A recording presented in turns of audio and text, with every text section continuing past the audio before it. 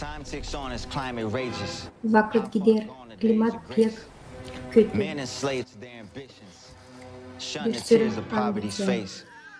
I Hiç tune my kimse ears to what they görmeyince onlar göz yaşlarını. spreading lies and way of truth. Approaching close the day of Dile judgment. gün ne zaman bizi It starts suda with you. götürecekler. How far have we Ne kadar gone uzak biz asunder? kaldık birbirimizden. Earthquakes, floods, Kötülük, prosluk, seriler, children dying without mothers. uşaklar, anasız babasız. We must unite and stand together. Biz Because lazım the common birleşelim. enemy we face does not care for your religion, your social status, or your race. To those impacted, the crisis real. The sorrow, grief, and pain they feel. We do not have the time to fight. We must unite. We must rebuild.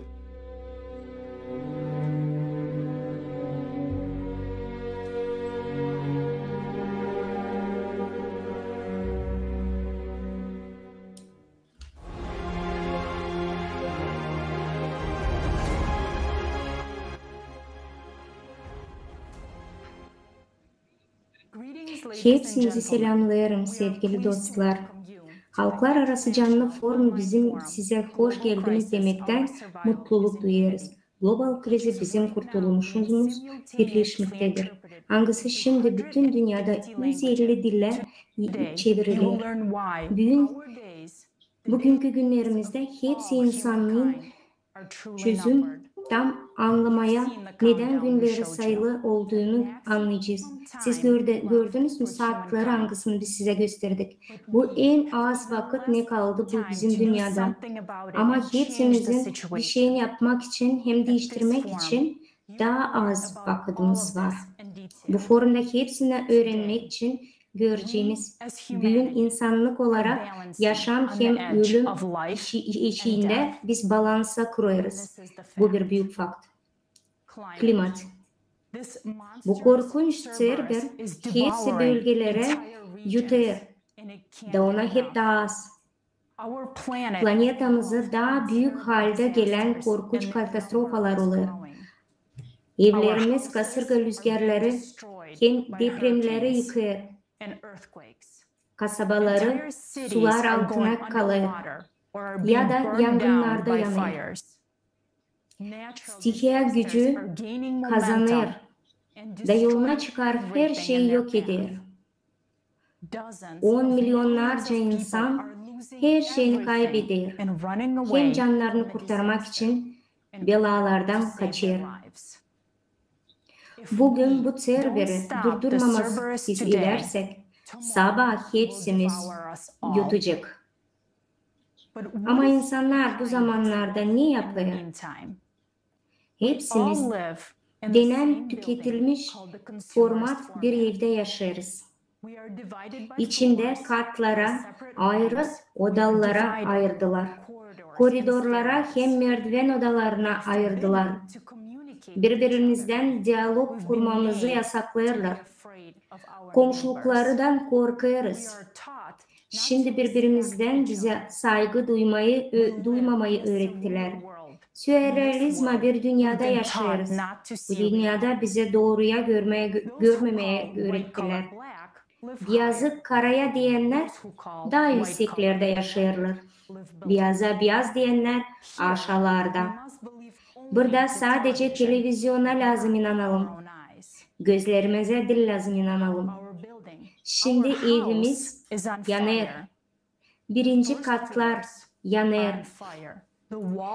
Duvarlar yanar. Ama içimizde kimse bir şey yapmıyor. Birbirimize bizim için hiç birisi karar verecek. Ama şimdi hiç kimse bizim için karar vermiyor. Bizim evimiz yanıyor. Biz onun ortasındayız. En kötüsü çoğu kimse bunu bilmiyor. Onlar da kim bilir, onlar istemiyor inanma. Zerrecim onun evine daha gelmedi ateşler. Ateş sokaklarda, dışarılarda. Ama kim alt katlarda onlar bağırır. Kime biz verdik bu evlen davranmaya, onlar bakıyorlar çatılardan, tabanlardan bize, gökyüzüne. Onlar bizim için hiç üstlenmiyorlar. Onlar tepelerde, onlar sanırlar hani onlar dünyanın tepesinde. Ama bu dünya çöker, evimiz halizden yanar. Bugün size neler olup bittiğini anlatacağız. Yalvarırız, sabırlı olun. Klimata halizden neler oluyor, toplumumuzun hangi durumunu olduğunu, hem bu durumdan nasıl bir çıkış yolu gördüğümüzü ayrıntılı olarak açıklamaya savaşacağız. Bugün siz nasıl işittiğiniz binlerce insanın uzun yıllar süren işleri. Bu iş için bu sebeple ben bugünkü forumumuzun dünyamızın çatısında bulunmakta değil, onlar angular bulutlarda. Bu forum bizim için, kim yaşar bu evin içinde, bizim için sevgili dünyalılar, size bilgiler hem sabır.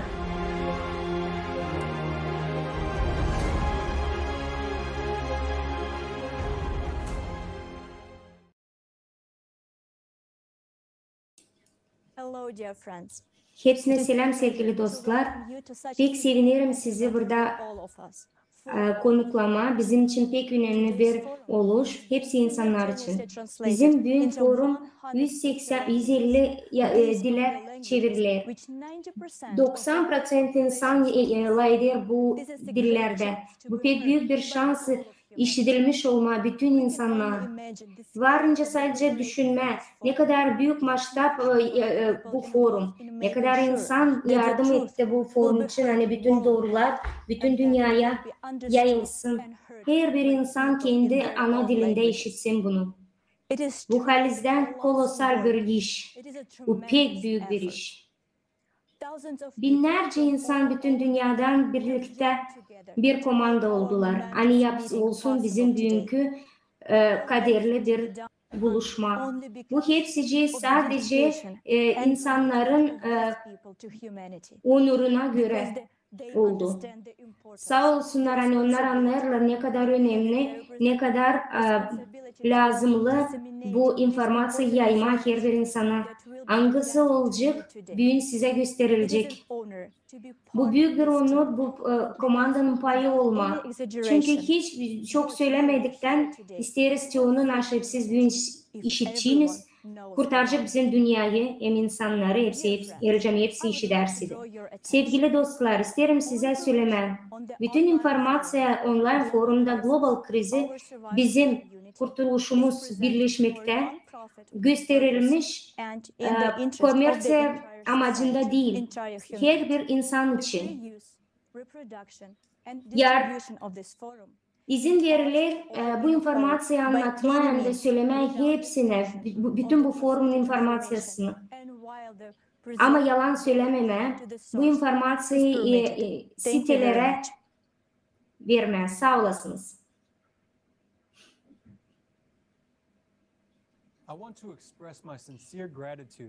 Ben de isterim içten hepsine sağ ol söyleme medya patronlara bu forumda. Onlar yaparlar hepsinin naş elinden gelir, kendi resurslarını kullanarak. Hani her bir insan dünyada daha hızlı işitsin yaratıcı toplumun adına. Anlatırlar, gösterirler videoları, türküleri, talk show, interviewları yaratıcı toplumun için. Birkaçı da şimdi bu vakitte kendi radyolarından, telekanallarında gösterirler bizim forumları, hem sosyal bağlantılarında. Biz sağ isteriz size söylemeye nasıl yaparsınız insanlar için. Bu büyük bir onur sizinle beraber olma da kurma yaratıcı toplumunu.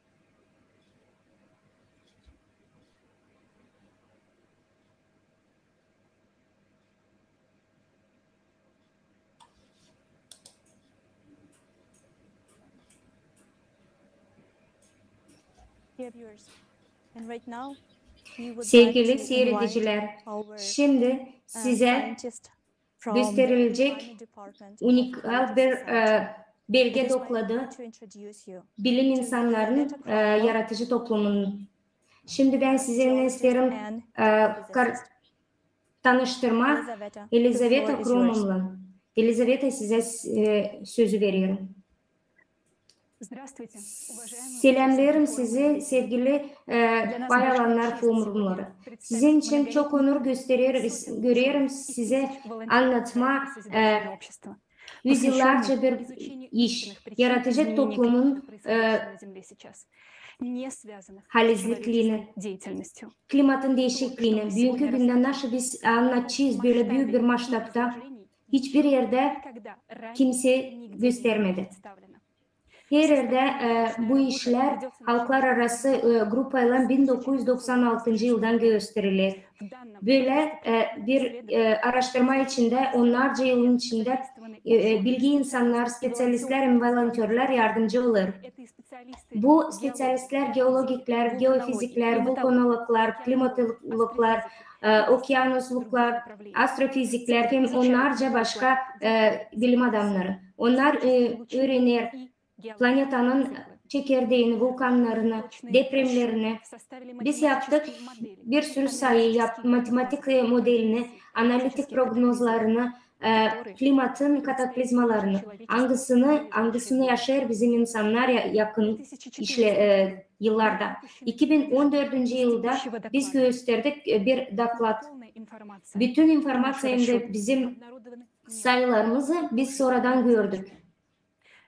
Birazdan size göstereceğiz hepsi sonuçları 26. yılın araştırmalarından.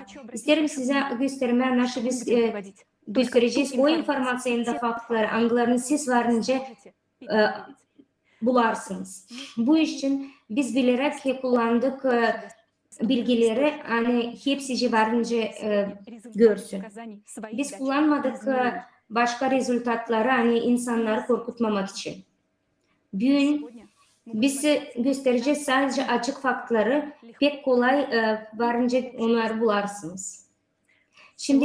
Bugünkü doklatta biz kaldıracağız 3 soru. Birinci, nasıl olur halis doğru sebebin klimatın katastrofaları? İkinci, nasıl olacak sonradan? Hem de üçüncü, nasıl çıkış? Bugün biz size anlatacağız, hangisini söylemer hiç kimse. Böyle büyük bir informasiya hiçbir yerde siz işitmeyeceğiniz medya ya da politika dokladlarından. Bu faktlar değil sadece anlatmasınlar. Onlar hiç göstermemeye savaşırlar, hani panik çıkartmama. Biz bunları anlarız.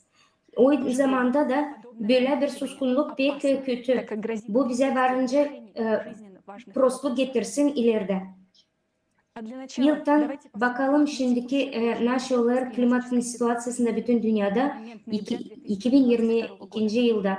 İsterim verme laf Konstantin Rybachuk'a. Hangisi bizimle beraber yaratıcı toplumun kurma birkaç yıl beraber payalı bir reporter olarak spiker her hafta ekstrem haberleri gösterir klimatı. O büyük bir spiker hangisi yardım eder klimatı anlatma insanlara. O bize anlatacak bu progresi. Konstantin buyurun.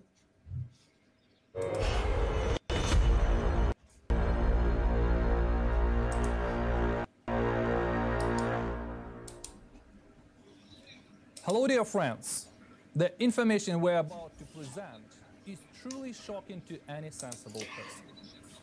Sevgili dostlar, bu informasyon hangisini size göstereceğiz. Bu halis şok eder hepsini. Bugünkü günde bilim insanları bilmeyenler şey yapma bu krizisle. Hem de politikacılar da bunu bilmiyor. Şimdi bütün insanlık duruyor maçta klimatın katastrofalarının başında. Da bu vakitlerde bize gösterirler sadece antropogen değişiklik klimatlarını. Ama susarlar doğruluğu sebebin klimatın değişikliğini. Birçoğu sorar niçin klimat değişir. Ama faktlar pek büyük iş. Bir yıl geri kataklizmaların sayısı birkaç 10 tane ayda yükselmese, şimdi biz görüyoruz 200 tane katastrof haftada. Bunu bizim monitörüne göre 10 ayın içinde 22. yılında oldu 6.000 klimat kataklizması. Bu seller, yangınlar, uraganlar, tornadolar, yer depremleri, büyük karlar, dolular. Bakın 6.000 yer nerede olur, nerede oynar bu klima. O bir insanın düşmanı. Da bu sadece o nasıl gösterir açık yerlerde, informasyonlarda. Halizden stihiyanın korkunç yerleri planetada olur her yerde. Hem büyük kötülüğü de bu kataklizmalar bir sürü insan canı kaybetti. Algılarını biz yokunca değiştirelim.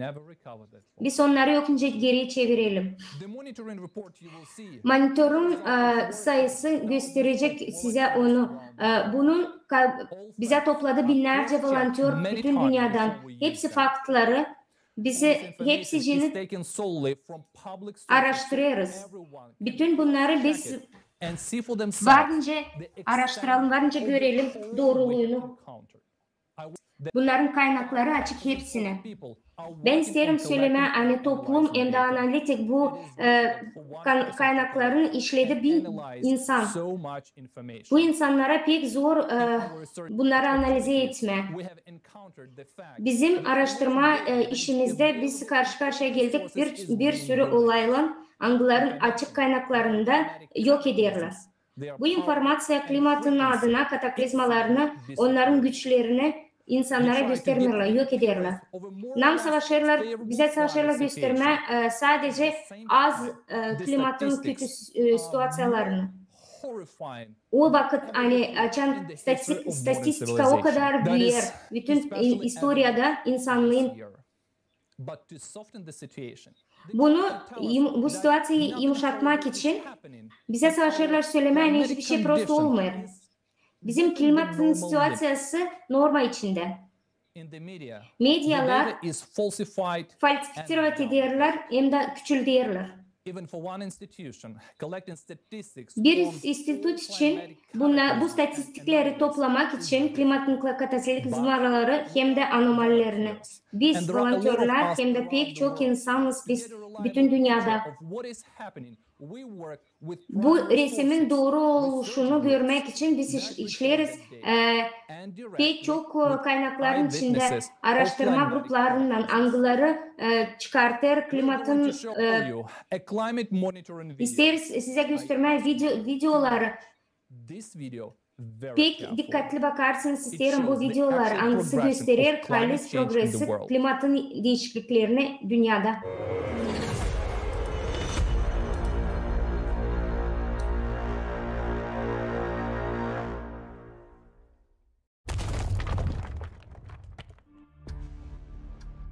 США, Тайвань, Tayvan, Kazakistan, Bulgaristan, sanki bir bomba düştü. İtalya, kimlerden su gelecek o kadar hızlı. Biz kaybettik hepsini. Pakistan, İspanya, Çin, Almanya. Ştormlar hem kasırga rüzgarları.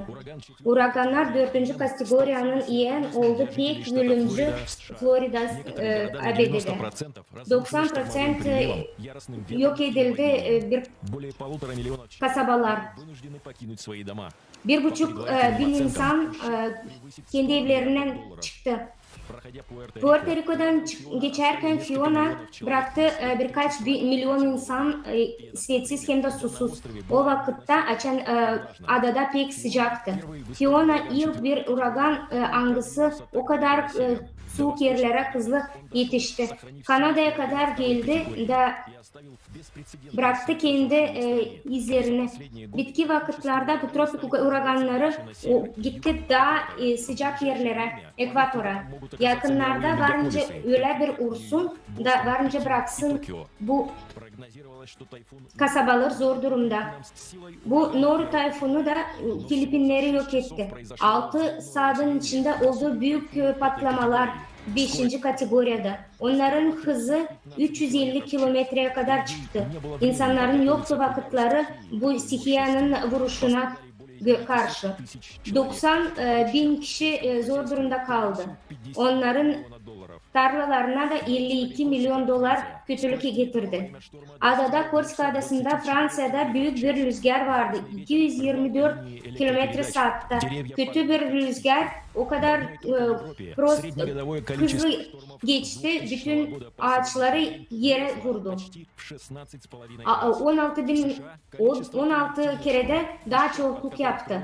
ABD'de biz görüyoruz stormlar durmadan kötülük getirir milyar dolara kadar. 2000 yılına kadar 2010 yılına kadar 63 tane oldu. 11 yılın içinde 95 tane oldu.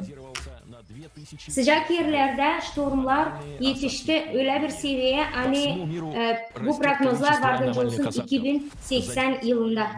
Anormal yağışlar planetada 36 bin rekorda kadar yağış aldı. Bir gecede İtalya'da Ancona'da düştü bir sürü yağış. İnsanlar hiç bilmezdi ne yapsın. Bu su kalkardı da kalkardı. 10 minutun içinde 1 metreye kadar kalktı. Avustralya'da 2022 yılına kadar dağıldı. 3 dalga historiada büyük bir yağış geldi. Böyle maçtaplarda su bulutması geldi, kasabaları su altında bıraktı. Afrika'da bir günün içinde yağışlar bir günde bir yıllık yağış oldu. Seul'da, sıcak Kore'de Ağustos'ta yine büyük yağışlar geldi. Su o kadar hepsini yok etti. Metroları, evleri, insanlar göllerde bu su sellerden kendi evlerinde. Kolombiya'da bir yılın içinde büyüdü 87%. 2020 yılda 428 tane oldu. Birkaç yerde Sucre'de bir yıldır yağışlar durmadan yağıyor. 60 yılın içinde dünyada 8 en büyük su selleri geliyor. Bulutmaları geliyor. Onlar oldu hepsi senkronla birkaç ülkede bir anda. 2020 yılında su bulutmaları oldu minimum 120 ülke içinde. Sezon muson yağışları 2022 yılda oldu. Pakistan için büyük bir klimat katastrofası olarak bütün historiada. Minimum 1 milyon 600 kişi öldü. Bir sürü ev yok oldu. İnsanlar, kadınlar, uşaklar, yaşlılar, evlerinde su yok, yemek yok, ilaç yok. İnsanlar kaldı evsiz hem de işsiz. 2 ay sonra su gitmedi. Bu kötülük insanlar için bugünkü günde de zorluk içinde bıraktı. Sıcaklık hem de kuraklık. 9 ayın içinde 22. yılda 100 bin rekord olarak temperatürün yüksekliği oldu. Çin'de ilk kere historiada büyük bir sıcaklık oldu 45 derece. O durdu 79 gün sırayla. İnsanlar kurtaramadı kendilerini. Onlar saklanardılar yeraltı evlerde. Tarlalarını da savaştılar kurtarma. Avrupa'da bu yaz pek sıcak bir yaz geçirdi historiada. Büyük Britanya'da 40 derece sıcaklığı vardı. Fransa'da nehirlerde hem de göllerde su ısındı. Böylelikle Persis Körfezi'nde de oldu. sıcaklık öldürür insanı. Evrosoz'da da 53 bin kişi öldü. Sadece sıcaklıktan. Pek büyük kuraklık yok etti bir sürü insan. 22. yılda bu yerlerde onlar 13,5 milyar dolarlık bir kaybı yaşadılar. Çin'de, ABD'de, India'da, Avustralya'da bu ülkelerde her yerde katastrofanın kötülüğü oldu. Selleri ve su boğultmaları. Kuraklık tarlalara da prostluk getirdi. İnsanlar bu durumdan kötülük gördü. Hem de yemeğin fiyatları değişti. Amerika'da da hepsici yemelikler 90% yükseldi. Su krizisi de yetişti büyük masraflara. Bu kötülükler gösterdi ama insanların içine suyu yok. Hiçbir kere bu ekonomiye bu dünyada ülkelerde bu kadar kötü değildi. Yangınlar, Alaska, Amerika 2022. yılda yaşadılar pek büyük yangınlar. 50 yıl geri böyle bir şey hiç yoktu. Onların bu yangınlar, bu teritoriyaları kalasal resurslarda kaybettiler. Oktyabr ayında, Canavar ayında 22. yılda Amerika 16 büyük yangını birleşti. Rusya'da bitti 5 yıl büyük yangınlar oldu. Kar altında da yangınlar oluştu. Avrupa'da ilk kere bu Sputnik değişiklikleri 2022. yılda yok etti. 770 bin hektar yangın yüzünden. Birkaç ülkelerin içinde yangınlar yüzünden pek büyük şok olaylar oldu. Çekya'da bir yılın içinde 9 hektar yer yok etti. Bu 158 kerede daha çok ne kadar genel olarak. Brezilya'da sentyabrda biz gördük bu yıl ülkede oldu 3000 yangın günde. Alжир'da, Eltar'da rüzgarın yüzünden 900 kilometre saatte yangın büyüdü de insanları da kurtaramadılar. Yangınlar oldu oradan yerde onlar hiç olmadı. Yanar Avrupa, yanar Amerika hem Arktika. Bugün pek az olur tek kataklizmalar. Bu kataklizmalar arka arkaya başladı olma. Onlar bağlı birbirine de bir sürü insan canı yok eder. Ekonomik olarak daha yüksek ülkeler de bu klimatlarla karşı karşıya çıkıyor. Bir sürü ülke olur hiç yaşanmamak durumuna gelir. 2022. yılda oldu pek büyük bir atlama hem de katastrofaların sayısı büyüdü ve böylelikle biz görüyoruz onlar büyür gün günden.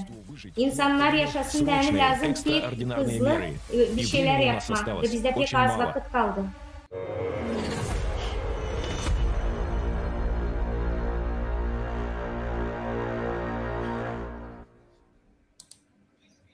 This video shows a tiny fraction of the Bu videoda biz gösterdik pek çok katastrofa anları bu 22. yılda oldu. Hepsi gördü ne kadar anormal hem de ne kadar kötü olduğunu bu işlerin. Bu bizim bitki güvenimiz hani bizden aşağı varınca değişsin yavaş yavaş. Ekonomi protestleri bence değişsin. Düşünsenize 110 bin rekor sıcaklığı oldu. Hem de 36 bin rekor yağışı oldu. Bu varınca bize açlık krizisi getirsin bütün planetaya. 2022. yılda bütün soğuk yarım dünya gösterdi. Kaybette pek büyük bir sıcaklık. Kanada'da birkaç günün içinde yüksek 30 derece temperaturasından daha yüksek gösterdi. Grenlandiya'da biz gördük hani normaya göre 20 graden daha sıcak oldu. Su boğulmaları o kadar sıradan oldu. Hani ekonomik olarak ülkeler onunla çıkarmaya başladı. Elcan ta geçen yıl su selleri gördüysek hani olur yavaş yavaş. Biz görüyoruz hani bu su toplumları olur bir kere bin yılın içinde.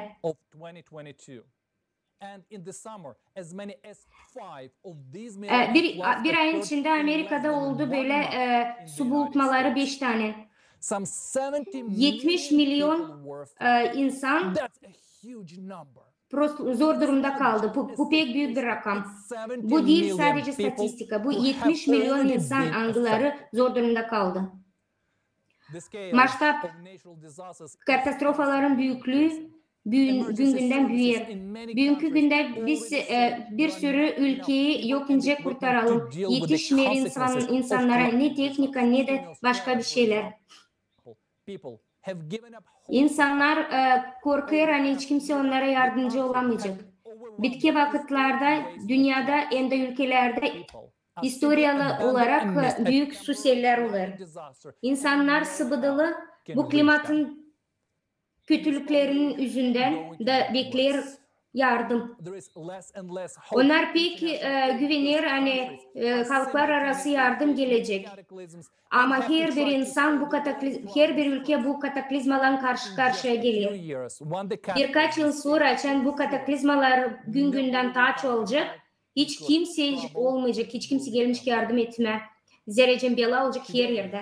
Bugün nasıl görüyoruz bu katastrofaların arkasından her birimize dokunuyor. Dünya pek birbirine bağlı. Yağış ya da yangın tarlaları bütün dünyada, bütün yerde gigant büyük fiyatlar yemeklere açlık gelir. Medyada gösteriyorlar katastrofalar ama göstermiyorlar nasıl oluyor insanlarla. Kataklizmalar varınca sürsün birkaç saat. Ama nasıl olur sonradan insanlar bir türlü toparlanamıyor yıllarla. Düşünsenize siz sanırsınız hani bunlar olur büyük ülkelerde mi? Geçen yıl su bulutması Avrupa'da 2021 yılında oldu. Birçok insan zor durumda kaldı. Onlar yokunca gelsin kendi evlerine. Teknolojiler Japonya'da günden büyüyor. 3 yılın içinde tayfun yok etti. Hadi biz bir sürü insanın evlerini. Amerika'da da Kentucky'de insanlar dönemedi evlerine. Onlara da katastrofaları evlerine dağıttı. Böyle örnek bir sürü. Her yerde insanlar, milyonlarca insanlar evlerini kaybediyor. Hepsi için onlar toplayır, savaşlar yapma, bütün yaşamasında bir gün içinde onlar kaybediyor. Kuru yemeği, kuru giysi, bir parça ekmek, bir yudum su, bu pek varlık, bu büyük bir varlık. Yericem senin büyük şansına sen bu lagerlerde varınca kendini bularsın. Pek büyük bir kötülük değil hani sen evini kaybettin. En büyük kötülük açan sen kaybedersin kendi yakınlarını. Hepsini biz varınca yeniden kazanalım. Ama açan canlarımızı kaybederiz, sevdiklerimizi. Ondan biz karşı karşıya geldiğine zor durumda kalırız. Klimatlar günden büyüyor da biz hiç yokunca birbirimize yardım edelim. 20 yılın içinde bizim planetamızın katastrofaları günden daha kötüleşti. Kataklizmalar günden daha çoğaldı. Bugünkü günde açan biz lazım öğrenelim klimatların sebeplerini, anlama bu sebepleri. Biz insanlık olarak biz susarız. Biz harcarız bir sürü para hem de vakitimizi başka bir yalan bir teoriyalara, antropogen değişim klimatlara da hiç kimse bir şey yapamıyor. Bu kendi kendimizi öldürüyoruz. Biz sadece seyrediyoruz bizim dünyamız yıkılır. Biz sanıyoruz hani bence birazcık sabredelim ve hepsi gelecek yerine. Hiçbir şey gelmeyecek.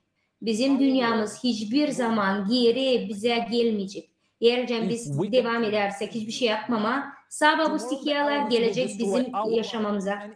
Ve de o zaman olacak pek geç bir şey yapma. Şimdi ararız kurtarmak bu bütün planetanın klimatın katastrofasına karşı. Bütün insanlara en büyük bir olay. Hepsi resursları oraya yönlendirme.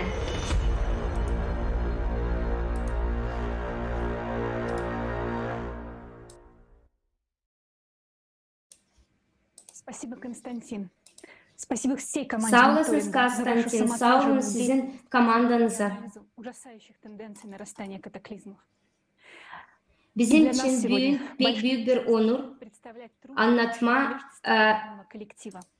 Я рада представить isterim sizinle tanıştırma spikerleri, angıları anlatacak bizim bütün işlerimizi волонтеров с 1996 yıllardan.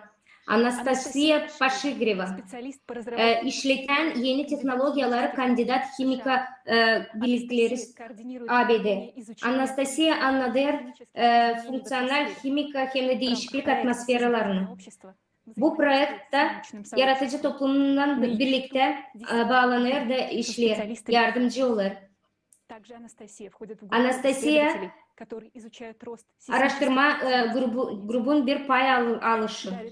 David Krüger, o da pay alan projektin yaratıcı toplumun geograf Almanya'dan. O pek sevler bizim planetanın geosistemasını.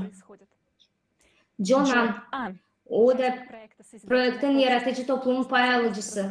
Büyük bir spesyalist komersiyanın yeni teknolojiyalarını, kimika prosesleri hem de doğru noktaları. John seviye M ve A seviyesini Kaliforniya Üniversitesi'nde büyük bir magistralık yaptı. Bu araştırmaların sonuçlarına biz geldik öyle bir anlayışa, hani sebebi klimatın değişikliğine hiç sebep değil, yani antropogenler CO2 büyür. İş onda hani planetanın değil sadece temperaturası büyüsün, ama olur büyük anormal planetanın içinde de olur. Bunun priçinası başka bir yerde. Bakalım bu faktlara bir sürü problemaları anlatır planetanın içinde.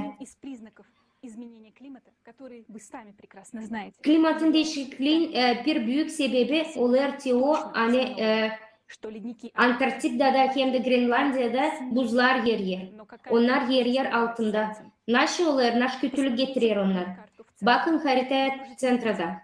Siz varınca görersiniz, hani kırmızı zona da gösterir. Hani Antarktika kaybetti. 2003. yıldan bir sürü buz. O kadar silah gösterilir kartada. Bu sadece batı payı Antarktika'dan. Niçin sadece bir tarafı yok olur? Geologlar pek silahlarlar. Hani Batı Antarktika'da altında onun kabuğu pek ince. Bakın kartaya. Siz görürsünüz sarı kırmızı renkte hangisi gösterir pek ince kabuğunu. Burada gösterilir hani sağ tarafta büyük onların farkı var. Vulkanologlar söylediler hani Antarktika halizden vulkan regionusu. Bugünkü günde Antarktika'da 140 vulkanlar açıldı. Bakın nerede bu vulkanlar? Sadece doğu tarafında Antarktika'nın. Sadece oradan nerede buzlar yer. Siz vardınca işi dersiniz hani en çok Antarktika'da iki Они отмечены красными стрелками на карте слева. Bakın da göreceğiniz hani называют их ледниками судного дня. Множественные исследования последних лет указывают на то, что именно под этими ледниками находится повышенный тепловой поток, который поднимается из недр. Birkaç bilim adamları angıları söyler CO2 teorisini açan insan затекает под ısıder землей suyu, и o выбрасывает его. buzun altına çıkar da o onu Полный абсурд. yeridir. O büyük bir absürt. Что больше может Düşünün нагреть kendiniz, глубинные nasıl varınca воды под ısıtsın ледником? su altında Который происходит в buzlukları. тысячах метров от ледника. Sıvıdılmış CO2 mi? Hangisi binlerce kilometre içinde ısınır, yoksa vulkan hangisi onun altında Обратите mı? внимание, когда Halizden daha da интенсивное çok таяние ледников büyük bir prosluk olur. Bakın 1995 yılında, запомните этот unutmayın bu год. yılı. Вы много о нем Siz onu услышите. çok işitçiniz. С 1995 yılda buzun erimesi büyüdü 65%. Böyle bir soru var. Niye için buzların erimesi bu yıl başladı belli olma. Seismologlar NASA'dan gösterdiler, hani Doğu Antarktida'nın büyük magma belli bir yeri Mary Bend'e. Oradan gelir büyük bir akış nedralarından vulkanlara doğru. Buna bakarak bu magmanın ulaşı burada bulunan da 1995 yıldan. Da biz görürsen onun sebebin açtı onun bu buzların erimesini. Bu faktı biz hiç konuşamayız. Antarktida alttan yer. Magma kalkar yukarılara. Bu olay 1995 yıldan beri.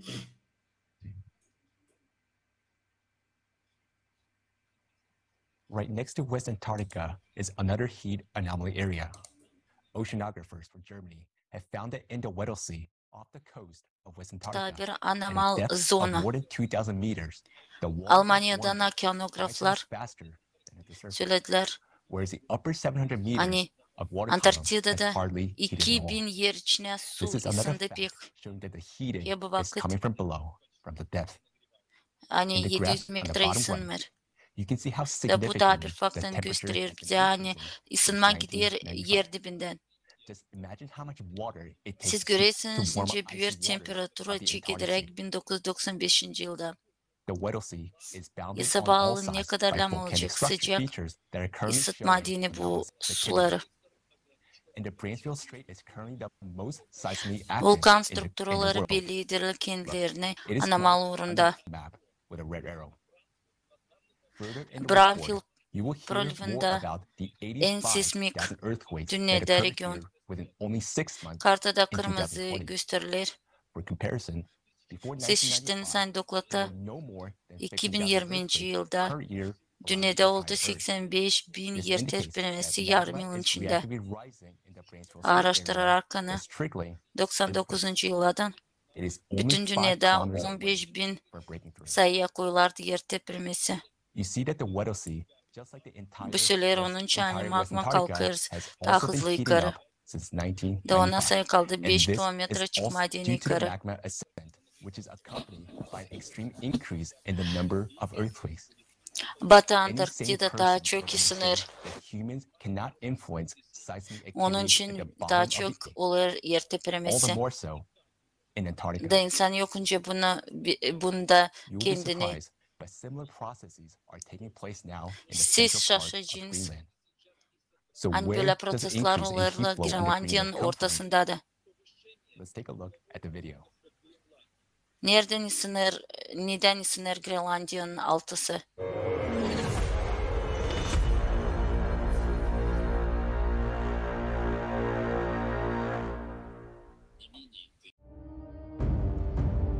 Planetanın başka bir yerinde daha az yoğun buz erimesi olur. O da Grenlandiya'da. 2020 yılında canavar ayında araştırmacılara göre Grenlandiya'daki buzun bitki 12.000 yılda hiç olmadığı kadar hızlı eridiğini gösterdi. Sadece 2019 yılda Grenlandiya'da buz örtüsü historiasının ölçüleri en büyük buz sayısı kaybetti. 600 milyar ton. 1,5 kilometre kalınlığı olan buzun altında göller oluşmasını çok şaşırttı. Bugüne kadar Grenlandiya'da yaklaşık 60 buzaltı gölü bulundu. Onların dolayında buzun sıcaklığı eksi 28 derece. Ancak bu göller donmuyor. Neden? Niçin? Birkaç bilim adamların araştırma grupları bu vakitte bu soruya cevap vermeye kalktılar. Grenlandiya'daki hem Antarktida'daki altında bir manto tüyünü olduğunu ortaya çıkardılar. Bağırsaklarından gelen geotermal akışları buzaltı göllerini ortaya çıkarttılar hem de buzların erimelerine neden oldular. Gravitasiya yer çekimi araştırmasının yardımcısı Profesör Ralph von Frese, bir grup başkanı Amerika bilim adamları, Grenlandiya'daki dünya kabuğunun kalınlığını açıkladı. Buzların aktif erimesini adanın soğuk tarafından görünüyor. Yer kabuğunun daha ince olduğunu hem yükselen manto tüyü sebebinden artan bir geotermal akışını anlatır. Disiplinler arası bir komanda olan Schmidt Dünya Fizik Enstitüsü'nden bilim adamları, seismik tomografi bilgilerini kullanarak Grenlandiya'nın orta kısmının altında çekirdeğin sentrasında dünya yüzüne doğru magma akışını yükseldiğini görüldü. Bu bölgeler en çok sayıda buzaltı göl bulundu. Bilim adamları belli bir magma odasına karşılık gelen teoretik ısı akışını hesapladılar da bu sıcaklık buzun tabanını buzun erime sıcaklığı kadar ısıtmak için yeterli olduğunu söylediler. Hepsi bu sonuçlar benzer araştırmalar hem makine öğretimi teknolojisini kullanarak doğrulandı. Makine öğretimi teknolojisini kullanarak doğrulandı.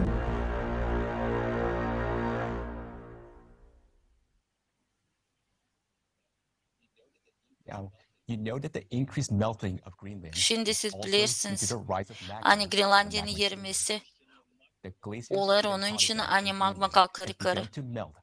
Antarktida'da hem Grenlandiya'da 1985 yıldan çıktılar yerime. Da bu olar pek hızlı. Bu süreler onun için. Hani bitki 12 bin yıl yoktu böyle oluşlar. Ama önce belli oldu. Hani bu periyodun var büyük manası. Ne?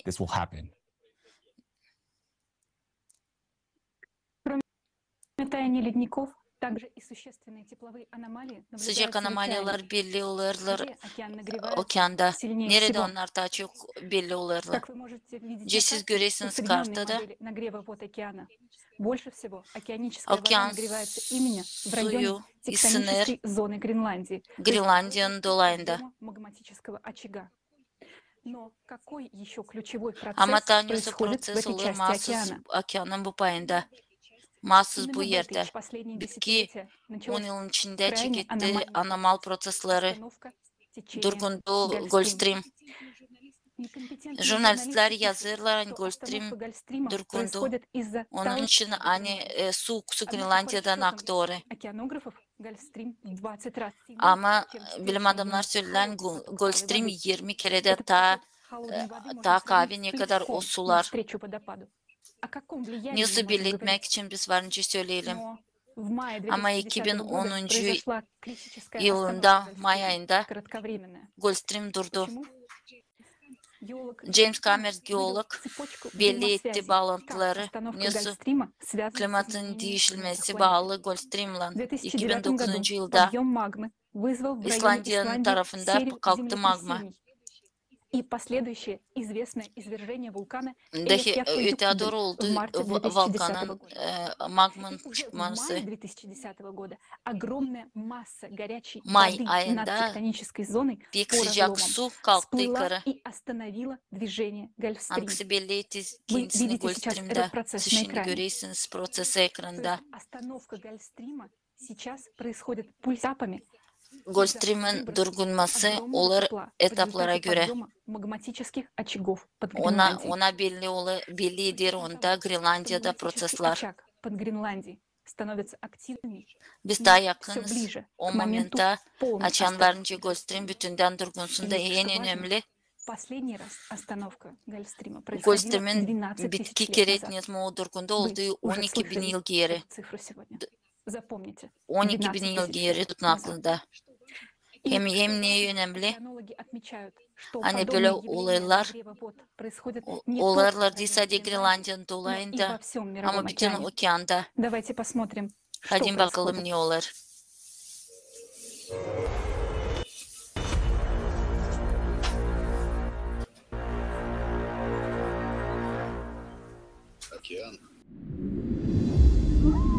Okyanus, dünyada bir büyük yaşam varlığı hem insanlar için hem hayvanlar için. Ama o başladı kaybetme bu büyük varlığını. Biraz daha da o olacak bizim ölüm varlığımız. Düşünsenize, okyanus ısınması 30 yılın içinde büyüdü 450%'a kadar. Bilim adamlarına göre okyanusun bu zamandaki hızlı ısınması için Hiroşima'ya atılan 7 atom bombasının bir yılın içinde her sekund patlamasında çıkan enerjiye kadar enerji lazım. En ürkütücü fakt bu. Hani okyanus sadece üstü değil, derinliklerde de ısınır. ABD araştırmacılara göre ortalama okyanus derinliklerde bitki 60 yılda evvelki 10.000 yıla göre 15 kat daha hızlı ısındığını buldu. Bu da ilerleme her yıl daha hızlı büyür. Şimdi bu kadar sıcaklığın nereden geldiğini bir açıklaması yok. Sadece güneşten hem insanların sera gazı CO2 sıvıtılması kaynaklanan okyanusun ısınması teoretiklere göre dikkate alındı. Ancak bu sebeple güneş ışıltıları daha derine geçemez. O da açıklar, hani okyanus sadece üst katların 200 metre derinliği kadar ısınabilir. Karıştırma sonuçlarında da su güneşten maksimum 700 metreye kadar varınca ısınsın. Okyanusun derin katlarında ısınmanın sayısı farkı nasıl açıklanabilir? Bunu düşünün. Okyanuslar kadar büyük bir su ısıtmak için ne kadar enerji lazım? Böyle anormal ısınmanın örnekleri her yerde göremez. Böyle anormal ısınmaların örnekleri her yerde görürüz. Sadece altı değil, üstte de. 2013'ün sonlarında Amerika Birleşik Devletleri'nin yaklaşık 1/3 büyüklüğünde normal olarak sıcaklık okyanusun suyu Alaska körfezinde oluştu da yayılmaya başladı. Çok yerde su sıcaklığı normu 5-6 dereceye yükseldi. National Geographic buna Pasifik kaynatan dev damla dedi. Washington klimatolog Nick Bond fenomeni blood olarak adlandırdı. Böyle anomallerin ortaya çıkması birden daha sık olmaya başladı. Hepsi bu blobların olduğu yerlerinde birleşen orta noktaları var. Bunlar yer kabuğuna aktif sualtı volkanları, çatlaklar hem derin parçalanmış yerlerden genç ince bir kabuk olan geolojik olarak aktif bölgeler. Bunlar sıcak hem gezen magmanın en aktif çıkış yerleri. Okyanusa havanın kuhnyasına denir. Suların ısınması her yıl oluşan korkunç tayfunları hem büyük rüzgarları insanların canlarını alır. Okyanusun ısınmasının benzeri görülmemiş ölçüde bir oluş. Okyanus dünyanın topraklarından kaçmaya savaşan enerjiyi tükettiğini gösterir.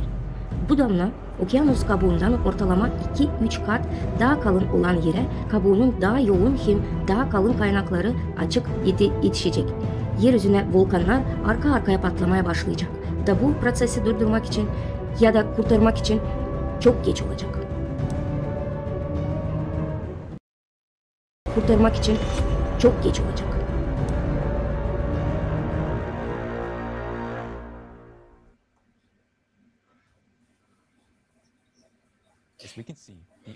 Bizimce görüyoruz, okyanus sınır dipte değil sadece deniz ve dalında ama bütün dünyada. O ısınır onun orta derinlikleri de. Yukarıya da çıkar büyük sıcak sular. Onların adı blob. Görelim. Hani böyle büyük bloblar sıcak suların onlar başladı olma 1995. yılda. Daha sık. Bakın bu grafiklere sağdan aşağıda. Görüyoruz hani hiç insanların sıvıtlamaları sebebi değil. Onlar okyanusu ısıtmıyor 5-7 gradusa. Onlar böyle sıcak kısa zamanda yokunca bu iş yapsın. Pek güleriz bu teoriye, yani antropogenler sıvıtması okyanusu ısıtır. Okyanus bu büyük bir rezervuar CO2'nin. Onu siz pek büyük bir informasyon işittiğiniz bir mekanizma hangisi ısıtır okyanusu. Ekrana bakın.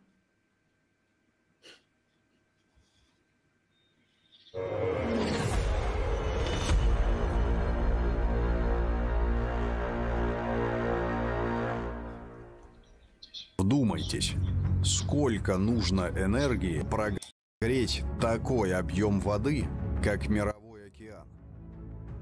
этого нужен колоссальный источник тепла. Düşünün ne kadar lazım enerji yani bu okyanuslar ısınsın. Enerjilerin ekvivalensi bütün yader bombalarını çarpın 3'e. Nasıl varınca o kadar pek okyanusu ısıtsın alttan ince tencereleri ateşte. Bir bakalım okyanusların derinliklerinde hangi istişlikler büyük sıcaklıkta orada var. Daha aşağılara inince biz görürüz büyük dağlar, vulkanlar. 75% hepsi patlamaların olur altta vulkanlar. Eskiden biz sayardık hani altta olur patlamalar yavaş yavaş lava yukarıya kalkarken. O için biz düşünerdik hani alt vulkanlar yokunca ısınsın bu kadar çok su. Lava çıktığı zaman hemen donar. Ama araştırmalara göre biz başlarız görmeye hani bu biraz başka türlü olur.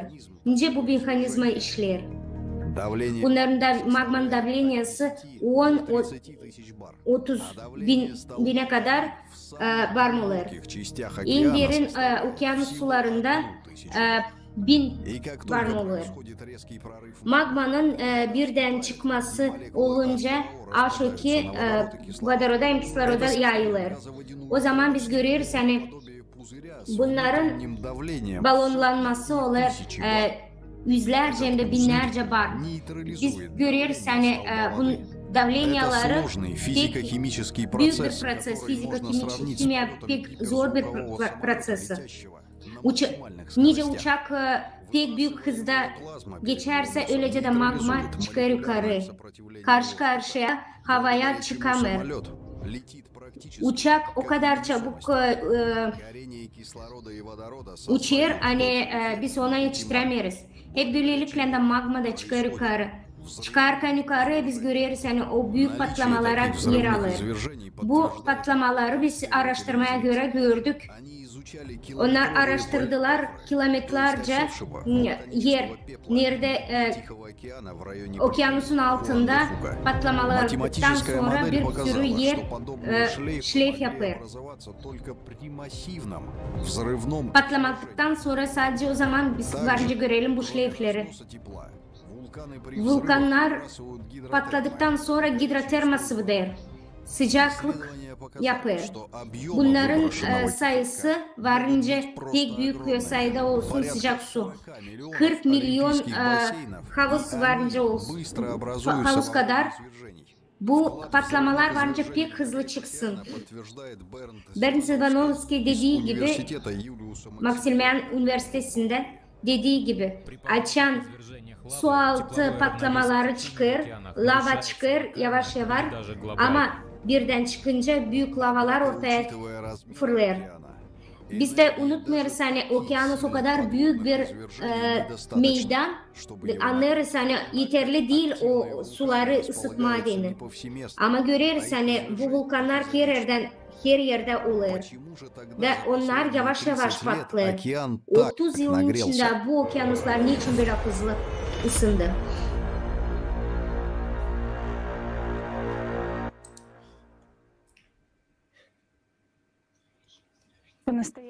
Halizden pek korkunç.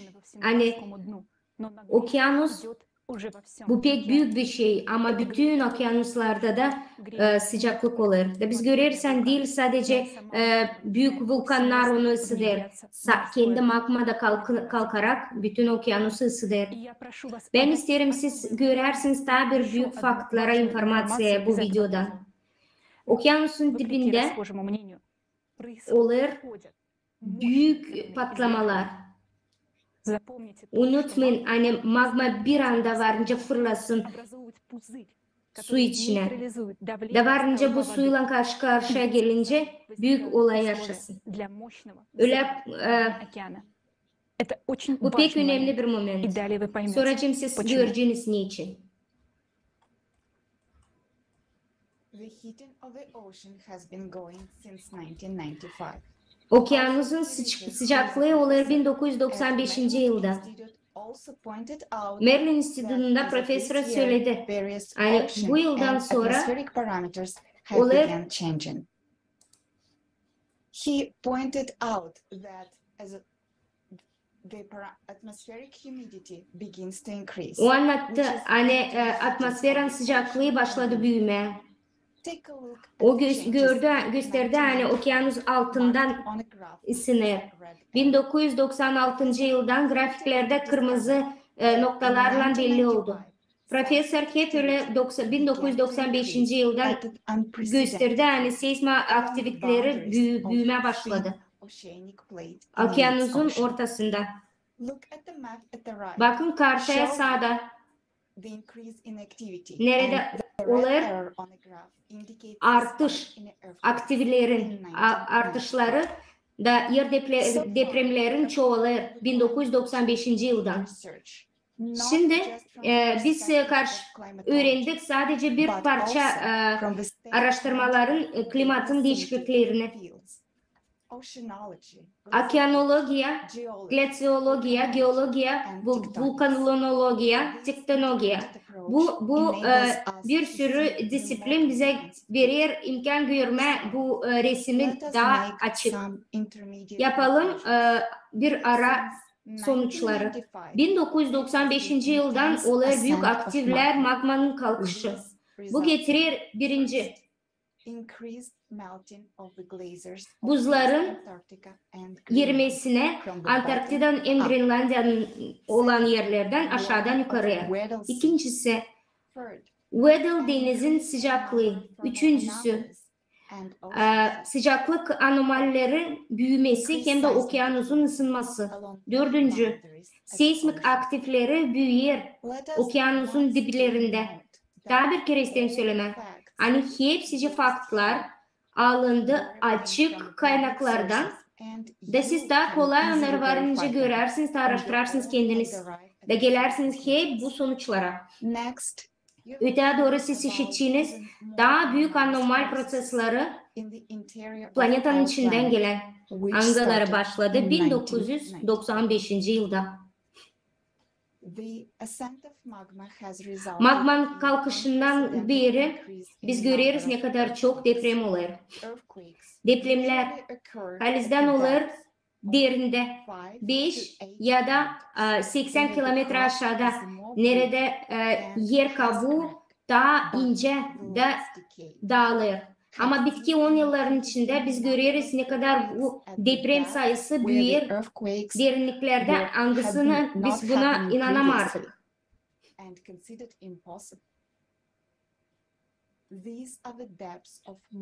Bu derinlik 700 kilometrenin daha derinliğinde nerede deprem değil lazım olsun.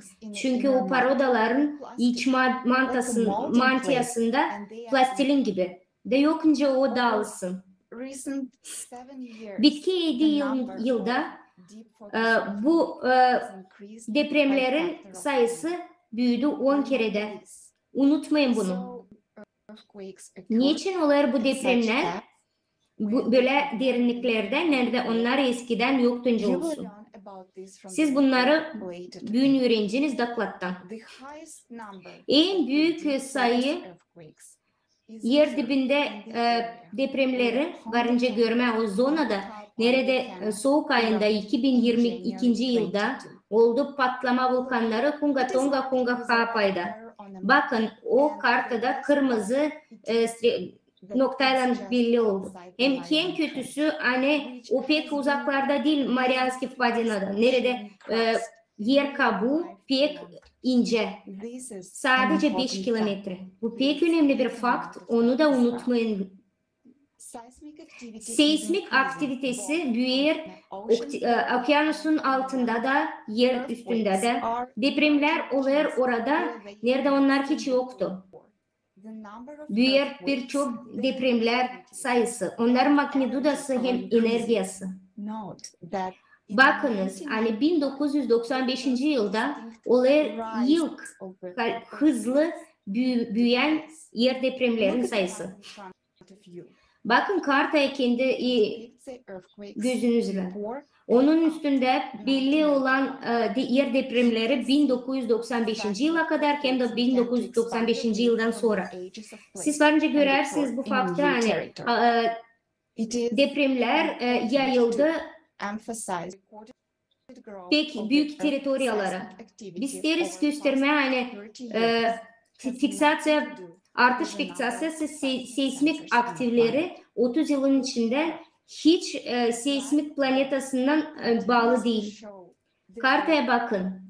Kara noktalarından biz görüyoruz o oluşları, angları oldu planetada. Onlar gösterir pek yüksek bitişleri biz araştırdık. 1973. yıldan bütün dünyada o kadar seismik stansiya kuruldu. Angları varınca bize göstersin. Hepsi depremleri 4 magnitudasından hem de daha büyük. Hiç önemli değil nerede onlar oluyor. Bakalım nasıl bu oluyor bizim için, insanlar için.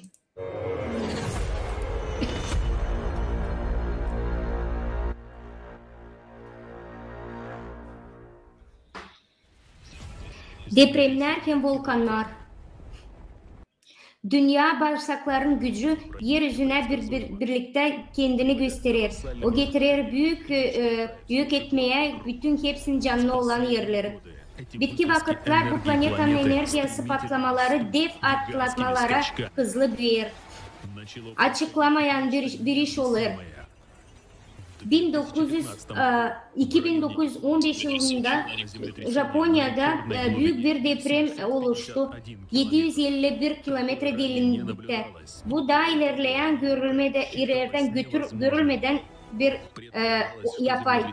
Depremin sadece yer kabuğunu hem üst mantonun litosferların bloklarını kırıldığını hem yer değiştirmesini meydana getirdi. Biz görüyoruz hani kırılan şişe gibi değil de bir hamur gibi, plastilin gibi olur. Burada kırılan bir şey ama o depremler oluyor. Korkuunda hani sayıları hem de magnituda büyür.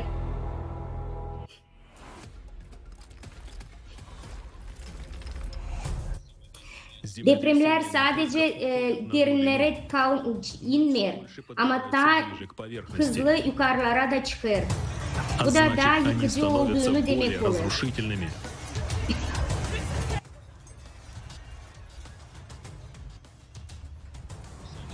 Şimdi daha çok yaklaşık 10 kilometre derinlikte oluyor. Örneğin April'de 22. yılında başlayan Yeni Kaledonya'da 4,5'tan 7 arasında oldu. 36 seismik meydana çıktı. Sadece bir yer depremi böyle bir güçlen geldi Ağustos'ta 21. yılda Gaiti'de. O yok etti bir sürü insanın canlarını. 2200'den fazla. Ölümcül bir tehdit dünyanın üzerine kalkıyor büyük hızla. Gözümüzün önünde çatlaklar oluyor. Yıkıntılar bellidir. Dünya dediğiniz gibi göz önünüzde oluyor bir dağınık ev gibi. ABD, Kenya, İzlanda, Türkiye'de, Çin'de, Baykal'da hem başka bölgelerde her biri onların büyük bir sahiplenen kötülük varınca dünyaya getirsin. Planetamızın belli olan depremler sürünle sayısı artar. Bunları anlama gelen benzer büyüklüğünde seismik olaylar oluyor. Bir deprem süresinde seismik olarak sayısı büyür, yüzey kimer sırada 1000'e kadar.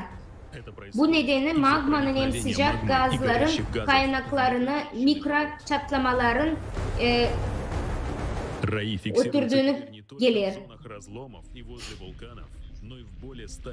Değil sadece volkanların bölgelerinde ama daha stabil yerlerde. континентальном регионе в сентябре 2018 Sentyabr'da 2018 yılda и продолжается bir до sürü сих deprem başladı olma, bugünkü güne kadar da çoğalır. Sadece 2 yılın içinde küçük alanlarda 5000 deprem meydana geldi. Onların da magnitudası 3 hem de 8 dereceydi.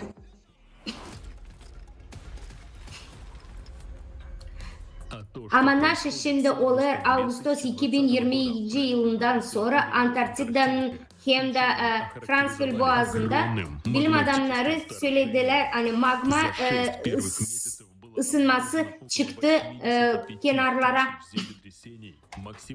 Yıl kere yeraltı maksimum 6'ya gelen yaklaşık 85 deprem kaydedildi belli oldu.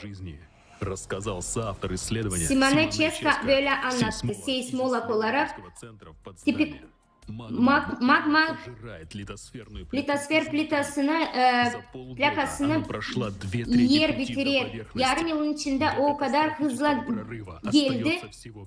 5 kilometre kaldı hani çıksın yeryüzüne. Ve bu sadece bir örnek. Bu her yerde oluyor.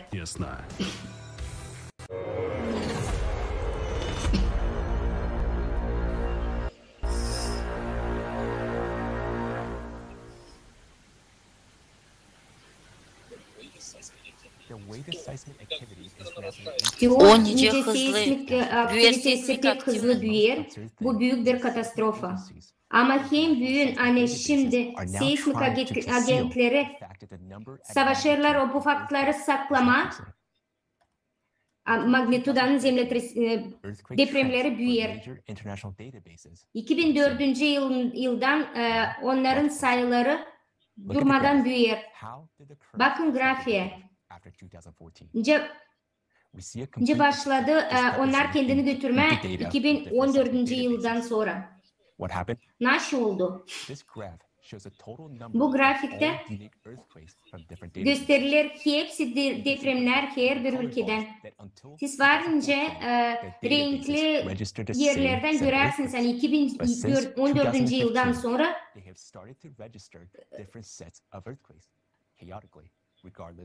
2014. yıldan bu depremler belli oldu ama 15. yıldan sonra daha da çoğaldı.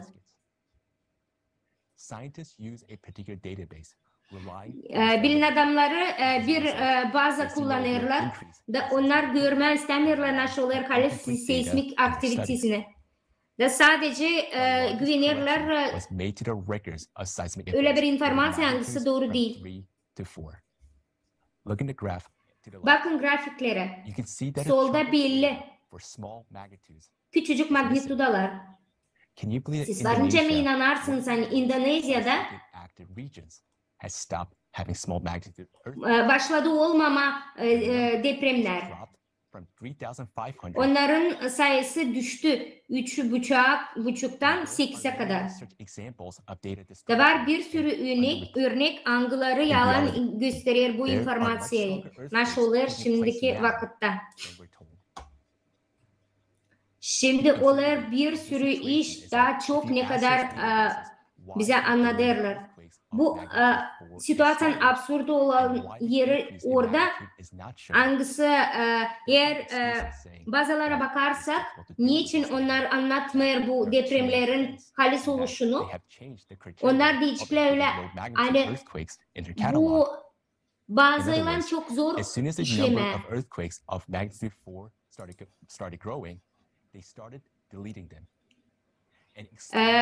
Deprem sayısı büyüyünce onlar başladılar onları yok etmeye.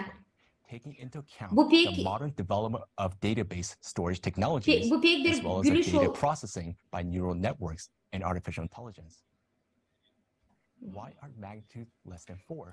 Niçin yok ederler bu magnitudanın bilimlerini? Çünkü bu prosesleri onlar yalan ederler. Şimdi seismik aktiviteleri büyür ve bu faktları onlar anlatmıyor. Yakın vakitlerde lazım bekleyelim daha da çok magmanın büyümesini. Halis seismik aktivitelerin büyüklüğü böyle. To our deep regret, we are obliged to Bizim state that this is what the prostluğumuza progression biz ister of seismic söyleme activity hani on the Earth halis is. böyle o gösterilir. And yes, it is growing exponentially. Da o büyük bir artış gösterir. Da bakın dikkatli, bu sadece According to the mathematical model. başlangıç. Biz size göstereceğiz doklada göre nice bunlar hepsi oluşur yavaş yavaş matematik modeline göre. Pek önemlisi Selcam ararsanız internette ilk grafikleri seismik aktivitelerin akışını size onlar halis oluşu göstermeyecekler bu dinamiği. Ama büyük şok eden o hani hiç kimse savaşmaya koyma depremlerin bazaları karşılıklı. Onlar halis oluşu, seismik planetanın oluşunu anlatmırlar. Bu absürt değil mi? Sadece bu için biz başladık analize etmeye bu kanıtları. Siz de varınca bu kötülükleri görersiniz. Biz bir şey demeriz. Biz anlarız hani onlar gelir o metotlara, angıları nerede onlar çıkış görmürler. Da panika koymurlar insanlara. Ama varınca bunları yapma deme onlara hani onlar halis bilim adamı. Şimdi hadi bakalım. Bir metafora angısı bize varınca anlatsın nasıl olur bizim dünyada. Indeed, manipulation of information occurs not only with scientific data but also in the media. Two opposing theories of climate change gün bence görmek ki karşı karşıya teoriye klimatın değişilmesinde ilk hani klimat değişilir ondan hani CO2 sıvıdılar. İkinci bu klimat değişilmir hiç. Var mas medyaların gör tuttururlar bu teoriyaların birisini de açıklarlar onu. Ama doğruluk onda hani bu teoriyaları finanslar hep bir kişi de bu mas medyalar çalışırlar bir kişinin altında. Bize verirler mamile surat ayırma mamile surat iki hipotezi ama ona ikisi de hiç yaklaşmaları halis olaylara olur manipülasyon insanların fikirlerinden o vakit açan çoktan lazım urma çanlara. Bunu varınca araştırma yanan kasabayla. Biz sizinle yaşarız kasabadan yerde çekilir yangın. Evler, ankları bulunurlar kasabanın kenarında yanırlar. De bize gelir soruş ne olur? De bize verirler türlü cevapları. Biri söylerler. Hani bu değil yangın. Hani bu halüsinasyon bir şey olmayacak. Düşünmeyin. Öbürler söylerler. Söylerler hani çocuklar fanariklerle kaçırlar. Üçüncüler söylerler hani bu inekler. Bu değil paşa hiç. Uyuyun, dinleyin. Hep bu vakit dördüncüler bizi teklif ederler. Bakın, düşerler adamlar para için. Sizleyin gubernatörü de biz şey deriz. Ne bize ne yapma. Hani bizim komşuların evleri işinden yanırlar. Değil, öteadır bence bizim evlerde yansınlar. De biz lazım neyse de yapalım.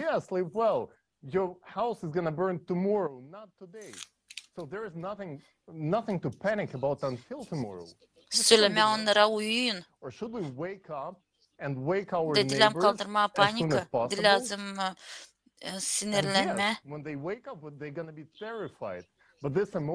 Ya da biz lazım uyandıralım komşuları daha hızlı.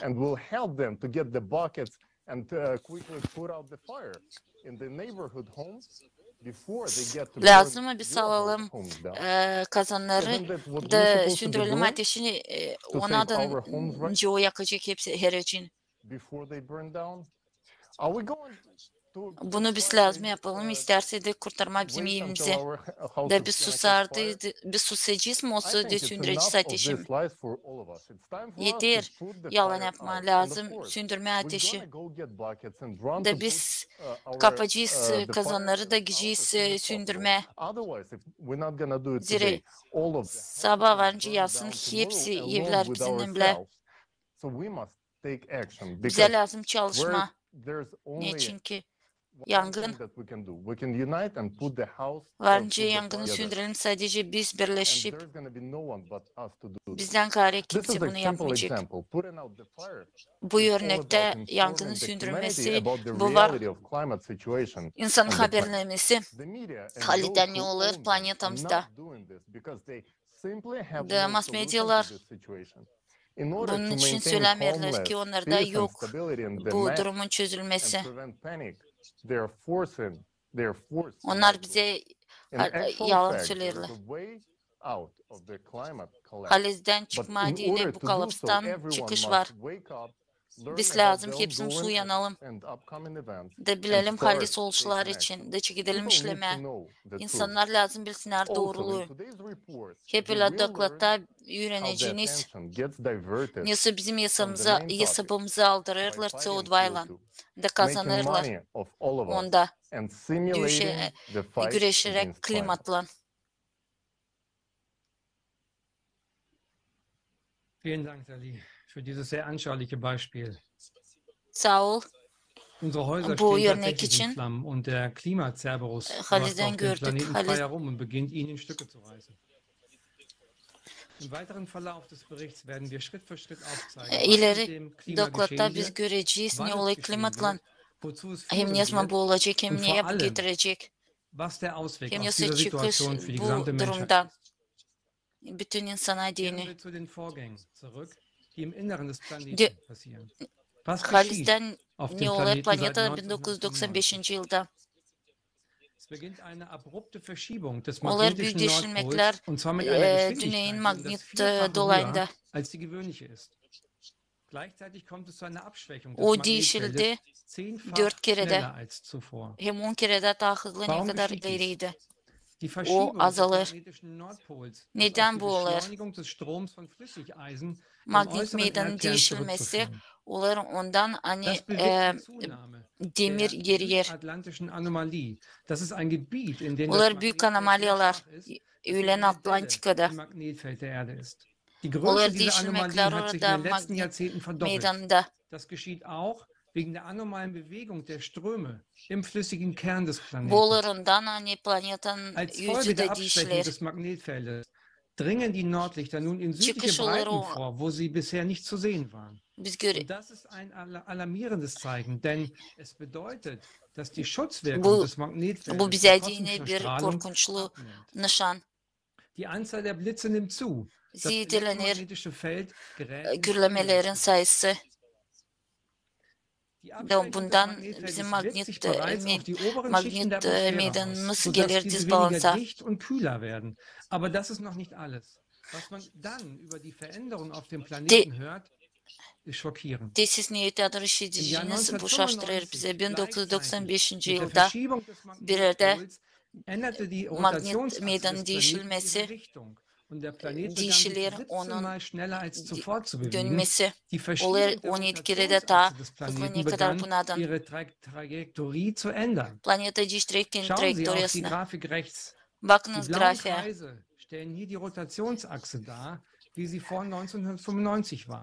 Burada gösterilen Die nasıl ileri orangefarbenen bizim Kreise zeigen die planeta neue dönerdi. Trajektorie. Die zeigt, Şimdi de dass sich die gösteriyoruz Drehung der nasıl o Erdachse şimdi zur Seite verschiebt. döner. Was bedeutet die Verschiebung der Bu Rotationsachse des Planeten? gösterir ona hani Stellen bizim Sie sich vor, planetanın es ist, als ob eine Nadel, değişilmesi um die sich dönmekte. der Globus dreht, plötzlich an einen anderen Ort versetzt wird. Dies deutet auf ein völliges Ungleichgewicht Bu im gösterir bize gesamten hani System hin. oldu büyük disbalansировка planetanın dönmesinde. В это Ve же bu время, vakit с 1995 yılda 1995 года наблюдается еще один из этапов беспрецедентного ускорения daha bir вращения etap планеты. bizim planetanın Ускорение происходит dönmesinin скачкообразно. değişilmesi. Планета Planet резко hızlı ускоряется, döner, затем sonra немного azalır, замедляется, и sonra затем gene hızlı снова döner. с каждым этапом Daha ускоряется hızlı. еще сильней. Bakın grafiğe. Sarı linyalar gösterilen bizim planetanın dönmesi azalır. Açan öbür taraftan gösterirsin o hızlı 2016 yıldan pek hızlı döner. Bizim gün azalır. Bu şeylerin için hani bizim planeta pek hızlı başlar dönme. Neden? 1995 yıldan olay değişilmekler magnet meydanında planetanın dönmesinin hızlılığında. Bu şeylerin için bence olsun büyük katastrofalar. Bu bütün sistem hangisi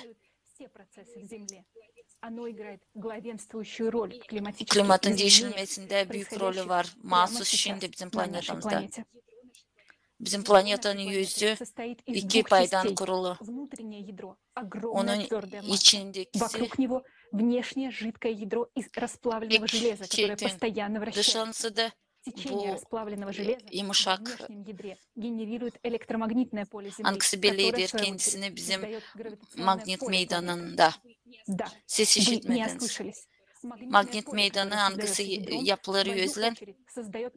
Buraya planetanın gravitasyon meydanına da hepsi şeyini bilirler.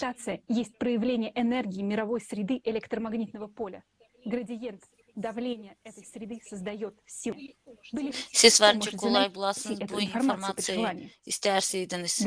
Döneceğiz planetanın yüzüne çok yılların içinde yüz değişilmezdi. Ama bitki yılları başladı hızlı dönme. Hepsi için ne biz biliriz anomalyalar için, yüzün değişilmesi için bağlı onun işine de bu getirecek katastrofaya. Ne olur planetanın yüzüne bakalım videoda.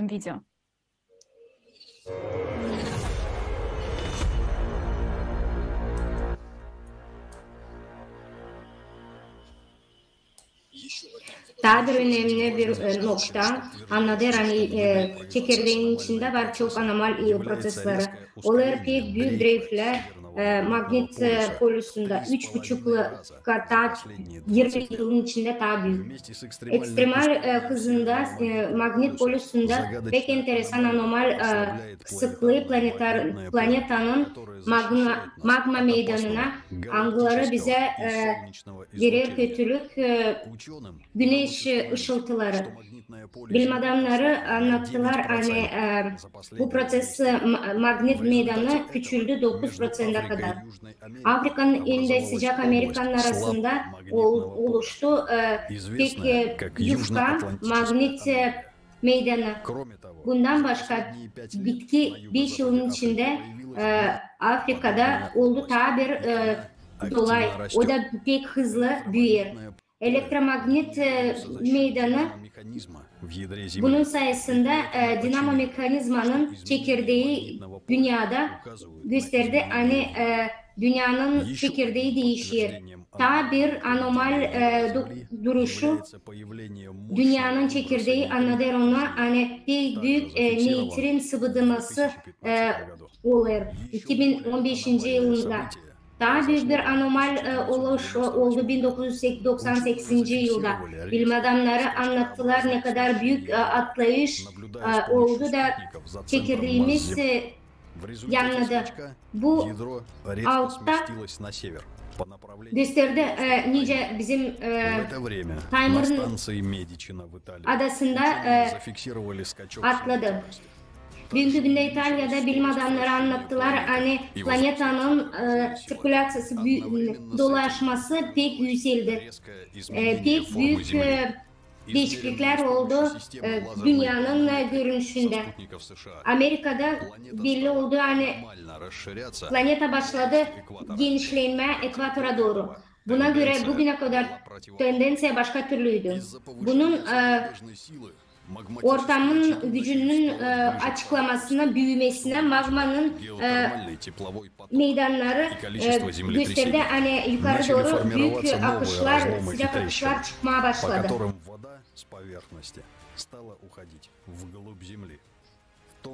O yıllar pek büyük hızla gördük nice magnet polusu değişti. Bu atlama sentradan dünyada olur büyük bir faktör hangisi dağdır balansı sistemanın. Bu getirir disonansa dünyanın disonansını da o getirir sebebini gösterir büyüklük sayıda büyür kataklizmalar. Depremler, tsunamiler, vulkanlar, uraganlar en başkalar. Bakarız yani bunlar hepsi senkron olarak hızla değişir bir anda. Bir planetada. Güneş'te, Ay'da, Mars'ta hem bir sürü güneş planet sistemi aslında.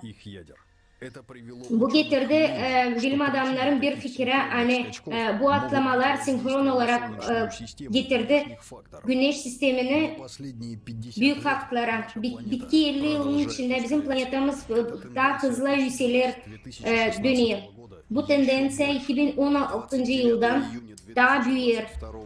29 iyun 22. yılda biz gördük hani bütün historia araştırmalarında kısa zamanda yükseldi. Böyle hızlı içinde 2 yılın içinde dünya dönüşü pek yükseldi.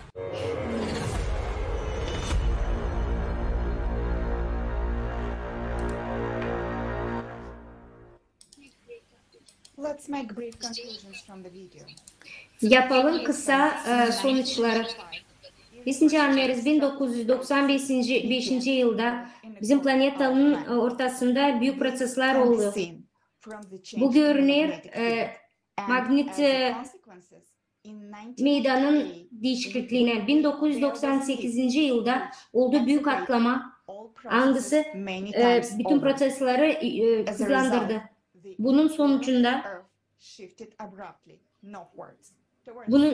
sonucunda dünyanın çekirdeği bir yana atladı. Şimdi görüyoruz stabilizasyon çekirdek dürtüler. Nasıl oluyor? Varınca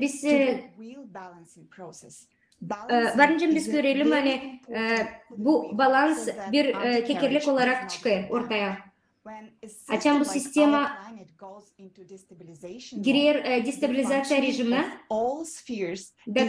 yok olur bütün sferanın işleri. Bunun sonucunun içinde biz görüyoruz hani değişiklik, gravitasyon değişiklikleri olur. Bu prosesler değişir. Değişir masaların meydanı. Ayın da orbitası değişti. 1998. yılda bir destabilizasyon sisteması durmadan değişikler.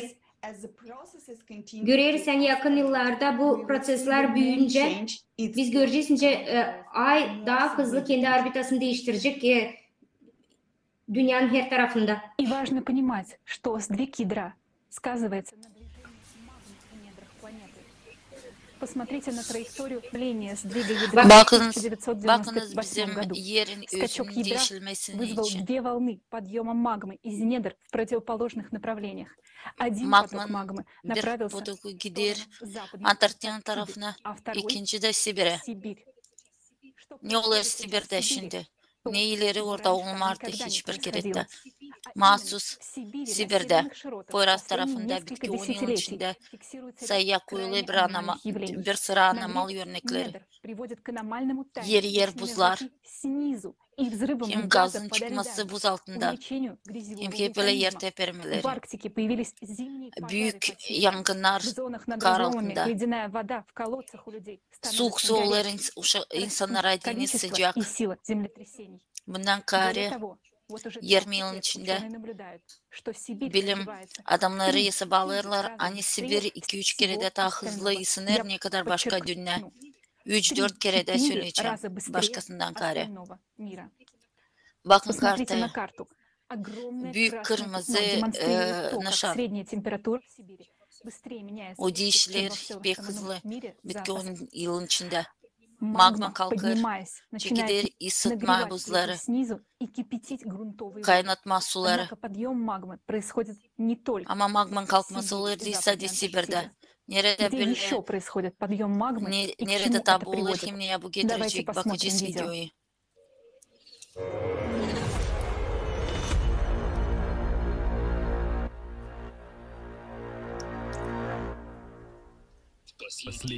Bitki 10 yılın içinde yer daha hızlı başlayır dönme.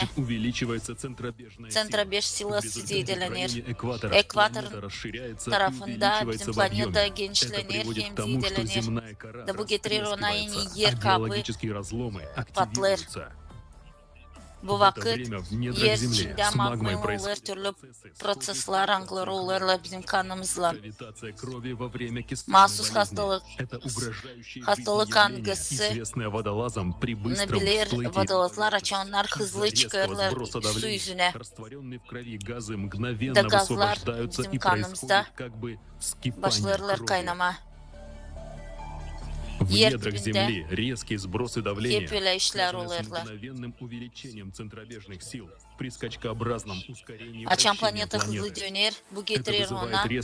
Hani magma daha hızlı kalkar yeryüzüne. Litosfer plitalar dağılırlar küçük yer tepelemelerine. Dağılırlar hep öyle bizim sinirlerimizin biz onun için biz görürüz öyle büyük yer dibinden yer tepemelerini.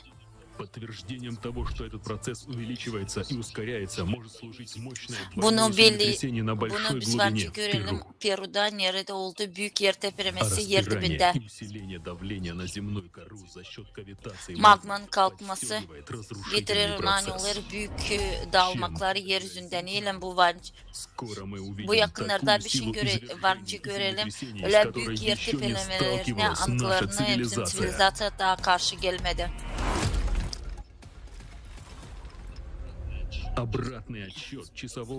Bizim saatin geri sayması kol verildi. O gelir yer dibinden. Okyan tutar bu kuvveti. Bizim yer tepemeleri geçerler yere. Burada en çok yer dibinde yer tepemeleri olurlar. Hunga Tonga vulkanın patlaması 2022 yılda 80% insanları zararlandılar. Anları yaşarlar onun dolayında.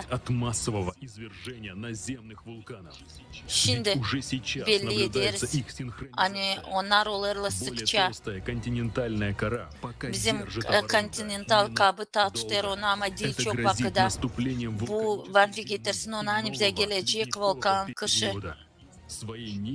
Hem de o varınca belli etsin kendisine büyük yer teprimlerde hem patlamalarda. Bizim planeta daha çok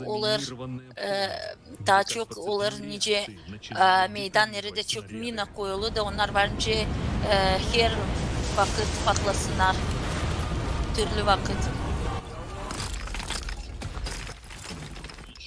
Ama en büyük korkunçluk getirir o volkanlar angları ta uyanmadılar.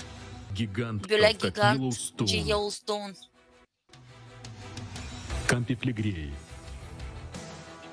Elbrus. Lağ. Kikay. Adlarlar bitki günün volkanları. Zira her birinin onlardan patlaması varınca getirsin. Ona aynı yerde kaybedecek hepsini diri işler. İnsanlar hem hayvanlar. Onlar şimdi gösterirler kendi aktivistini.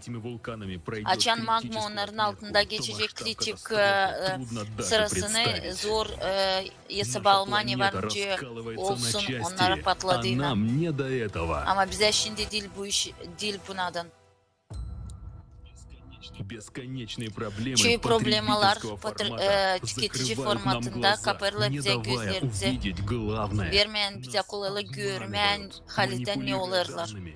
Статистика по Yer землетрясениям depremlerinde подтасовывается statistikayı так же, bize как это verirler değil происходит с doğru. данными Nicede температур. temperatura Те, кто haberlerine. это делает, Hepsi молчат. susarlar. Кто-то за Kimse деньги, parayla, а кто-то, возможно, чтобы не kimse de пугать savaşır, людей и не korkutmama плодить insanları da панику, kaldırmama чтобы panikayı люди ki спокойно insanlar доживали свои последние yaşasınlar дни. kendi bitki momentlarını peki. People inside the dead body inside the house. It's a nightmare.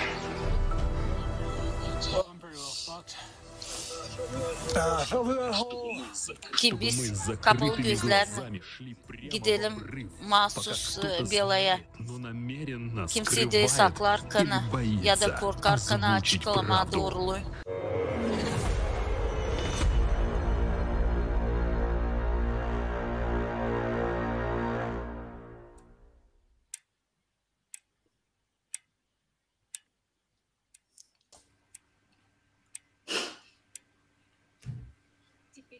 Şimdi biz görüyoruz hani magmanın kalkması olur ondan hani yerin yüzü değişilir hem o hızlı döner. Da onlar sıvıdırlar maglayı. Ne kadar daha hızlı döner planeta, o kadar daha hızlı magma kalkar yukarı. Bu olur sentrifuga gibi göre. Da bu olur 1 milyon yılların süresinde. Ama şimdi getirin aklınıza. Nece hızlı soğudu magma Antarktida'nın dolayında. And there's another alarming indicator which volcanologists have recently Var daha bir registered. A faktör. different composition of magma Hangisini has begun isablarla to vulkanologlar. emerge to the surface from the Earth's interior. Yer For dibinden example, kalkar a recent magmanın study daha bir of komponenti. Fagradalsfjall volcano in Iceland, which erupted in March 2021, showed that during its 21. eruption, yılda magma from İslandiya'da deep areas patladı of the volkan. mantle plume entered the volcano chamber. Vulkana geldi This is magma that very plume yerin that heats en Greenland's glaciers dibinde. from below. Hangisi The heat hep magma from ısıdır this Grönlandiya'nın plume begins to buzlarını. rise very quickly, and this is evidenced by the Da o chemical pek hızlı analysis kalkar of the yukarı. composition of the magma released during the eruption. According to study, the Çıkışlara rates göre of change for the lavanın key chemical hani indicators of aldılar. magma erupted by the Fagradalsfjall volcano in 2021 was 21. over yılda 1,000 times higher than in other eruptions. pek çok Think about it. lava çıktı. The subsurface layers of magma have one composition, whereas Magmanın the deep layers have a üstü complete bir different composition. sostavlı. Usually, they don't Onlar mix. yer These dibinden layers of magma magma hem bu cannot magma just go karışmalı ahead birbirine. and rise to the surface. Bu The fact that söyledikler they onun için rise hani suggests onlar bence mixing of magma katılsınlar which ama did bu not de lazım happen. olsun. Biz But umutlandık hani bu unfortunately, olmayacak. we do observe that. Ama bu olur. We hope that this wouldn't happen, Da bu but proses sadece it's already ilerler. happening. And this process is O only magma intensifying. yerin Magma of üstünü different daha chemical hızlı ne kadar composition öbürü. grows across faster. Bu değil It just melts faktlar. away Ama the bu mantle. şeyler onun için daha bir serios These prosesler are olur indisputable bizim facts. dünyada. This is another Magmanın evidence kalkması. by seriousness of the process going on under our feet. Getiriyor onun İslandiya'da olur pek çok yer depremesi. Volkanların patlaması. Angıları yoktu aktif binlerden yıl. For thousands of years. Another example of Daha abnormal bir magma örnek. rise was the eruption Magmanın of La kalkması. Palma volcano in La September Palma 2021. vulkanının patlaması Volcanologists 2021 estimated yılda. that the outpouring magma had an unusually Magma low viscosity, the most çıkan fluid oradan magma pek of any akardı. historical basalt eruptions. Bazalt Eruption sıvıdardı of the bizim fresh volkan. magma was recorded in the eruption of the Böyle Tonga dişiler volcano. onun sostavı Tonga'da da belli edildi. Давайте посмотрим, почему магма начала перемешиваться Magmanın в недрах. değişilmesi При подъеме yer dibinde магмы спадает, и doğu она kaynıyor. вскипает, как кровь Nice bizim вытаскивает. kanımız. Из-за этого Onun için магма magma расширяется в объеме и çekilir, начинает давить, zidelenme, нагревать ısınma, земную кору doğu hisleri сильнее. yerinde. Помните, Biz мы söyledik. уже говорили о том, как беспрецедентно Nice büyük yerler растут yer землетрясения depremeleri свыше 600 километров. kilometre И yer вот dibinde. ответ на то, что такое глубокофокусное землетрясение в жидкой магме. Bu var. Это и есть Magmanın вскипание kaynaması. магмы, кавитационные взрывы. Düşününüz Вдумайтесь, в bizim недрах yerin нашей dibinde планеты начали происходить взрывы по olurlar, своей мощности, patlamalar, эквивалентные взрывам тысячам nice ядерных bin бомб. yadır Именно bombanın это и patlaması. перемешивается порций магматических расплавов, как будто кто-то большой ложкой Sansan kimseci büyük kaşıkla karıştırıyor iki magman Этот процесс birbirine. разгоняет сам Магма начинает Magma сильнее başlar давить на тонкую корочку kalkmaya поверхности yukarı Земли, земную daha кору. hızlı. Это приводит к Da bu getirir расширению ona планеты bizim и planetimiz растрескиванию в самых genişlenir. тонких участках земной коры, посредино океаническим Okyanın хребтам içinde и разломам. yerin patlamasında. Die Erhöhung des Magmadrucks bringt die Erdkruste zum Schmelzen und verformt Magmanın diese. kalkması Das führt zur Entstehung neuer Risse in der kötü bellidir Erdkruste, kendisini durch die yerde. das Wasser von der Yer daha Erdoberfläche in çok das Innere başlar patlama.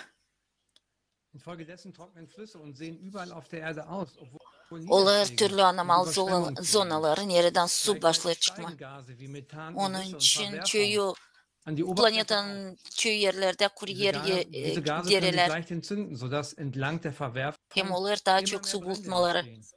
Die Entgasung des Erdinneren zeigt auf die durch die Hep Instabilität des hep Erdkerns bununla ausgelösten beraber yerine Gravitationsprozesse. çıkar gazlara. Und das Onlar Magma çok steigt überall yangınlar. auf und dort, wo die Erdkruste dünn ist, ist das am stärksten zu spüren. Wie wir wissen, haben sowohl Westsibirien Bu şeyler onun als için auch die hani bizim Westantarktis eine sehr planetanın dünne yüzü Erdkruste. değil Aber sehen Sie sich iyi die durumda. Karte an. Önce biz Die gelben biliriz. und roten Farben zeigen Regionen, in Antarktida'da denen hem die Erdkruste Sibir'de ebenfalls pek dünn ist. Dazu gehören yerin Europa, kabı die pek Westküste der USA, yumuşacık. Afrika, Australien, China und viele andere Regionen. Kartada gösteririz o regionları Avrupa, Amerika The ascent of magma triggers hem başka volcanic eruption. regionlar One of the nerede olur most bu famous kıtaslar. supervolcanoes, Yellowstone, is showing alarming signs of seismic activity. The number of Magmanın earthquake kalkması swarms getiriyor is hani increasing there. patlar The map volkanlar. shows the ground Seismik rises and aktivnosti sinks büyür. near the caldera. Onlar çok yer The tepelmeli. magma there is critically close to the crust. And Kaldera any dolayında slightest destabilization in a planet's magma interior bulunur pek will cause an pek yakın eruption bizim of yere. Yellowstone. And this Da bu varınca means a getirsin onu catastrophe, hani varınca not patlasın only for Yellowstone. USA, but for all Da bu getirecek kötülük değil sadece Amerika'nın bütün planetanın insanlarına. react when the magma gets closer. Açan The magmayı motion of the yaklaşacak planet pek core increases yakın. the pressure of magma. And then the Da pressure açan reaches a critical point. bu The magma olacak will en burst kritik out and form uğrunda exploding volcanoes. vulkanlar But patlayacak. there is even more horrifying fact. Anvar You daha bir remember, kötü faktör. we have Biz mentioned söylerdik the onun için. Mariana Trench. Mariana There, Fırtınası the için. oceanic crust is the thinnest, Nerede only en 5 kilometers. And en yufka where the most okean deep kabı. focus earthquakes take place. Nerede olur In other yer words, tepemeleri. the largest amount of En cavitation çok blasts of magma occurs. gravitasiya And patlamaları more magmada terrifying olur. than Yellowstone explosion is Bu the en focus kötü ne of kadar 10 daha en kötü ne kadar Yellowstone. earthquakes near the Mariana Trench. Such a powerful earthquake Böyle büyük never yer happened tepemeleri within the yoktur. memory Daha of our bizim civilization. yerde This power means anglar that işinden magma olur. will easily tear Da bu through şeylerin için the hani 5 magma kilometers. ilin varınca 5 Later kilometreyi in a bizi report, you will yukarı learn kalksın. about the consequences Bu of the getirecek magma niye? Şimdi breakout in öğreneceğiniz. Mariana Trench. What are the reasons Niyesi for the sebepler instability in an earth core and burada. acceleration of our planet? Hem niçin bizim What is planeta daha hızlı pushing dönüyor? magma to the Ne outside? kaldırır magma yukarı? Для того, чтобы подойти к пониманию этого вопроса, важно учитывать и информацию от астрономов и планетологов, так как Böyle подобные düşünmekler изменения в недрах планеты hep öyle так же, incede как и yerde на Земле, происходят сейчас на всех olurlar планетах hepsi Солнечной системы. Güneş Например, так же, как и на sistemin Земле, на planetlarında, Уране, Юпитере, Venüre'de, Венере Plüton'da, başka растут скорости ветров и размеры ураганов. На Mars'ta Марсе тают yer ледяные yerler шапки. buzlar. Давайте посмотрим более Bakalım подробное video bu iş видео об için. этом.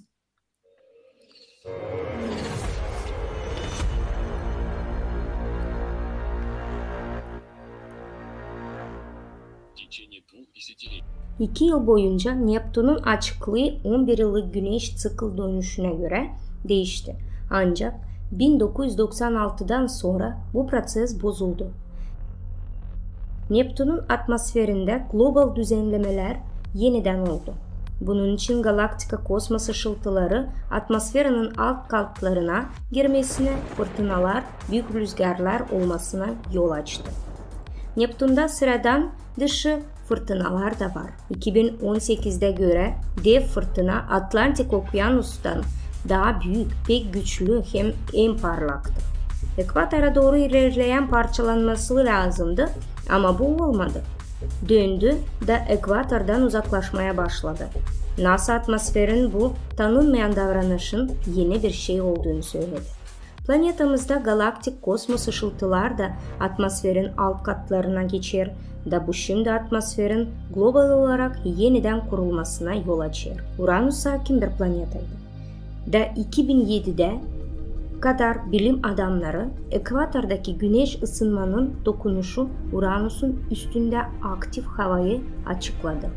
Ancak 2004'ten beri planetada neden güçlü fırtınalar var kimse anlamıyor. Eskiden Uranüs'te sıcaklık düşerdi da 2014'ten beri bilim adamları planetanın hızlı ısınmasına gözletti.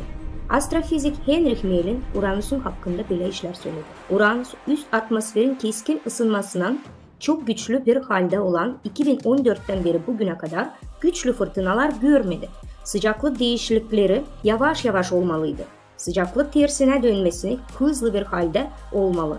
Bir şeyin büyük ölçüde değiştiğini buna denir. Dünyada bitki 50 yılda global atmosfer sıcaklarında bir büyük artış göründü. Planetamızda yıkıcı fırtınaların hem büyük rüzgarların gücü arttı. Rekor sayısında kasırga rüzgarları ortaya çıkmaya başladı. Her 30 yılda bir kere büyük bir fırtına Satürn'ü vurur. Ancak 2010. yılda beklenmeyen 10 yıla daha erken oldu. Bu da bugüne kadar en büyük fırtına olduğunu söylendi. Cassini kosmos aracı şimşek çakmalarını not aldı. Karşılaştırmak için dünyada böyle bir yıldırım, historiadaki en güçlü yıldırım olduğunu söyledi. Fırtına temperaturanın büyümesine yol açtı. Satürn'ün atmosferinin sirkülasyasına, yapısına hem kurulmasına sebep oldu. Derin katlarından yukarıya kadar. Bu fırtınalar gelecekte varınca Satürn'ün yarım olan soğuk tarafına dokunsun pek uzun yıllara. Cassini, Satürn'ün Sputnik'inde Titan'da ilk kez toz fırtınalarını not aldı. Ama bitki vakitler dünyada rüzgarların hızı arttı. Kum hem toz fırtınaları daha çok sık hale geldi. Daha sık olarak büyük kum şleifleri gökyüzünü karartır. Afrika, Asya, Amerika hem Avrupa'nın birçok yerine boğucu sıcaklar getirir. Astronomi profesörü Imke Depater'e göre Jüpiter'in şimdi global değişikliklerin tam centrada olduğunu söylüyor. Şimdi Jüpiter'in kırmızı noktaları bulutların üstüne çıkıyor. Araştırmacılara göre bu bölgede sıcak bir büyük artış gösteriyor. Planeta bilimcisi Michael Wong'un dediği gibi ileriden böyle bir şey yaşanmamıştı. Bilinen büyük kırmızı lekede 2009'dan 2020'sine kadar Güneş sistemindeki en büyük fırtına daha eskiden hiç görülmemişti. Bir rüzgar hızı 10%'ın arttığını da büyümesini devam ediyor. Anormal derecede güçlü yıldırımlar çakmalara da daha sık hale getiriyor. Hem Jüpiter'in Sputnik'inde Io'daki volkan patlamaların sayısı da arttı. Mars, Dünya'ya en yakın analogu. Bitki vakitler Mars'ta görülen hepsi prosesler, dev toz fırtınaları, toprak kaymaları, magnetik anormallikleri, buzların erimesi, seismik aktiviteleri artıyor. Şimdi dünyada da bunlar hepsi oluyor. Mars'ın ısınıyor da bilim adamları bunun sebebini hiç bilmiyor. Ancak dünyanın hem Mars'ın ısınmasının sebebi bir olduğunu hem de bunun insandan bağlı hiç olmadığını söylüyor. Venüs'te de değişiklikler yaşanır. Venüs Express Orbita'nın aracından yapılan bilgilere göre 2006 hem 2016 arasında Venüs'teki rüzgarlar 300 km/s'dan 400 km'ye kadar yükseldi. Yakın zamana kadar planetologlar Venüs'ün geolojik aktivitesini tartıştılar. Venüs yerlerinde 37 tane volkan yapısı yeni araştırmalara göre ortaya çıktı. Geolojik profesörü Laurent Monteze böyle söyledi. Bunların eski volkanlar değil, aktif olanlar olduğunu ilk kez söyleyebiliriz. Tıpkı Venüs'te olduğu gibi artık dünyada da gittikçe daha çok volkan uyanıyor. Hem planetanın bağırsakların magmatik aktivi artıyor. 1998. yılda Doris sistemi, Güneş sistemi, planetaların hem Sputniklerin çekirdeklerinde keskin bir atlama görünüyor. Yuri Barkin bilimsel işinde Güneş sistemine dışarıdan gelen etkileri söylüyor. planetalarda da global klima değişiklikleri sinkron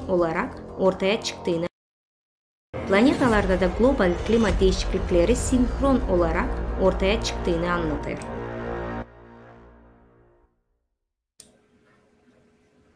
Böylelikle biz görüyoruz hani hepsi planetalar kimin var çekirdeği şimdi klimatın değişikliklerine başvurdular hem de depremleri, vulkanlar patlıyor.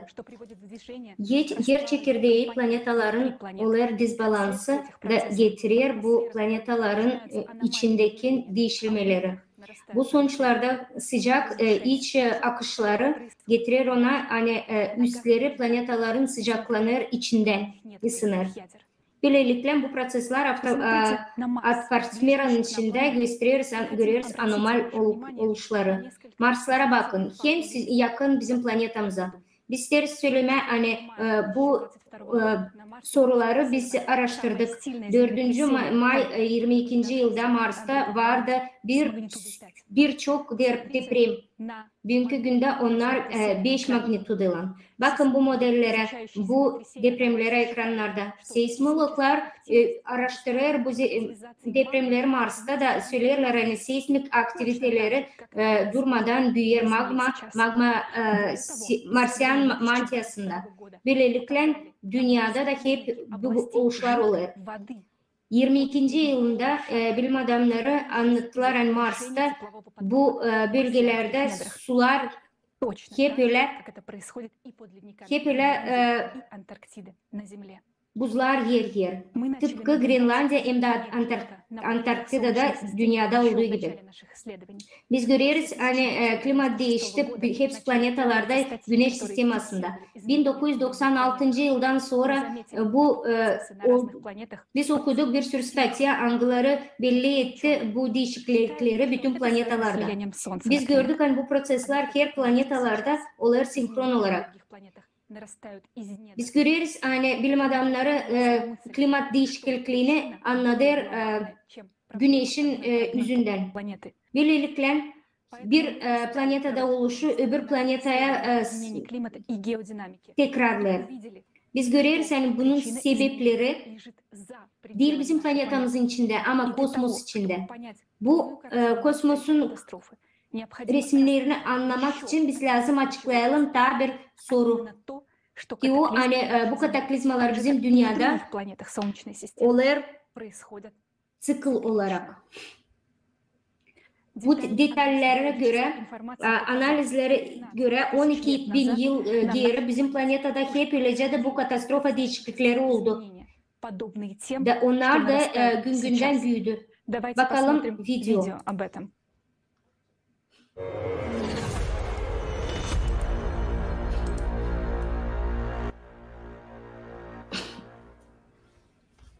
Аналогичные изменения 12 yıldan biraz daha uzun bir süre önünde yıkıcı bir katastrofa vakitinde görülen benzer değişikliği oldu. Angıları bizim için zamanla gösterdi. Bu olaylar denilir geç Driyasa. 12.800 yıl geri global sıcaklığı sadece birkaç yıl ileri 15 gradusa kadar yükseldi. Birden buz parçaları çoğu yerde de dünyaya tam buz periyoduna çıktı. Bu sırada bu katastrofalar büyük deniz yükselmelerine yol açtı. Gulf Stream de durgundu bu vakitte. Kansas Üniversitesi'nde bilim adamları yaklaşık 12.800 yıl geri bizim planetamızda oldu. Büyük bir patlama dünyaya geldi. Başka araştırmalara göre 12.000 yıl geri Sibirya'da büyük yangınların çıktığı buldu. Şimdi onlar hepsi büyük maçtaplarda, ölçülerde yangınlar. Sputniklere göre analizleri bilim adamları söylediler 10-13 bin yıl geri bilinen en büyük kum tepeleri Sahara çölünde hem bölgelerinde oluştu. Driyas sırasında rüzgarların büyük gücünü gösterdi. Grenlandiya'dan gelen buz çekirdeklerin özleri hem Alaska'ya işlemelere geldi. Bu vakitte rüzgarlar kısa sürede bir artış belli oldu. Şimdi 12 yıl sıkılığında biz görürsen bu seismik aktivite vardı. Bu radyokarbonat analizi belli oluşturdu da sıra geç driyazı dönemini paleontografik rekorduna arttı. Şimdi 12.000 yılın içinde oldu pek hızlı magnetik bir resim, keskin bir yufkalanması. Biz görüyoruz hani çekirdeğinde de büyük değişiklikler oldu. Büyük patlamalar bilim adamları fikse etti. Анализ отложений, обнаруженных в пещере Холла, указывает на извержение Holla vulkanların patlamalarına 13 yıl geri kısa sebep olan kısadan büyük sıcakların yüzünden Driaz bitkileri de ısınmasından sonra temperatürün keskin bir soğuması oldu. Bu olaylar soğuk Sibir tarafından buzlarda biz bulduk bir sürü mamut donmuş halde hayvanlar. Kromanyonlar öylece de öldü. Hepsi bu korkunç olaylar sadece birkaç 10 yıl içinde oldu.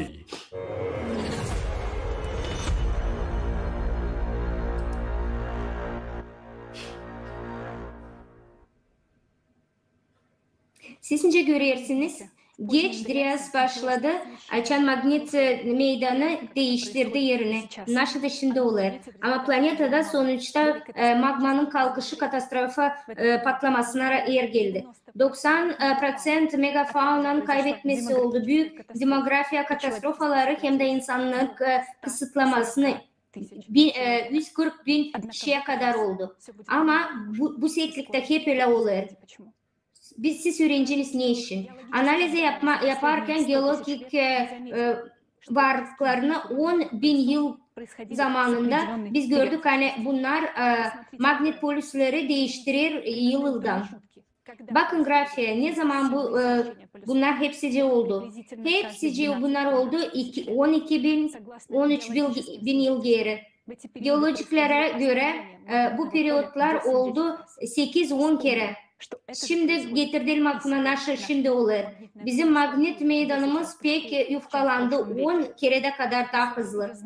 Biz biliriz hani magnet meydanı değişti. Olur bu değişiklikler yıldan. Böylelikle görüyoruz hani her 12.000 yıl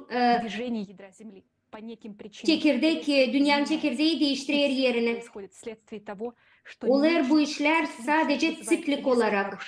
Pek hızlı çekirdek yerini değiştirdikten sonra. Böylelikle 12.000 yılın içinde bu anormal yüksek vulkanik aktiviteleri olur. Biz biliriz hani bunun sebebi olur magmanın yükselmesi yerin kabuğuna. Grafikte siz görürsünüz ne zaman bu patlamalar olur. Onların ölçüleri büyür. Bakın ne kadar büyük kırmızı yuvarlak noktalar var. Onlar anlatır hani 24.000 yılın içinde bu vulkanlar günden daha büyük katastrofalar getirir.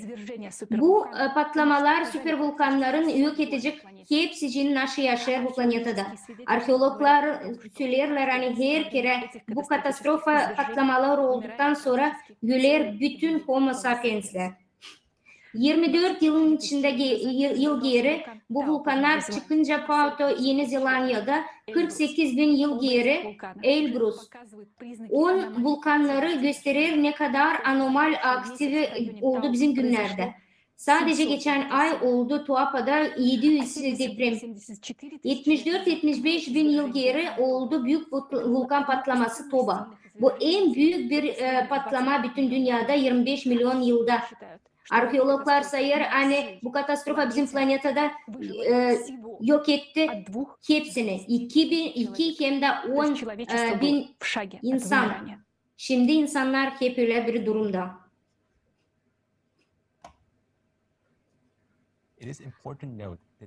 Peki önemli söyleme hani her 12 yılın içinde pek keskin değişir. Klimat da orta temperatura planetada gösterir kalkır 10-15 gradusa. Bu anlatır gösterir katastrofaları hem de su bulutlamaları. Bugünkü günde grafiğe bakınca biz görüyoruz yani her 12 yılın içinde oluyor büyük atlamalar temperaturada. Pek önemli anlama hani buzların erimesi sıklığında büyür de konsantrat CO2 ısıdır okyanı. CO2 halizden de yükselir ama o hiç insanlarla dayanışmıyor. Şimdi biz görüyoruz büyük bir kritik olarak değişiklikler. Bitki kere biz biliyoruz yani bu değişiklikler oldu 12 yıl geri. Kırmızı noktalan biz görüyoruz bizim vakıdımızı. Hem görüyoruz yani geçen pik 12 bin geri ne oldu? Faktlar hem de datalar. Bakın bu katastrofa tıklına. Ne kadar daha geriye bakarsak daha büyük sıcaklıklar görüyoruz binlerce yılına. Ama bu tıkıl dönüşüm katastrofaları olur hem her 12 bin yıl. O için ben isterim söyleme bu faktları hani biz bulunuruz şimdi hep öyle bir tıkılda. 12 bin yıl tıklın klimatın katastrofası her bir 24 binlik tıklına katastrofa olarak büyür. O için pek prost hani biz görüyoruz pek kötü bir senaryo. Böylelikle bu davleniye magmaya büyür. Naş ister söyleme. Bu söyler ona hani klimat değişiklikleri, stihiye katastrofaları angılarda içinde biz yaşarız dünyada. Değil sadece başlangıç ama bu büyük bir bela. Halizden şimdiki bela önümüzde, bizim geleceğimizde. De şimdi matematik metoduna göre bu pek yakında. Bu progrese göre biz anladık hani bu işler oldu 24 bin yılın içinde tıklı olarak. Analize ederek şimdiki vakitte sayıkladık bu etapları da gördük büyük bir pik angısı ol bitir. Bunun için siz işitçiniz daha ileride. Ama nasıl getirdi bu tıkların katastrofaların her 12 bin yılın içinde de bizim çekirdeğimize kötülük gösteriyor. Bir bakalım.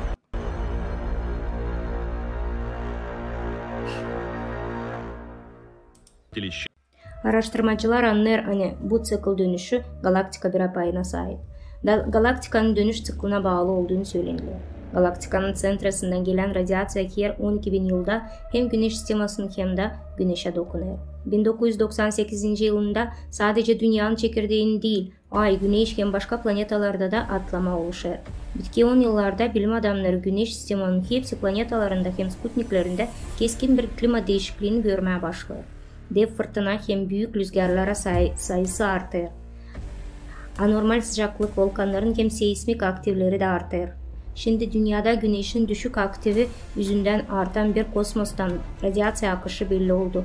Bilim adamlar kosmosa ışıltı patlamalar 12,5 bin yıl geri de olmasını söylüyor. Hem de her 12 bin yılda bir kere galaktikanın sentrasından bilinmeyen pek büyük kosmos bir enerjiye akışı planetaya gelir. Bu yükselen enerji dokunuşu mikro düzeniyle oluşuyor. Planetanın sentrasından bir değişime yol açıyor. Büyük bir potansiyel yaratır angısı dünya çekirdeğinin yerinden de varınca dürtsün. Galaktika radyasyası biyosferin yaşam sıklığının dönüşünü de bozuyor. Çok sayıda ağaçlar birçok karbondioksit sıvıdıyor. Bataklıklar biriken ölümcül gaz yayıyor. Bu kez dünya tıpkı Mars gibi başka bir ölü planeta haline gelebilir. Şimdi planetamızın immuniteti bizim sivilizasyon teknolojiyalarından çıkan toksinler tarafından yok edilir. Planetanın hasta organizması her 12 bin yılında bir yaptığı sıkıl dönüşünün yüklerine varınca dayanamazsın.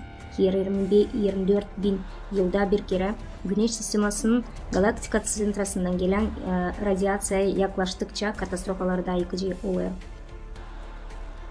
Şimdi bu yakın bağlantı noktalarına geliriz. Planetamızın bitki yıllarını yaşıyor. Onunla beraber de biz geleceğin hiçbir şey yapmaz. Onunla beraber de biz geleceğin hiçbir şey yapmaz.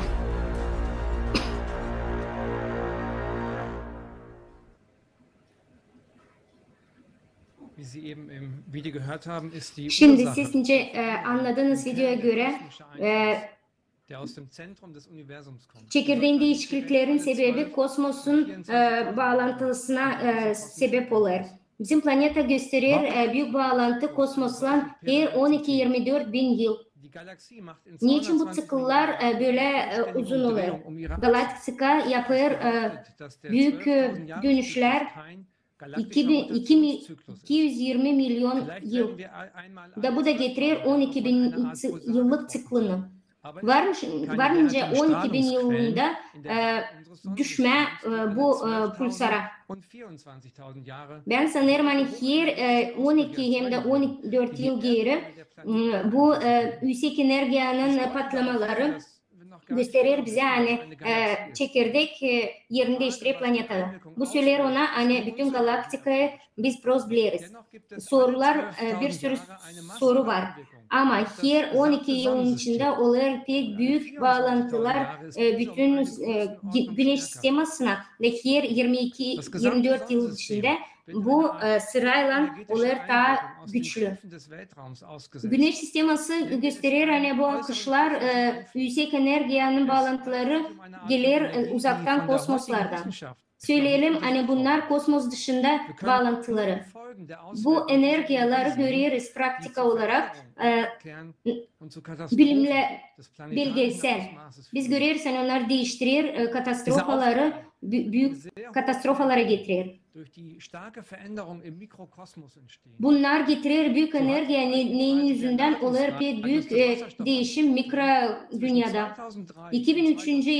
yılından 2010. yılına 13 yılına kadar kritik olarak düştü bu radyus protonları 4%. Bu informasyaya anladır kimyasal varınca söylesin pek çok kimyası için de hiçbir şey. Ama bu pek kötü bir haber. Biz ister söylemeyen bu izluçenyalar kötülük getirir değil sadece planetaların çekirdeklerine ama mikro dünyaya da. Biz bunu daha ileri biraz bakacağız. Şimdi pek önemli anlama bir iş, bir büyük moment. Elcem geçen sıkıllar planetalarda olardı. Büyük kayıplarla ama olardır. Bu setlik varınca daha da kötü olsun. Toplarken bu sebepleri klimatın değişikliklerinde dünyada biz gördük. Hani bugünkü günde bu oluşlar daha hızlı olur. Ne kadar diğer sıkıllar. Biz görürsen bizim planetada şimdi nasıl olur? Öbür sıkıllarda oldu 2 stadya. Bizde olur 1. stadyada. Bu söylenirler onu hani klimatın katastrofaları, angıları bizi bekliyor. Olacak daha da güçlü, daha da ölümcül. Planeta onlar varınca yaşamasın. Niçin? Çünkü biz ekolojimizi yok ettik bizim planetamızın. Faktı olarak öldürdük onun imunitetini. Bu antropogen faktı angısını biz değiştirdik da yokunca değiştirelim geri. Yokunca böyle küçücük zamanda değiştirelim. Bu vakitte gösterir onu hani destruktif prosesleri yok ederler hem de hızlanırlar. Biz söyleriz hani varınca değiştirme binlerce yıl yaptıklarımızı ama bu akmaklık. Bu işler pek hızlı olur. Ve şimdi biz karşı geliriz hani bilgi adamları, bilim adamları söylerler. Klima değişiklikleri geçir 100 yılda bir kere naşı şimdi olur. Allah'a şükür hani bir sürü bilim adamların var suratı. Onlar savaştılar yapma da kimersere var ne zamanlar yanlış da görürler ama belli onda hani onlar pek hızlı bu oluşlar olur. Biz bunun için hep söyledik. Давайте сделаем промежуточные выводы. Мы входим в более опасный цикл катаклизмов 24 тысячи. Çok uzak. Biz şimdi 24 bin yılın içinde katastrofalarında. Biz görüyoruz hani ekolojimiz planetada öldürüldü, imunitetimiz pek yufkalandı. Bugünkü günde pik olarak bu sıkıllar, katastrofalar, kataklizmalar büyük hızla. Bugünkü günde yeraltı bunkerleri bize yardım etmeyecek. magma kalkar alttan. Şimdi pek büyük bir soru. Ne kadar vakit kaldı bize bu büyük katastrofaya gelince, bizim tıklım katastrofası? Bakın gene bu grafik sistem aktivistine. Siz görürsünüz. Hani büyük bir artış, hangisini biz kontrol edemiyoruz. Bu deprem çoğulları. Bu progresyaların matematik modeline göre geologlar, bilim adamları, analitikler hepsi anladır. Hani depremler gün günden çoğalacak, büyüyecek. Biz görüyoruz hani bizim pek zor durmak bırakıyor. Ne için? Bakın kendiniz. Siz görüyorsunuz bu büyük templar, seismik aktiviteleri pek şok ettiler bizi. Diğer etapta depremlerin sayıları 3'e kalkıyor. Ne kadar daha çok deprem olacak, daha hızlı kalkacak magnituda.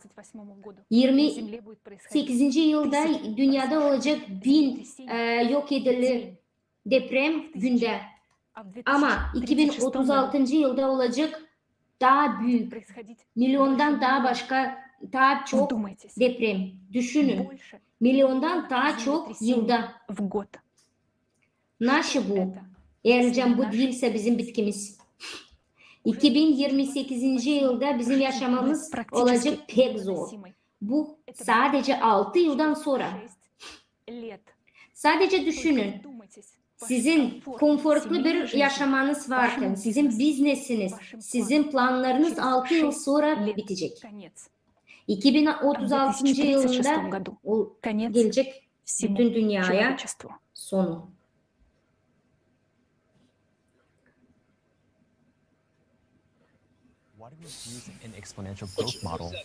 Niçin biz bizim matematik because we take into account a variety of factors occurring in the Earth's interior. Çünkü Together with us, biz bakarız türlü faktörleri, hangileri olurlar yer dibinde. To understand how fast it can be, da biz hesap aldık. Niçin klimat katastrofaları ilerlerler daha hızlı ki anlamadığını nasıl bu bence olsun lazım araştırma sütün kaynamasını yavaş yavaş ısınır. Sonra birden süt çıkar tencereden. Biz hep öyle bakarız türlü prosesleri. Eğerlemsiz arabada 20 kilometre, eğerlemsiz 80 kilometre gideceğiniz, o zaman siz daha çok durgunacaksınız. Ne kadar daha çok biz bekleyeceğiz, daha çok işler olacak. Biz bütün dünyanın bulunuruz bir orada. İleri doğru. Bizde kayıplık. Biz unutırız. Karşı durmasızlık, kosmik proseslerine de onlar da belli edecek. Bize sıra gelecek. Değil bir yıl kataklizme geçirme. De ölecek çok insan. Eğer biz sürtersek daha 5 yıla klimat olayları olacak daha ziyade. Bu olacak değil 2 metre. Ama daha ziyade. Bizde var daha vakit. Ama bu vakiti yiyeceğiz kendi yaşamamızla. Bizim ekonomistler çoğu devletlerden saydılar ne kadar onlar ilerleyecekken belli edecekler ekonomikada. Siz görüyorsunuz grafiği. Dinamika belli. Bu söylerin içine hani ekonomik global sisteması varınca dalsın. Dünya PVP kaplayamayacak hepsi kayıpları klimattan. Dünya biznesine kaldı 6-7 yıl çalışma. Durum olacak daha zor. Biz geliriz. Değil iyi çıkışlara. als Zivilisation durchlaufen und unsere Biz Existenz geçeceğiz fortgesetzt. konu büyük kayıplarla ama Wir geçeceğiz. befinden uns jedoch in einem 24.000-jährigen Zyklus. Gemessen Ama daran, biz wie es 24 unser binlik Planet yıl zuvor erlebt tıklında hat. hangisinin tayları geçerdi Zerstörung. bizim planeta? Supervulkane explodierten. Dağla, Nahezu alles Leben wurde patlardılar einfach weggeschnitten. vulkanlar. Und unser mathematisches Modell, das Bizim matematik umfassende modeli Daten darüber enthält, hangisi wie sich der Klimawandel bakır in der hepsi Vergangenheit haberleri vollzogen hat und wie er Niso sich jetzt olardı vollzieht, lässt klimatın erkennen, değişilmesi tayları himci dass olur die Erde şimdi. in die Fußstapfen Verir des bize Mars anlama. tritt. Hani bizim Wir berechnen verschiedene planetamız gider Varianten der Ereignisse Mars'ın und kommen zu dem izlerinden. Schluss, Biz baktık dass in jeder, çok sogar der varyantların mildesten nasıl Variante des olacak aktuellen ileri doğru. Zyklus, Ama en die ileri gesamte varyantta Menschheit sterben wird. Und nach bence unserem bütün mathematischen insan Modell yürüsün. wird dies spätestens Bizim modele göre bu olacak 2036 geschehen. 2036 yıla yakın. Да, уже сейчас мы переживаем не лучшие времена. Ekonomik Экономический krizisi. кризис, геополитический кризис. Многие регионы планеты Planetanın çoğu regionları açlık uğrunda. происходят масштабные катаклизмы. Nerede kuraklık, nerede su bulutmaları, urganlar, yer depremeleri. А представьте, Bakın ne когда на olacak? планете от Açan. землетрясений почти живого места не Planetada останется, kalmayacak yer когда уже depremeden большая часть bir бюджета de всех yaşayan стран yer. будет уходить на покрытие убытков от катаклизмов. Halde Конечно, будут критически olacak, ухудшаться условия ölen жизни, insan daha расти zor цены на все, yaşayacak. на воду и продукты, на Bağlanacak газ и бензин. pahalar, Но уже türlü через mallara. 14 лет никому не будут нужны ни 14 вода, yıldan ни sonra еда, kimsine bir ни şeyler газ, ни olmayacak. бензин, Ne su, ничего. ne yemek. Потому что после того, что произойдет не позже 2036 года, это уже никому 36. yıldan не sonra onlar понадобится. kimsenin alamı olmayacak. O olaylardan anıklar Мы olacak. подготовили подробную Biz модель тех göstereceğiz событий, size которые будут modeli. происходить в дальнейшем. O olaylar Сейчас anıklar представим olacak ее ileri вам. doğru. Biz Мы sayarız считаем kendi своим долгом borcumuzu. детально доложить вам Açıklama всю size haliden серьезность ne ситуации. olacak? Масштаб событий мы вывели, исходя из Oluşların той масштабını прогрессии, которую удалось оценить по rostу числа belli и ettik силы yer землетрясений. depremelerin sayısından. Дальнейшее развитие Bu данных olayların событий ilerlemesi приводит к getirir внутреннему ona расплескиванию hani коры bizim нашей yerin планеты. yüzü Магма через эти трещины dişilir. начнет подниматься Magma к той kalkacak геометрической pek прогрессии, hızlı yukarı. которую вы Hangisini видели siz на графике. gördüğünüz grafikte. Далее это Bu приведет к тому, getirecek ona что местами будет происходить olacak ileri микророждение doğru в коре, что увеличит магматическую türlü активность, и olaylar она будет нарастать anıkları еще getirecek больше, magmanın пока не aktifine. спровоцирует то, что в самой Hani bu тонкой getirecek части ona коры, hani в океане, okeanda en произойдет масштабный ilin разрыв. onun yerinde Это неизбежно. kalkacak magma yukarı. Этот разрыв Bu произойдет dağılmak с вероятностью olacak 99,9% hem в 9% районе Марианской Marian впадины. Paydı'nın dolayında mas sonra Именно da там фиксируют sayıya глубокофокусные koyulur землетрясения. yer dibinden Именно yer там depremeleri. самая тонкая кора на En планете. Всего mahsus 5 orada километров. en В начале, когда небольшое количество воды en встретится с ilin yer магмой, произойдет первый mahsus orada olacak мы ilk говорим patlamak. микровзрыв, хотя по факту каждый из этих Faktlara взрывов göre эквивалентен yer взрыву böyle десятков ядерных бомб. patlamak bellidir kendisini bizim planetada. Слой коры под Марианской впадиной. İleri doğru olacak en kötü olaylar. И чтобы Anlamadığını понять, ne что будет olacak ileri происходить doğru дальше, göstereceğiz покажем size вам eksperimenti. эксперимент.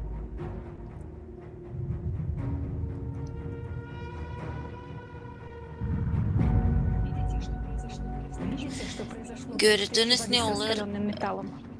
Suyla Что это в сотни açan su миллиардов раз. bağlandı demirle. Гигантский объем магмы из магматического Büyük magmanın çıkması разорвет Марианский желоб. dağıtacak Marian И миллиарды Пойдет. кубометров воды встретятся da o karşı с gelecek suyla за счет резкого распада океанической воды da произойдет çıkacak kислород hem vodorod огромным давлением на дне Марианской впадины. yukarı Произойдет da olacak büyük patlamak. Этот взрыв будет в эквиваленте в 1000 раз превышать Da весь olacak запас öyle ядерного büyük ne оружия, kadar находящегося на Земле. yerde var Под сильнейшим yadır давлением океан не bombalarından просто закипит, bin он kere de tazide. взорвется. Это поднимет огромный Kalkacak. столб пара, смешанного с пылью.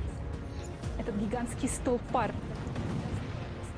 Par pek yukarı высоко вверх, что прорвет. da o varınca dağıtsın bizim atmosfere. Атмосфера свернется, подобно одеялу, и Bizim atmosfere дует солнечным ветром. Атмосферу сметет Kaybelecek. в буквальном смысле слова вместе со всей водной оболочкой. Kaybelecek bütünden. Hep öyle Также одновременно это bu büyük patlamak getirecek olan olacak büyük patlama yer dibine. Çünkü bu büyük oluş olacak. Doğu belli edecek bizim planetamızda. Olacak büyük.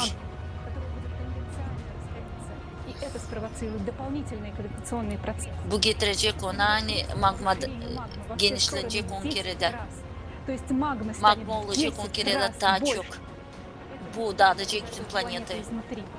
Magma götürecek kendisinince gaz. Hepsi volkanlar, litosfera graniçaları hepsi dağılacaklar. Da çıkacaklar patlama birden. Da bu olacak hep bilinci oldu Mars'ta.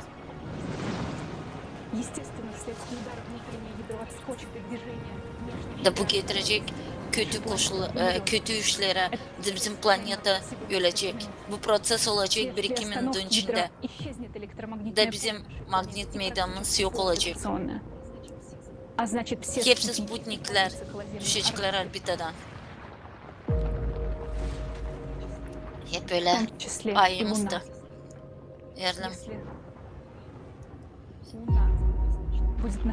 Erlem ay bulunarsaydı gündüzü tarafında da onu çekecek bizim güneş. Ama yerlem o bulunarsaydı Poyraz tarafında açan kaybedecek bizim gravitasyon meydanımız o düşecek yere. Ama bize insanlara o bize bir şey korkutmayacak. Bize bu olayların çıkışları 5. insanlar olmayacağız.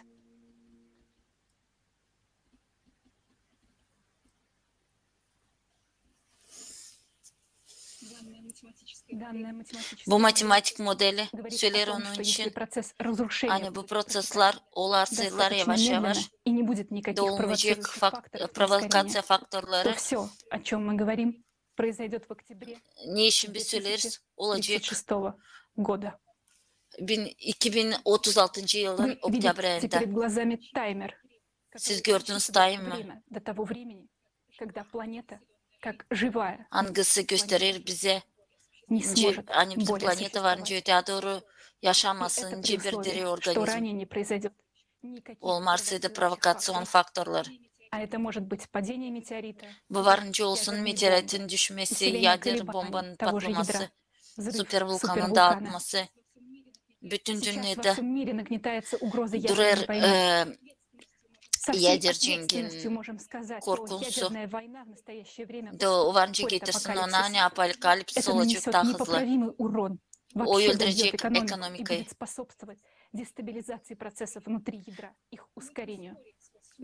Biz ilerleyeceğiz bizim bitki günümüzü.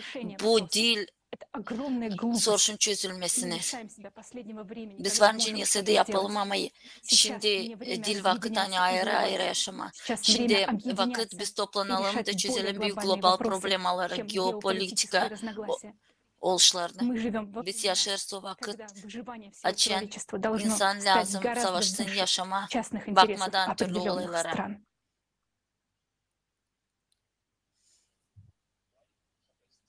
Why did we publish these figures and forecasts before? Niçin ileri biz bu haberleri açıklamadık? Niçin bizim dokladığımız hangisi çıktı 8 yıl geri? Lazım da hepsine bakma, enlikten sayıklama. Hepsi olaylar bu vakitin içinde gösterdiler bizim modeli. En kötü sayılar bu datalar. Bu yer tepinmelerin ilerlemesi yer dibinden. Onlar çıkarılır finish'a. Bu proses ilerler daha hızlı olur. Biz anlarız. Hani Marian Payda'nın dibi bu bir korkunçlu yer. Ama biz yaptık 3D modeli Zira aşağı plita dolar magmayla çöy plitalar içinden yenilerler magmayla angısı kalkar yukarı mantıya. Niçin bir söyler sani o hızlı dağılır? Bakınca ince hızlı magma angısı kalkar yukarı yapar kendine yol. Getirin aklınızda Antarktida'nın yanında magmanın çıkması.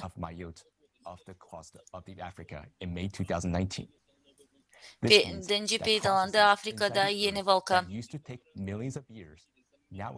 Yer içinde prosesler angılatılan milyondan yıl şimdi olarlar kısa vakitte. Niçin söylersen Mariana dibinde olacak patlama? Orada olur büyük davleniye magman tarafından hem sudan. Zira magma daha sıcak başka magmadan angısı çıkar başka yerlerde. Burada patlamak olacak ondan hani olacak büyük magman çıkması. Da su gider ona, karşı ona da patlamak olacak en büyük patlamak başkalardan göre. Bence onu yarıştırma volkanı.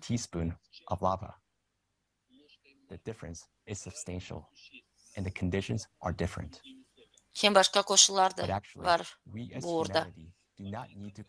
Bizce insanlara lazımsa durgunmama bu momentte 2036 yılda kimse bizden onadan yaşayamayacak. Bizce insanlar öleceğiz daha erken. Kendi yaptıklarımızdan. 36. yıl bu bitki noktamız. Açan varınca karşı duralım magmaya. Bizi ileri doğru bekler. Volkanların dağılması, süper tayfunlar. Değilse de kasabalarda ama kontinentlarda. Biz çoktan söylerdik. Tayfunlar çıkacaklar yere. Bu gider fizikaya karşı 10 yıl geri. Şimdi bu iş için söylediler. Şimdi biz bunu görüyoruz. Bizim bakışlarımıza göre var tabir zona nerede bence olsun magmanın çıkması. Bu India'nın okyanında nerede var anormal zonaları. Bu zonada mantiyadan kalkar kızgın magma. Da onlar hep öyle varınca çıksınlar yeryüzüne. Biz kaldırırız bu temayı. Halk arası diskusyada anıları geçecekler forumdan sonra tüketici yaratıcılığı cümlenin formatında. Niçin? Bizim planeta, niçin Mars öldü? Açan onda da vardı yaşamak. Bizde var. Daha çok haberler. Ama biz onu bugün getirmedik. Ya, biz kullanmadık bizim sayılarımızı bu dokladda. Niçin ki onları daha bir yerde açıklamadılar. Da biz istemeriz kimse dil doğru duysun da insanların bakışlarını götürsünler. Siz kendiniz varınca bakarsınız bu materyalları. İnsanın yok kanada büyük öğrenmesi varınca onları hesaba alsınlar. Şimdi yok bir de kolektif dünyada hangisi açıklasın klimatın problematikasını. Biz bunu yaparız çoktan. Volontörlere, uzmanlara göre. İnsanlara angıları temelli kalma bir tarafta. Niçin başka bilim adamları hesaba almadılar ki ni biz hesaba aldık? Siz sorun vulkanologa bilir mi o? Bizim magnet meydanımız için. Onlar hesaba alırlar, sadece bir haber bazasını kalanı almıyorlar hesaba. Onlar ararlar haberleri sadece kendi devletinde. Biz de alırız haberleri devletler aralarından. Şimdi bu haberleri göreceğiniz siz de. Biz ilk angıları sandık hani biz yanlış söyleriz bu modeli. Ama sonunda hani daha çok araştırarak biz anlardık hani bu olaylar, katastrofalar doğru. Ve daha çok düşünerdik. Önce bunları durgutma, bunların sonuçlarını arardık. Bugünkü günde biz biliriz hani enerji angısı çıkar, bizim planetada çıkar destabilizasyon olarak bizim çekirdeğimize analog olarak enerjiler birbirine bağlı başka galaktikalara uzak olsa da. Biz peki biliriz hani nötronlar hem de elektromagnet bağlantıları birbirine bağlı. Biz anlarız hani bugünkü günde fizik olarak biz varınca bir şeyler yapalım. Bugünkü günde pek yufkalandı bizim sorularımız. Birinci biz lazım doğamızı öğrenelim, kosmik ışıltılarını, angılarını, bilim fizikleri anladı. İkincisi bulma kaynakları angısında enerjiye getirir o gücü, angısı büyür. Bu da kosmosun enerjisi bağlantısı. Lamürünme kullanma bu enerjiyi hep öyle de kullanma bu enerjiyi verirdi. Biz bu iki sorunları çıkararsak başa biz o zaman anlayacağız. Nice biz varınca çıkalım bu sıklığın karşısına da kurtaralım katastrofalardan bizim planeti. 10 yıllarca bu yıl boyunca bizim işlerimiz araştırma durumda. Enerji kaynaklarında yeterli değil. Ne kadar da biz pek istemezsek bunları bulma, bunlar bizim kısa zamanda yeterli değil. Ama varınca birlikte yapalım bütün dünyada.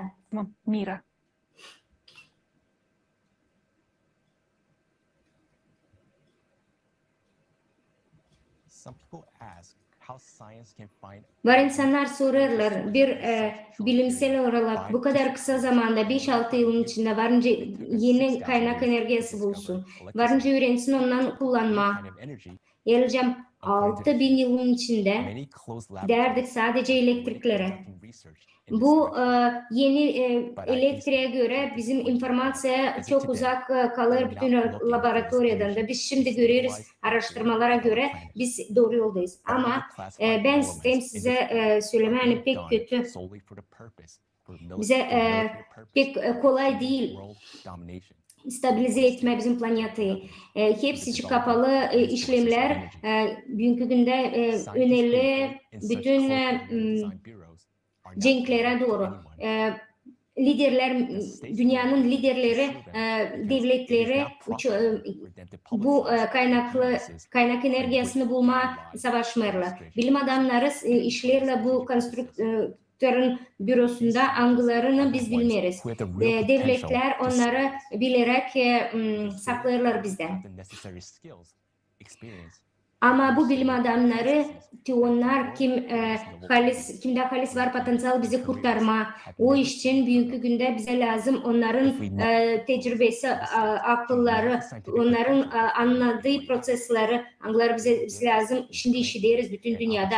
Onların iyilerinde Nobel laureat medalleri. Biz şimdi görüyoruz hani devletler bu potansiyeli varınca kullansın. Hani insanı kurtarmak için. Ama onlar bunu yapmıyorlar. Onlar halis bilim adamları angıları varınca bunu yapsın. Hiç kimsecik vermiyor. Bunlar kapalı sanki bizim bütün toplumumuz devam eder yaşama bu dünya toplumunda. Bu formata göre görüyoruz yani onların resursları sadece güç. O için her bir devlet bu koşullarda bitkiye kadar istemiyorlar, saklarlar kendi halis akıllarını. Büyük bir problem onda hani bugünkü günde hepsi bilim adamları toplama yok ince. O için biz halis isteriz yaşama, isteriz değiştirme bu format topluluğu, bu modeli bizim toplum organizasyamıza. Bize lazım öyle bir format, hangisi bize yardım edecek bütün koşulları nerede olmayacak cenk, hangilerin olmayacak insan gücü. Pek önemli bu format olsun. Her birimiz biz varınca bunu yapalım. Biz çok yıllar işleriz bu maçtap araştırmalara. Biz geldik bu modele hangisinin adı yaşamak, insan yaşaması. Bir numarada. Bu modelin adı yaratıcı toplum. Bu model yaratım toplumunu toplanır öyle koşullarda nerede bütün dünyadaki hepsi insanlar varınca bitirsin bu yarışmaları da gücü varınca koysun ortaya halis genileri, bilim adamlarını. Sadece onlar şans verecek bütün insanlara kısa zamanda hani bu kosmos ışıllara karşı çıkma, bu katastrofalara durdurma. Yaratıcı toplumumuzun insanların büyük şansı. Biz anlarız hani kaybederiz. Biz bularız bir büyük şans hani kurma bu büyük sivilizasyayı. Sadece biz lazım bunu yapalım. Yaratıcı toplum bu büyük bir şans yaşamak için.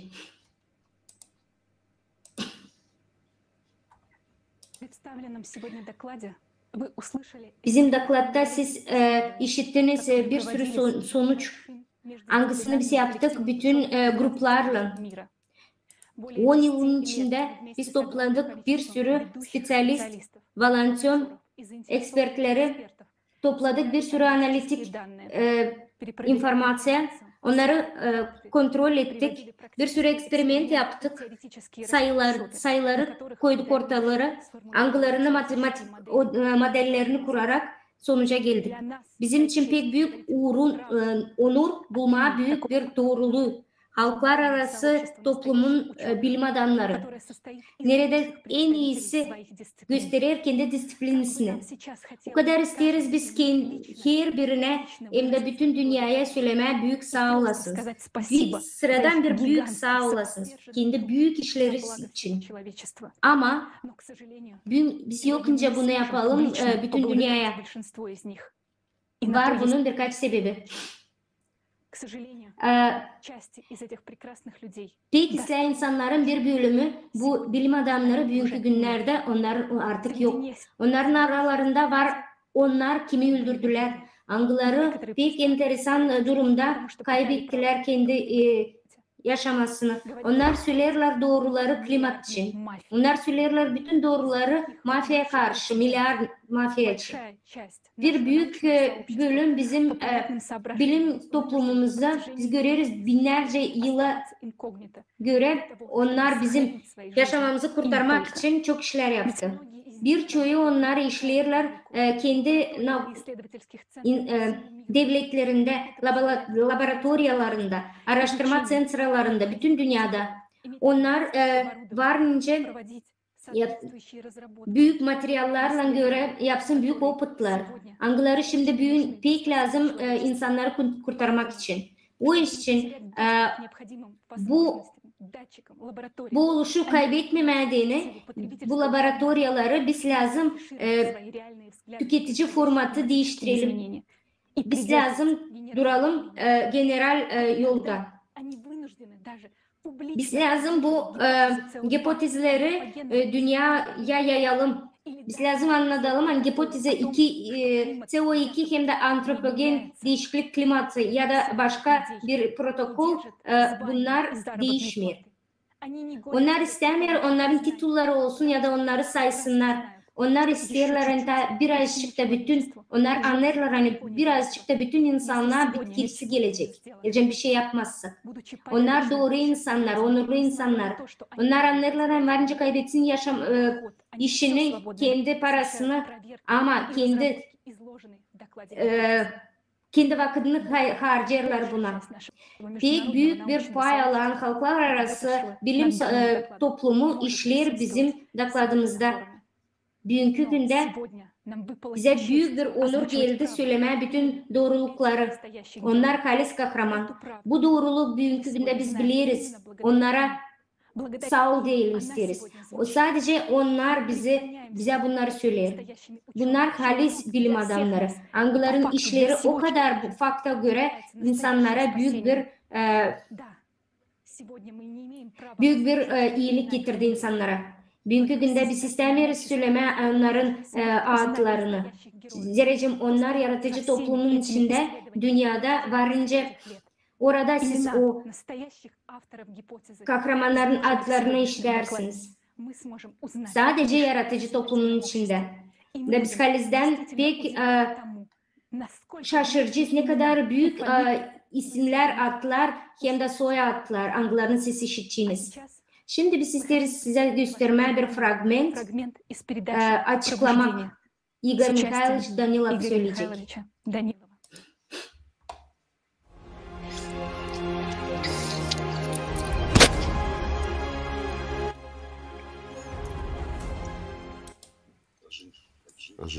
Yaşamayınca yaşardık, biz şimdi öyle olmayacak. Biz dönmeyeceğiz o uslu yaşamaya. Angısı bir yıl geriydi haliden. Bir yıl geri biz daha dayanardık, biz daha iyi yaşardık. Ama bu 2020. yıl değiştirdi çok işleri.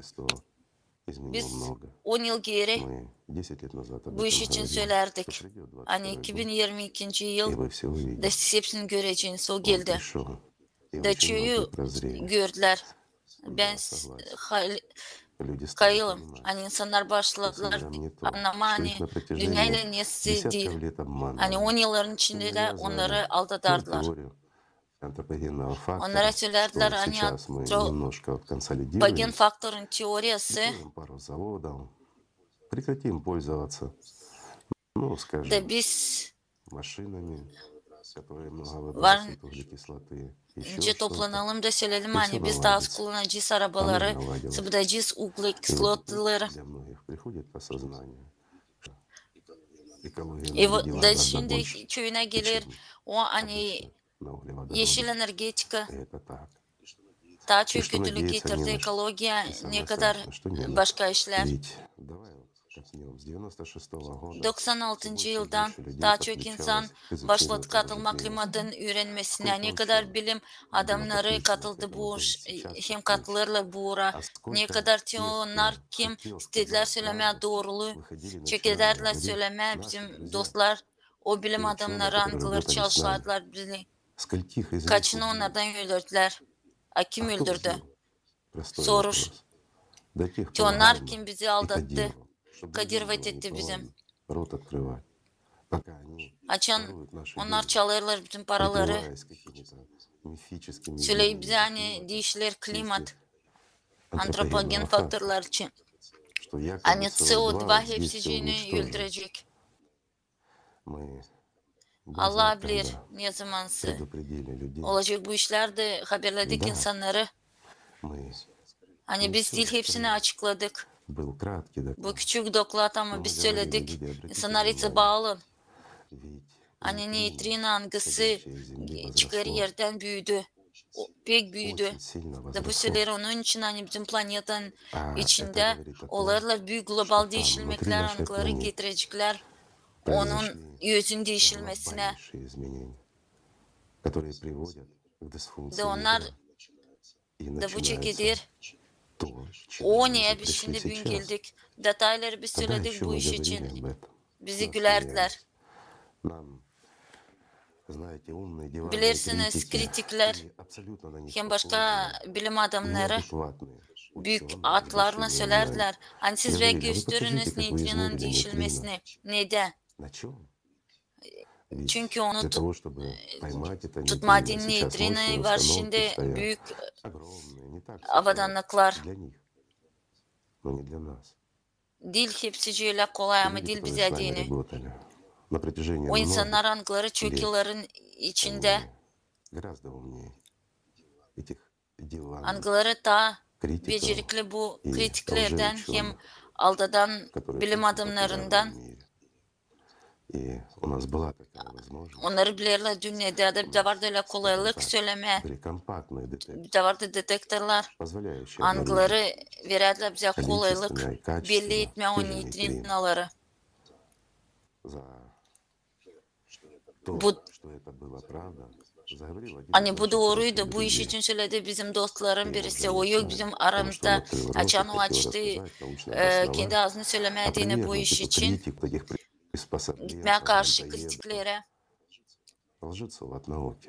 hem de o dedi bu iş için kendi yaşamasını o bilim adamların biriydi o onların birisiydi kim çok kilometre geçti götürüp kendi sırtında bu priboru onlar belli ettiler o faktı bilgi faktı hani neutrina çok neutrino çeketti kalkma bizim planetadan yukarı bu fakt da şimdi bunu belli ettiler başka bilim adamları da bu açık informasyon bitkilerde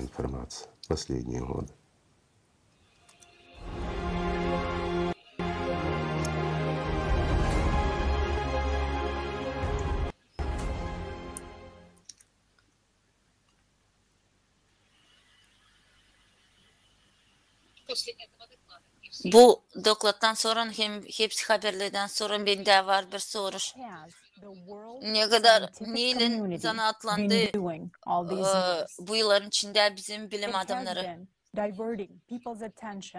Onlar aldadılar insanları verip onlara dil doğru teoriyaları. Bilim adamlarının payı antropogen teoriyanın tarafındaydı. İkinci payı da söylerdi hani klimat değişilmir hiç. Bundan gari bugün hepsi nedeni belli. Hani olur klimatın değişilmesi. Onun için çoğu insanlar savaşırlar kendi kendini uslandırma. Okuyup, öğrenip türlü teoriyaları. Ama bu yıl gösterdi kendisini. En kötü taraftan da şimdi usluluk yok kimsinde. Hani bize ne söylerdiler bilim adamları 100 yıldan sonra olacak olur şimdi. O dünya algısına bir sınırda kişiden da şimdi biz lazım kararlayıp nasıl koruma kendimizi klimat kataklizmalarından. Bakalım sıraycasına. Bizde var sadece 5-6 uslu yıl bu vakitin içinde biz lazım bulamamız bulsa karşı durmadığını bu kataklizmalara. Anıları şimdi getirirler ona hani bizim yerin özü değişilir. Bilim adamları bilmirler ne için bu neutrinalar kalkarlar yukarı. Da kötülük getirirler bizim planetimize. Bizim insanda iki dava var. İlk, öğrenme kosmik proseslerini hem bulma enerji sızıntısını hangisi olacak, hangisi gelecek bize kosmottan ki buna karşı durmadığını, çözmediğini bu soruları. Bize lazım bilim adamları. Hangiler bulunurlar türlü laboratuvarlarda da öğrenirler bu prosesleri.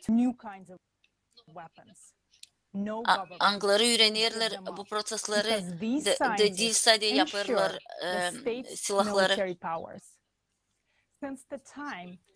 Niye? Çünkü çözmediğini soruları anıları bütünlüğünde pek az vakit var.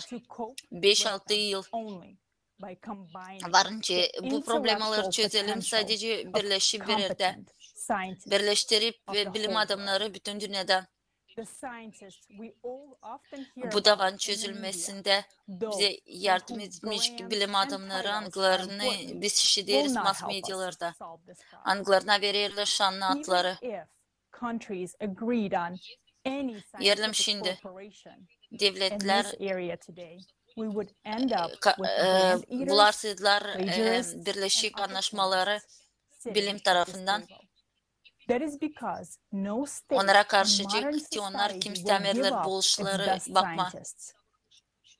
Yerlim devletler vermezler kendi yeni iyi bilim adamlarını o zaman durum değişilmeyecek.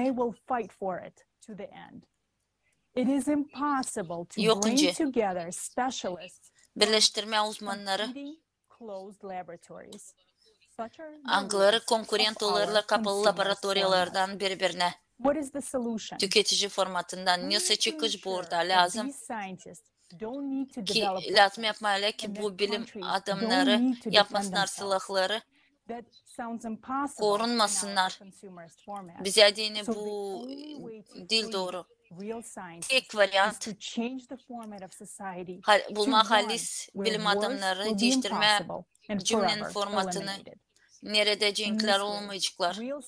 Ve bu takım halis adamlarda olacak kolaylık bütünden kendi bilgilerini verme ona bulma çıkışları bu proseslere. Çünkü bizde pek az vakit bu iş için. Ta 10 yıl geri açan durum klimatla oldu bize dini belli. Biz anladık. Lazım yeni cümlenin formatı. Çünkü bu global değişilmekler bütün dünyada lazım. Bakmayıp faktörleri. Anıları verirler bize korkunçluk dünyaya. Biz öğrendik dünya opatını ki bakmayıp yanlışlıkları da anladık. Hani cümlenin yeni modeli lazım yaklaşın her bir insana. Çünkü biz insan geçtik çok ekonomik krizlerden, cinklerden, açlıktan. Bu her kere tekrarlanır binlerce yıl. Onun için yerlim değiştirerseydik cümlenin formatını değiştirme bütünden de öyle formatta. Hangisi verecek insanlara iyi kaliteli yaşamayı. 10 yılların içinde volontörlerle, uzmanlarla bütün dünyadan biz geçirdik analitik işini, türlü sosyal sorunları bütün dünyada. Milyondan insan sorduk, 180 devletten geçirdik interview konsultasyaları, halklar arası tombarlık sofraları, konferansiyaları bilim adamlarla. Öğrenip hem bakıp bu insanların istemelerini biz savaştık, yapmayı iş modelini, hangisi hesap alacak cümlenin her bir sferasını. O verir kolaylık her bir bilim adamlarına birleşme. Yapılmış analize göre biz kurduk 8 temel hangisi yapar bu modeli çalışan. Onlar gösterirler onu ne isterler hepsi insanlar. Biz adladık bu modeli yaratıcılık cümlesi. Varınca modeli adlama başka ama bu değil önemli. En önemli ne o yapacak? Bugün forumda biz bakacağız ne kendisinden tutar bu model. Şimdi bakacağız neyle o ayrılır bugünkü yaşamadan. Yaratıcılık cümlesinde ilk bu insanın yaşaması en pahalı. İkinci, kuvvet verilecek insanlara ama değil bir insana ya da insanların bir payına cebin olar. Bu en önemli prensipler. Getirecekler ona hani olmayacak cenk. Haliden biz bugün söyleriz soruş için ki her biri bugün iyi yaşasın. Burada olmayacak konflikt, cenk her birinde. İstediğin an varınca türlü cengi durgutma. Ama şimdi ne olur klimatla biz varınca durgutalım. Erlem kurarsaydık yaratıcılık cümlesini. Beğeniriz mi biz bunu beğenmeriz? Bu lazım ne? Ölçü. Ne çünkü bu tek model cümlede. Angısında yok cenk. Da verir kolaylık bilim adamlara kapalı laboratuvarlardan. Oturma bir tombalak masada da kısa vakitte biz varınca bulalım çıkışların yoksa güreşme klimat kataklizmalarından bir şimdi göreriz. Sadece yaratıcılık cümlenin modeli verir de kolaylık. Halizden yaşama.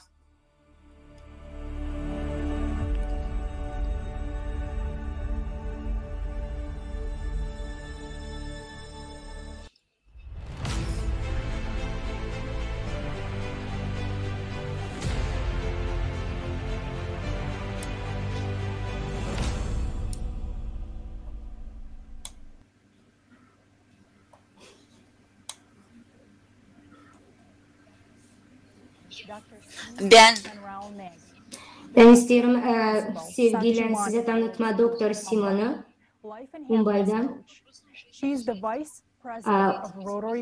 O bir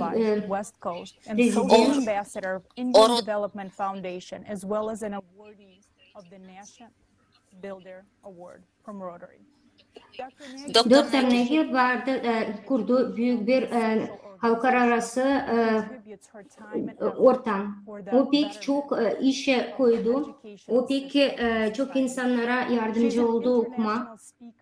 O halklararası spiker olarak pek çok saygı verilen bir kişi.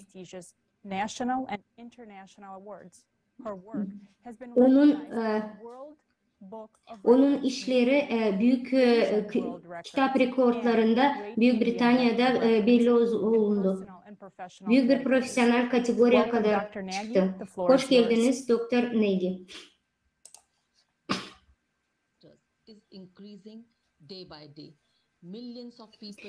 Hepsini selamlarım saygılı paylaşımcılar hem de seyrediciler. Büyük İstekle isterim size söyleme, hepsi Rotarianslara, hepsi insanlara. 15 canavar ayında bize Rotarianslara anlatıldı bir doklat insanın geleceği için.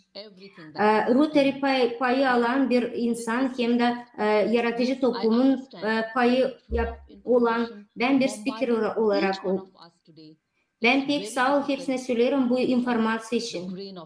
Bugünkü günde bizim önümüzde hiç kolay bir durum değil. Biz bu işi çözmemiz lazım. Hepsimiz beraber.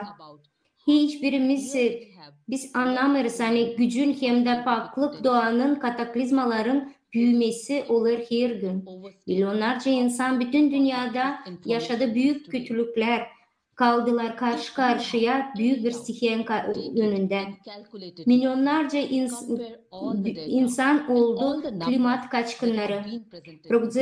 Progresya büyür gün günden. Bunların da biz de sadece kavga ederiz onların sebeplerini. Susalım mı bu faktlara göre yoksa bir şey mi yapalım?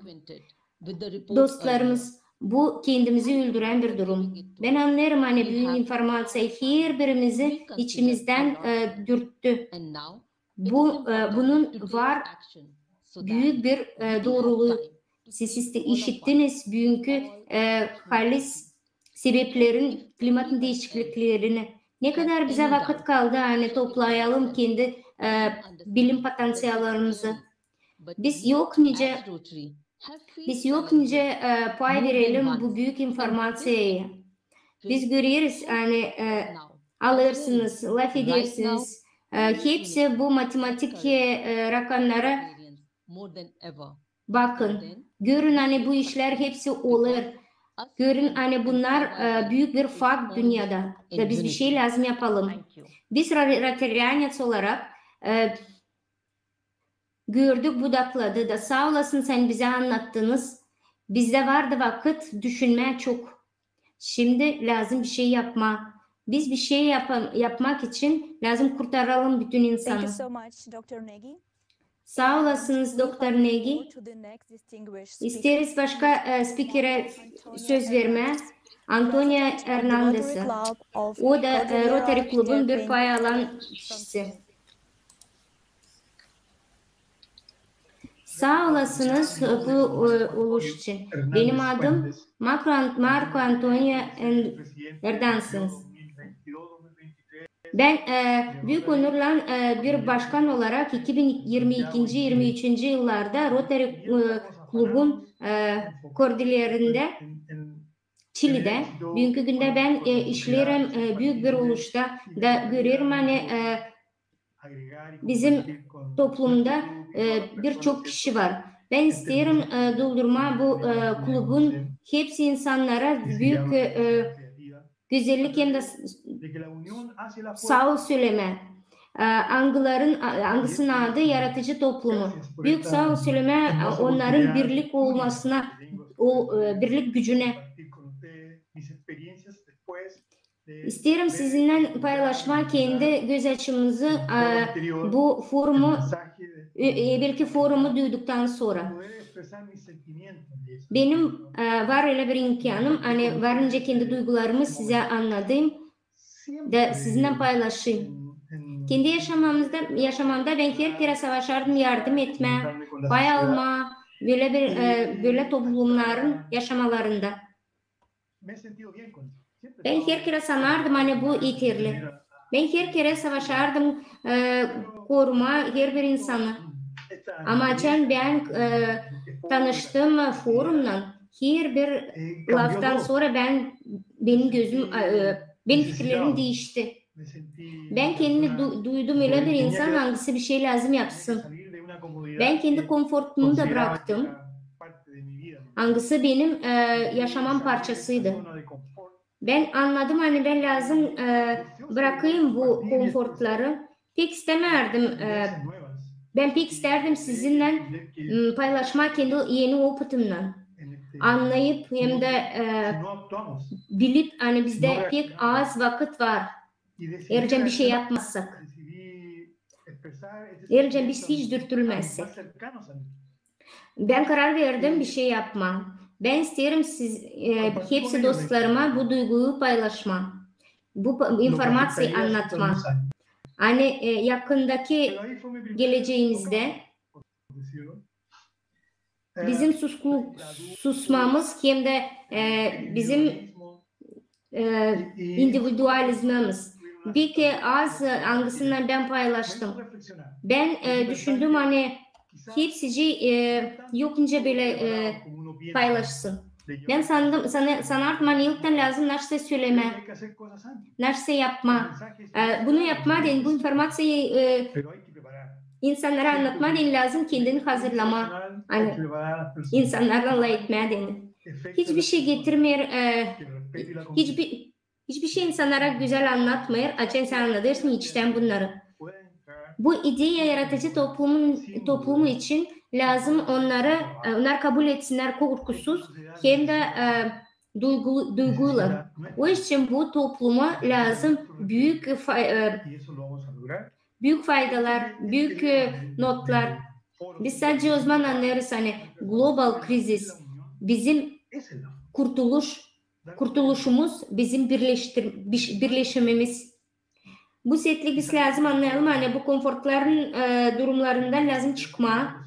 Bizim var 3 elementimiz. Hangısının başı. Hepsini isterim size seslenme. Yok büyük bir sevinçti ondan hangisi bize verir düşünme. Ben geleceğim. Sağ olasınız bu moment için. Hani verdiniz bana bu dokladı yapma, bu eksperimentleri, bu projekti hem de bu amaca ulaşma. Hangisi halizden varınca yapılsın bizim dünyanın geleceği için. Hangileri sadece biz varınca yapalım. Değil sadece biz yapalım ama bütün insanlar. Biz lazım kendi torunlarımıza da bir şeyler bırakalım. Ben sanırım hani bu zincir içinde bizim işimiz birleşme, bizim misyamız değişleme, iyilik için. Ben sanırım hani biz yokunca susalım bu büyük monstra karşı, tüketime karşı.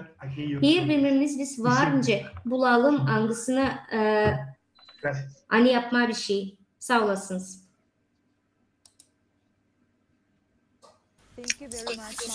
Sağ olasınız Mark Antonio. Sizin yardımınız için, yaratıcı toplum için, birleşmek için, sizin değerin anladığınız için. Halizden yakınlarda biz hepsimiz çıkacağız bu konfor zonasından. Soru onda nice? Bu zonayı yok edecek klimat mı yoksa biz kendimiz mi? Hiç kimsecik şüphesi yok hani biz klimatı kontrol etmeriz. 2022. yıl oldu büyük katastrofalar insanlar için.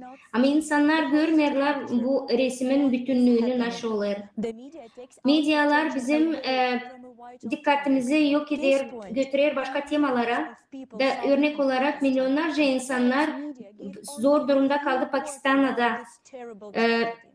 Dünyanın medyaları bu büyük tragediyi söylemedi.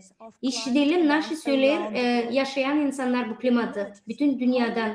Bakın ne kadar çok tragik olay biz bilmerdik. Ne için siz lazım bunu bilersiniz. Bakın da siz hepsini kendiniz göreceğiniz. Mikrofon. Давай я. По списку.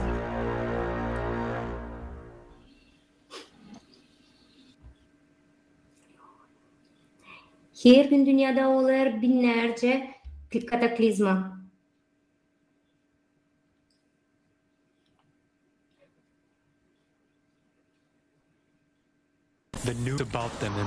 Haberler onlar için bizi getiriyor büyük şoka hem de korkudur.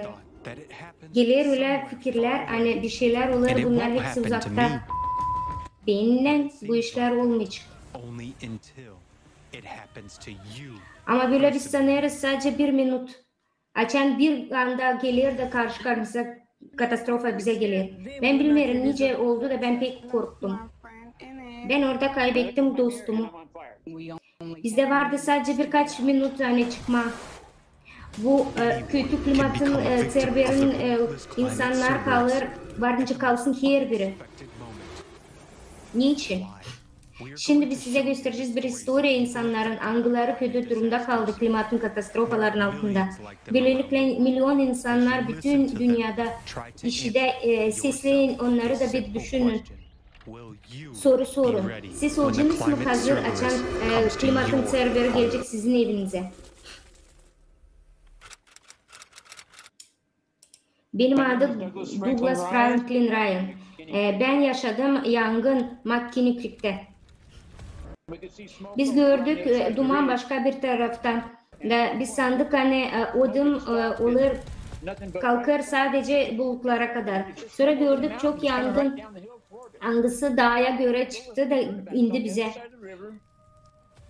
Ben pek düşünmedim çünkü yangın başka bir yerdeydi. Nehrin başka sınırlarındaydı. Sonra biz gördük hani yeni yangınlar oluyor. Arka arkaya. Sonra gördük yanımızda her tarafımızda bu yangınları. Biz sandık hani bizim var yarım saatimiz ya da 45 minutumuz hani buradan çıkma. Ama halizden bizde vardı sadece 7-8 minut. Ben girdim eve. Benim amcam 74 yaşında. O söyledi. Biz lazım çıkalım. Sen gördün bunu çok kere. Ben burada yaşadım 30 yıl. Hiçbir yere gitmeyeceğim. Dolayısıyla ben buradan hepsini kaybedeceğim. Bu beni öldürecek. O hem de 5 köpek kaldı bu yerde. Niçin bitki yıllarda yangın katastrofası Kaliforniya'da olur. 95. yılında oldu bir sürü iş çekirdekte planetanın. Bunun yüzünden magma çıkarır yukarılara, çok büyük davleniye de zarar verir dünyanın kabuğuna. Kaliforniya orada nerede bunun magma nerede kalkır.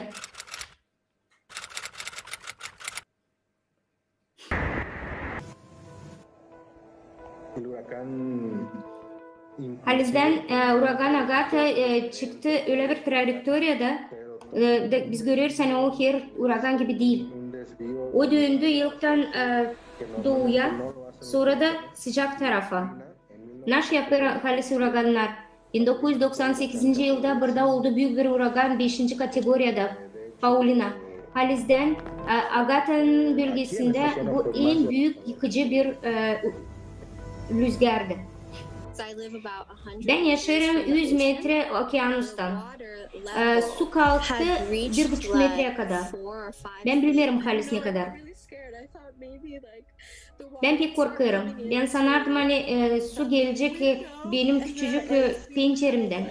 Ben bilmerdim nereye biz varınca gidelim bundan sonra. Su her yerdeydi. Ne zaman ben çıktım dışarı ben kendi gözlerime inanamadım. Oldu o kadar çok yıkıcı durumlar kısacık bir vakitte. Ve bakın. Nasıl?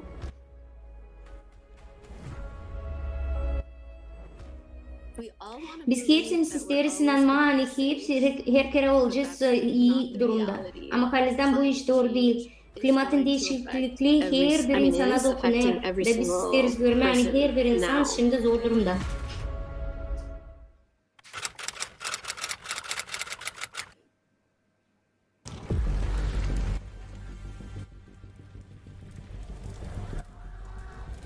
Sentyabrın 3'ünde oldu bir büyük yangın. Sabahlerinden başladı da duman pek uzaktaydı. Sonra rüzgar hepsini yok etti. Biz gördük ki yerin yanında militiyalar bağırırdı. Kim varınca kaçsın kaçın. Herkesin var kimin otobüsleri vardı, var kimin kendi arabaları vardı. Onları evakuirat ettiler. Benim kızım beni hem de uşakları aldı, oturttu arabaya da biz gittik. Pek büyük yangın vardı. Büyük dumanlar bizim nefesimi keserdi. Ben geldim kendi evime, ben şoktaydım, isterikdeydim. Ben anladım hani hepsi yandı. Ev, araba, dokumentler hiçbir şey kalmadı. Benim için pek korkunç bu. 60 yılımın içinde ben böyle iş görmedim, karşı karşıya gelmedim. Sanki korkunç filmlerindeyim. Ben isterdim burada yaşamak da. Ama sen gördük her yerde var dağlık. Ama şimdi bakarsın hiçbir şey burada kalmadı.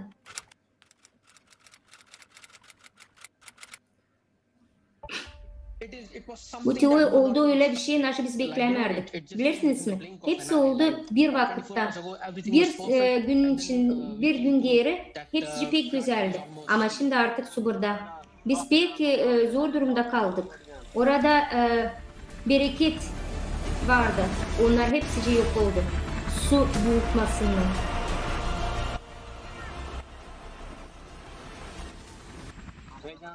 Her tarafımızda su vardı. Elektrikler yoktu.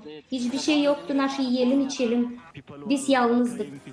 İnsanlar ağlardı, çıkardı kendi evlerinden, savaşardılar, kurtarmak kendi evlerini. En büyük şok olarak benim için oldu. Hani ben gördüm, önce 4 ya da 5 uşak hem de bir karı su içinde yüzerdi. O kadar sudan bari daha kötü bir şey yoktu. Hayvanlar da ölerdi açlıktan. İnsanlar yaşardı dışarıda. Bitti 24 yılın içinde Pakistan'da 1000 kişi öldü. Su bulutmaları olardı eskiden de ama böyle bir şey biz beklemerdik. O kadar büyük bir gücü var. Bu pek yıkıcı bir su bulutması Pakistan'da. Signal korkunç, kötülük, klimatın değişikliği.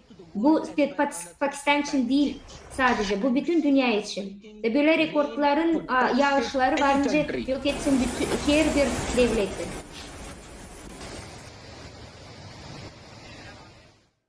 Niçin yağışlar, muson yağışları Pakistan'da o kadar anormal oldu? Bitki yıllarda bunlar hızlandırıldı. Biz görüyoruz hani kalkış magmanın yer dibinden daha hızlı oldu. Da o getirdi hani her yerde su akışı hem de su bulutması oldu bütün dünyada. Birçok yerde. Hiç kimsecik beklemerdi bunu. O iş için yok deyince bunu söyleyelim insanlara. Bu prognozların 36 yıl ben burada yaşıyorum, böyle bir tornado görmedim. Bu korkunç bir şey. O yok etti hepsini. Nasıl olacak öteye doğru? Onun kategoriyası F2, F3. Nasıl olacak bizimle?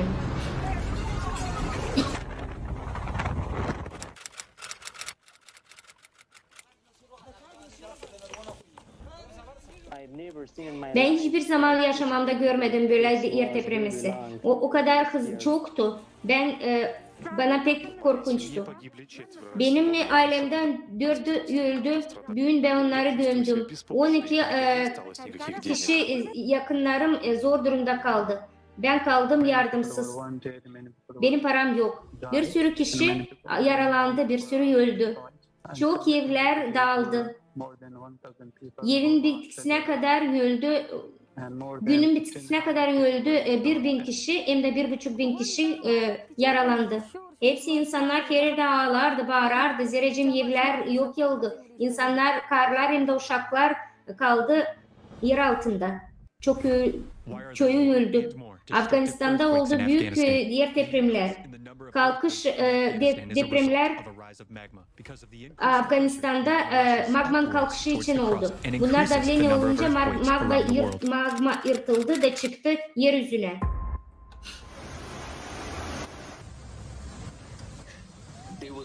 Yoktu, hiç kimse bize bir şey söylemedi. O işe hiç kimse bir şey beklemerdi. Bir saatin içinde hepsi su buluttu. Bu su bulutması 2 gün yağışın yüzünden. Ben ilk kez gördümce insanlar zor durumda bırakardı kendi evlerini, giderdi başka yerlere. Bu pek şokla getirdi beni. Düşünün, bizim için bize söylerler çıkın gidin kendi evinizden. Derecemiz doğamız klimatlar içinden pek zor durumda kalırız da bir sürü kaçkın insan olur bizim bütün kasabamızda. Toplum bu situasya pek kötüydü. Benim küçücük uşaklarım boğuldu. Biz onları çıkardık su içinde. Boğuldu. Hiç kimsecik onu beklemerdi. Bütün teritoriya angısında biz işlerdik. Kaldı su altlarında. Evler kaldı su altında. Arabaları götürdü sular.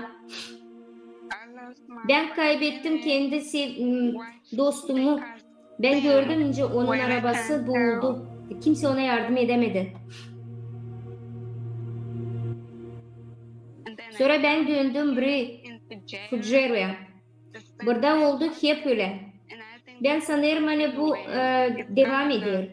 Bu kötülükler, belalar olacak ülkeden ülkeye, devletten devlete.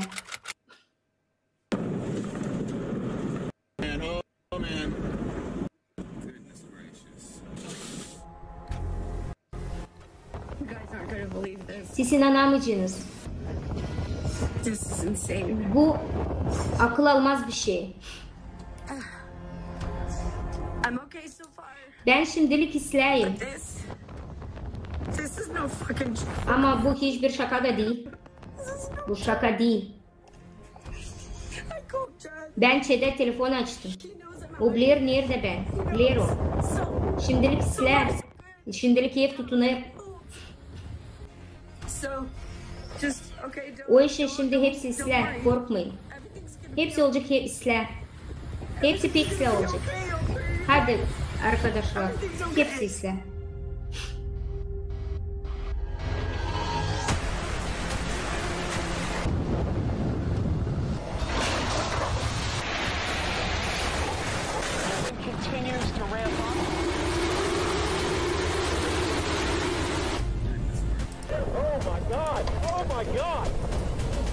Holy crap.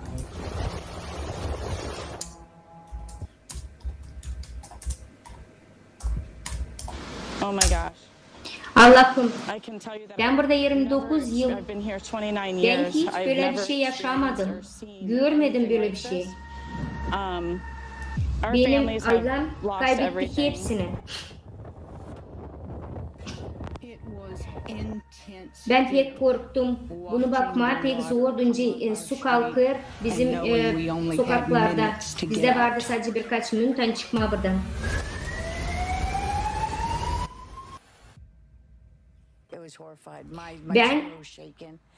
Ben korku içindeydim.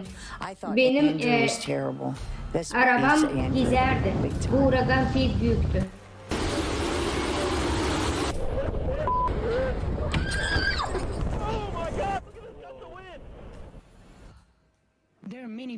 Birçok kişi kaldı. Yaşam emeksiz. Ben kendi kardeşime söyledim, hani hadi bizde yok başka çıkış. Ya biz öleceğiz ya çıkacağız buradan. Biz yaptık bunu, biz çıktık. Ben ona bıraktım bir mektup. Ben söyledim, ben seni biliyorum. Ben bilmezdim yaşayacağım ben ya da yaşamayacağım. Hepsi su altında. Bu pek prost. Ben bilmiyorum. Ben derim hani orada insanlardı. Angıları isterdi yardım. Onlar durardı tavanlarda. Biz yok nereye gidelim.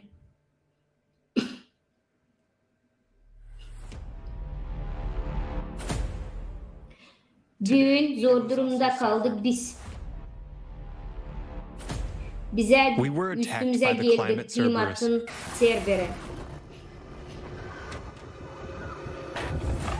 O yok etti bizim evlerimizi, aldı bizim canlarımızı. Ama şimdi gelir size, hem bize. Siz hazırsınız mı böyle gelişe?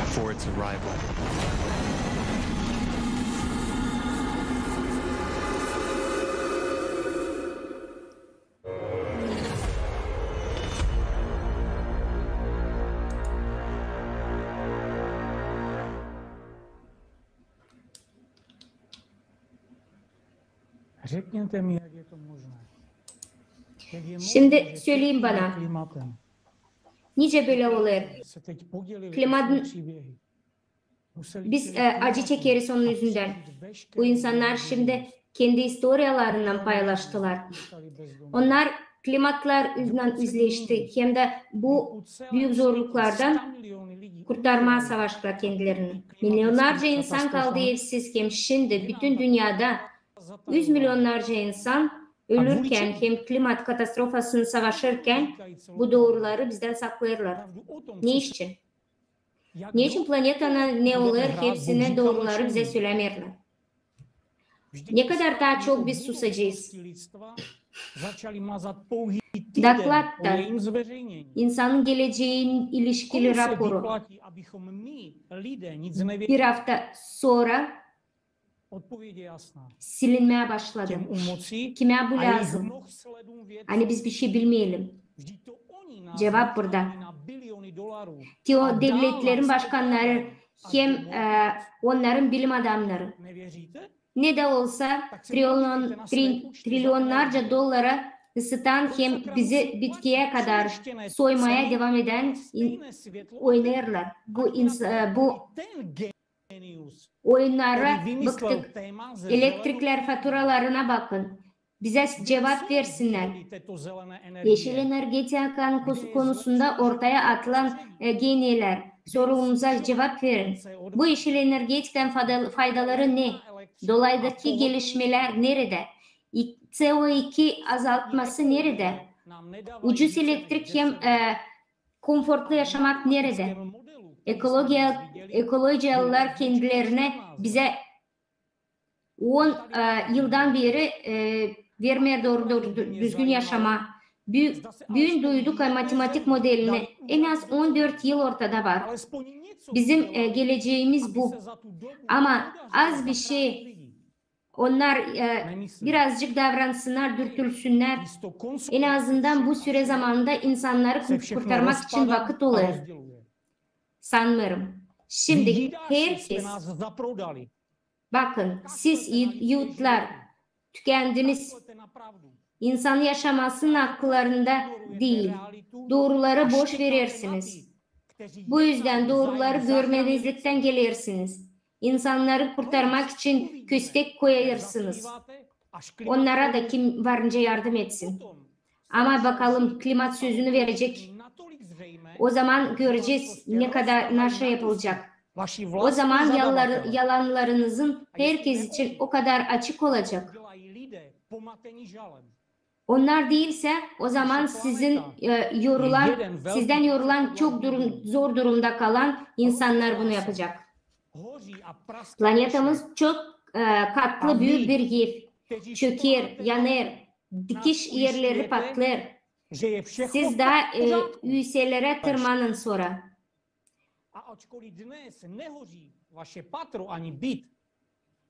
Hepsi birçok insan duman içinde. Düşünün nasıl söyleyeceğiniz insanlara angları kaybetti bir anda hepsini. Siz onlara anlatacağınız. Hani hepsi sizin davranışların yalan. Hani siz sadece bizim üstlerimizde para kazanardınız. Ağızlarımızı kapardınız. Kendi bilim paspalaklarınızla. De şimdi söyleyin bana, haylazlar, daha bir kere söylerim. Nerede benim paralarım? Neresi onları harcadınız? Biriniz bana söyleyecek mi bunun cevabını? Neresi onları harcadınız? Bence bu benim yaşamamı düzeltti. Benim faturalarım nasıl ödenecek? İnsanları ayağa kaldırıp neden sonuç yaptıklarınızı kim sizin beklenmeyen anlatmıyorsunuz insanlara. Var birçok insan, akıllı insan kim anlar klimattan. Siz size söylersiniz hani hayvanlar suçlu. Biz bir akmak evinde mi yaşıyor? İnsanlar, millet, hadi daha akıllı olalım, büyüyelim. Yoksa bizim yaşamamız bitecek. Hiçbirimiz cevap vermeyecek bana. Siz korkuyorsunuz. Halinizden uyanırsınız gece soğuk ter içinde. Da onun yerine hani cevap verme ya da karar verme bu situasyaya. İsterler bizim ağzımızı kapama. İlkten pandemiye geldi. Şimdi atom cenginiyle korku derler bize. Hepsi bizi sadece hızlandırılacak yok etmemizi. Öyle sadece sizin için işleyecek.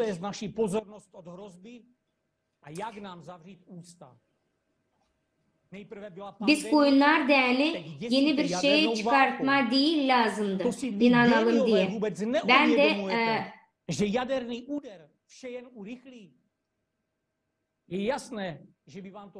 problem onda hani biz hepsimiz öleceğiz. Böylece sığınaklarınıza da güvenemezsiniz. Klimat kimseyi hiçbir şeyi kurtarmayacak. Öleceğiz hepsimiz. O iş için. Hiç düşünmeyin. Klimat kurtarmayacak.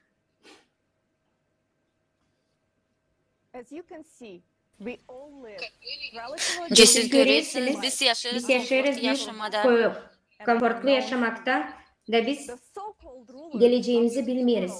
Böylelikle liderler bize anlatmayınca bu problemler, klimat problemasını değiştirecekler. Bir sürü düşman misyası gelir. Birkaç detay anlatırlar. Hani onlar savaşırlar CO2 uğruna. Bunun sonuçları böyle hani CO2 hangisini biz her kere işleriz. Böyle sonuçlara getirdiler. Onlar yalancı CO2'nin üstünde savaştılar, kazanma bir sürü para. Ama susarak pek önemli 24 yılın içinde bu klimat siklinin değişikliği hangileri olur planetlerin içinde. Bu değişiklikler hepsini görüyoruz. Bunların sayısına göre klimatın krizisi lazım da yükselsin. Nasıl hani yardım edecek bu teoriyi tutturma CO2 teorisini. Ama katastrofaların olayları sadece büyür.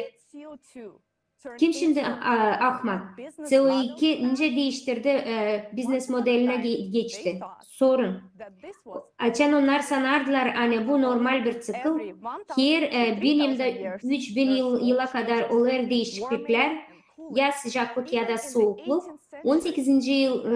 yüzyılda oldu daha soğuk. Sonra gördüler hani temperatura dünyada kalkma başladı, yükselme. Bilim adamları anladılar hani varınca faydalansınlar. Açan başladı sıcaklaşma. Onlar başladılar bu oluşları ödeme. İnsan faktörünü antropogen olarak ortaya çıkardılar. İstediler masayı kontrol altına alma. Politikacılar varınca propaganda yapsın, tutsunlar. Angları işlettirir bir sürü devlet. Vergiler, ugleroda vergilere karşı. Bunun sonucu medyalar işler büyük kampanyalara da bu ideyi onlar lazım da bütün masalara yaysınlar. Halizde biz hiç şüphelenmiyoruz hani onlar bu sonuçları yaptılar. Onlar toplar bizim paramızı hani kendine büyük evler kurma, büyük uçaklarda hem de adalarda yaşama denir. Onlar pek akıllı biznesmen. Onlar bundan kabul ederler büyük paralar.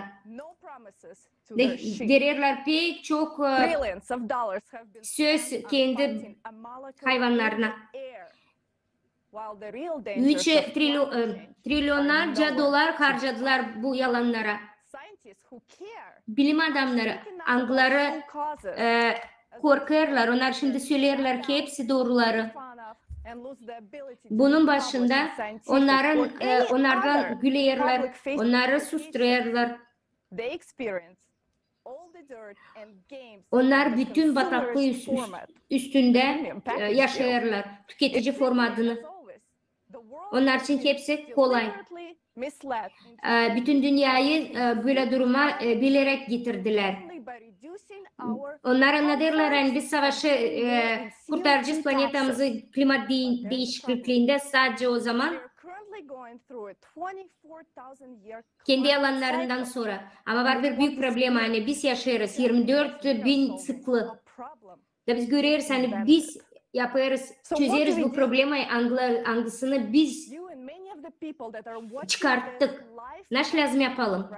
Biz hem de birçok kişi kim bakıyor bu forumu bizimle beraber siz anlarsınız hani. Bize boş kararları sundular. Biz anlarız hani bizim yaşamamız hem de yaşamamız bizim uşaklarımızın zor durumda. Hani devletimiz bize buraya çekti.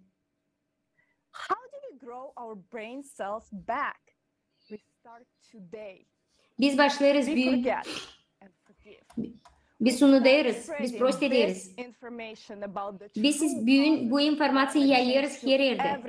Hepsi klimatın değişikliğinin sebebini.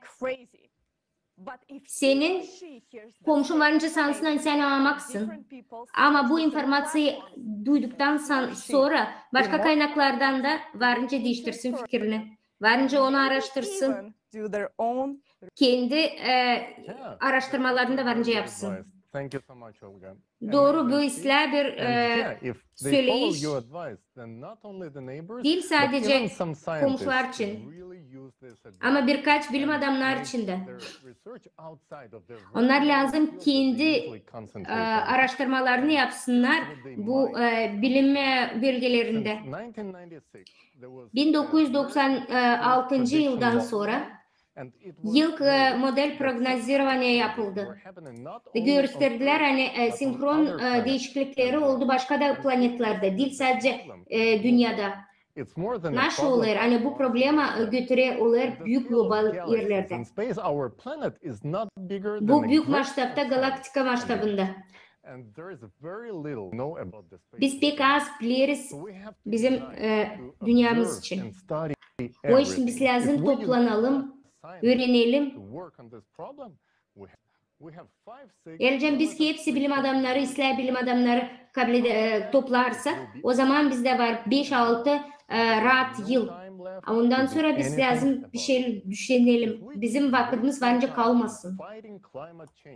Ayrıca biz devam edersek kendi vaktimizi harcamak klimanın değiştirmesine göre çıkardarsak birkaç schema o zaman biz lazım sadece sesleyelim nasıl söyler bilim adamları CO2 için.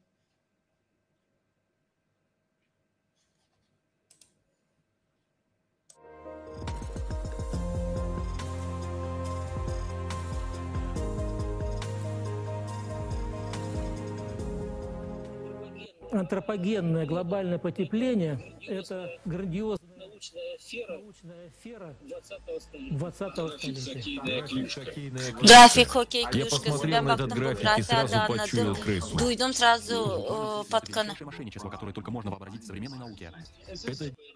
Bu Halez'den en kötü teori.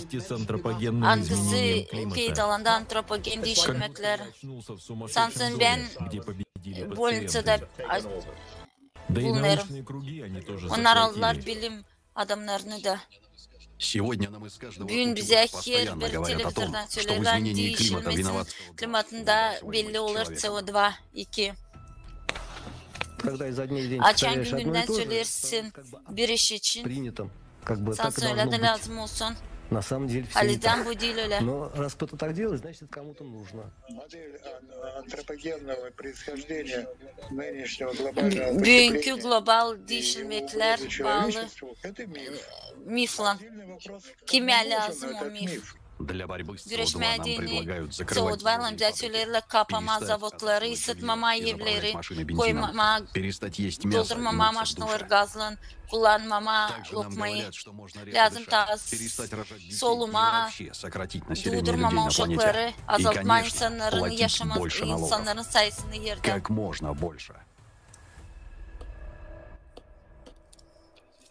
Разве это не замечательно? Bu dilin doğru. Bu dilin doğru açın. Beğenmişsin maçı Allah'ın vergileri. CO2 gazının düşme gider değil bir yıl. Neyse çıkışlar. Пока никакие меры не приведут к одной климатической конференции к другой, СО2 в атмосфере только продолжает расти, полностью игнорируя все международные права и нормы. Как будто мы платим за то, İnanarsaydınız bu istoriye, bu propagandaya, hani CO2 öldürecek insanı ya da bizi, siz inanarsaydınız bu istoriye, o zaman siz korkacaksınız, hem duyacağınız, hani siz kabahatlısınız. Da bu getirir ona, siz açarsınız kendi cebinden parayı verirsiniz bu ora. Они неэффективны и не оказывают влияния на реальное снижение выбросов Hepsi СО2 в yapılmışlar, атмосферу. getirmirler Оно ona, hani o оказывает azalır. влияние на людей или Ya на da ваши sizin кошельки, cebinize. на некоторые свободы, которых вы лишитесь. Klimat Климат и hem погоду — это не pagoda сдвинуть с места даже на dürtülmeyecek сантиметр. yerinden 1 santimetrede. Давайте проведем Geçeceğiz расследование. На каких araştırmalara. основаниях нас ограничивают и облагают Niçin bize налогами? verirler vergileri? Знаете ли вы, Bilirsiniz mi siz Haliz'den CO2 в CO2 атмосфере? atmosferede? Karbondioksit gazı, газовая составляющая. Его очень OPEC и gaz очень мало. atmosferede sadece 0,41% CO2. То есть 41 крайне binlik мало. По официальным данным, проценты. уровень CO2 составляет 400 ppm. Что это значит? CO2 400 ppm. Это миллионная Bu milyon доля. parçası. Иными словами, CO2 в атмосфере CO2 составляет 4 atmosferinde молекулы 4 на molekula. каждые 10 Her bir тысяч молекул 11 воздуха. soluyun Но нам molekusundan. говорят, что эти молекулы улавливают Da bize söylerler hani o molekulalar kabul ederler sıcağı, da hissederler atmosferi. Nice 4 molekula varınca ısıtsın bütün dünyayı Что atmosferi. мизерные концентрации могут вообще оказывать İnsanlar какое-либо varınca влияние belli на etsin климат. erkenlik Даже klimatta. школьник поймет, что никак. Öğrenci de anlayacak hani değil böyle iş. Bu değil doğru. Такой незначительный прирост просто не Yokunca может onun biraz büyümesi getirsin klimatın değişilmesine. Если вы удваиваете ничто, Eğer у вас siz все равно ikilersiydiniz получается ничто. bir şeyci bir şey de olmayacak. CO2 в атмосферу добавляет не только человек. Есть еще Var естественные источники, var такие как halis океаны, вулканы, деревья sızıntılar, и болота. vulkanlar, okean, dereler Сколько же ne тогда kadar CO2 CO2 производит ve человек? yapar bizim insan. Человека в общий рост концентрации CO2 с 1750 года 1750 за всю yıldan индустриальную эпоху endüstriyel epokanın оценивается разными içinde исследователями от 1 bir до prosenttan 12. 12%dan bu sayı büyüdü. Все Bütün человечество insan ответственно только за sadece 5% 5% выбросов sıvıdır CO2. her yıl Остальные atmosfere. 95%. Kalan Это 95% то, что выбрасывается bu из океанов и суши. sıvıdılar okyandan hem Это yer естественный üstünde. цикл. Bu Haliz'den цикл. Что до вклада человека 0,03% природного CO2 в атмосфере уже было, то в общем Haliz'den объеме atmosferede антропогенный CO2 CO2 будет составлять kuracak от 1 десятитысячных процента до 1000%'dan 12 12 десятитысячных 10 binlik процента. %'dan Человек добавил от 1 до 12 insan молекул на миллион ekledi других молекул bir атмосферы. molekuladan 12 molekuladan atmosferede. При этом нас грабят углеродными налогами и заставляют сокращать выбросы. Bizden и без того alırlar ничтожно малых vergileri концентраций burada. CO2. Savaşırlar Даже если мы azaldığım CO2'nın остановим все sıvıtmasına. заводы и предприятия мира, Erlen и biz даже karpasıydık. перестанем дышать, то к Hepsi kurumları 2050 году это приведет к solumasıydık. сокращению Bu CO2 50. yıla менее чем на getirecek 1 CO2'nın ppm. azaltmasına sadece В то время как 1%'da. катаклизмы уже сейчас уничтожают жизни людей. И Açan целые şimdi страны katastrofalar совершенно yok другим ederler причинам. insanın CO2 yaşamasını, никак не влияет на kasabaları потепление. CO2 А тем более на belirtmek него kendisini никак не влияет klimatın человек. değişilmesinde, onun ısınmasında.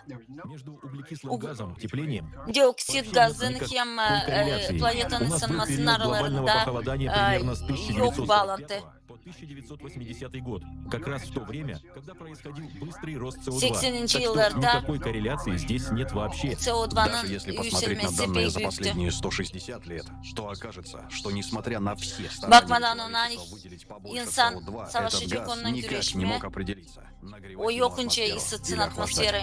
Hep öyle. И планета до начала Планета индустриальной индустриальной эпохи эпохи нагревалась и охлаждалась самостоятельно, без всякой Isınarda hem помощи sularda человечества. insansız.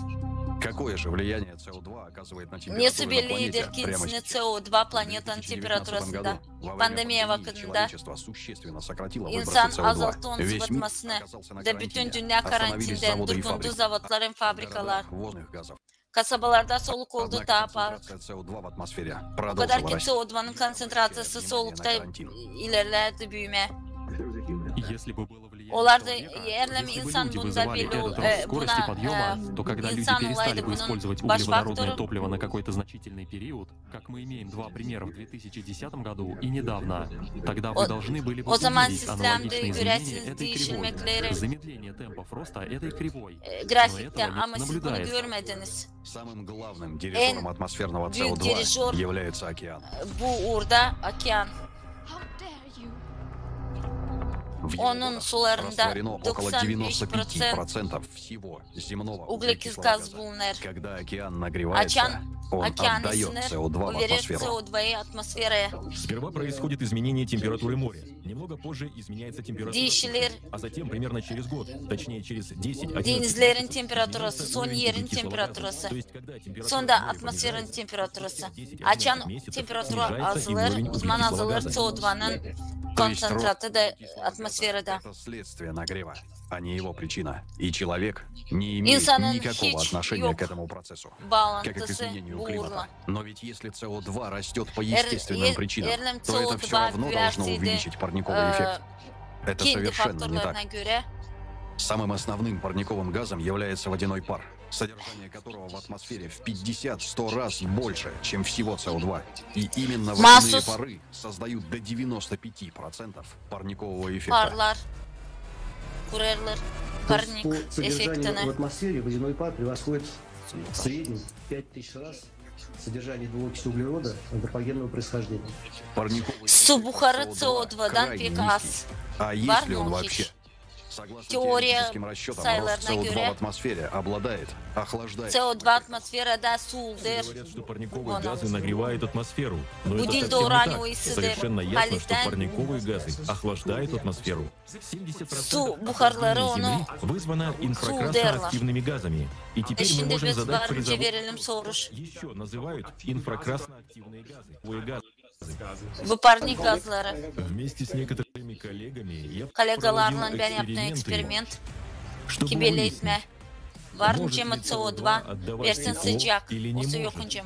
Поэтому мы Onun için построили biz kurduk небольшие teplitsaları теплицы da и savaştık. нагревать их с помощью Isıtma onları энергии güneş enerjisinden. или İçinden внутри hem dışından. с помощью Dışından. искусственного İçinde de koyduk kaminleri. В результате эксперимента получилось, Oldu öyle что hani повышение концентрации CO2'nın СО2 только kalkması тормозит нагрев атмосферы. getirdi onu hani И atmosfere остается еще ısınmadan один вопрос. soğudu. Почему Niçin сегодня büyün естественные природные источники все больше выделяют sızıntılar, СО2? niçin büyün С кем sızıntılar За последнюю verirdi доиндустриальную сотню atmosfere тысяч лет, CO2? когда еще не было никаких Daçen автомобилей и yoktu. заводов, обнаружены концентрации CO2, Arabalar значительно превышающие современные onun 700 sayıları daha ppm. büyüktü. Например, от 700'den 700 до 2500 ppm. 2,5 bin ppm adım. И эти ледяные керны говорят, здесь была более высокая концентрация СО2. O kadar ki dil birliğinden sebeplere 85. yılda bu haberleri başladılar statyalardan çıkarma. Bu vakit kuruldu mahsus konsultatif bilim adamların sovyeti. Şimdi bizim planeta geçir klimat katastrofalarından. Angları olurlar 12 bin yılın içinde. Bu sıkılın içinde planetede uyanır vulkanlar, kalkar magma. Ne getirir ona hani bizim okyan ısınır. Doğunun ısınmasından kalkar vulkanlar. CO2 bu iş içinde büyür. Da bu olur her bir 12 yıllık tıkılında. Это тест на IQ. Если вы слишком глупы, чтобы Siz это bunu понять, anlamazsaydınız, ваши мозги тщательно промыты правительствами. da sayırsınız hani global ısınmak. Вызвано вашей машиной. Isınmaya getirir sizin arabanız. Hani siz sol yersiniz. Sizin hayvanlarınız siz otman bir şey bilmezsin. Вы вымрете прямо как Siz динозавры. nice И dinozavrlar bir по şey делам, потому что вы anlamazsınız. слишком глупы, чтобы выжить. Lazım sorma her bir bilim adamına hani yalan söyler. Nereye harcandı bizim paralar? Niçin bizim paralar gittiler göre? Erlen bu dilde iyi teoriydi. Niçin kapardılar ağızlarını polis bilim adamlarına? Klimat kataklizmalarında öler milyonlu insan. Dağlar, kasabalar da biz savaşır, da biz yaklaşırız planetanın bitisine. Angısı olur her bir 12 bin yıllık tıkılın içinde. Biz lazım birleşelim ki kurma dini yaratıcılık cümlesini. Sadece bir etap var ki kuralım. En iyi yaşamayı, en iyi dünyayı bizim insanlara, bizim uşaklara değil. Bizim geleceğimiz bağlı her birinden.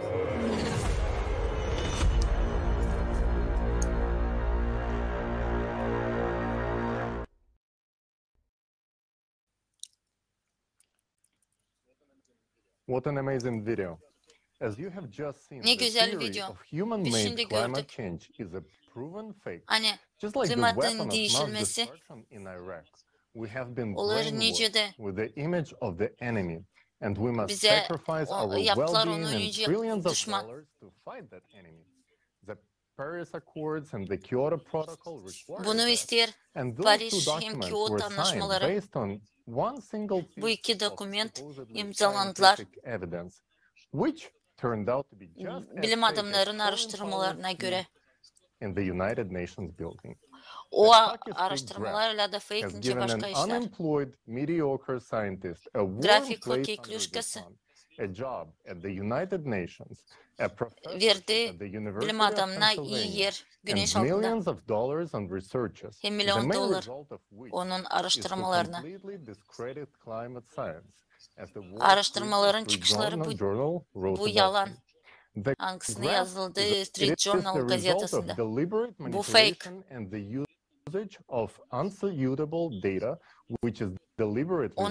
Onları kullandılar değil doğru. Expertlerin, halklar arası expertlerin grupası söylediler hani bu değil doğru. Hem de ona karşı giderler başka bilim adamlarının grafiklerine.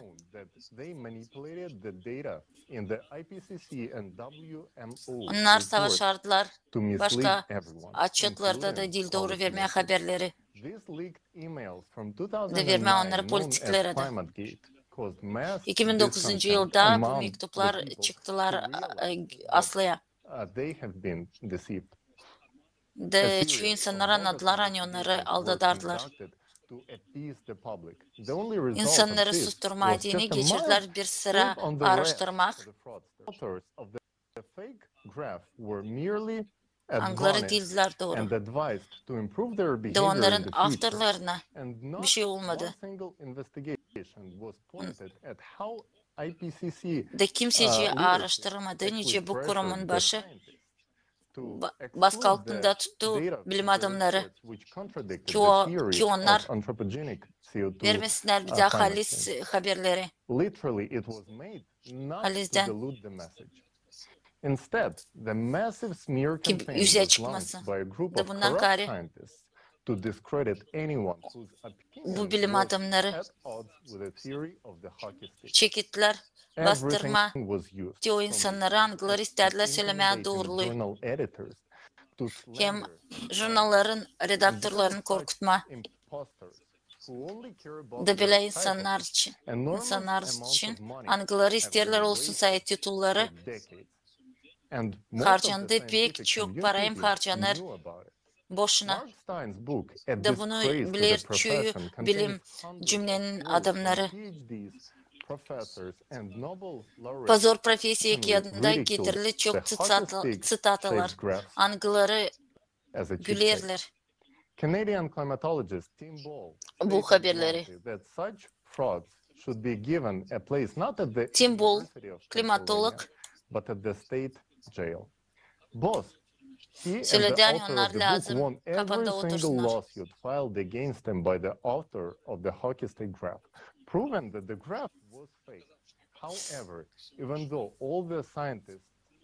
Ama bakmadan hepsi bilim adamları söylerler bunun için açık. Yüksek tribunlardan söylerler değil hepsi. Kim ister onu baskı altında tutsunlar.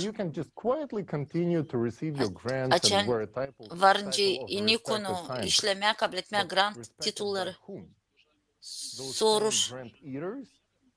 Siz hep öyle grant kabul edenler angılar kendilerini metedirler. Bize dinini ondan. Niçin bize böyle bilgi lazım? Ne biz ondan kabul edeceğiz? Ki onlar kim adlarla kendilerini bilim adamları yüksek adlı. Onlar satıldılar. De onların fikirlerinden sadece kazanma. Onlar gülerdiler. Bizim hipotezimiz için. Hani klimata bellidir kendisini dış faktörleri. Onlar şimdi anladılar. Hani bize insana kaldı pek az.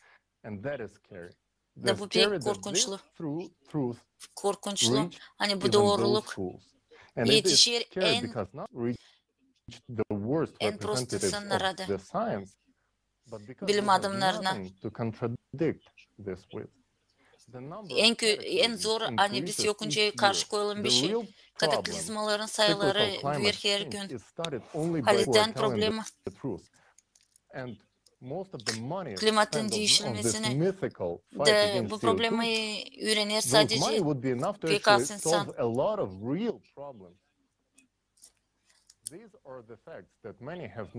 Bu faktlar algıları şimdiden başladılar açıklamaya başkaları. Da lazım bulmak kolaylıkları neyse karşı durma. Bizim bilgilerimiz pek az ki durgutma bu klimat sırlarını. Bize lazım alma onu yele. Çünkü o dağıtacak bütün dünyayı bizim dünyamıza. Da şimdi nice de her bize lazım bırakma hepsi cenkleri, kavgaları da birleşme da hepsi anlar hani tüketici formatı hem bugünkü sisteme durma erçekti da bu format dil doğru lazım kurma yaratıcılık cümlesini. Hepsi işleyi ister yaşama yaratıcılık cümlesinde.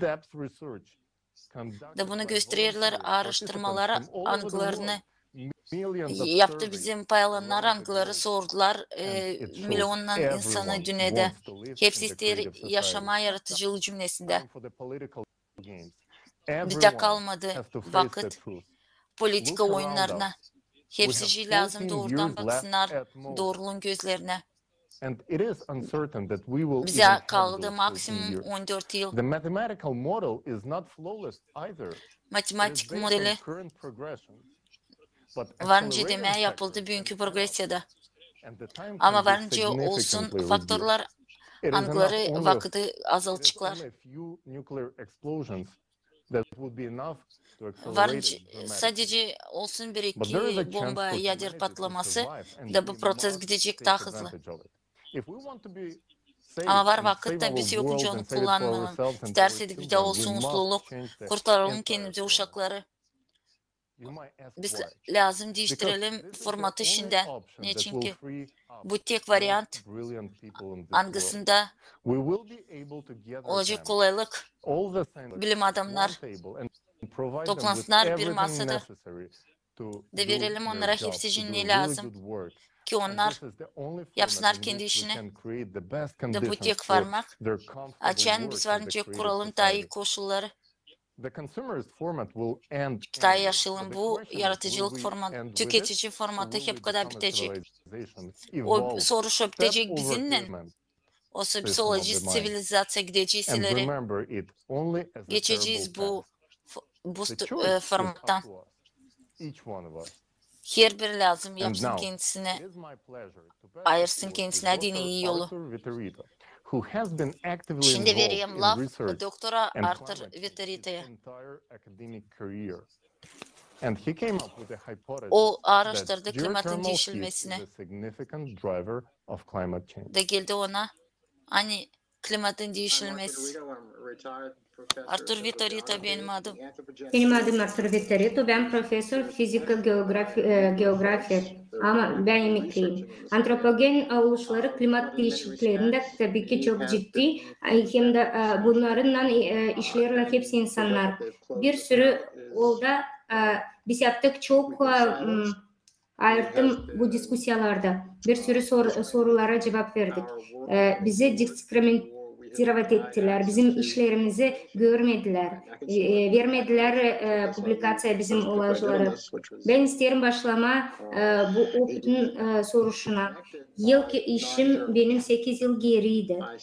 9 jurnal içinde almadılar onu. Ben onları yollandırdım araştırma jurnalların 9 klaslar 9 birinci klaslarında bu jurnallara onları almadılar.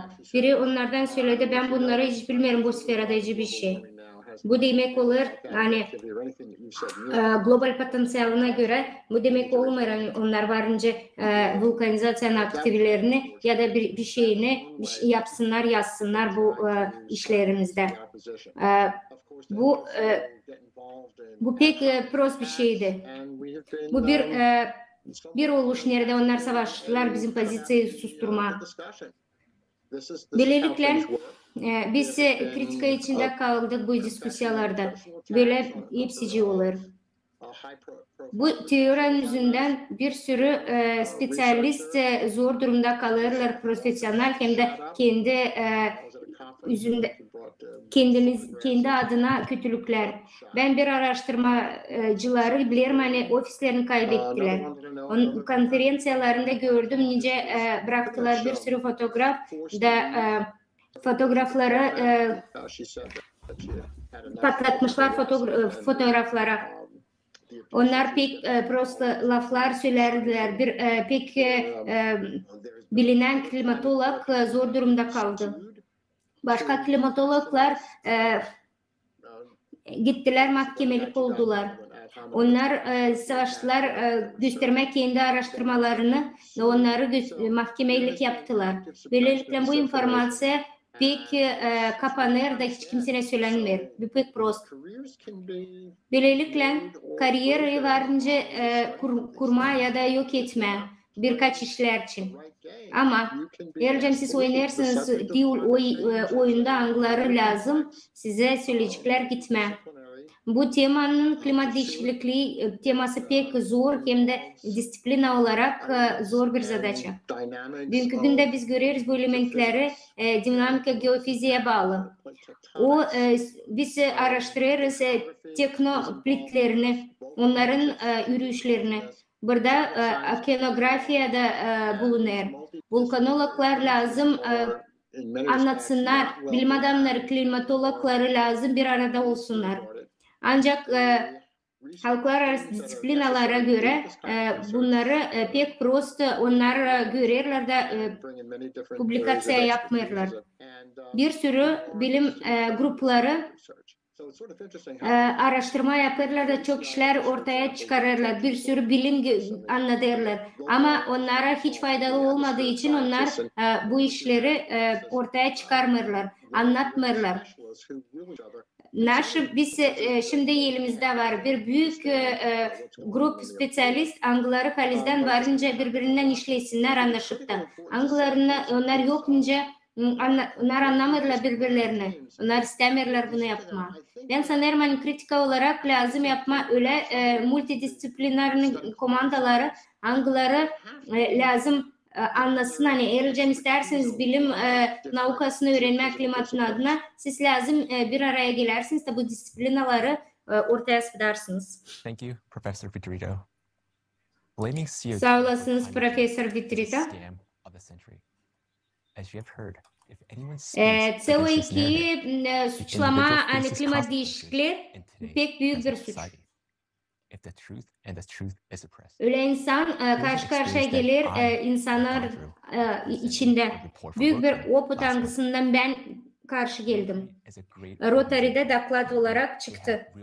Bir ay geri. Rotary büyük bir organizasyon, güzel. Onda var çok kahraman kimin işleri güzeldi.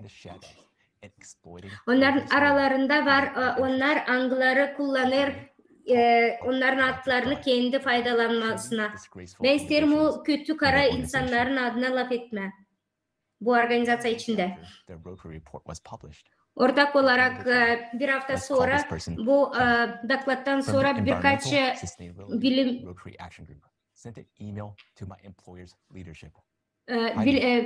onlar yollandırdılar birkaç bilgi başa. Onlar 8 publikasyayı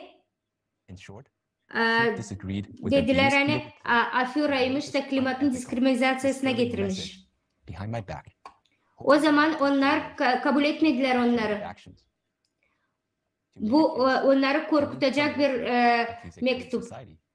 Benim onlara söylediler hani onları cezalandırılacaklar. Yaratıcı toplum kullandı, söylerlerin kullandı brandi, başka brandi. Ali büyütme insan sayısını aralarında bu dezenformasyaları kullanırlar. Hem de söylerlerin yaratıcı toplum ister insanları aldatma da bu statistika BBC'nin statistikasına göre onlar suçladılar bunları hepsini. Onlar savaşırlar bu dezenformasya kampanyasından savaşma. Bu pek silah bir pozisyon değil benim organizasyonumda. Ben geçen okudum bu mektubu. Ben düşündüm şüphelerin içinde. Ben İslam yaptım nasıl prostlu. Bilmerdim nasıl olacak öte doğru. Nasıl ben bekleyeyim bu işverenden. Varınca ben kendi ailemi doyurayım. Birkaç aydan sonra birkaç saatten sonra ben laf ettim işverimden. Ben anladım. Hani bu dokladı girince bizim dünyanın kataklizmaların hem de klimatın değişikliğinin adına bu teori CO2 teorisini benim düşüncelerimi, benim fikirlerimi söylerim de ben kendi laflarımdan dönmem dedim.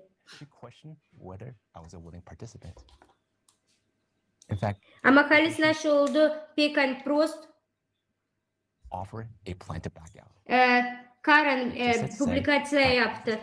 Dedi hani benim sesim dublirat ettiler. Dediler hani benim yerime başkası koydu. Halis'den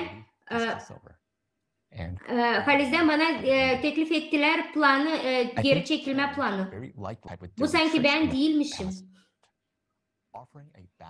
Kötü bir durum bu historianın. Geleceğim isterseniz hani insan değiştirsin fikrini de doğru söylemesin. Söyleyin ona hani dönsün kendi laflarından. Hepsiniz bilirsiniz neyle bu bitti.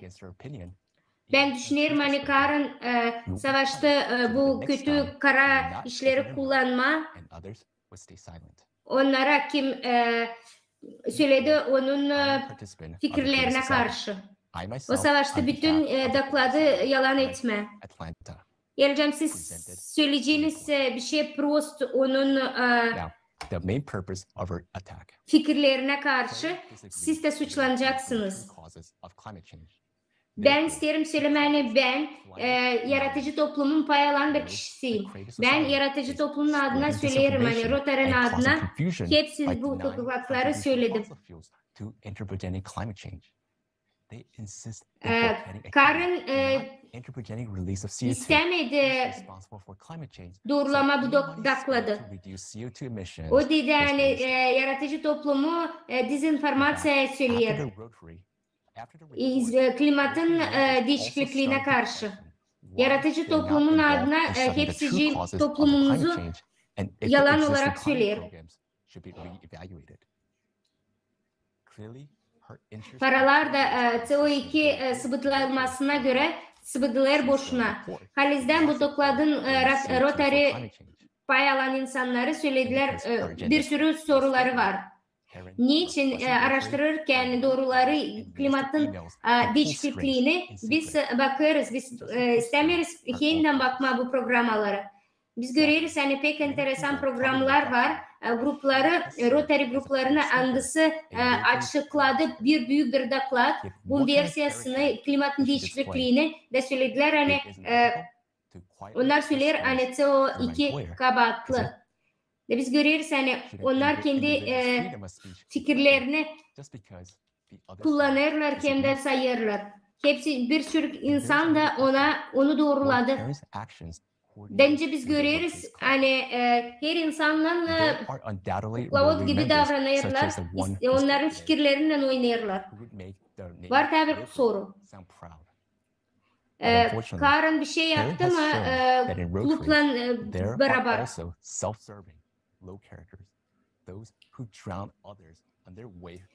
Karen anlattı hani Rotary içinde var pek prost insanlardı.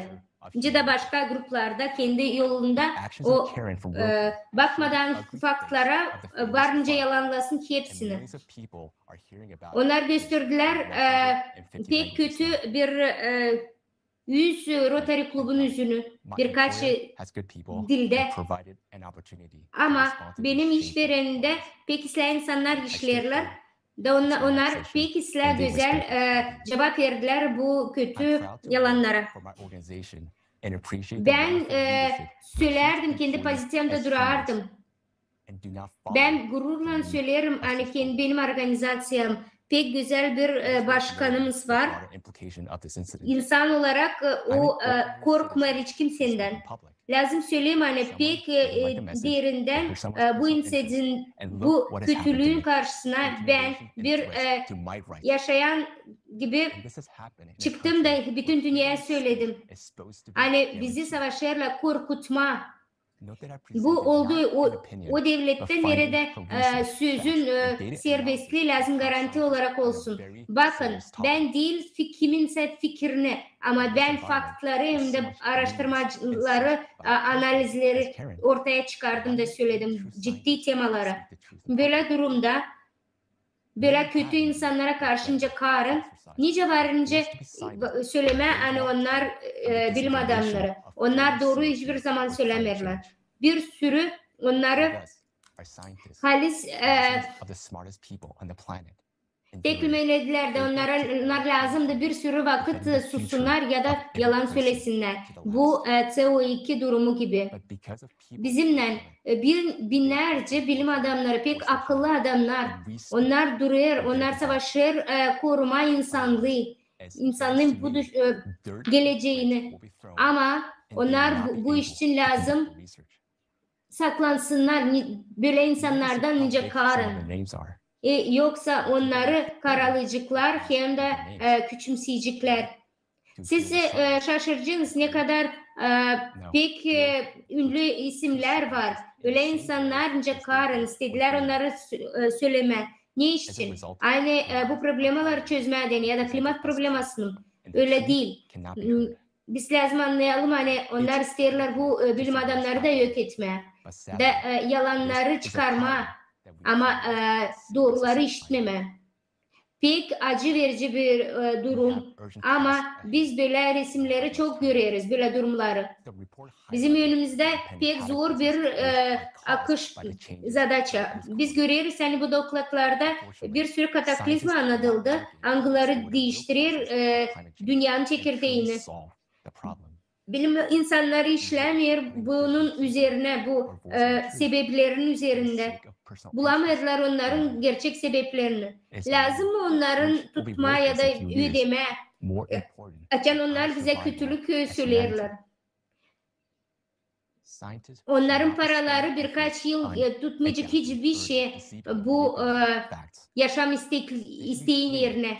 Bilim adamları dil lazım kendi gücünü harcasın.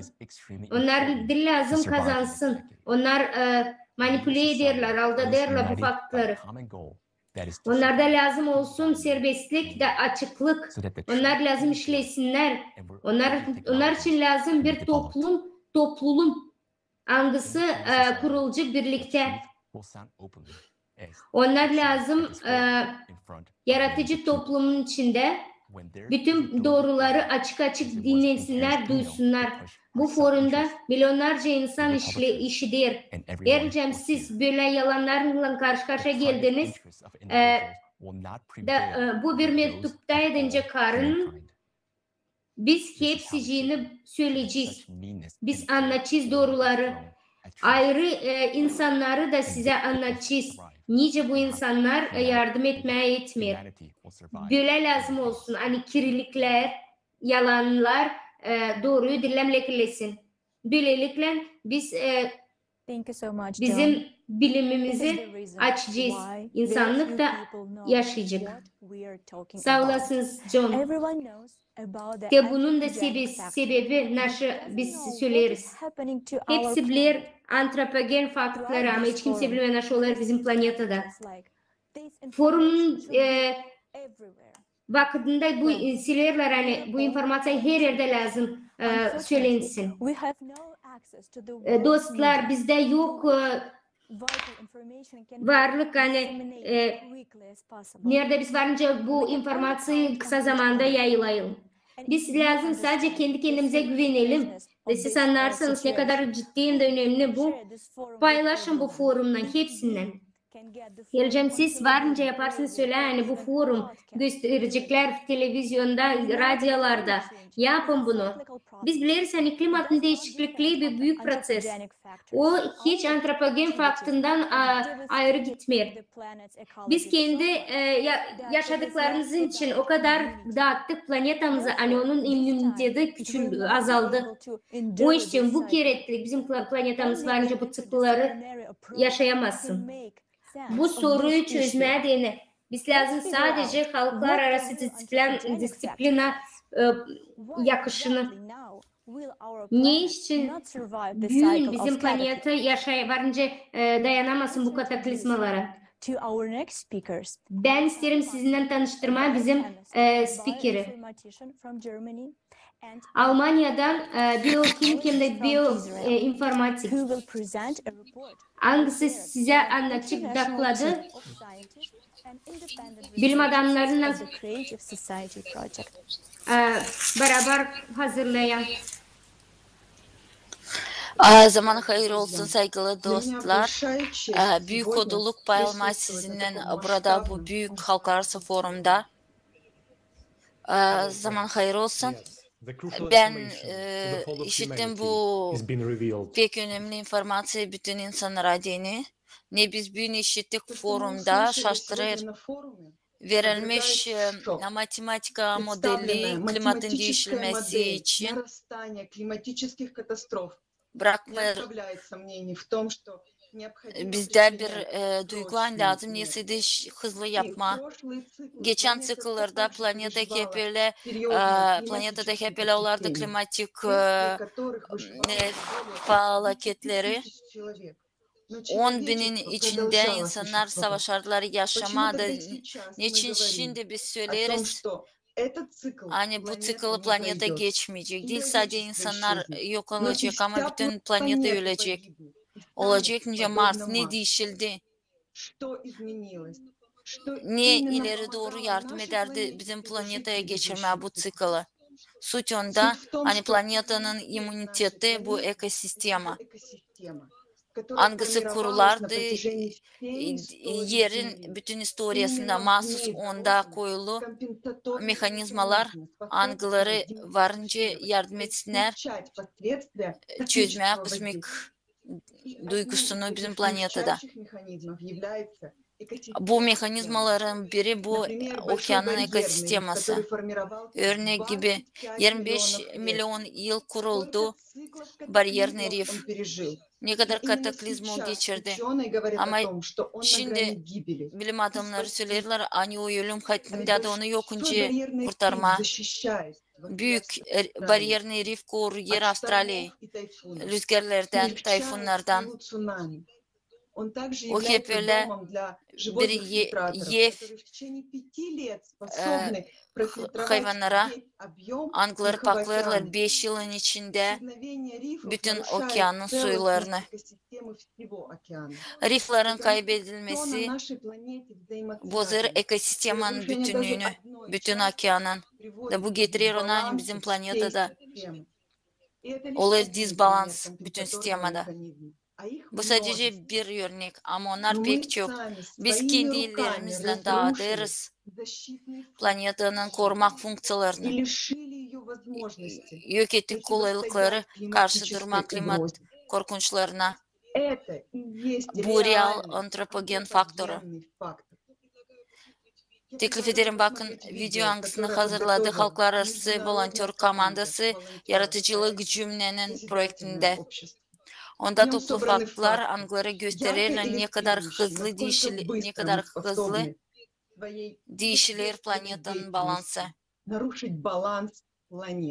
Biz kendi işlerimizle yorulduk planetayı, onun korunmak fonksiyalarını. Bizim planeta yetişir kataklizmaların pikine 12.000 yılın içinde. Her bir 24.000 yıl cikl olur da korkunçlu. Yer değil bir kere bunu geçti. Mekanizmalara göre angıları koyulu tabiatlı. Ama şimdi biz varınca hemenden yok olalım. Ne yapma? Niçin mekanizmalar çalışmıyorlar şimdiden sonra?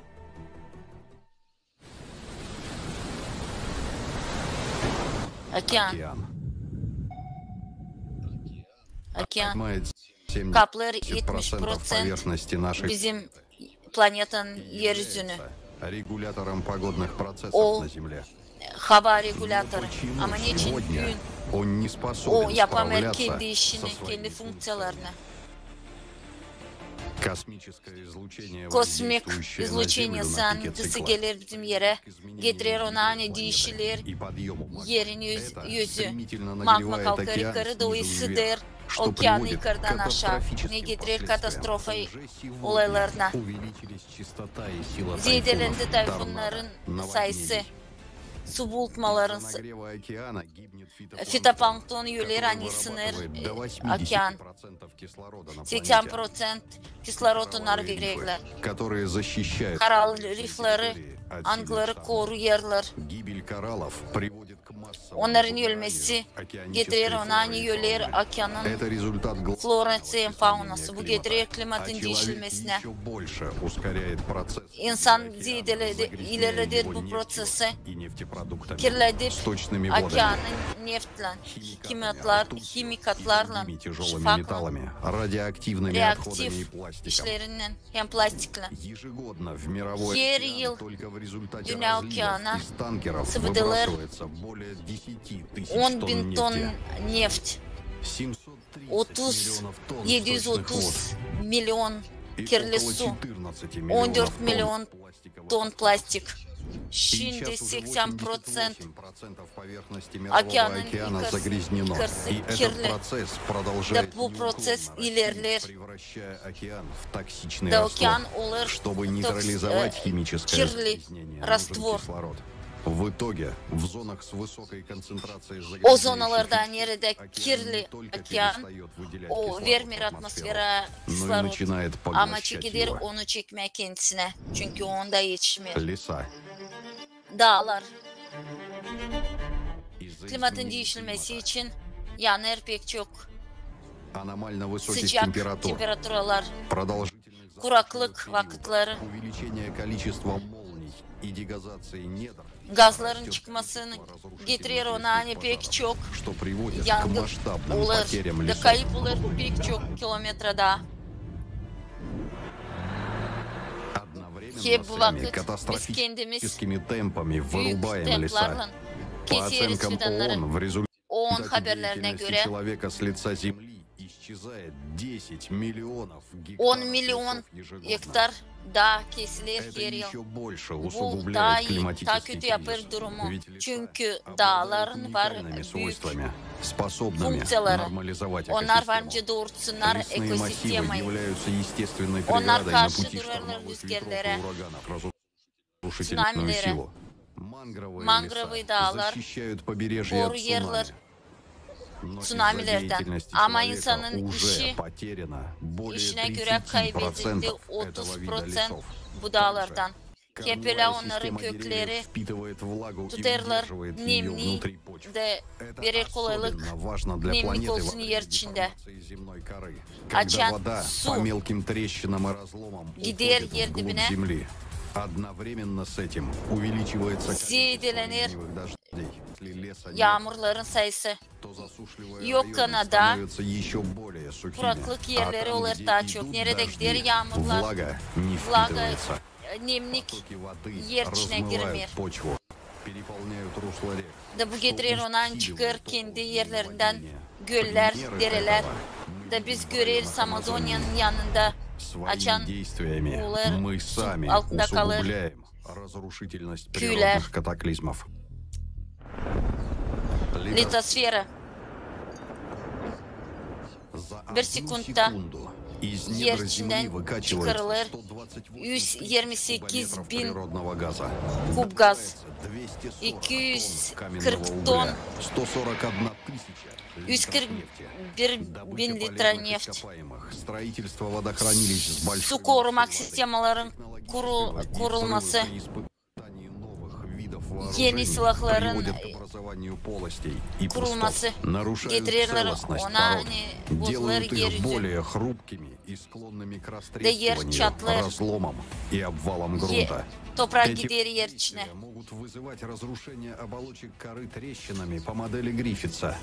Hangisi model Griffiths'e söyler, hani varınca bütün yer dağılsın. Bu vakit açan olur değişilmekler sıkılara göre. Açan magman kalkar yeryüzüne. Açan zidelenir yer tepelemeleri. Yeryüzü patlar.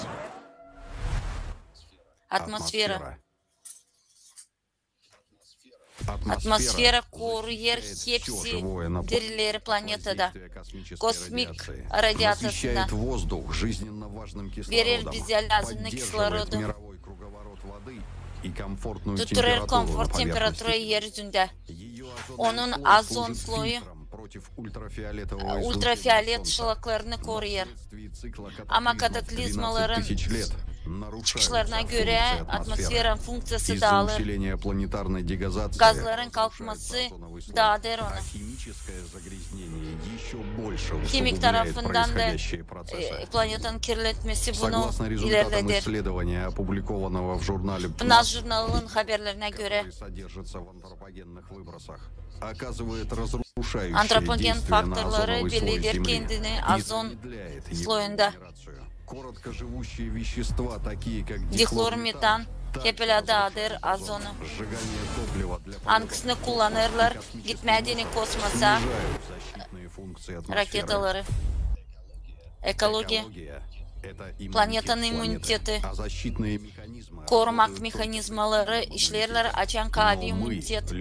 Ama biz insanlar bozduk ekosistemi. Onun için kompensatör mekanizmaları çalışmıyorlar. Bu durumda bizim planeta geçemeyecek kataklizmaların pikini. Bize lazım vakit.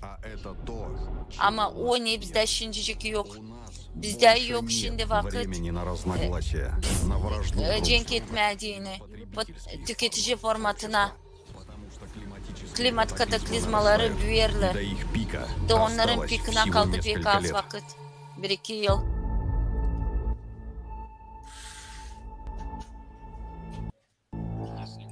Yerli biz isterseydik yaşama, insana lazım birleşme, bir tek ideyada koruma yaşamamızı. Bu varınca sadece yaratıcılık cümlede. Nerede bütün bilim adamların işi doğrultulacak çözmediğin soruşu. Eğer sen düşünerseydin kendi yaşamanı, planetin yaşamasını pay ol bu haberlerle yaratıcılık cümlesi için. Kurtar planeti. Tuttur yaratıcılık cümlesine.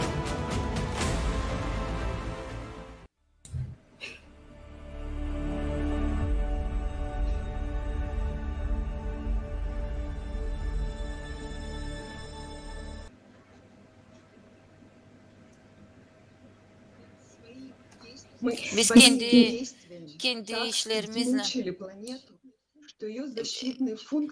bozar planeti de onun koruma funksiyaları çeketmeli işleme. Onun için planeta oldu gübür svalkası. Her yıl biz sıvıdarız 2 milyar gübür plastik.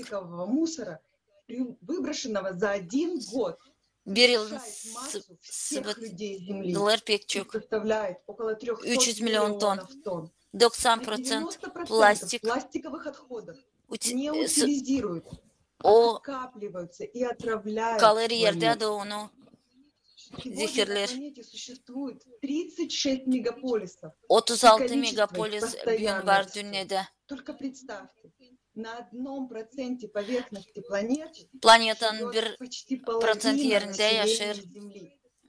И всё это Hepsi дает insanlar. огромную точечную нагрузку Da на bu getirir литосферные плиты и litosfere повышает büyük риск zorluk. разломов в земной коре. Düşünün Задумайтесь, ne что olacak? будет, если очень Çok долго давить на одну basarsa точку da на bir теле? Это приведет к нарушению bir yere циркуляции крови. da И как следствие к bu появлению getirecek ona hani повреждений и yaralanacaksın. отмиранию тканей, то есть к некрозу. Nekroza. Тоже происходит Hep bu с oluyor bizim нашей планетой. planetimizde. И одновременно с Biz этим мы kaybettik потеряли треть лесного покрова. dağların Только по çok payını. официальным данным. Biz Мы вырубаем леса с keseriz скоростью dağları, футбольное nice поле futbol в meydanları. секунду. А сокращение лесного Onların покрова, azalması оно запускает процесс getirir разрушения ona во hani всех türlü sferalarda, экосистемах. dağlarda almaklar. Леса влияют на распределение влаги, Кислород выработку az olur. кислорода. Они смягчают Onlar последствия koruyarlar климатических klimat изменений. değişmeklerini. Они являются Onlar домом для животных. hayvanların evi Но ama her каждый день gün 137 различных видов 137 растений, животных, птиц hayvan исчезают из-за глобальной утраты hayvan лесов. en başka işlerin çeşitleri kaybelir. Yes, and the extinction of only one species caused the so-called domino effect, when the chains of interconnections are destroyed. We have no idea how everything is interconnected in the nature. I will give you a simple example. Ben size getireceğim. örnek vereceğim. Bakın şimdi yerde. Bilirsiniz kurtlar yok olarsa yer içinden biz yaşayacağız maksimum 2 yıl. Başka bir örnek. Bir çöyü düşünerdi ne kadar ıslah olacaktı eğer zamanlar yok olsaydı. Ama bunlar olsaydı 4 yıl en çok. Onlar yok olacak, biz de yok olacağız. Her bir oluş görürsen ekosistemeye katkı verir. Geleceğim olur bir yerde kötülük, başka yerde de hep öyle gösterilecek. Dünyamız bir, biz bir tekne içindeyiz. Ekologlar söylediler konferansiyada. Geleceğim biz büyük bir şey yapmazsak olacak büyük ekolojik katastrofası. Ve nasıl biz görüyoruz. Situasya ekolojiyle sadece prost olur. Biz giriyoruz 24.000 tıklına. Büyük bir dağılmış ekosistemimize. 50 yılın içinde kısıldı 70%'a kadar. Bitki 10 yılın, 100 yılın içinde biz kaybettik bir sürü vid. Ne kadar daha eskiden. Bilim adamları söylerler hani biz geldik o periyoda nerede massa olarak ölümcül duruma geliriz. Ekolojiyanın planetaya büyük varlığı var. Hem de büyük korkunç oluşlara getirecek. Bu büyük bir manipüle bir organizm olarak da bunların prosesleri bağlı birbirine.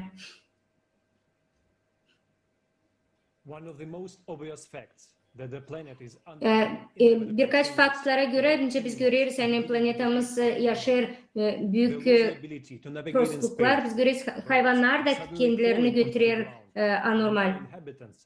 Biz görüyoruz okyanusların içinde, denizlerin içinde yaşayan hayvanlar da zor içinde. Hayvanlar varınca kendi instinktine karşı gitsinler. Onlar ölümcü değil. Bu olay o için çünkü onlar migrasya ederler. Onlar magnet anomalilerinden kaçarlar, migrerat ederler. Ben isterim soru sorma. Niçin başka ekologlar bunları anlatmıyorlar? Çünkü bütün bizim bilim yerlerde yok kompleks olarak problemi araştırmacısı. Biz lazım kuralım halklar arası disipliner bir durum. Biz görüyoruz yani çekirdeğimiz stabil değil. Büyük örnek olarak oldu. Hani okyanuslarda anormal değişiklikler olur. Birçok olayın içinde derinliklerde, okyanusun derinliklerinde balıklar da çıkar yukarılara. Olur bir sürü tsunami hem deprem. Tsunami'ye karşı bir sürü deprem belli ettik. 1995. yıldan sonra değişiklik oldu büyük yerlerde. Yerin içinden magma kalkınca biz görüyoruz hani sular okyanusta ısınıyor. Burada bizim planetanın reaksiyonu cevap olarak veriyor. Metanı hem de CO2'yi belli etmek için okyan başlar çıkarma CO2'yi. Karbondioksinleri bataklıklarda yayıyor her tarafa bu gazları. Büyük oluş onda hani dağları dağıngısını biz yok ederiz, kesiyoruz. Onlar da başlar çıkarma CO2 daha çok ne kadar alır üstüne. Bilim adamları bunları zafikse ettiler, her yerdiler. Gördüler bütün dünyada değişiklikler. Sanırız hani insanın yapılışı buna hiç sebebi değil. CO2 atmosferi ısıtmıyor, o onu soldur. Var pek önemli bir moment. Nereye gider CO2'ler? Atmosfere. Alt atmosferler ısınır, üst atmosferin katları soğur. Bu temperatüranın yüzünden bizim atmosferimiz daha sıklaşır. Biz de görüyoruz hani bizim planetamız kendi kendini koruyor. Ve biz topladık fazlaları. Hani klimatın değişiklikleri bundan bağlı. İsterim tabi bir kere anlatmak size yani bu proseslere bakarak bunların var disiplinası. Yani onlar birbirine bağlı. Biz lazım anlayalım. Hani her bir bilim adamı kendi fikriyle, kendi bilimleriyle yaklaşsın da toplasın kendi bildiklerini. Şimdi bizde ne var? Bilgi adamları hepsice öğrenir kendi yolunu ama hiçbir şey yapmaya beraber. Şimdi bilim adamları bütün topluma işlemiyor. 90% yalancı adamlardan oluştu bilim adamları. Pek ıslah akıllar, fikirler işlerler cenkin uğruna. Biz lazım bilim adamları çıkaralım ortaya da toplayalım onların potansiyelleri. Sadece yaratıcı toplumun içinde yapacağız bunu. Klimatın sıkları hep öyle bir büyük bir epidemiye. Daha büyük immünite taşlaysa daha hızlı biz iyileşiriz. Bu bir virüs gibi öldürür yavaş yavaş. Ekolojiye göre olmayan sebebin klimatın değişikliği. O olur ölümcül sebebi. Eskiden ekoloji situasyonları geolojik olarak araştırmaları belli ettiler, anlattılar hani yoktu neyle soğulma ama insanlar yaşadı, kaldı yaşamak. Şimdi bizde daha da kötü bir situasyon. Var öyle bir insanlar angıları falizden içten isterler yardım etme. Onlar yapar her farklı aktlar, yapar bilim araştırmaları. Ben pek canım acır hani bunları hepsi için onlar yaparlar boşuna. Tüketici toplumunda onlar manipüle ederler insanların bilimleriyle. Kullanırlar kendi adına onları. Yapar onlara ekoterörist. Ya da götürürler ona hani insanlar yapsın bu terör aktlarını. Onlar daha çok para kazansınlar. Onlar götürürler insanları suç işlesinler. Biz görüyoruz. Hani onlar karşılarlar sıradan insanların yaşamasına. Onların amaçları olmuyor hani koruma insanı ya da doğamızı. Var öyle bir oluş, açan bir grup, aktivist grupları gösterdi yani. Onlar İslam bir yardımcıdan banal kötü insanlara dönüştüler. Da insanların bakışını çeviriyorlar bu halis sebeplerden hem de zorluklardan. Biz söylemiyoruz onu hani ekoloji problemalarını lazım çözme. Bize lazım pek doğru koyma prioritetleri. Ve o yardım edecek mi ölümcü hasta insana alışma. Geleceğim ona kimse yardım etmeyecek. Geleceğim onun kirpiklerini kimse yapıştırmayacak. Bizim planetamız nice bir pek hasta adam gibi. Da onlar o lazım kendini kurtarsın. O lazım o yola çıkınca klimatla boğuşsun. Bundan sonra da lazım kendi kendisine yardım etsin. Ayağa kalkma. Geleceğim biz tüketici format içinde kalarsak her birimiz ayrı ayrı savaşarsak kurtarma bizim dünyamızı bize ne kalacak? 5-6 yılın içinde sadece seyretmeyince bizim planetamız yürüyor yavaş yavaş. Biz de onunla beraber. Lazım beraber davranalım. Tekrar edeceğim.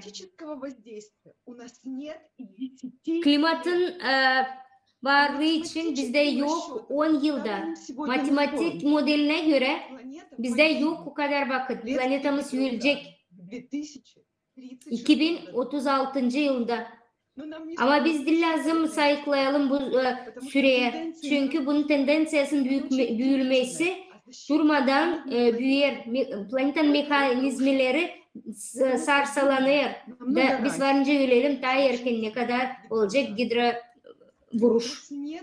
Bizde yok vakit hem de teknoloji hangisi çözecek bizim problemaları ekolojide kısa zamanda. Bizde yok vakit hani bir şey yapma. Şimdi bir sürü organizasyon savaşır kurtarma ayrı bir ekosistemada hem de hayvanları. Birileri pandaları koruyor, diğerleri Amazonka'yı, öbürler yunuslar, delfinleri. Hiç kimse biz erleyeceğim çekersek ipleri farklı taraflara biz hiçbir şeycik yerimizden gitmeyeceğiz. Biz lazım bir amaçla çıkalım ortaya yola. Biz lazım insanlığımızı kurtaralım. Ve biz bunu varınca yapalım yaratıcı toplumun platformasında. Bu bizim ideyamız değil. Bu projekt bütün insanlığın projekti. Sadece beraber biz varınca çözelim klimatın problemalarını. Ve her bir insanın yaşamasını kurtaralım. Açan biz bu problemaları klimatla çözeceğiz.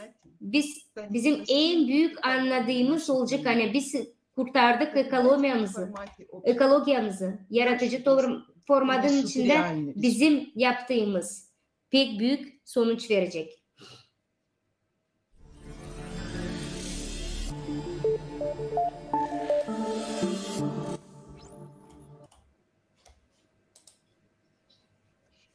Şimdi ben isterim size tanıtırma Yelena Servikova'yı.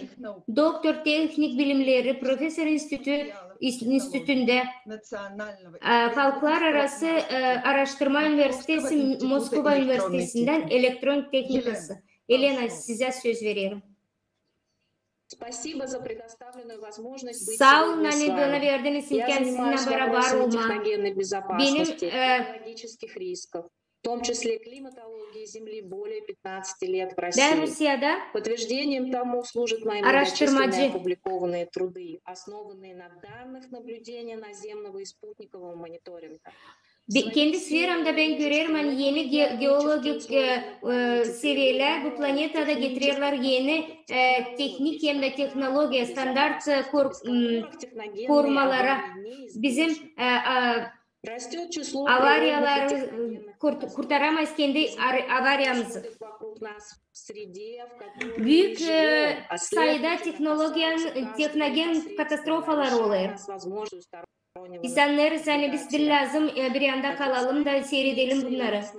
Bir sürü insan, bir sürü halk, bilim insanları hem de ana kanalları anladır pek büyük kötü haberler. İnsanlar bilirler doğruluğu, bütün informasyayı. Bilmiyorlar bütün informasyayı. Onların kafalarında yok öyle global masштабında bir resim. Zamanla onlar her bir katastrofayı görürler sanki sıradan bir situasyon. Çok bilim adamları anlarlar yani bu materyaller, publikasya kullanılır terimler. Klimat değişikliği, global sıcaklıklığı, onlar başka türlü anladılar insanlara. Ayrıca araştırma yaparsak havanın değişikliğini biz göreceğiz 8 yılın içinde her bir yıl bütün dünyada olur klimatın anomalileri. Anglarını biz 10 yıllardır görmedik. Pek büyük bir örnek Rusya'da pek büyük yağışlar, kar yağışları olur. Mayda, Sankt Petersburg'da büyük bir kar yağışı oldu. Rusya'nın centrasında. Avrupa'da her yıl büyük su bulutmaları olur. 15-20 yılın içinde. Amerika'da kar yağışı da gitgide büyük hem de korkunç olur.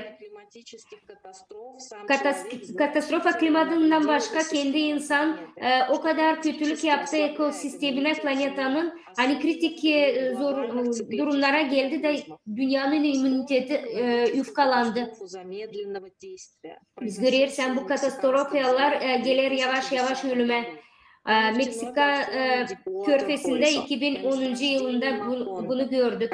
Neft platformasında Deepwater Horizon'un teknoloji katastrofası öldürdü. Dünyanın klimatını bütün planetada. Bu durumdan böyle patlamalar bu platformada birkaç borular patladı. 1,5 bin metre Meksika körfezinde 152 gün içinde 5 milyon barel nefti kaybettiler. Kurtarıcı gruplar Amerika'da savaştılar kurtarma ama 40% neftin kaldı denizlerin içinde. Böyle problemlerle karşı karşıya geldi dünya çok kere. Global sıcaklığı, okyanusun kirlenmesi, hava kirlenmesi, içme suyu yokluğu, yok etmek dağları, tropik dağları, teritoriyi yok etmek, küçültme biyo resursları. Biz bu prичиналары teknogen katastrofalarından görüyoruz. Yani bu tüketici durum insanların bütün planetada onların resursları, angıları, diri olanları yok ediyorlar. Hiçbir bu problemler olmuyor hem de çözülmüyor. Biz onları lazım çözelim. Sadece kendi tüketici vektörün toplum vektörünü değiştirirsek, yaratıcı formatı kurup da bütün dünyada bugünkü günde yaratıcı toplumu o büyük bir potansiyel bütün dünyada bilim adamları toplarken varınca çözsünler bir sürü soru. Kataklizmaların planetada kataklizmaların adına. Ben gördüm çok farklı angıların dokladlarda gösterdiler Rotary dokladında insanın geleceğini. Onlar gösterdiler bir sürü bilim hipotezleri, faktları da bütün dünyanın devletlerinde. Bugünkü günde bütün problemler global ekolojik sistemalarında onlar bağlı bir büyük global noktada. Biz görüyoruz hani pek büyük bir devlet de tek başına yalnız yoksunca çıksın başa. Biz anlarız hani bu situasyada insanların yaşaması az kaldı. по пессимистичным сценариям. Bu senaryoyu biz artık geçtik noktanın dönüşünü.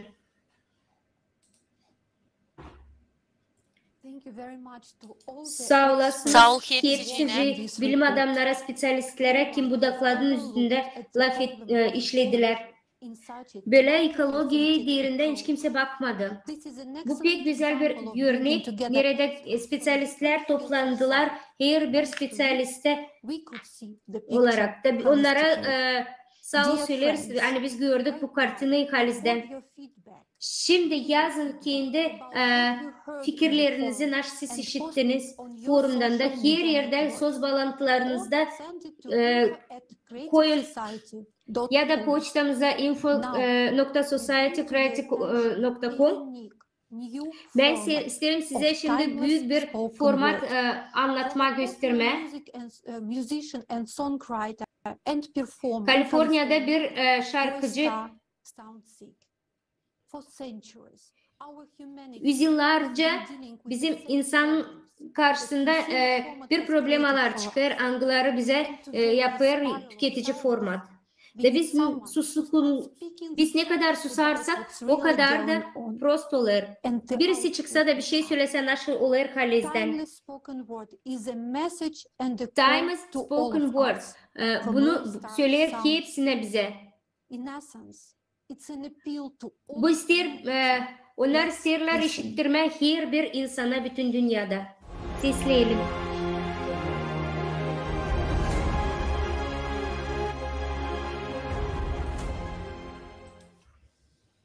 For thousands of years, we've changed borders, slogans, and officials, but we've never managed to wipe the slate clean.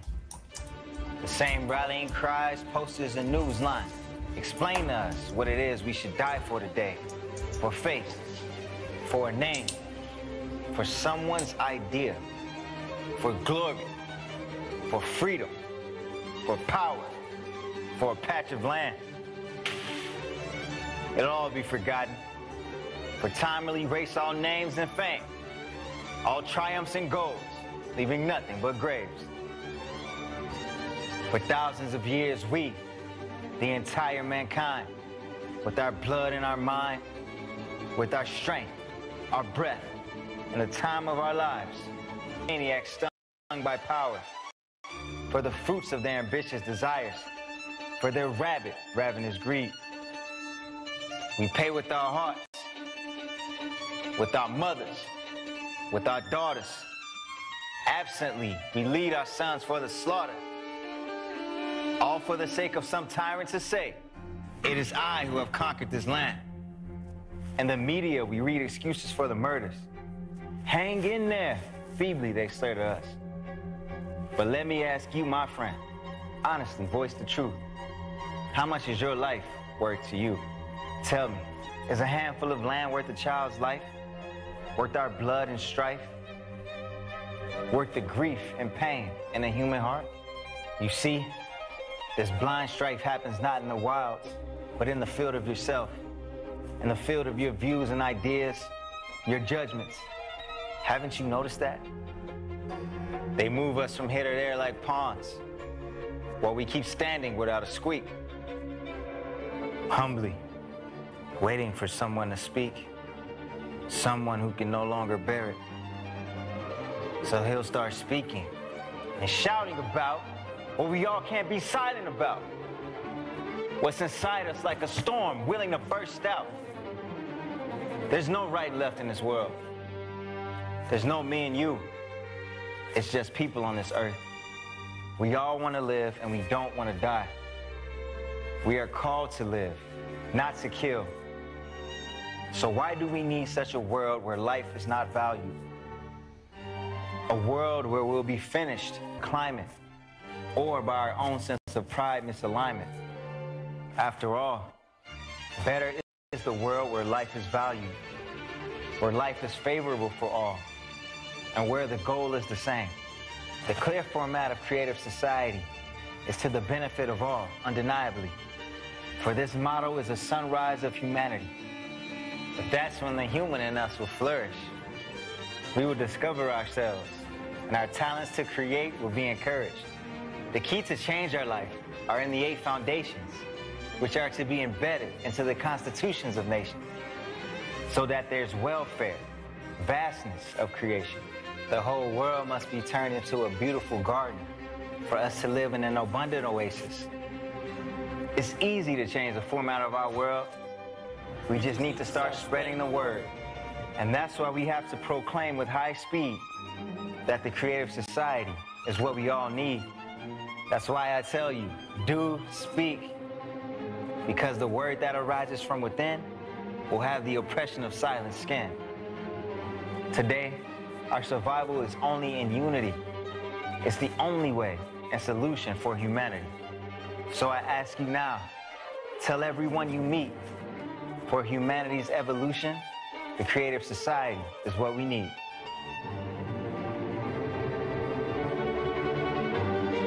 The creative society, we need to make it a reality.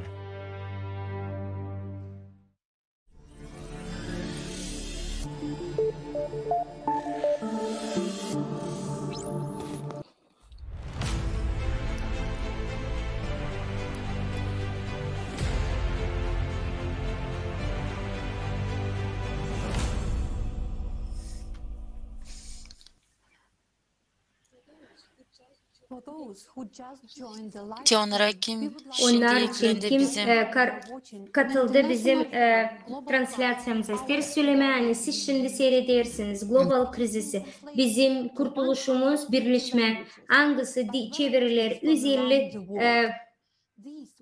dile, bu 150 dilin için bu 150 dilde laf eder 90% insan.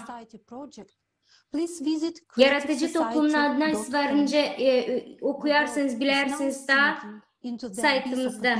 Şimdi dünya global kriz içinde. Büyük katastrofalara, bugünkü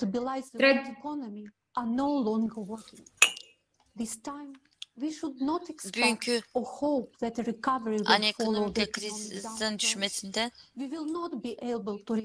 biz kaldıramayacağız bugünkü ekonomik sistemasını. Biz şey için göstereceğiz ne için?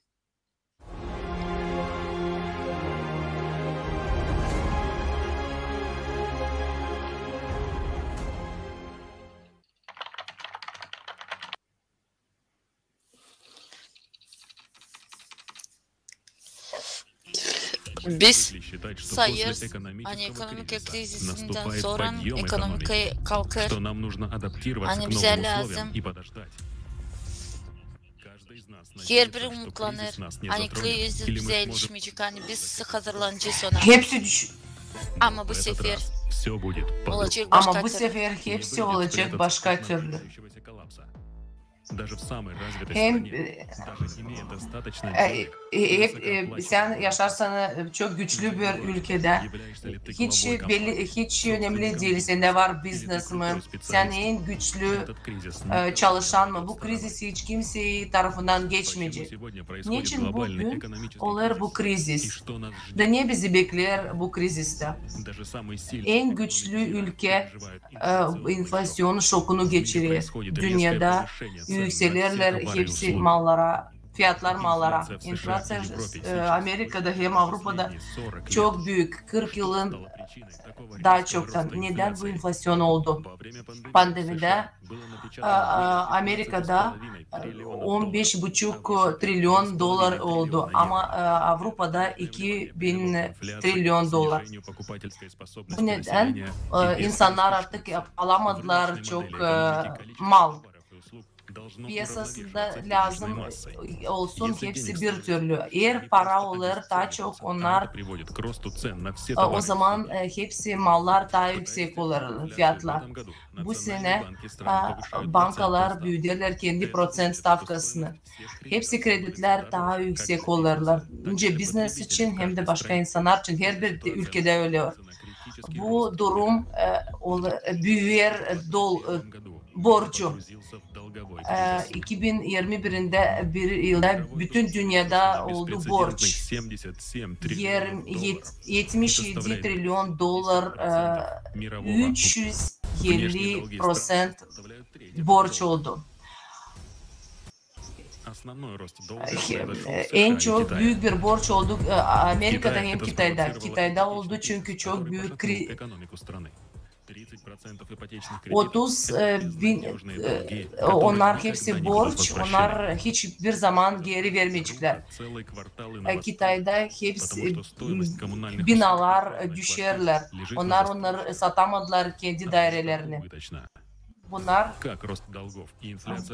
nice bu yüksek fiyatlar yükselirler, nice onlar krizise olacaklar.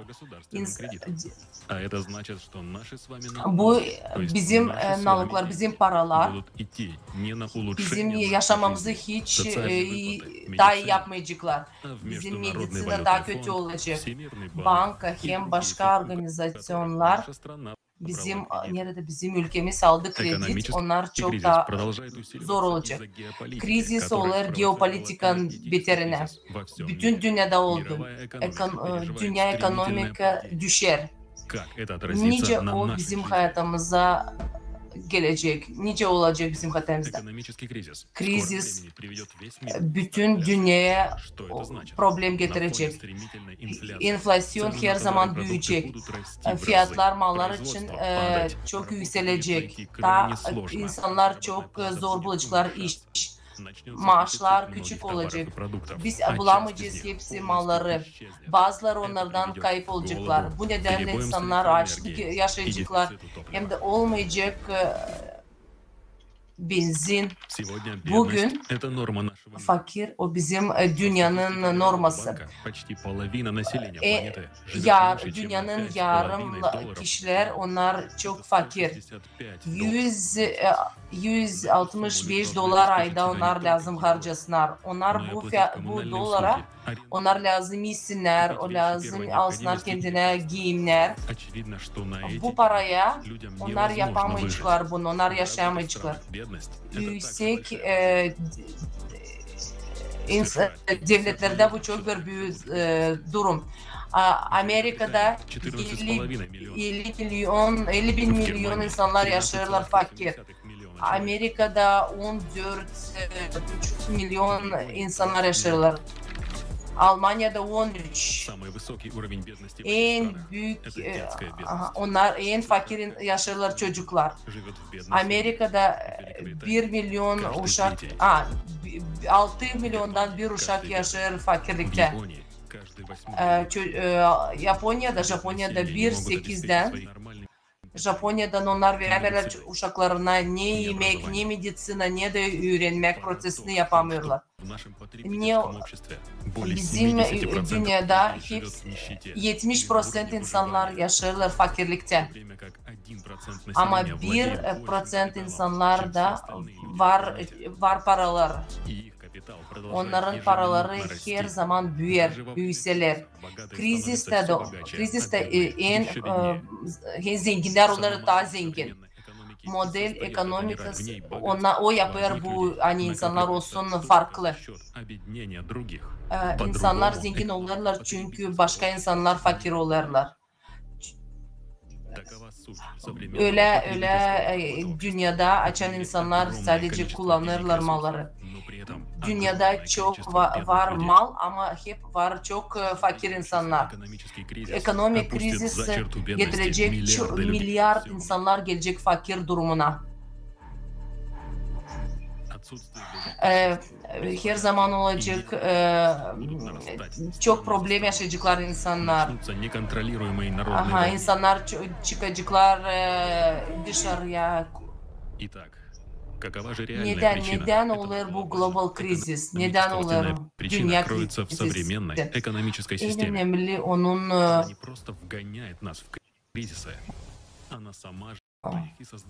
büyük sebebi çünkü bizim dünyamız kendi misyonu getirir.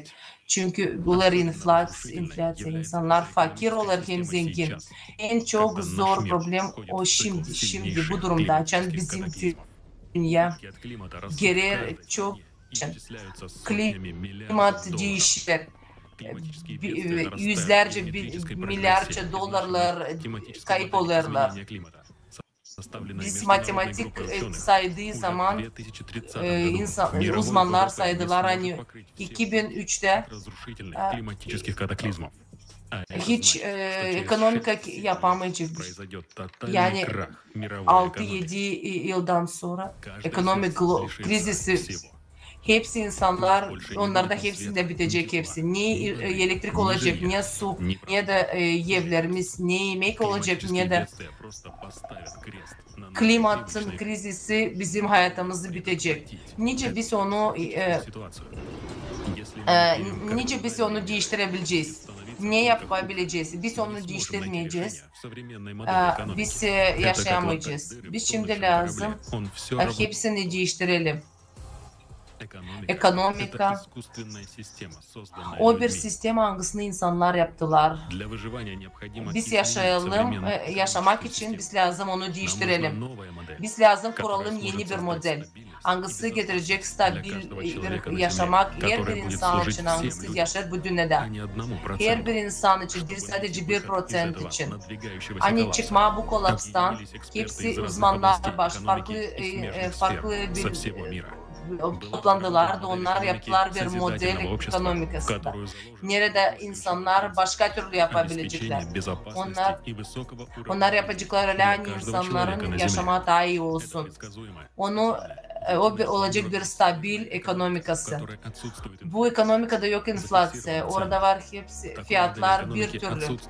Orada yok nalog yok insanlar için. Krediler prosentsiz. Bu modelde her bir insanın olacak iyi, onun olacak yaşaması, medisinası hepsi onlar olacak parasız. Bu ekonomika yapabilecek hani hepsi insanlarda olacak yüksek standart yaşamasını. Hepsi insanlar konforlu bir hayat geçirecekler. Bu modeli yapmak için, kurmak için biz lazım hepsimiz toplanalım. Uzmanlar. Ama pek önemli biz lazım isteyelim hepsi insanlardan yanlar kayıl olsunlar da yaşasınlar bu dünyada. Biz hepsimiz birlikte, hepsi katılırsa, hepsi istekle katılırsa yapabiliriz. Bizden bu bize bağlı. Bize bağlı nice biz yaşayacağız yarın.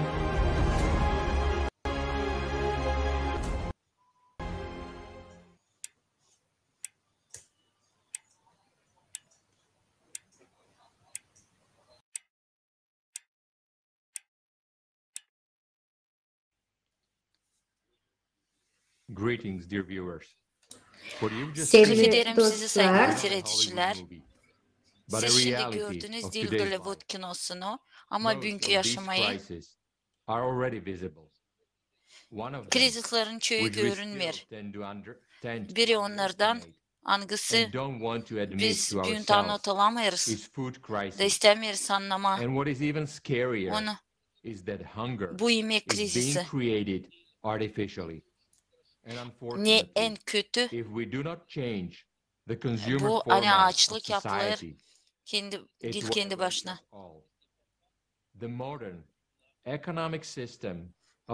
Açlık bile olur hepsinde. Tüketici formatı bu kurma krizisleri, enflasyaları. Hepsi resurslar verilir değil insanlara ama sadece 1% yaşayana. Bu vakit kalan insanlar varınca alsınlar daha az yemek.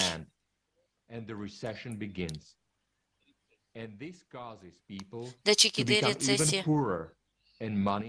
İnsanlar onlarla daha fukara. Paralar daha çok giderler piramidanın yukarısına. Türlü ekonomik sisteması getirir fukareler.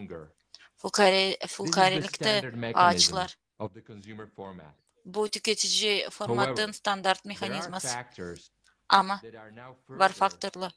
Angıları bugünkü gün zorladırlar bu durumu. Bu faktörler geopolitika uğrunda. İlk, klimat повесткасы. Bu CO2'nın sıvıtmasının azaltması. Azaltma yemeklerin sayısını. Niderlandılarda kabinetler karar daha sıvıtma azotu. Bu getirdi ona çiftçilik uğru azaldı. Niderlanda. Bu ikinci devlet angısı verir dünyaya en çok yemek malı. Fermerler oldular durumda. Açan ekonomik tarafından zor oldu yapma, büyütme malları.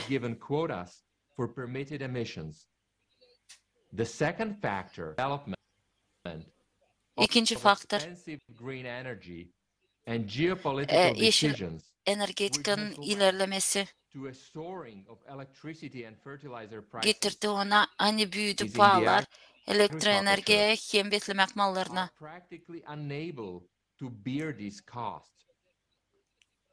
İlk çiftçilik kampanyaları alamırlar onları.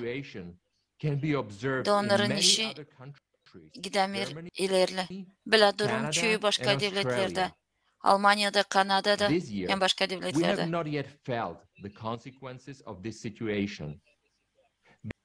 Biz daha duymadık bu durumun çıkışlarını. Ne çünkü geçen yıl vardı iyi bereket ama gelen yıla böyle bereket olmayacak. Bu kışın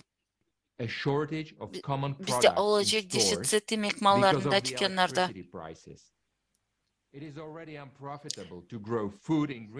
Şimdi teplitsalarda büyütme yemekleri değil rentabil.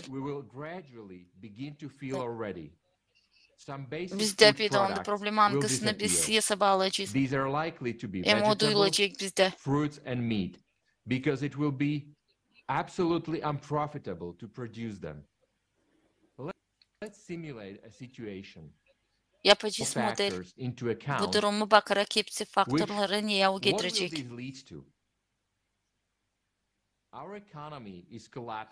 Bizim ekonomik dağılır. Da biz gireriz zor ekonomik krizine insanlar. Onlarla daha fukara. Onların satın alması düşer. Bu getirir geopolitika krizine. Onlarla oluşlar, durumlar açan çiftçi yapıcıları yapamırlar, büyüdemirler malları. Yok kanamal, yok para. Nasıl olacak çıkış? Yemek malların paneri. Payedeli 3 dünya korporasyonun aralarında. Angılarını tutar finans fondları. Angıları işlerle birbirine. Now let's imagine this situation. There are far fewer goods in the world. Şimdi bakıcı durumu. Dünyada oldu daha az mal, pahalar daha yüksek olur. Düşünecek mi korporasyonlar bütün dünyada ki yetinmek hepsine? Böyle iş olmayacak. Tüketici formatında nerede başlayıp bu gelirler? Tüketici formatında hükümetler savaşırlar düşünmeme kendi insanları için. Bu korporasyonlar verecekler malları sadece onlara kim verecek daha çok para.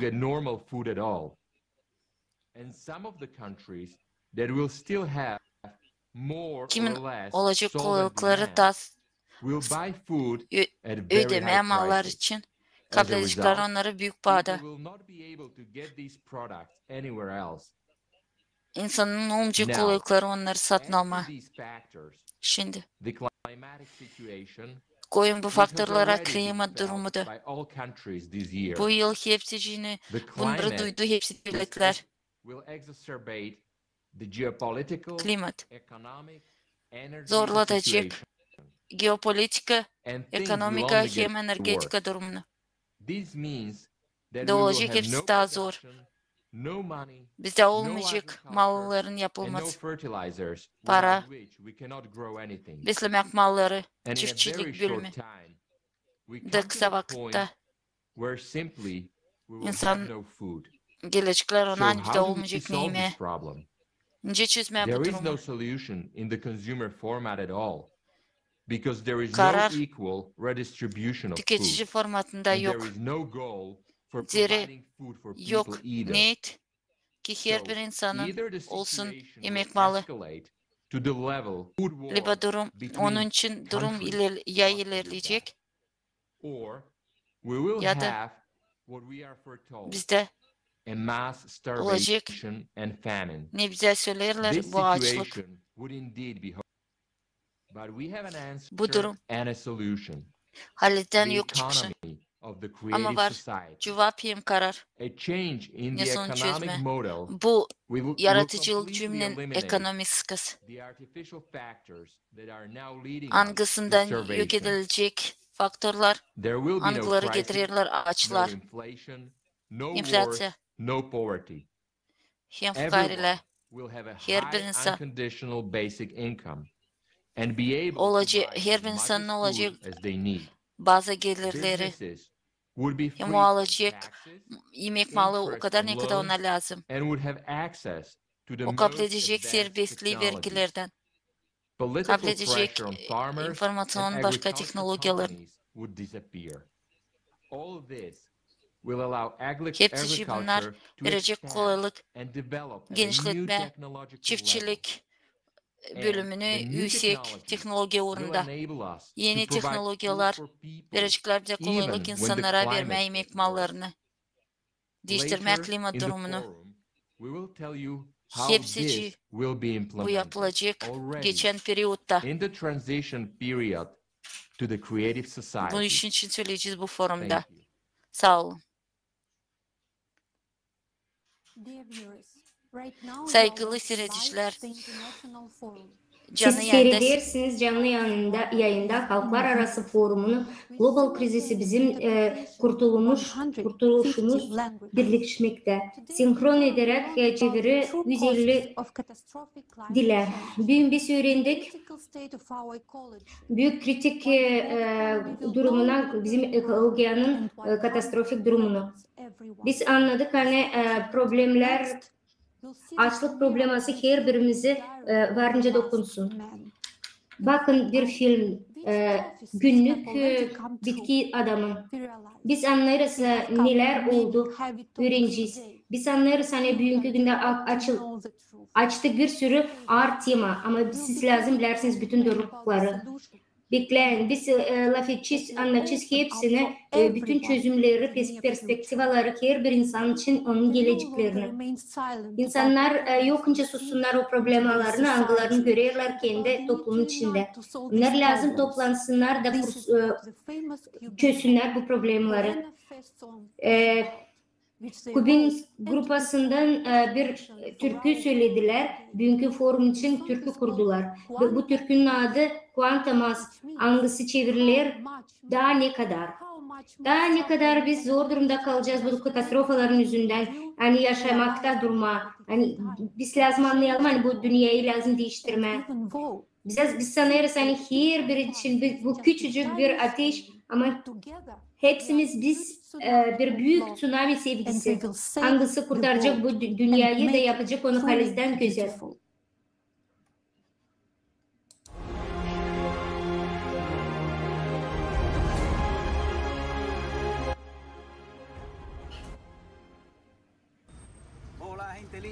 Selamlarım sevgili insanlar. Benim grubum Buanafe. Biz isteriz size selam söyleme. Global krizisi bizim kurtuluşumuz birlikte. Bugünkü günde biz böyle düşünüyoruz da hiçbir şey kötü yerlere getirmeyecek. Hiçbir şey başkasının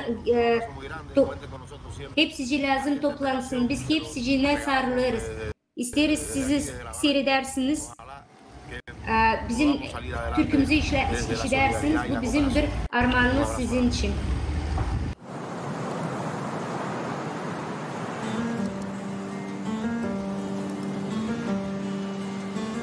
Cuánto más hará falta el sermón del poder del amor. Cuántas veces se invoca la paz y a la conciliación. Cuánto tiempo invertido en forjar una idea del respeto. Que una vida siempre importe más que suntuosos objetos. Cuántos más libros, audios, películas son necesarios. Alertando del mismo destino de los dinosaurios y otras guerras que nuevas catástrofes, cuanto más crueles, como masa de nuevos Caínes sintiéndose Abeles, cuanto más, cuanto más. Abismos, dilemas sustanciales de un sistema que acepta el rey Midas de una humanidad suicida. Ego parece tan pequeño pero apeco dominó, se esparce, expande y crece y alumbra, blanquea toda justa y nueva idea donde favorezca nacimiento. Comienza conmigo, que mi abrazo sea tu abrigo. No hay ganador si muere el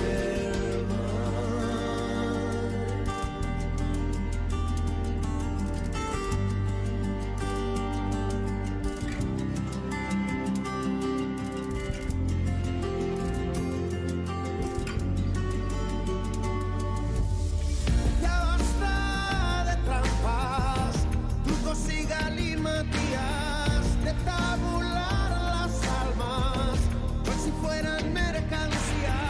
La lluvia y la nieve, gotas que montañas mueve. Hará falta un gran ciclón que transforme este relieve. Que la ciencia prevalezca por sobre las soldadescas.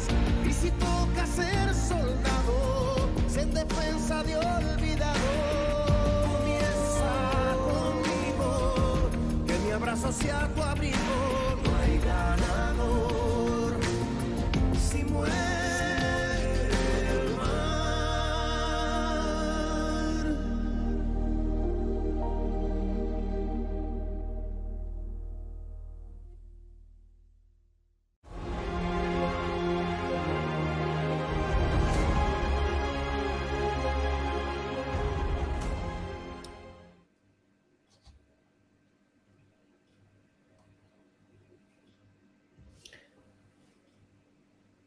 Çok büyük sağ ol söylerim. Kubinski grupaya Buenafera bu türkü için hangisi bizi derinden duygulandırdı.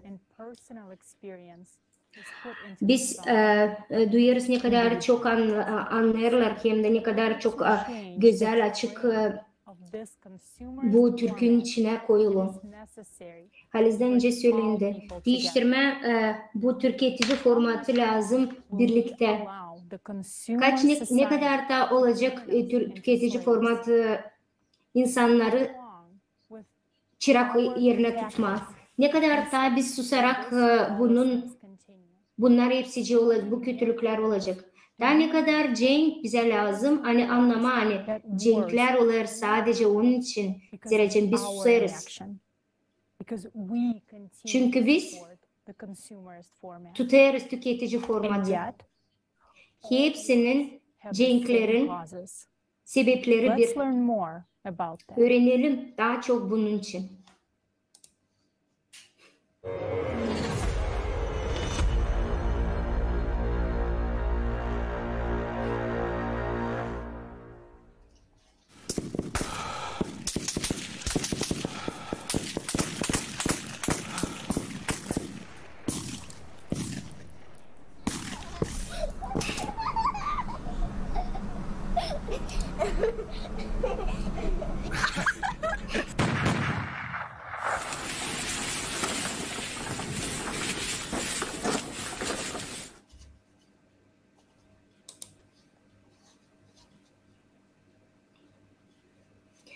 Bitki 5 yılın içinde insanlık historiasında dünyada oldu 292 yıl boyunca cenkler.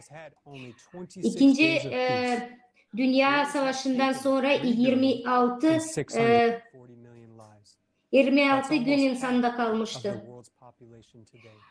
3 milyarda kadar götürdü canlarını bu cenkler.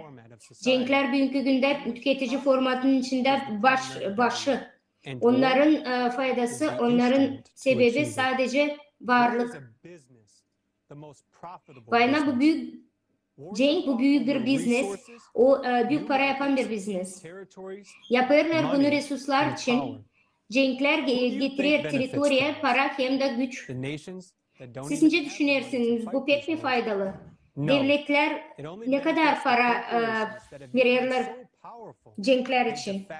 Bu sadece korporasyonlara faydalı. O kadar büyük hem de o kadar de facto onlar kurarlar devletleri. Onlar için pek önemli bu varlıklar. Bilirsiniz ne kadar öderler? Biz onları öderiz, değil kimse. Unutma, cenkler olmuyor. Onları kuruyorlar baştan. Eskiden, ileriden. Onlarca yıl boyunca önceden bu cenkleri kuruyorlar. Cengi başlama denir lazım. Toplumun karşı karşıya çıkarma bu cengi kurma denir.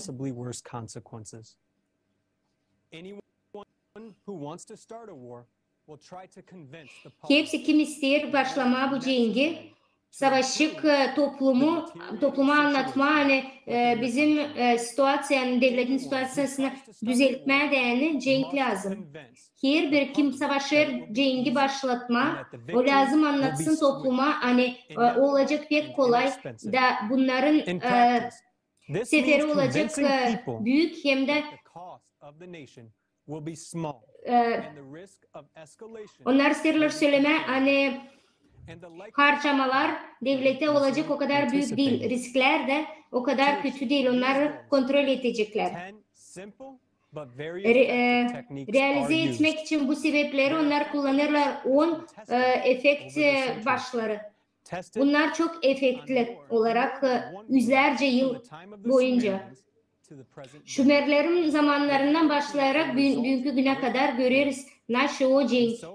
Onlar garanti verirler, hani rezultat olacak pek güzel. Ve o işinler kullanırlar agresorları hem de insanlar, kurban olan insanları. Şimdi sen işiteceksin, hem de öğreneceksin. Nasıl onlar yaparlar, hani insanları çekme cenklere değil. Birinci prensip. Biz istemiyoruz cenk, biz sadece korunuyoruz. Bu cenk propagandasını sokmak için pek lazım insanlara anlatma, hani biz istemiyoruz cenki. Bu başkaları, onlar başladılar bu cenkleri. Biz sadece lazım korunalım. Bu prensibi kullanarak, pratik olarak her bir cenkte kullanılır. En önemli hani insanlara sözünü anlatma, hani prost insanlar haz etmiyorlar bizden. Biz lazım anlatalım, hani politika ölümleri, terör aktları hem de başkaları büyük sebep. Bu duygular insanların itirir böyle cenklere. İkinci prensip. Sadece kötü insanlar götürür sorumluluk bu cenk için. Liderler, bunlar halis şeytan, bunların halis kötülük olduğunu biz hepsimiz biliriz. Dil lazım hepsi insanlardan haz etmeme. Düşmanın bakışı lazım, insanlar bilirler, hani onlar bilirler, hani onların düşmanı pek kötü hem de kendini satan bir insan. Dördüncü prensip. Biz isteriz koruma, iyiliği değil sadece kiminse isteklerini. Ekonomik olarak hem de geopolitik olarak amaçları bütün cenklerin maskelerin altında tutarlar. Onlar anlarlar bu maskelerin içinde hani cenkler insanları koruyorlar kötülüklerden. Onlar teröristleri yok ediyorlar. Onlar istiyorlar diktatörleri yok etme. 5. prensip. Düşman pek kötü. Anlarlar düşmanın hayvanlığını da anlarlar hani pek kötü işler yapar sadece düşman. 6. prensip. Biz prost yapmarız. Bizim sadece kurallara göre savaşırız. 7. prensip. Biz saklarız hepsi kötülükleri. Biz görüyoruz hani düşmanı varınca düşman çok işler kaybetti. Biz savaşırız hani bilimsel olarak inteligensiya olarak cengi kullanma. Dini olarak bu idealleri de cenkler içine sokuyorlar. Söylüyorlar böyle lozunglar. Bizim pek ayozlu işimiz Allah bizimden 9. prensip. Pek net söylüyorlar hani kim ister kim bizden şüphelenir o da bize veriyor propaganda yapar. Her bir opozisyon istemirler işitme. Liderler söylüyorlar her devletlerden söylüyorlar hani onların liderlerin istekleri bu ülkenin ya da devletlerin istekleri. Bu prensiplerin efektifi total olarak pek kullanılır medyalarda. Böylelikle biz hiç yokunca anlayalım ne kadar doğru bu informasya çıkıyor. Kurbanın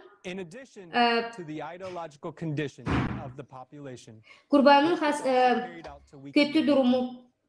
İdeolojiyadan gayri bütün insanlar götürülür işe atılır.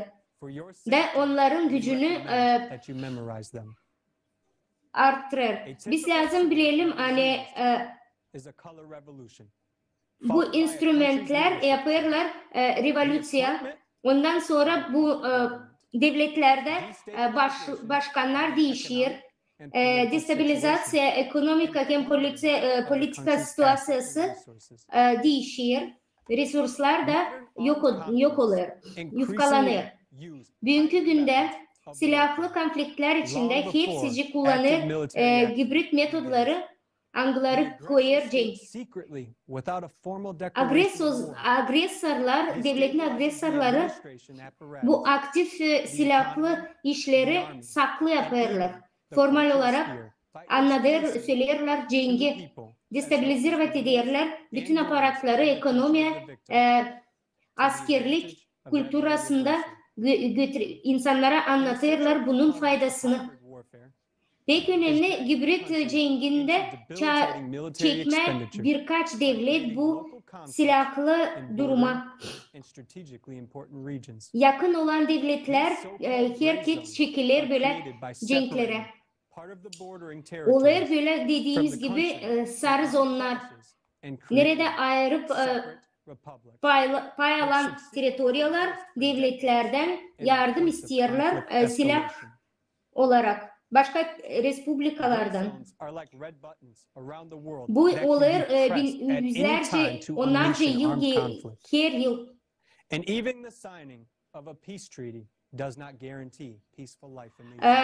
Bu zonalar kırmızı noktaya getirirdi. Her momentte varınca bu kırmızı düğmeye basılsın da çözsün bu konfliktleri. Açan hepsi koşullar yapılır, yeterli sadece bir durum hani öldürmen bu politika liderini hani başlama dene büyük bir cengin başlangıcını.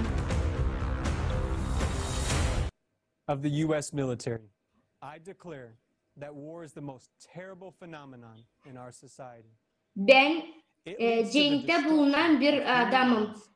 Cenk'in veteranları Amerika'dan söylerim hani Cenk bu pek kötü bir oluş bizim toplumumuzda. O götürür bir sürü insan canını yok eder. Ayrı kasabaları hem de ayrı devletleri. Zincirleri yok eder. Obyektleri yok eder. Yemeleri, infrastrukturu da yok eder. Devletleri durdurur. Öyle bir teritoriyalara gelir, nerede olur Cenk, onun 10 ya da yüzlerce yıla geri götürür. Başkası için bu büyük bir imkan para kazanmak için. Bunun kaynağı da silahlar. Global olarak silahlı harcamalar büyür yıldan 2 trilyon 113 milyar dolar Amerika doları. Bu demek olur hani her kere ya lazım biz olalım hazır Cenklere ya da artık bu prosesin içinde olalım. Biz lazım anlayalım hani alarken silahları alır devletler ama büyük kampanyalar da yapabilir. Böylelikle bu satış hem de alışveriş durum ülkelerde olur.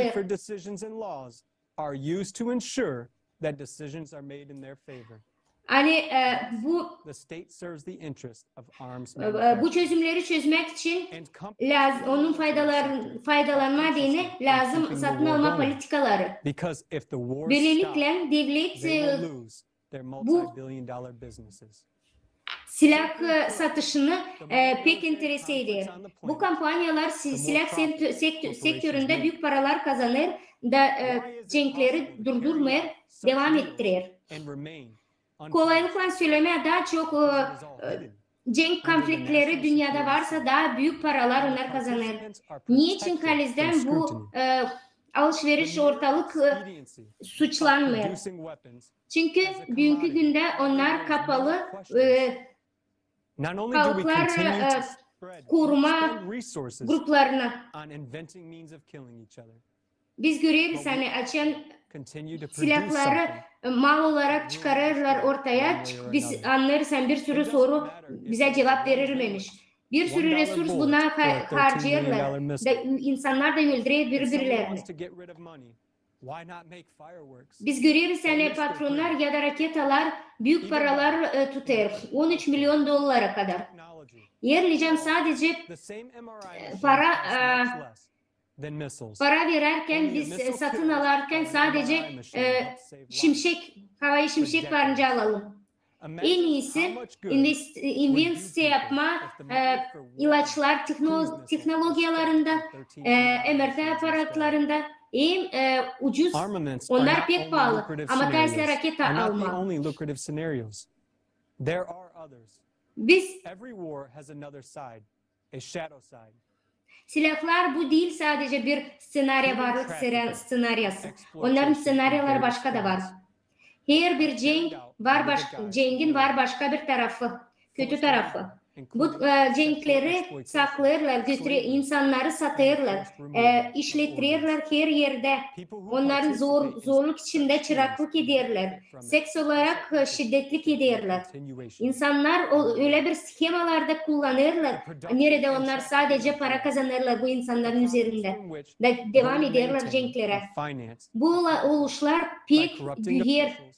Bu satışlar, bu mallar, narkotikler, onların varlığı durmadan büyür. Finans olarak insanı kullanarak hem Cenk'te silahları kullanarak biz görüyoruz hani business olarak kendilerine onlar kapatırlar. Biznesleri insanların aktiflerini kapatırlar. İnsanların evlerini alırlar. Yeter sadece bir kampanyayı suçlama da onun sahibi biznesini kaybedecek. Biz görüyoruz hani onların var büyük imkanları cenge karşı çıkanları yok etme. Bunun gördüğümüz gibi büyük firmalar giderler başka insanlara. Onların faydaları her yer, onlar faydalanır her yerden. Yıl kere dünyaca harcamalar cenkler için büyüdü 2 milyar dolara yılda. Bu demek olur hani 2 trilyon para bizim vergilerimizden, devletlerden biz harcıyoruz korporasyonlardan. Korporasyonlara angıları yürütür, silah hem de silahlı hem de o vakitte insanlara anlatırlar hani bu büyük harcamalar halizden bize pek lazım bizim dünyamızı ülkemizi korumak için. Ama halizden onlar gün günden bu korporasyonlar sadece para kazanırlar da büyüdürler kendi bizneslerini. Ne kadar daha çok onlar planetada bu cenk konfliktleri büyüdürler, o kadar çok onlar paradan faydalanırlar. Biz anlarız hani bu format hiçbir zaman bitmeyecek. Bunun da sebebi sadece o iş yani bir sürü insan ekonomika tüketici formatını tutar. Bu ekonomika yeter doğru yaşasın yani bize lazım kendinden düşünme de bir şey başka bir şey yapma. Ama onlar cenk kuruyorlar. Biz böyle durumdan işsiz kalacağız. Fiyatların büyümesine sebep olacağız hem de enflasyaları. Bunun sonuçta paraların bir büyüklüğü yok. Fiyatlar büyüyorlar da enflasya hızlanıyor. Kurulan ekonomika parasının kapitalından düşüyor başka büyük gruplara, insanlara. Öbür insanlar, sıradan insanlar da fıkaralık içinde yaşıyorlar. Ve yapılır kriz. Ekonomik giriyor bir zor durumda ve hepsi büyük çok insanlar yok imkanı hani yemeği alma ya da nössama. İnsanlar onlar o kadar zor koşullarda angısı büyüyor gün günden. Onların kontrol etmeyen proseslere geliriz. Hani kendi gücünü kurtarmak için onlar yapıyorlar cenk mekanizması. Ekonomikayı da kendinden kuruyorlar. Böylelikle cenkler bir bağlı ekonominin kuruluşuna cenkler pek lazımlı orada nerede istiyorlar yok etme infrastruktürü.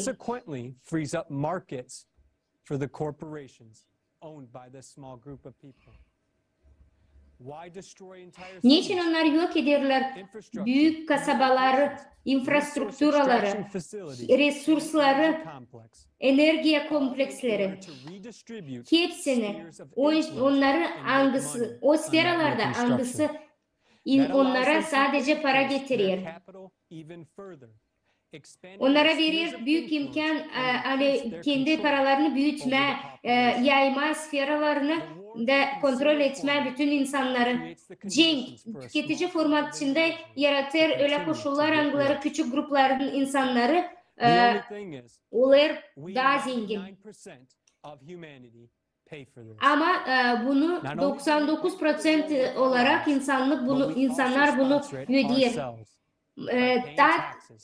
O yetmemiş de biz öderiz her cenk için kendi canlarımızla, vergilerle.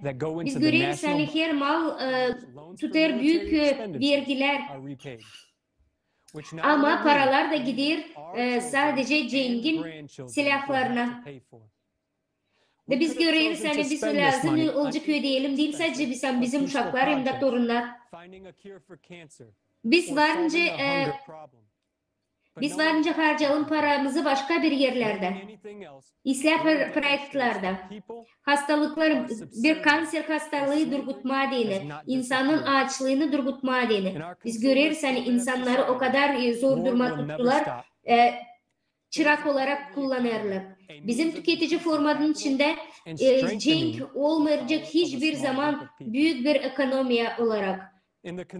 O olacak sadece küçük grup insanlar için büyük bir kapital hem de güç hem de para.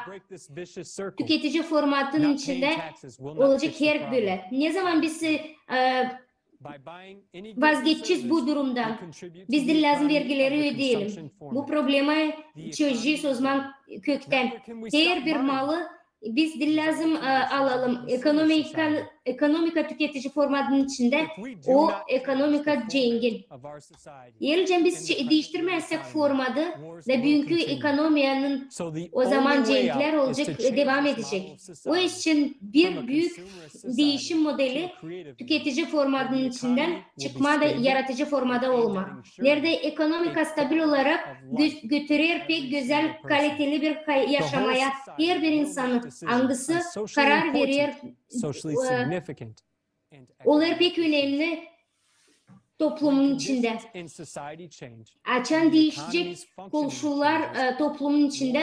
Biz bütün prensipleri kaybedeceğiz ekonomikanın. O zaman cenkler de kendi kendine yok olacak. Durgut cengi. Ol yaratıcı toplumla beraber.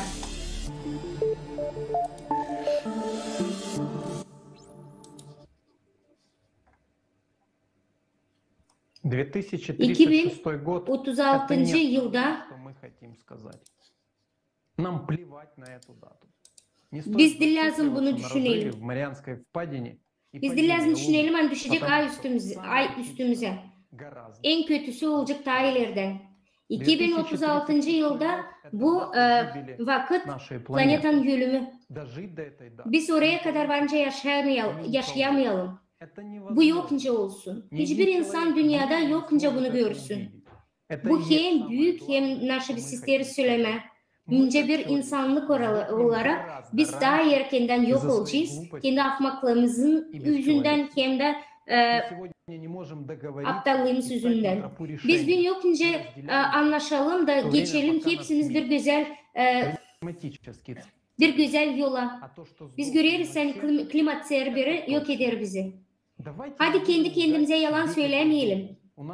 Biz her birimizde lazım insanlık içinde tutalım. Biz lazım yok edelim içimizde hepsini. Bugünkü günde biz yok ederiz birbirimizi. Biz o kadar haz etmeriz birbirimize, konflikt ederiz. Egomuzu ortaya çıkarırız. Klimat bu durumu daha kötüleştirir sosyal, politik hem de ekonomik krizislerini.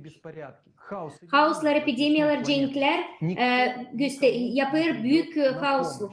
Hiçbir devlet, hiçbir askerlik, hiçbir grup bununla baş edemeyecek.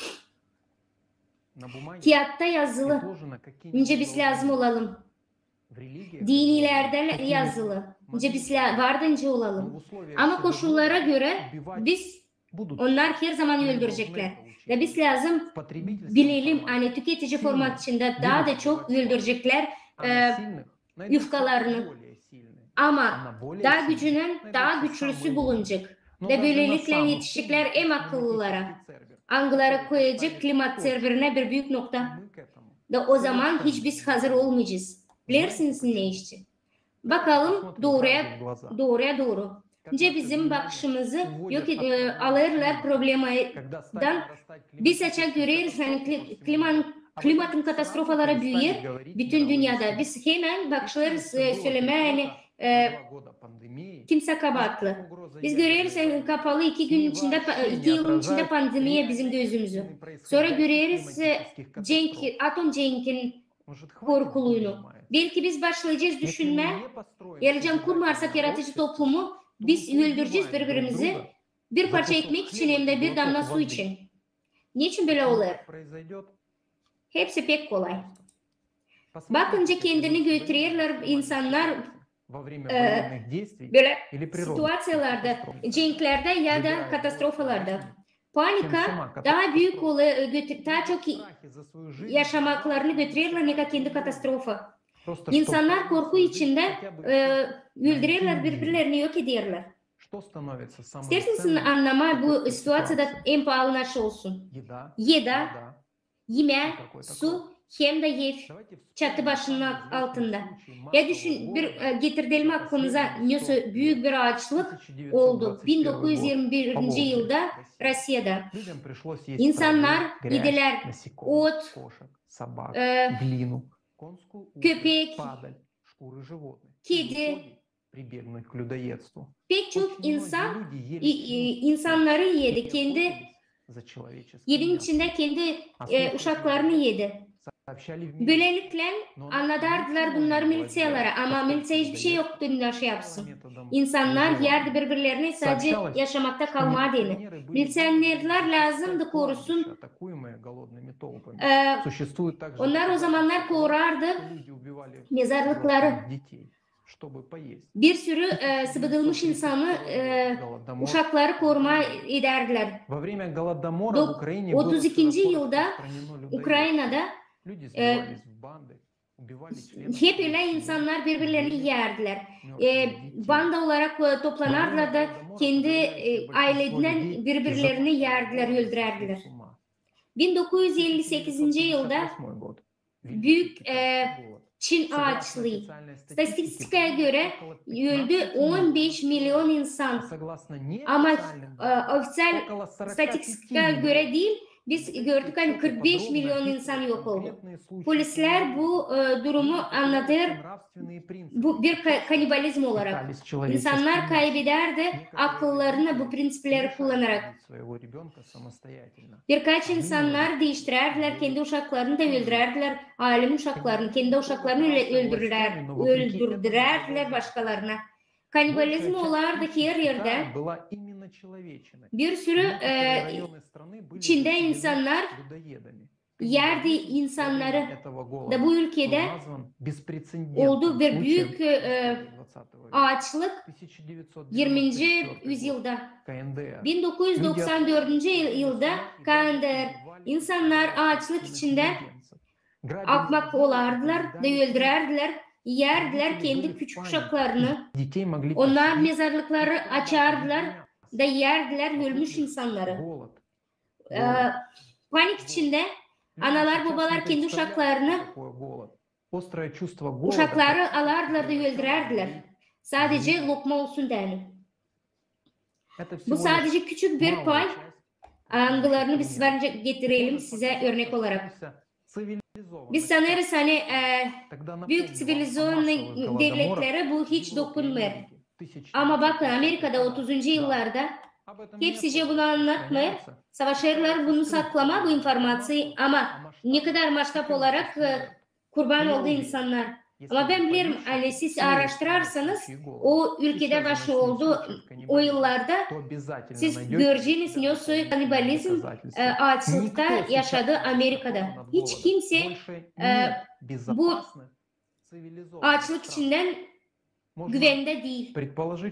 Varınca düşünme hani bitki 10 yılın içinde insanlar değişti. Yaptılar, sonuçlandırdılar da böyle bir şey yapmayacaklar da. Ama bakalım Filipinler'de 2013. yılda Tayfun Gaiti'de deprem oldu 21. yılda. Hem de Pakistan'da su bulutması 22. yılda oldu. Olmayacak mı bu senaryo tekrar?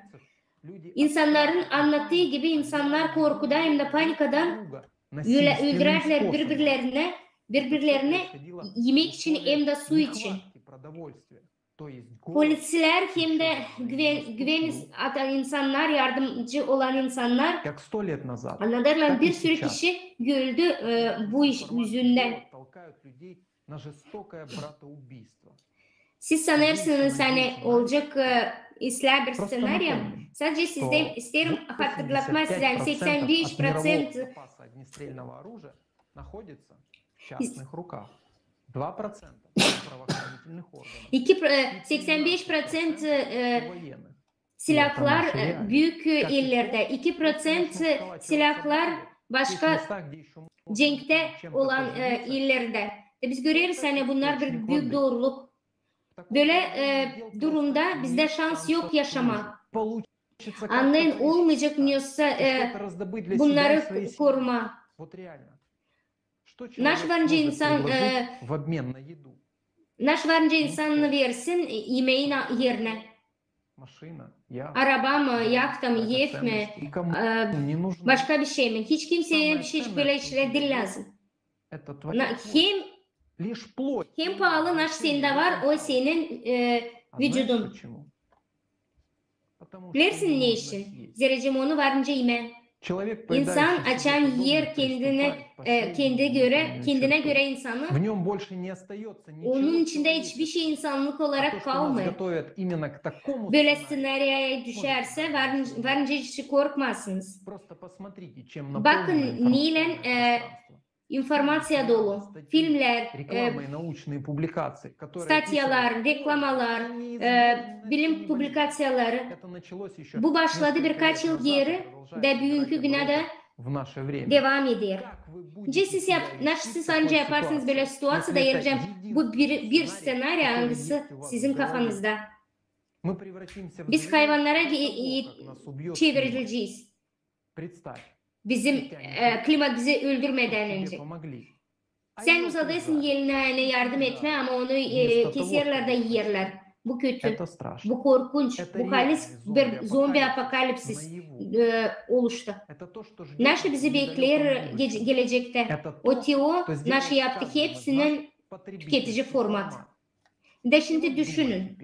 Lazım mı biz bu tüketici formatta kalalım? Hani bizi kimse yesin. Ya da lazım buluşma, değiştirme formatı yaratıcı formatına. Yarınca biz yapmazsak, kurmazsak yaratıcı toplumumuzu bu senaryo olacak bizim halizlik. Yarınca kimse beğenmezse yaratıcı toplumunu başka bir varyant bize teklif edin. Biz hazırız işitme herhangi bir durumu. Her bir insan ister ki varınca söylesin kendi göz açısını. Ama lazım o anlatılsın. İnce matematikada. Naşı biz bugünkü güne kadar anlattık klimatçı. Bunlar net hem de doğru prognozlar angılarını sayıkladık matematika modelinde. Siz düşüner kadar vakit gidiyor. Klimat serberin o artık serbest kaldı, o gezer aramızda. Tüketici format içinde biz düşmanız birbirimize. Politikada, ekonomikada, toplumda. Bizi ayırdılar 6000 yıl. Biz lazım artık anlayalım hani ikiniz kavga edersiniz bir parça ekmek için ölecekler hepsi. Lazım o ekmeği hepsine paylaşma.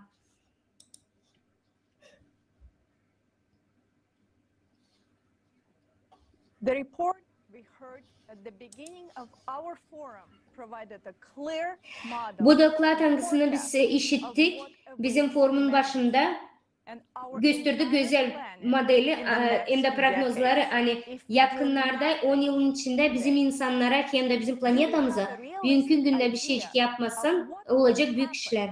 Biz karız görüyoruz mu? Naşı varınca olsun. Birileri varınca söylesin. Varınca lazım mı bize bunu görme ya da düşünme? Ama insanlar lazım bilsinler naşı onları bekler gelecekte. Eğer biz susarsak. Bu iş için biz isteriz size değil sadece sunma ama görme, onu gösterme. Nasıl olacak bizim planetada, bizimle, bizim yakınlarımızla, bizim yakın gelecekte. Eğer büyük elimizde varken bütün doğruluklar biz gideceğiz başka bir yoldan susarak klimatın terberine karşı.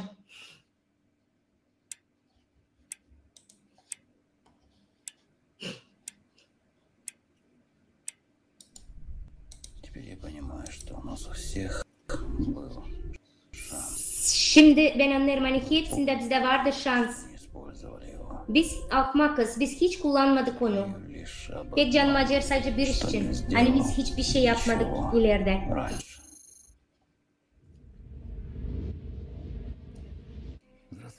Selamlarım günlüğüm. Akmaklık. Belki psikolog da akmak. Belki başka birine lazım etme. Günlüğüm nelemle edince ciddidir insanla. O zaman laf etme. Bir günlük bence bir dostum. Selam dostum. Şimdi hiçbir şey kafama girmiyor ama beni işten çıkardılar, param yok. Nasıl ben neyle ödeyeceğim ipotekamı, strakovkamı, uşakların öğrenmesini bilmiyorum. Akmak bir dünya.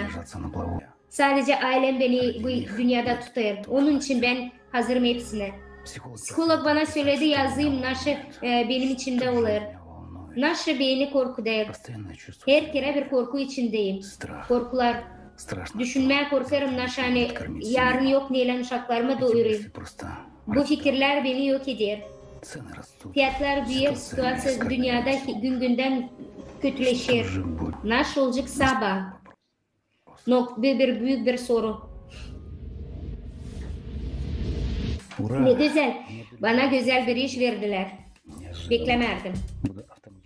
Ben olacağım bir inženyer sistem aslında. Pek büyük dağlarda bir zengine.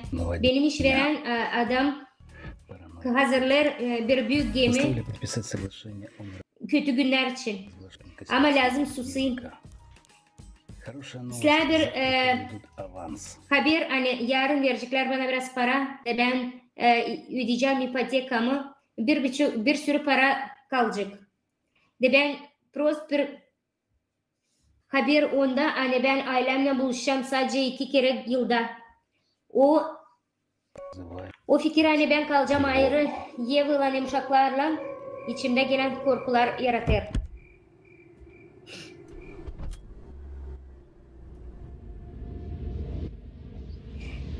Pek enteresan. Niçin bu ahma bunker bayırlarda? Niçin kendi evinin altında bir yeraltı bir şey? O kadar para lazım harcansın. Sen savaştın mı? Anlama. Nasıl olur klimatla? Ben daha karıştım.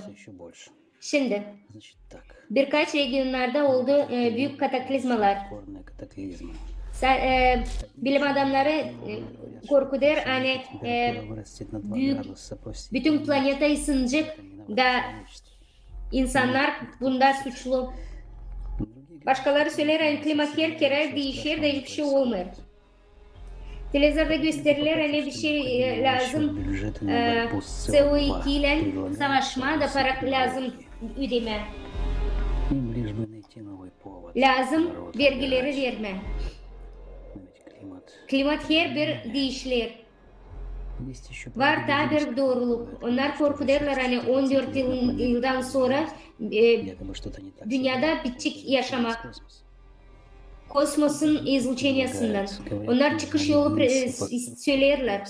Hani lan kurma yaratıcı toplumu. Güzel iş edilir ama bunu biz yapamayacağız.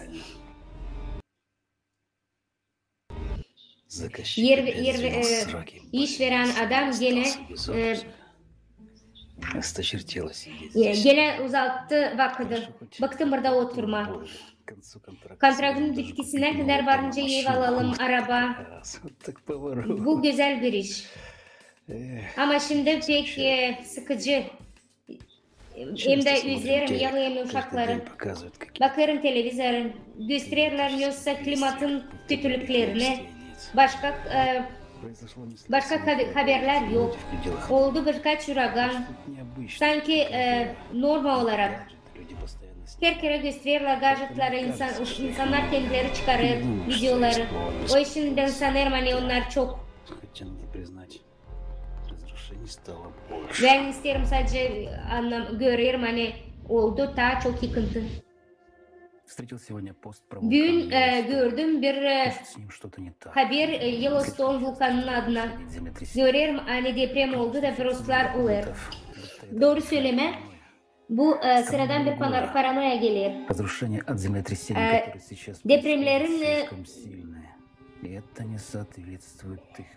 Depremlerin yıkıcı durumları hiç bunların magnitudolarına göre durulmuyor. Panika oluşu olur. Geçen haftada deprem büyük magnitudoda yok etti kocaman bir kasaba. Bu materyallere göre onlar apokalips dediği söyledi. Hiç kimse bir şey söylemiyor. Hepsi sılkaları yok ettiler. Onlar devletler her bir ülkenin devleti istemiyor anlatma insanlara büyük doğrulukları, antropogen zorluklarını. Onlar bırakmıyorlar insanlar da kim yaşadı bu zorlukları anlatsınlar. Onlar bir şey mi korkarlar? Bunkeri kurdum ama hepsi gitti. Biz kaldık 4 tane. Kim lazım işi bitirsin. Lazım getirsin ama ne zaman onlar olacak belli değil. Bu logistika probleması. Tek sanırım hani göreceğim yakında ailemi. Dün telefon açtım. Yeva söylerdi hani Mark hastalandı. Okula gitmedi ki hafta. Bir sürü migran gelir. Onlar yalnayak, ağaç getirir epidemiye. Söylerler granisalara da milyonlarca insan duruyor. Gitsinler kendilerine. Bizde kendi problemlerimiz yetiyor. Sordum Eva'dan niçin bunları televizyonda göstermiyorlar. Nice varınca memlekette devlet buna laf etsin. Orada büyük bir uragan var. Hiç çıkamadım da. Bir şeyler olur. Hangisini hiçbir şey söylemiyorlar haberlerde. Neresi lazım gitme artıklar, neresi lazım kaçma. Sınırlardan ta uzak. Biz bitirdik işi. Beklerim ne zaman ailemle buluşacağım. 4 yıl ayrı kaldık. Uşaklar büyüdü. O kadar ben bıktım. Bitki 2 hafta işledik durmadan yardım ettik. İnsanlara yardım ettik. Higiyena, yeme, su, yardım ettik getirme. Sabahleyin gelecek de işveren gelecek de kabul edecek işimizi. De ben göreceğim uşaklarımı yürüteceğim. O büyük bir mutluluk. Bütün gün bekledik. Ama o adam öyle de gelmedi. Telefonumuzu açmıyor. İnternet kaybedilir. Yeva yazır pek prost işler. Geçen haftada büyük bir tuğlu oldu. Büyük sanki bombaladılar bizi. Bu da ne? Bizim evimizi yok etti. Arabamız yok artık. Tuğlu hepsini yok etti. Bizim komşumuz öldü. Hiç laf yok. Yeva şimdi onun uşaklarına da yardımcı olur. Nasıl olur dünyada? Dün gündüz cevap verdiler kampanyadan. Onun uçağı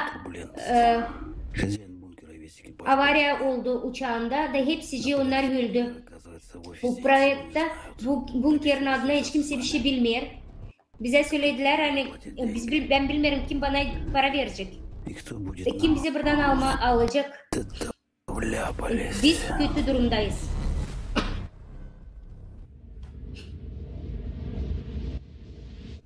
Ben sanırım hani ben bütün yaşamamı burada geçirdim. O ofisten de kimse çıkmıyor bize. Bir şeyler olur. Bizim için bu hiç iyi değil. Söylerler hani teknika büyük yangınlar oluyor. Şimdi söylediler hani biz kalalım orada bizi evakuere edecekler. Bizim kasabada birçok kişi öldü. Ben pek sinirleniyorum. Ben anladım hani kimse bizi almayı istemiyor. Hiç kimsenin umurunda da değil bizim insanlığımız. Bize pek işler değil burada. Daha bu обстановkalar da bizim içimizi karartıyor. Bizim kasabada başladı olma büyük ağaçlık. Ben yazdım Yeva'ya. Hani Kimsenin kapıları açmasın, yollarda dışarılara çıkmasın, bandit grupları varınca kötülük yapsınlar. Sınırlar kapalı, askerlerle. Ben bari birazcık para gönderseydim kendi aileme. Hiç kimse bize arkamızdan gelmeyecek. Fikirlerimiz oradan nice biz varınca çıkalım buradan. Hiç unutamıyorum. Lazım gitmeye bakma naş olur 10 kilometrede. Ben geldim geri. 300 kilometre gördüm büyük bayırlar. Ben evden kabul ederim pek kötü haberler. Bu moment magazinlerde yok yine. Ülkede büyük ekonomik krizisi. Kuraklık. Soluyamıyoruz yangınlardan. İçme suyunu veriyorlar partikalara göre. Bizim hükümet, devletimiz yaptığı bir büyük cenk iki ülkeyle. Allah'ım bu bir düş gibi. Aman daha hızlı uyanayım. Ben sanırım hani sıcaktan daha kötü bir şey artık olmayacak. O su hangisini biz bekledik, o geldi. Başladı büyük yağmurlar. Nehirler çıktı. Olduk yerleri su, insanların yerleri kaldı su altında. Yevan bana telefon açtı. O anlattı hani metro sular altında kaldı. Kanalizasyonlar, slujbalar hiç işlemiyor. O kadar çok su, hani hiç bilmiyoruz nereye gitme. Sonra sündü telefon. Naş orada oluyor. Anlarız hani kasaba yok olur. Bari onlar kurtarsınlar canlarını. Ya belki onlara birisi yardım edecek. Bizde var isyan insanlar. Hangi hafta savaşırsın sevdiklerine ulaşma ama olmuyor. Hiç kimse bir şey bilmiyor. Onlar için hiç kimse bir şey bilmiyor. Bakalım bir kere haberlerde nasıl gösterecekler. Belki fotoğraflarda bu bir akmaklık. Bitkiye akmak varınca olarsın nasıl olur dünyada. İnsanlar korku der, Gulfstream'in durdurması. Bir sürü hepsici kavga eder aralarında. Varınca mı olsun yoksunca mı olsun. Şimdi görüyoruz hani evlerin içinde yok ne yemeği ne su. Söylerler hani buzlar Rim'e kadar yetişecek. Japonya'da oldu büyük bir deprem. 10 magnitudasında. Bilmiyorum neye o benziyor ama bu bir cehennem. Böyle yıkıntıları dünyada görmedi. Halis kurban olan sayısını kimse bilmiyor.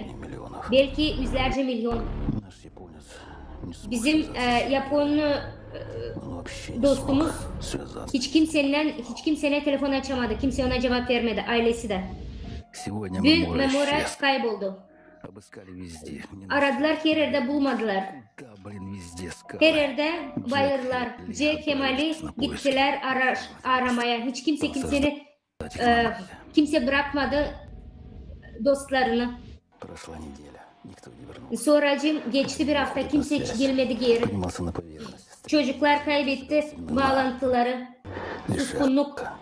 Onlarla bir şey oldu.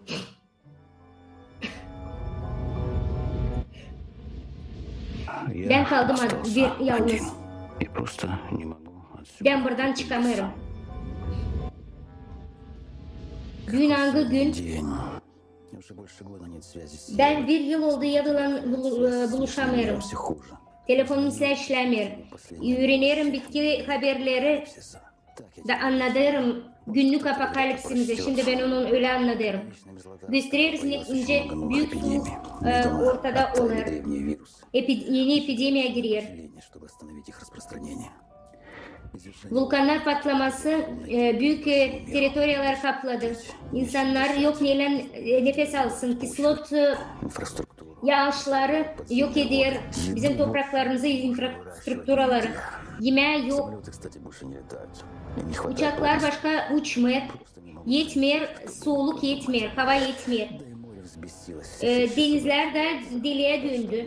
Bir sürü ştormlar buktalara çıkar.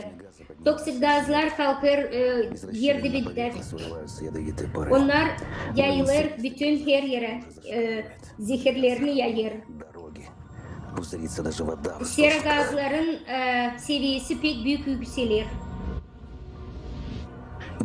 Bana yetişir informasiya daha az günden. Ben sanırım hani bu energetikaya bir şey olur. Bir sürü uragan kataklizması olur.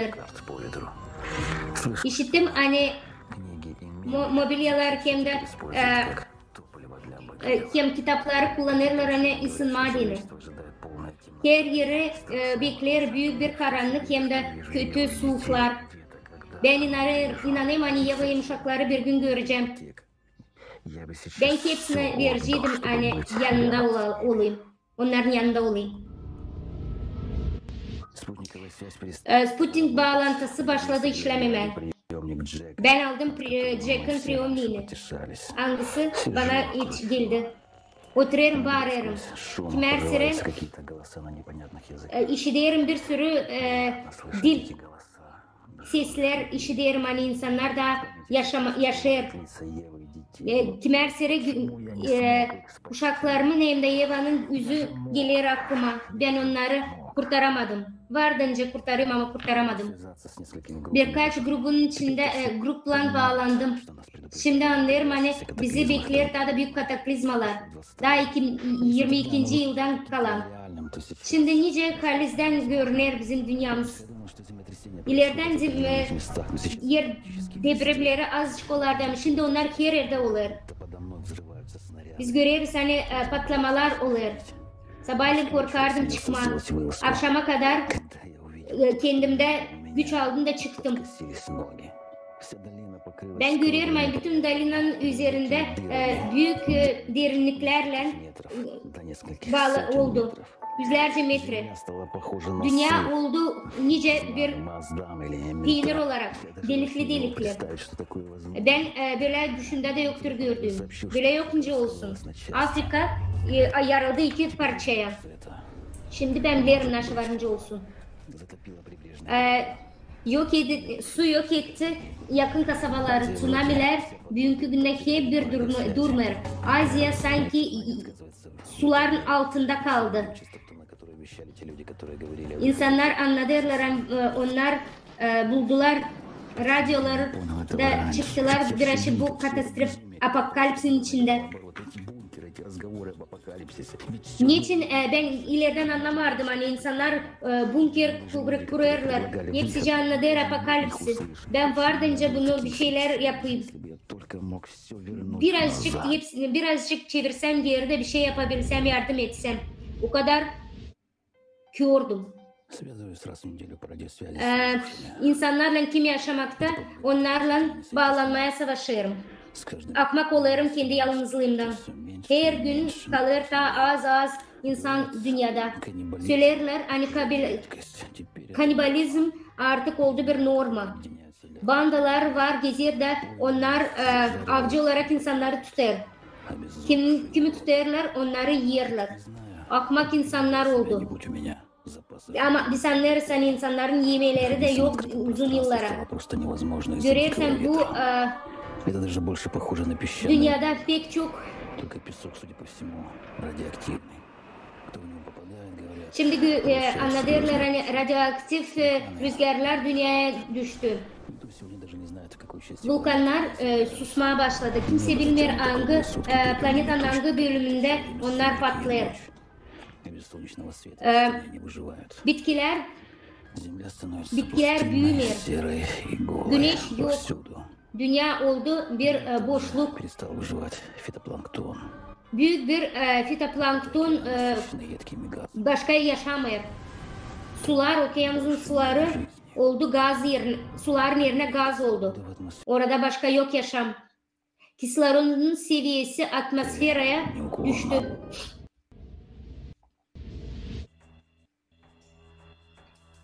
İnsanlar benimle başka bağlanmıyor.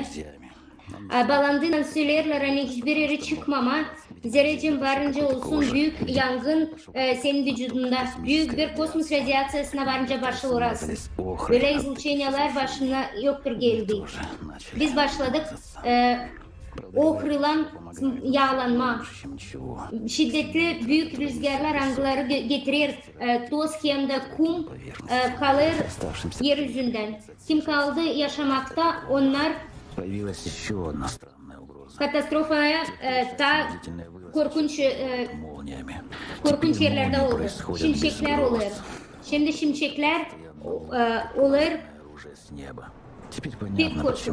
Şimdi anlıyorum hani açan söylerdiler hani magnetin meydanı pek yufkalandı. Ve bana gelir hani bu o kadar uzun zaman oldu. Pek zor yazma günlüğümde. Her kere kafam acır. Bilmiyorum için ben bunları yazarım. Diri olan kaldılarsa benim gibi insanlar böyle bunkerler içinde. Sanki Çinler de bir şeyler kurdular. Ama bilmiyoruz ne kadar uzun sürecek bu. Efirde büyük bir suskunluk. Ben hiç bilmiyorum kim kaldı bu dünyada. Yaşar mı kimse? Bunker içinde oldu pek sıcak. Duvarlar pek sıcak. Sistema kondisyonerlerin çıkmıyor, işlemiyor. Bu sıcaklık içinden başladı. Ben çıktım. Allah'ım koru bizi bunları hepsine. Ne kadar ben çok görerim ki onlara kim artık güldü. O kadar büyük bir ahmaklık. Oturuyorum da beklerim ne zaman bitkimi gelecek. Niçin ben ileriden bir şey yapamadım? Niçin ben varsa nice bir ışık değiştireyim bu noktayı bir şey değiştirecektim. Böylelikle yoktu o zaman. Ben o zaman böyle değildim. Çıktım bunkerden. Başka yok orada fayda oturma. Gökyüzü oldu turuncu. Büyük korkuncu horizontta. Sanki güneş yok oldu neredeyse. Kafam pek acır, dağılıyor bu acılar içinde. Sanırım hani dünya yer sarsalanır içten. Her yerde lava. Buharlar her yerden geçer dalgalarla. Kislorod biter balonda. Bu son, bu benim bitkim. Kanterin içinde günlüğüm. Evan gözleri. Prost et beni Allah'ım. Prost et beni sevdiğim.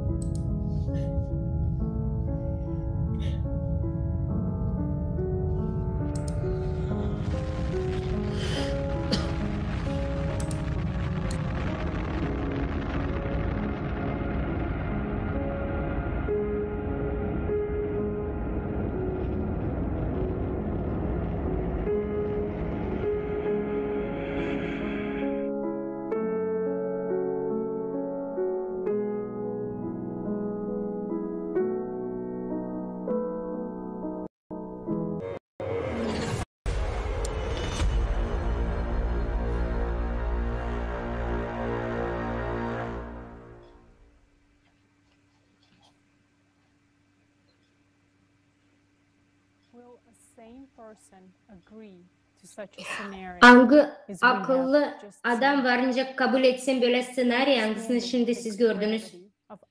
Anlarken ne kadar ciddi bir situasyon hangisinin içinde biz şimdi bulunuyoruz. Öğrenirsin her bir minutu duyma. Sen anlarsın hiçbir şey yokunca değiştirirsin. Şimdi biz lazım hepsini yapalım. Hani sonra pek acı olmasın bizim hani kaybettik şansımızı. Bizim zamanlarımız için, bu şans için hepsi dini adamları söyledi. Hocam, peki içten öğrendiyseniz sizin dininizi biz anlarız, yani geldi vakit, hangisini söylerler onlar bitki vakit.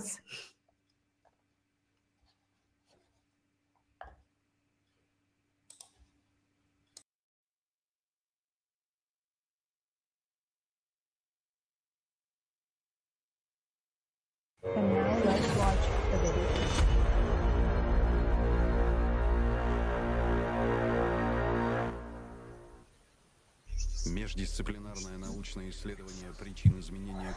Klima değişikliği nedenlerin disiplinler arası bilimsel çalışması yaptılar. Onlar baktılar Biblia'da hem de başka dinlerde baktılar ne var. İslam'da hem de Hristiyanlıkta. Hristiyanlar var iki senaryo. Yani nasıl bitecek bizim dinimiz. Açan biz bunları tüketicide bizim zamanımız gider ama biz hiçbir şey değiştirmeyiz. Biz yaklaşırız adım adım, yaklaşırız son gününe. Hadi düşünelim niçin bize söylediler. 12.000 yıl o bir cikl. Biblia'ya göre bölüm 14'dan 17'ye bölümünde kadar anlatılır. 100 yıl 12 parçaya bölünmüş ve 9 parçasındaki onda birinin yarısı çoktan geçmiş. Bundan sonra daha çok problem olacak. Onları hiç biz görmedik. Bu 100 yılın altında 12 yıllık bir zaman.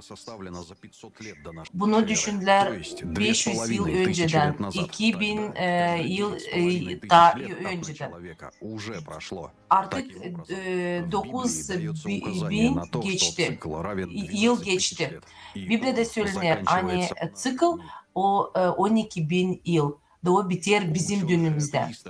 Akademistik insan hem de ateistlarda var sadece bir cevap bu soruya. Nice insanlar o zaman söylemişler hani ne olacak bugün. O zaman yoktu araştırmalar, yoktu matematik modelleri, var sadece iki hipoteze. Nerede var bu informasyon geldi? Bazı insanlar düşündüler hani onlar geldiler planetyanlardan. Öbürler düşündüler ki başka sivilizasyon. Dinci insanlar düşündüler hani o geldi Allah'tan. Biz şimdi bilmiyoruz hangi versiya daha doğru. Her biri kendi lazım kendisine karar versin. Ama Biblia'da söylerler hani İslam'da Al-Barzanji söyler hani o geçecek 1000 yıl ama geçmeyecek 1500 yıl. Bugün de bu peygamber yani altı geçti 1390 gün o peygamber olmadan. Şimdi onlar bize bıraktılar birkaç işaret, gösterici. Nice biz onları varınca görelim. Hadi şimdi hepsimiz bakalım nice bu kataklizmalar. Biz beriz hani onlardan çoğu artık oldular. Yangınlar. O 9. küçük bir işareti. Hicaz'da bir yangından bahsedildi. O dedi ki bir büyük yangın olacak. O söyledi ki o olacak. O bir büyük yangın olacak son gününde önceden ama daha sonraki gelecek tam o bitki günde.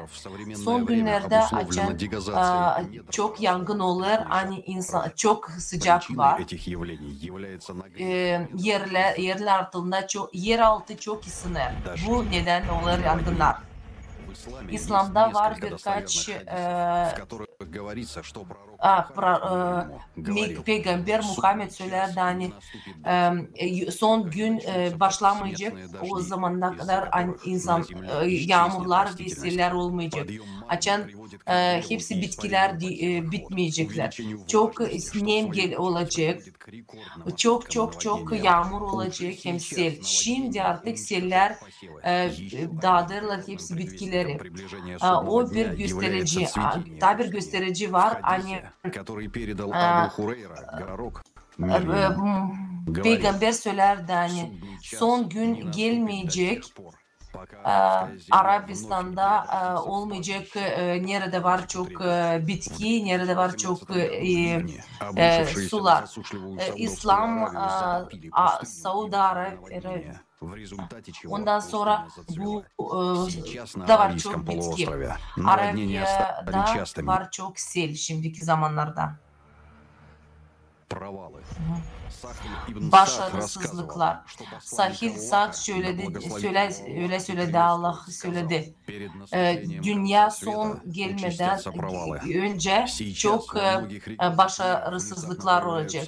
Şimdi dünyada başka birçok bölgelerde olur bu başarısızlıklar. Sibirya'da, Türkiye'de, Horvatiya'da, Çile'de çok yerlerde hani olur büyük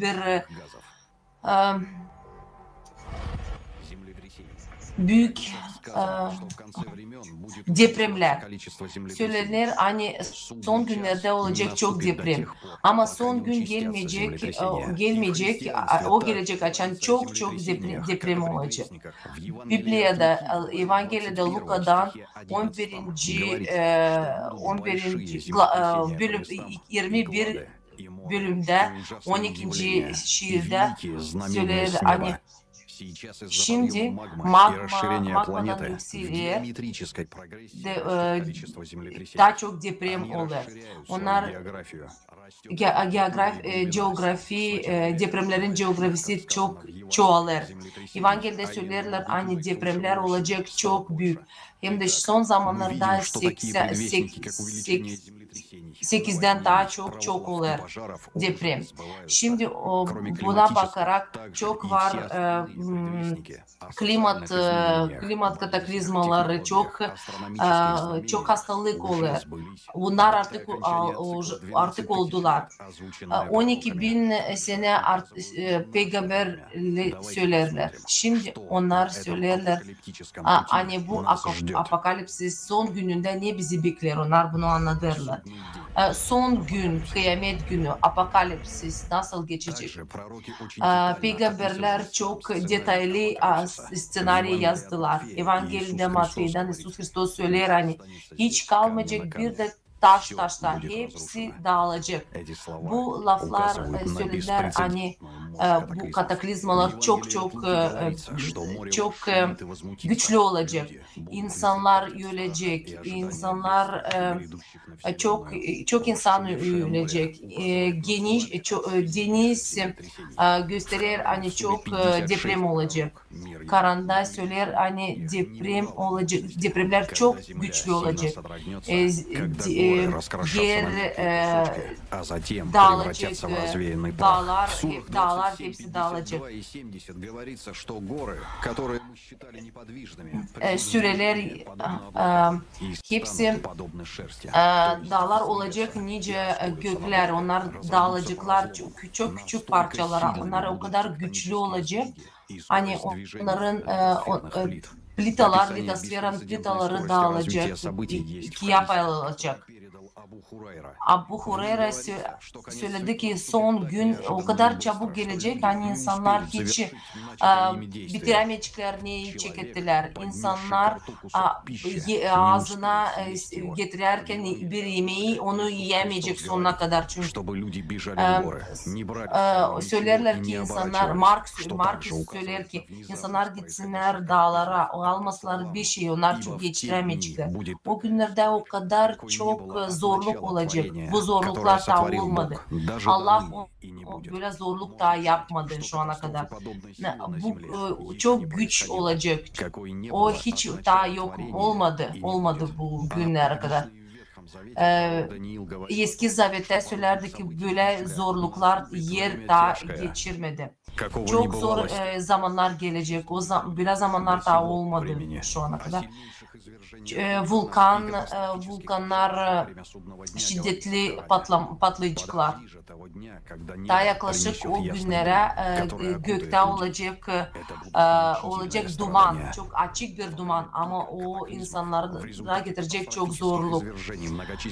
Volkanlar, patlayıcılar, onlar da getirecek dünya karanlık olacak.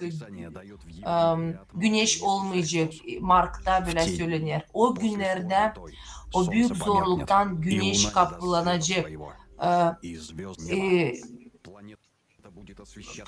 Bizim planetamız ışılanacak sadece yangınlardan, lavalardan. Öyle söylenir Kur'an'da. Suriye'de 37 de gök olacak kırmızı, kıpkırmızı nice yangın. Su darbesi. Kutsal şiirlerde söyler, peygamber söyler, hani İsus Hristos söylerdi. Hani o anladardı bir dilde insan anlar. Şimdi biz anlamıyoruz. Kur'an'da 82 Suriye'de söylenir. Açan gök iki paya bölünecek. Suriye'de söylenir, hani atmosfer çok güçlü patlayacak. O zaman bir büyük delik olacak. Suriye'de 21. Suriye'de söylenir, hani büyük korkular olacak. O günde açan gökü döndürecekler. Suriye'de yazılır, hani açan atmosfera kopacak de kosmosa uçacak. Suriye'de 81 söyler, hani açan güneş çözülecek, açan yıldızlar düşecek, açan deniz, açan gök dağılacak. O zaman magma okeana düşecek. Açan o zaman çok büyük deprem olacak bütün planetamızda. Ne demek ki yıldızlar düşecek? İslam'da da bu yazılır. Hem Biblia'da, Hristiyanlıkta yazılır. Planeta çok hızlı dönecek, planeta bitecek. Bu zaman insanlar düşünecekler sanki yıldızlar düşerler. Peygamber söyler ki, o söyler hani Oktyabır'da 2036'da olacaklar. Onlar söylerler hani o çok uzak ama biz onu görürüz ki o çok yakın bu zamanlar. Onlar biz lazım anlama hani çok yakın bu zaman. Hepsi çok gösterir bize hani bu günler gelecek. O gün gök sallanacak, dağlar hem de çökecek. Hepsi kaçacaklar çok hızlı. Bekleyen o günü açan gökte olacak yangın gibi bir çok zor bir zaman. Açan yer onun dağlarla yukarı yüksekte o büyük bir sonra düşecek çok büyük şiddetli gök paylaşacak, güneş düşecek, deniz düşecek, ama gök olacak. Bu senaryo olursa, apokalipsis olursa bizim planetamız olacak nice bir Mars. Planeta Mars gibi olacak.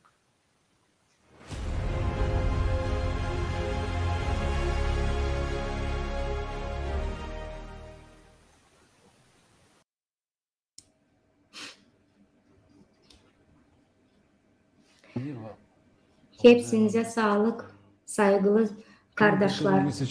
Bu film hangisini şimdi biz gördük, bu kalizden büyük şok yapar. Hemen bizim aklımızda bir soru geliyor. Binlerce yıl geri sıradan insanlar bunları bildi de bunları o kadar net anlattı.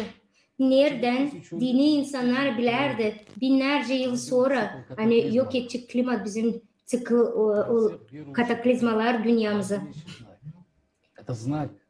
Bu söyler onu hani Allah bize söylerdi. Bunları bu vakitlerde hangilerinde biz yaşarız şimdi bitki vakitlerde. Allah bilerdi onun için hani biz bundan karşı karşıya geleceğiz. Hepsi yine bize şimdiki yaşayanlara Varnaşı neyin üzerine düşünelim. Şimdi biz görüyoruz bir film. Angılarını bize dini adamlarımız anlattı. Bu matematik modeli tam olarak hangisini bugün siz işittiniz? O kadar net, hani korku der. Kalır büyük bir soru başımıza. Niçin biz bunları görüyoruz?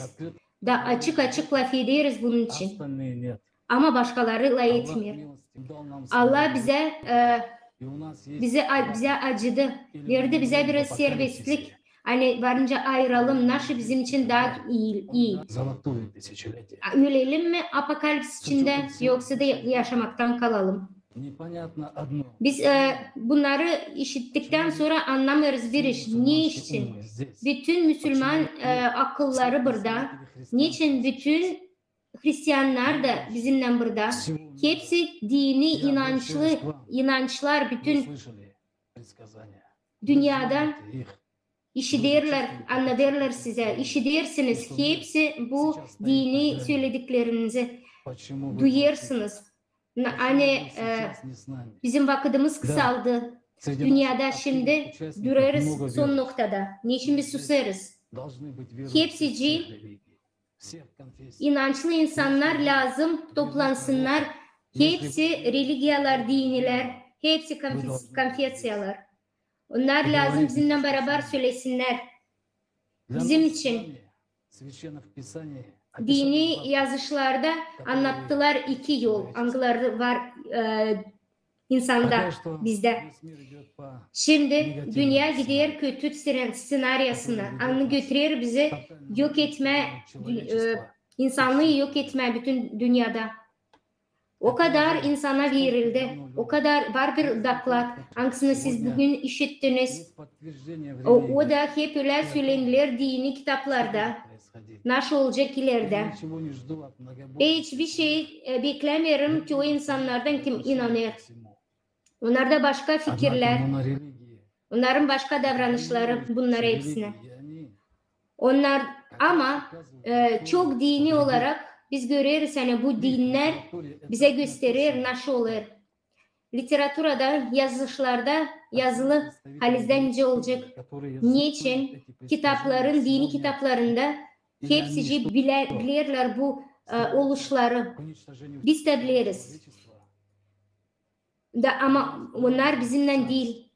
Allah verdi bize bir şans. Biz onu lazım seçelim, ayıralım. Biz bekleyeceğiz. Açan gök düşecek yeryüzüne ve kendi şansımızı sadece o zaman mı kullanacağız? Hepsici dini adamlar söylerdiler. Hristiyanствоda da altın 1000 yılı yaşarız. İslam'da söylerdiler hani bu toplum hangisi olacak İmam Mahdi'nin adına hepsi insanlar birleşikler, böylelikle seçecekler beraber her bir insan için. Allah seviyor o kadar bizi pek çünkü o bize bir bağışış yapıyor. Hani biz varınca ayıralım bir şey. O zaman biz bu ayrımımızı yapalım. Dünyada nice isteriz yaşama ayıralım. Biz lazım tutalım. Biz dil lazım tutalım yürümlü bu durumu. Biz yok önce size anlatalım lafla. Nasıl olur? Bizim gücümüzde yok o kadar güç hani bunları değiştirme. Ama açan bizi başlayacaklar. Mahkemelik çıkaracaklar. Biz biliriz bunları hepsini. Niçin? O zaman bize anlatırlar dini adamları bunları kitaplarda. O kadar güzel bize yazdılar. Hani biz varınca nasıl yapalım? Allah'ın dini adamları pek umut ederler. Yani biz yapacağız doğru bir seçeceğiz doğru bir yolu. İslam bu bitki bir dini. Hangisi en büyük sorumluluk alır üstüne bu yolda. Aklınıza gelsinler. İnce Allah bize sözlerini bıraktı. Biz bitki bir toplum angısı yılk olacak, angılarından yılktan sorulacak. Geldi vakit, biz lazım toplanalım. Hepsimiz birbirimize gözlerimize bakalım da cevap verelim. Nereye? Hem de hangi akıllara gideriz? O işte her bir Müslümana anladın. Hepsi işitsin de bilsin. Söyleyin hani Dekabr ayının 10'unda 2020 yılında Halklar Arası Konferansiya hepsi Müslüman için global krizi. Kim bizim için Muhammed proroku? Kardeşler, kız kardeşler, sadece biz seçiyoruz. Gitme şeytanla cehenneme mi yoksa kurma güzel bir dünya bizim proroklarla Allah'ın evinde.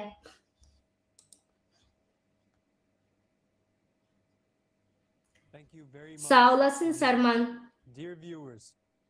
Sevgili seyirciler, unutmayın kalendere koyma 10 Dekabr günü ne zaman konferansiya olacak global krizisi. Kim bizim için prorok Muhammed. Şimdi isterim size göstermeye bir fragman. Uyanış angısı söyleyecek, anlatacak bize Igor Mikhailovich Danilov.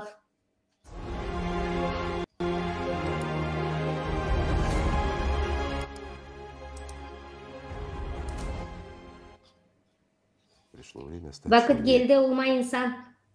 Akıllı bakma bu problemlerin gözlerine.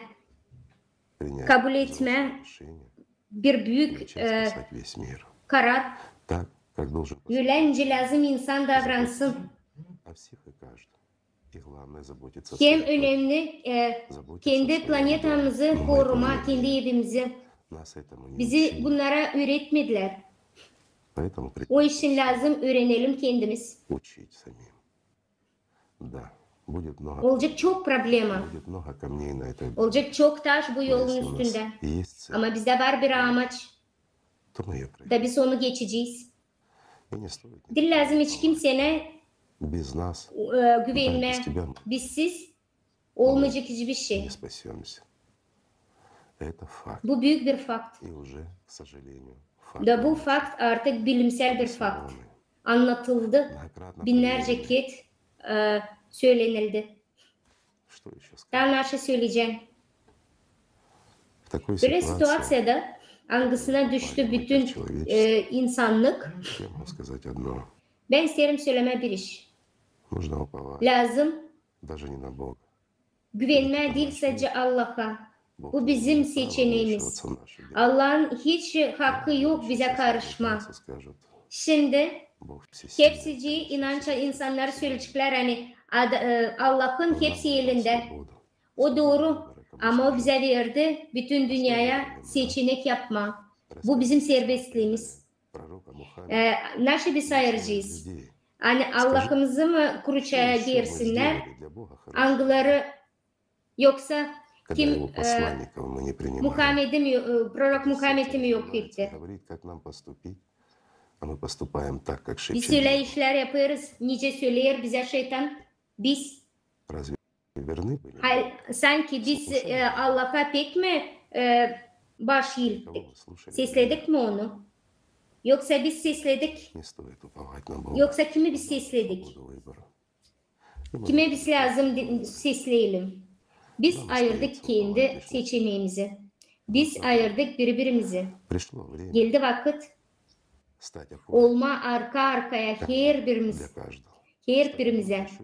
olma arka arkaya insanlık ailesine bir büyük sivilizasyon. Bizim kurtuluşumuz arkadaşlar bir topluluk, birleşme. Biz sıradan insanlar gibi olalım, artık insan olalım. Doğru mu? Hepsi bizim elimizde. Ve biz varınca bu dünyayı kurtaralım. Biz varınca kuralım güzel bir edem. Varınca kuralım yaratıcı toplum. Biz varınca olalım öyle insan angıları birbirine inancık da öldürmeyecek birbirini. Biz varınca birbirimize koruyalım, sevelim ve dünya değişecek.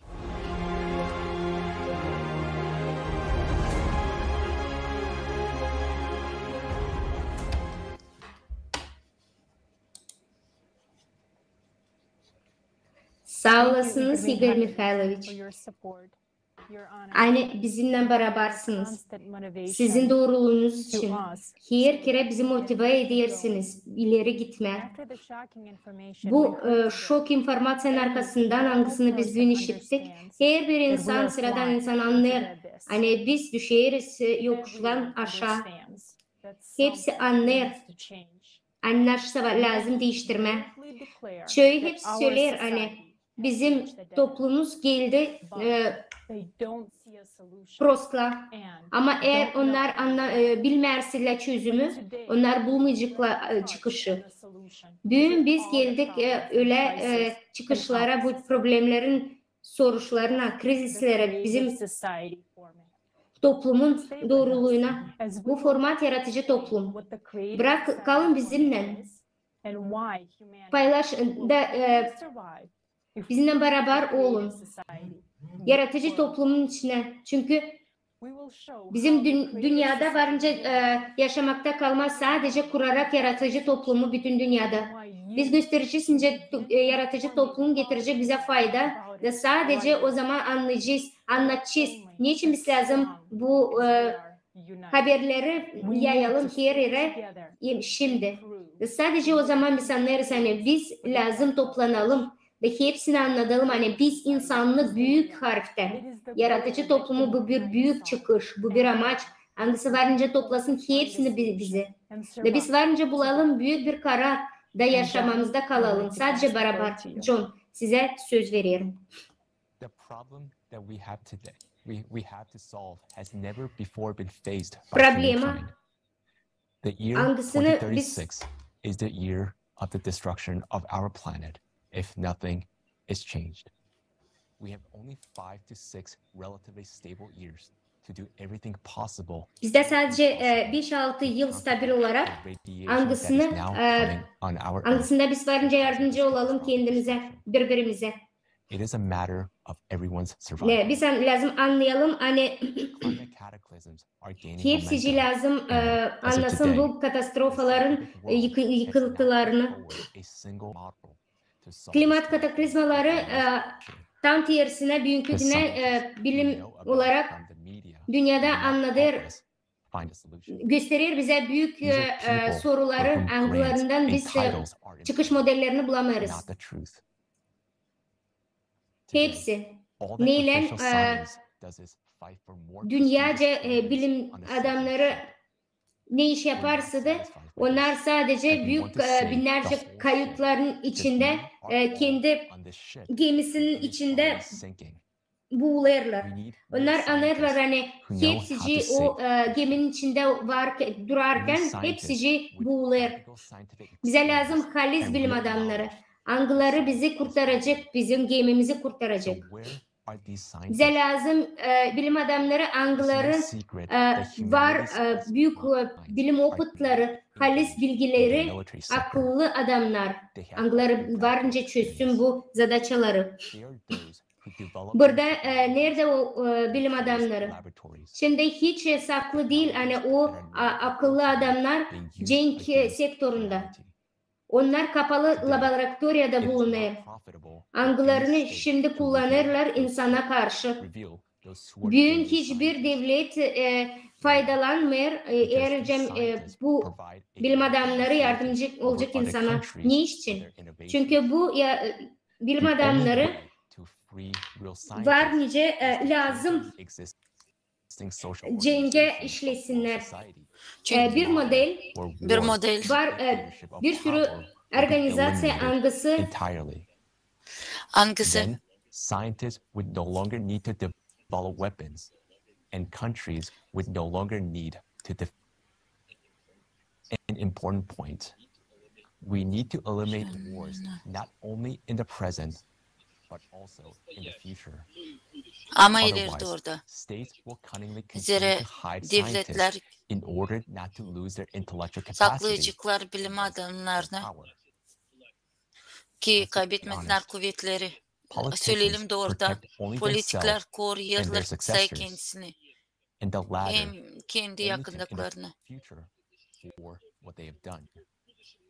Bitkileri de politikler koruyarlar ki cezalanmasınlar. Niçin onları koruyarlar? Onlar hazır ki dünya kaybetsin bizimle bile. Bizim tek kurtarmamız bu cümlenin değiştirilmesi. Ki olmasın cenkler. Sadece bu verir bize garanti, kolaylık, entelektüel potansiyeli, bilgi adamların ki doğrultma onların işlerini çözmediğin global klimatik korkusunu. İsteriz mi bunu, istemiyoruz mu? Bize lazım birleşme, bir büyük aileye ki yaşama. Da biz değiştirerseydik formatı cümlede olacak belki. Biz giderseydik bu adıma lazım yapmayı hepsini en iyi insan adını anlayardığını. Lazım neyse de değiştirme. Lazım bir şeycik yeniden yapma lazım sorma insanlara. Kimse bilmiyor bizden kare kim ne bize dini en iyi. Çok yılların içerisinde biz sorduk ne sonra görürler dünyayı, ne dünyada ona isterler yaşama. Ne su lazım olsun dünya. Bu sorunları paylaştılar. 10 dünyadan volontör.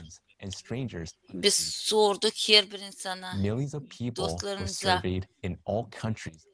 türlü insanlara, milyondan insan bütün dünyada.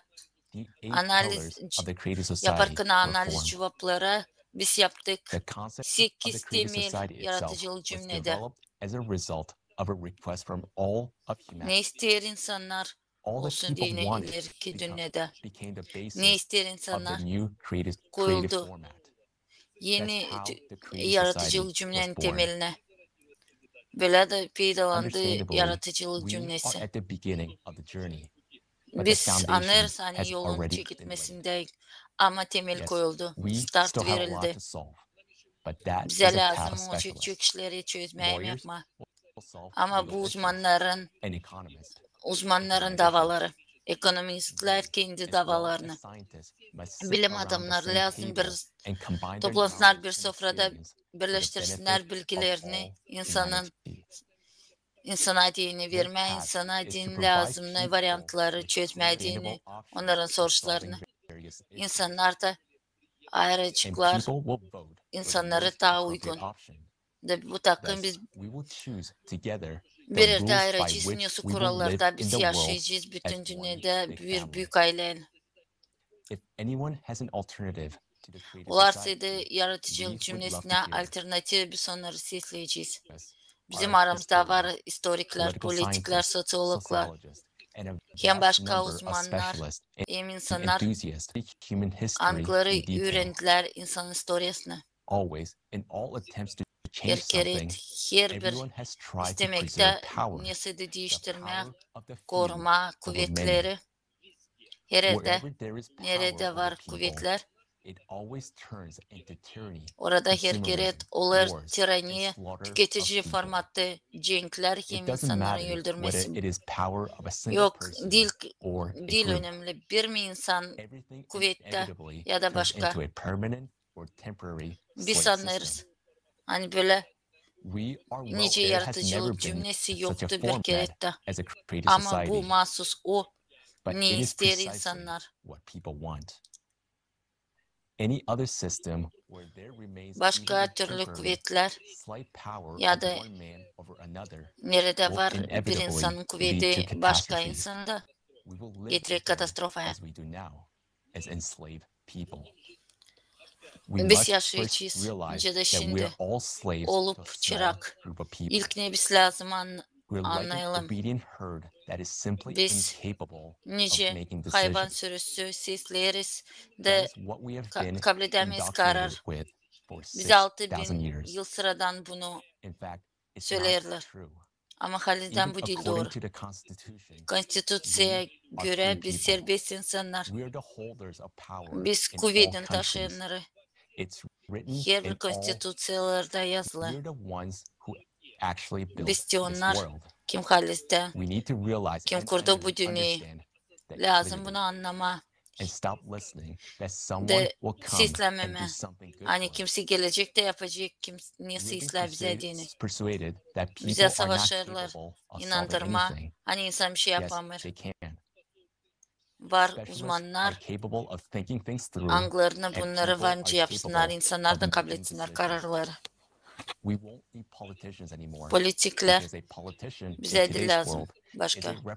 Zira politik bugünkü dünyada girer insanların aralarına angları duyarlar kendilerine dünyanın çorbacıları. Historia bize bunu gösterir. Da bunu lazım anlama.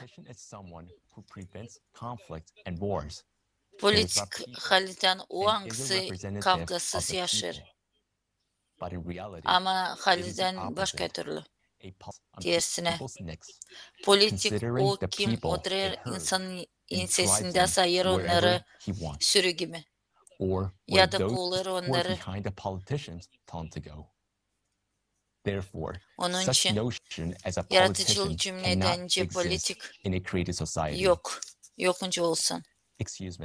In the face of a global climate catastrophe, we can speak frankly. Biz varınca söyleyelim doğrudan. Bizi payetler devletlere de söylediler hani biz lazım. Öldürelim birbirimizi bu devletler için. Devlet bu kim olsun ne? Cevap ilin. Bu değil sadece yer ama büyük devlet bu kuvvet. Kuvvet angısı götürür hem güder insanı.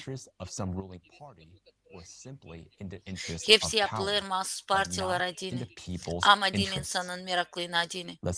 Hadi söyleyelim açık hem doğrudan hem söyleme işleri gösterme onları.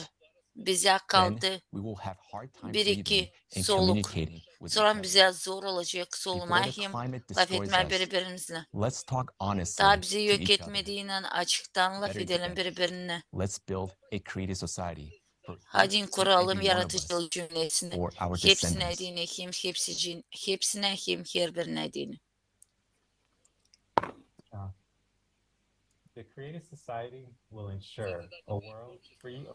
Yaratıcılık cümlesi verir garanti. Nerede yok kanına karşı gitmekler.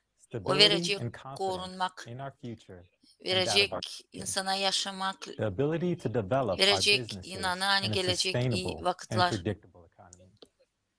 verecek kolaylık, ilerleme ekonomikalara. Yeni teknolojiler angları için yokunca kullansın insanlar yaratıcılık cümlede yakışacak. Verecek yeni sposopları kabul etme enerji. Biz ilerleyeceğiz ciddi sivilizasyon. Da ondan fayda olacak hepsine. Yaratıcılık cümlesinde var 8 temel. Onlar lazım kabul edilsinler her bir devletin konstitüsyonunda. Bu verecek usulü orada ilerletme cümleyi. Verecek kolaylık insanın yaşaması olsun en yüksek orada. Yaratıcılık cümlesi bu yeni format. Nerede birleşecek insanlar partner gibi. Bu ilerlemek insanları ileri. Hadi bakalım bu temelleri. İlk temel. Bu en önemli temel. Anksiyonları hani insanın yaşaması en zengin. Ondan kare zengin başka bir şey yok. En pahalı. Cümlenin niyeti verme, koruma insanın yaşamasını. Duyarsanız siz neyle ayrılanır o büyünkü günü. For most people, freedom and Bugün equality are very important.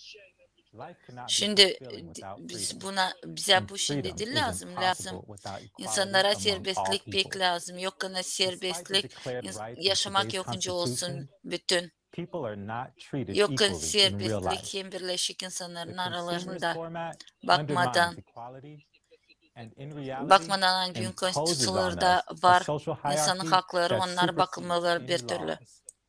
The second pillar guarantees Halisden those rights.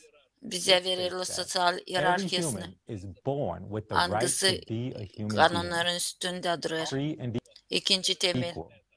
There can be no one and O nothing on bellidir. earth Hani superior to a human. her bir insan His freedoms doğduğuna and var rights. hakkı olma insan doğu lazım We olsun all have a fear of serbest. tomorrow. We don't know what will Da happen yokunca tomorrow. bir şey olsun Will I üstün still have my dünyada job? ondan onun Will the economy haklarından be okay? Can I hepsinde afford the medical bills if something bir de happens? What if? var What if? korkuluk To put it gelecek gün simply, için. the third pillar Kimse removes bilmiyor that olacak mı ultimate benim fear, işim, the olacak mı fear of ekonomika, tomorrow.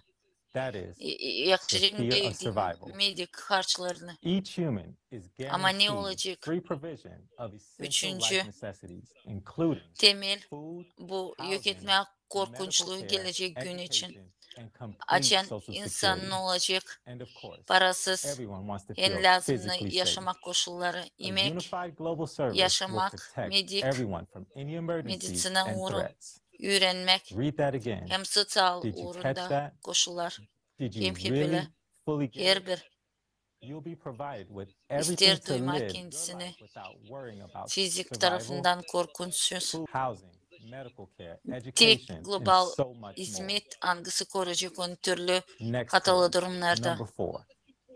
For Siz society to bütünden function bunu properly anladınız. and justly, Size there olacak cannot hepsici be any secrets from its ki citizens. yaşama da Therefore, düşünmeme, hani transparency sende and sababancı bir şey openness of olmasın. information for all is essential, including Dördüncü the temel information about the ki movement and distribution cümle of gitsin public ileri funds. doğru. Technology Da will insanlardan allow us to olmasın, personally saklı track işler all public olsun, spending informasyonu down to a açıklayın. penny. Onlar pek önemli. No disinformation will be allowed because mass media will İnformasyon belong yeri exclusively dağıtılır, to society and devlet reflect finansları, information nereye gider truthfully, hepsi devletlerin openly, and paraları. honestly. Bir de dezenformasyon Ideology olmayacak. is what shapes Niçin ki society's mass values medyalar and behaviors.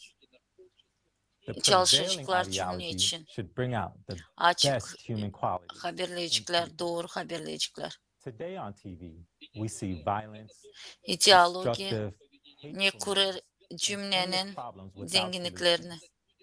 Mass media is İdeoloji aimed at lazım the kaldırsın division and insanın en manipulation iyi of the masses. kalitelerini. After watching the news, people feel hopeless and depressed. Bugün In creative mass societies, medyalar propaganda of doğru violence, dolu ki division, aggression, dağıtma and bizim insanları anti-humane manifestations ki will insanlar be duysunlar prohibited. kendilerini Therefore, kötü halda, establishing conditions for the nerede onları development and anladırlar, education of zorlatmaklar a human için, with a türlü capital başka H, kötü olaylar için. cultivating Onun moral için values kurulacaklar in each koşullar individual ki and insanı society. terbiye etme The doğru sixth yolda. pillar guarantees Moral everyone zenginliklerini high her bir quality, insanda. free education and harmonious Altıncı development of their temel verir personalities. garanti. That will Her bir eliminate the insana colossal parasız student loan öğrenmeyi that today leaves bu graduates verecek enslaved by debt for many years to follow. kolaycık, verecek kolaylık ki studentler Also, today, ödemesler büyük many young kredileri. people choose their fields of study Zira şimdi based on the studentler alıp profession's kredi earning var potential büyük instead borçları. of following their heart's desires. Çünkü In creative gençler society, every person, ayrılırlar regardless zanaatı of location, nerede vancı can attend kazanma ama university dil or college kendi of yüreğine choice göre. and receive a degree in any Yaratıcılık field they choose, cümlesinde completely bakmadan free yeri of insan charge. yaşaya varınca gelsin That koleje will hem give öğrenme freedom, kurumuna enjoyment of dünyanın learning, and her fulfillment bir true potential. nerede o ister The kabul seventh etsin. pillar İyi duygular hani o assures öğrenir. equitable distribution of our Yedinci planet's temel natural resources verir among garanti everyone, regardless ki of doğru pay nationality, etme age, tabiat and social resurslarını. status. Bakmadan Today, we have nerede yaşar never-ending wars insan and onun battles halkını, because of the lack of onun resources in nerede certain o countries yaşar. and the Şimdi unstable gider cenkler desires by resurslar certain için groups devletler savaşları onları almak kendi yerlerine. Biraz daha sahipsiz resurslar insanın elinde de yok. Cinkler burada olmayacaklar. Conflicts and wars won't be needed. The concept of power in the creative society is absent. Vlast, kuvvet yok yaratıcı cümlesinde. İnsanlar kendileri kararlarlar. Kabul edilen kararları çok soruşlarda. Biz kendimiz ayıracağız, çözeceğiz. Nasıl biz lazım çalışalım, cümle çalışsın. Biz pay edeceğiz. Biz bakacağız ne olur bizim dünyada. Kendisi halk kullanacak kendi haklarını, kendi bilgilerini insan ilerlesindiğini. Bu küçük 8 temelde açıklayacağız. Açıklanır hepsini ister insanlar. Bilirsiniz ne? Kimseydi kayılılarsa da bunlarla o sayılır yaratıcılık cümlesinin azası. O niyeti, o teni o ister bu işler. Bu 8 temel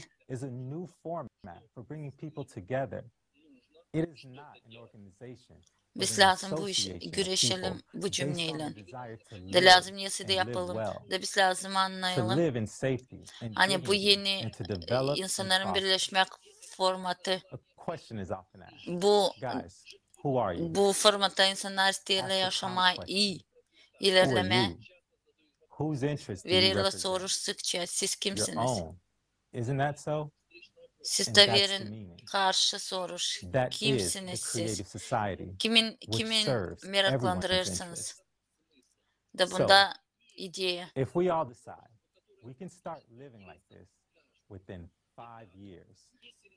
Yarın biz kararlarsaydık. Biz varınca gidelim yaşayalım. Böyle 5 yıl süresinde. Hadi anlatacağız bunu hepsine. Kuracağız cümle tutturmasını. Vereceğiz soruş.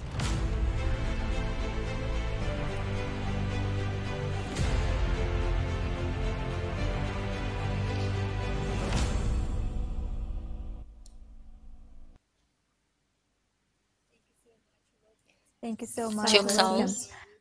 Wilkins, pek doğru söylersiniz. Yaratıcı toplumun formatı, o format nerede yaşamak, o serbestlik hem de korkusuzluk, büyük güzel bir yaşamak, her bir insanın için faydası olan değil sadece yapraklarda ama işte bu toplum nerede herkesin gücü insan olarak değil sadece kullanma insanı ama hepsi beraber bir şey yapma.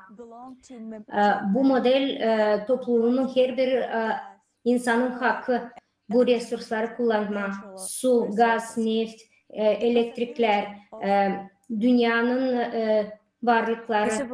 Biz görüyoruz hani bu resurslar şimdilik bir elde.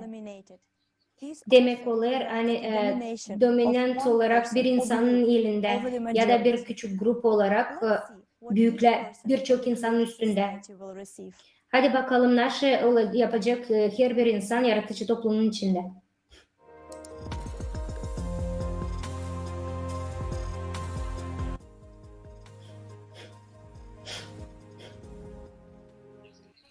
Birkaç yıl biz informasyon veriyoruz yaratıcı toplumun adına.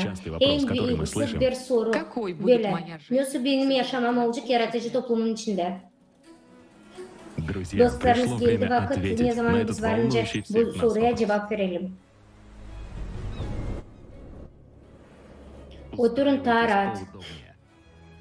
Biz sizi teklif ederiz pek güzel bir dünyaya. Hangisinin en büyük vaadli insanın yaşaması. Senin yaşaman. Yaşam koşulları.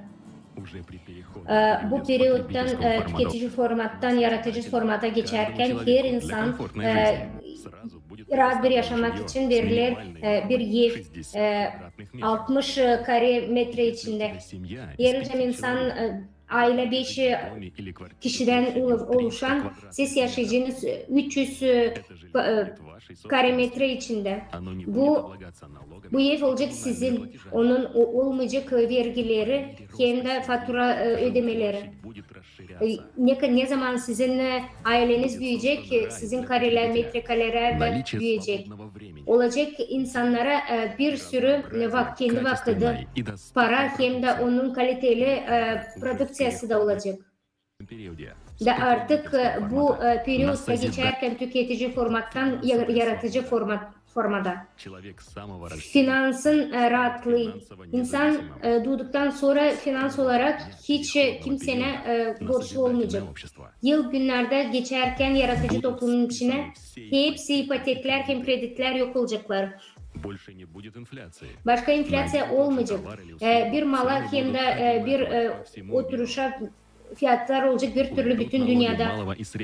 Küçük hem de orta biznesin vergileri olmayacak. Başka hiç vergi olmayacak insanlar için. Her hafta, her ay sen kabul edeceksin $10.000 hiç bazı olarak. Sen çok işlemeyeceksin. Hani aileni doyurmak için. Yaratıcı toplumun içinde sen olacaksın pek yemin yarınki günde. Yarın sende olacak da istersin çok para. Sen lazım işlersin sadece 4 saat günde hem de 4 gün haftada.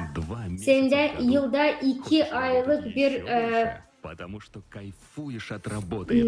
2 aylık bir rahatlık olacak.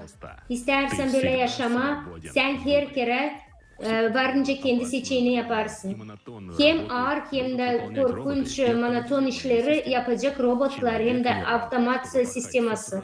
İnsanlar çırak değil, hani sabahtan geceye kadar KPK için işleme.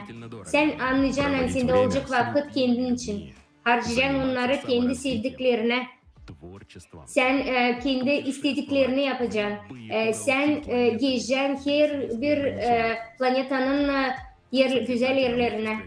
Yaratıcı toplumun içinde her gün yaşam yılı getirecek sana pek güzel hem de büyük güzellik. Bütün ekoloji olarak yemeğlerimiz olacak pek ekolojik pak. Başka bize dil lazım, pestisit, kimya, hani bizim yemeğimiz tatlı olsun. Bizde olacak çok yeme.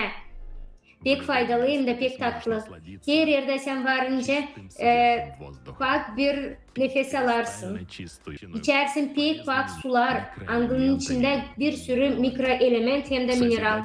Yaratıcı toplumun içinde biz yapacağız güzel bir ekosistem planetasında da biz göreceğiz ne kadar pak okyanuslar hem de güzel bizim ormanlar, dağlar. Yaratıcı toplumun bu bir büyük dünya, harmoniyanın güzelliğin dünyası. Medicina. Büyük bir sağlık her bir insan için. Bu büyük bir prioritet yaratıcı toplumun içinde. Geçişin başında medicina olacak parasız her bir insan için. Doktorlar alacak para sadece her bir pasyent için. İnsanlar olmayacak nice bir varlık klienti. Bütün insanın historiasında biz değiştireceğiz formatı medisinada. O olacak 90% olarak profilaktik. Bu da hemen olacak. Önce biz geçmeye başlayacağız yaratıcı toplumun içinden. Yeni teknolojiler imkan verecek insanlara hiçbir zaman hastalanmama. Her bir insanın olacak imkanı büyük, onların imkanı olacak daha uzun yılları uzatmak kendi yaşamalarını. Teknolojileri üretmek için onlar büyüğün de var ama tüketici format içinde onlar bize göstermiyorlar. Sıradan bir pribor duşlarda, kabinlerde kurulan biz görüyoruz yani organizm olarak senin istediğin gibi sen varınca kurarsın. Yaratıcı toplumun içinde sen olacaksın halizden iyi hem de sağlıklı öğretim. Sen lazım kaliteli hem de güzel bir eğitim alarsın. Beğenirsin öğrenme. Sen yaratıcı toplumun içinde o kadar bilgi alacaksın, ne kadar isteyeceksin. Hiç düşünmeyeceksin, dil lazım düşünersin. Yani ne kadar selam kazanarsın bu yaşamanda. Sende olacak bazı parası. Yıl günlerden sen geçerken yaratıcı toplumun içinden pek kolay istediğin gibi hangi mesleği seçeceksen onu da okuyacağım. Sen varınca her bir dünyanın bir noktasında bulunasın da öğrenersin. Yaratıcı toplumun içinde bu akıllı hem de bakışı olan büyük insanlar için. Serbestlik, rahatlık. İnsanlar kendileri seçecek hangi haklara, kurallara göre onlar varınca yaşasınlar. En büyük varlık bu insanın yaşaması. Hepsice kurulacak bu fundamentin temelinde. Dünya medyası olacak değil belli yerlerde ama bizim toplumumuza ait olacak. Bu demek olur hani manipülasyaya başka yapmayacak. Hepsice medyalar insanlara doğru hem de güzel haberler iletecek. Bizim korumamız geçişte o periyotta tüketici formatının içinden yaratıcı formatta insanların kaderleri başka hiç olmayacak ondan hani nasıl varınca karar versinlerse onlar kimin var daha büyük gücü. Bizde olmayacak, bizim toplumda olmayacak ölüm, cenk, çıraklık, insan satılışı. Hiçbir insan zorlukta kalmayacak. Her kere biz gün günden yeni teknolojileri elde edeceğiz da biz korumamızı daha güvenlendireceğiz. Büyük bir güven içinde sen varınca uşağını bırakarsın okullara, sokaklara. Dönerken eve, akşamleyin eve sen varınca parklarda da gezersin, konsertlerde de gidersin. Sen olacaksın koruma altında. Bunun büyük korkusu global klimatın katastrofaları. İnsanların hiçbir zaman başına gelmeyecek bu kötü, korkunç kataklizmalar hem de cenkler. Yaratıcı toplumun içinde her bir senin yakının hem de sevdiklerin olacak koruma altında. Hepsini sen kabul edeceksin, yıl günlerde açan, geçiş yapacaksın yaratıcı toplumun içinde. Bu teknolojilerin gibi nice replikatör sende olacak imkan hepsini elde etme. Her bir ruba, yemeğe, hem de bir sürü iş. Ne kadar büyük bir fantastik duyulmazsa büyük teknolojiler hangisini biz şimdi size anlatırız. Onlar var ama tüketici format bize onu vermiyor. Başlarda bu periyot periyodunda bilimlik hem de teknolojiler yönlendirilecek insanların yaşam kalitesine. Dünyada bizim yaşamamız lazım getirsin bize sağlık hem de sevinme. Bütün absürt ona gelir hani bizde yok imkan, bizde var büyük imkan yaşamaya yaratıcı toplumun içinde. Ama biz tutarız bu tüketici formatı. Biz varınca kuralım yaratıcı toplumu, sakin, hiç kimseyle savaşmadan, hiç kimseyle boğuşmadan, kısa zamanlarda, hiçbir revolüsyon yapmadan, bilim teknolojilerini sadece onlara dayanarak biz varınca kalis kuralım yaratıcı toplumumuzu. Anlat bu perspektivaları kendi ailene, dostlarına, komşularına hem de kendi yakınlarına. Paylaş. Ne kadar onlar için bu yaratıcı toplumu faydalı. Biz seninle yaşayırız pek güzel bir dünyada açan kısacık bir zamanda varınca geçme çırak sistemasından tüketici formatından güzel, serbest hem de korumalı bir yaratıcı topluma. Hepsi sana bağlı. İstersin böyle yaşama, katıl yaratıcı toplumun içine ve hepsine anlat onun hakkında.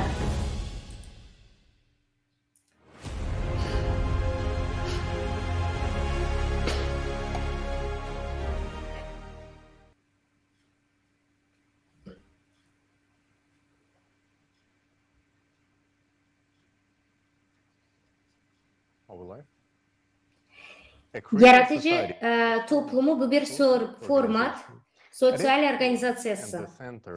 Bunun başında var insan, onun yaşaması hem onun rahatlığı. Bu bize lazım formatları değiştirmek her bir yaşam koşullarında. Var böyle bir plan yaratıcı toplumun içinde. Bu planın içinde bu plan gelir basamak basamak. Hadi laf edelim bu planların adına nasıl isteriz biz yapma hem de ne kadar önemli her bir etapın. Biz biliriz yani yaratıcı toplumu kurma varınca kuralım. Varınca yaşayalım değil, tüketici formattan yaratıcı toplumda. Biz insanlara pek önemli lazım anlatalım yaratıcı toplumumuzu. Politikalar gelecek o zaman açan olacak elektoral bir soruş.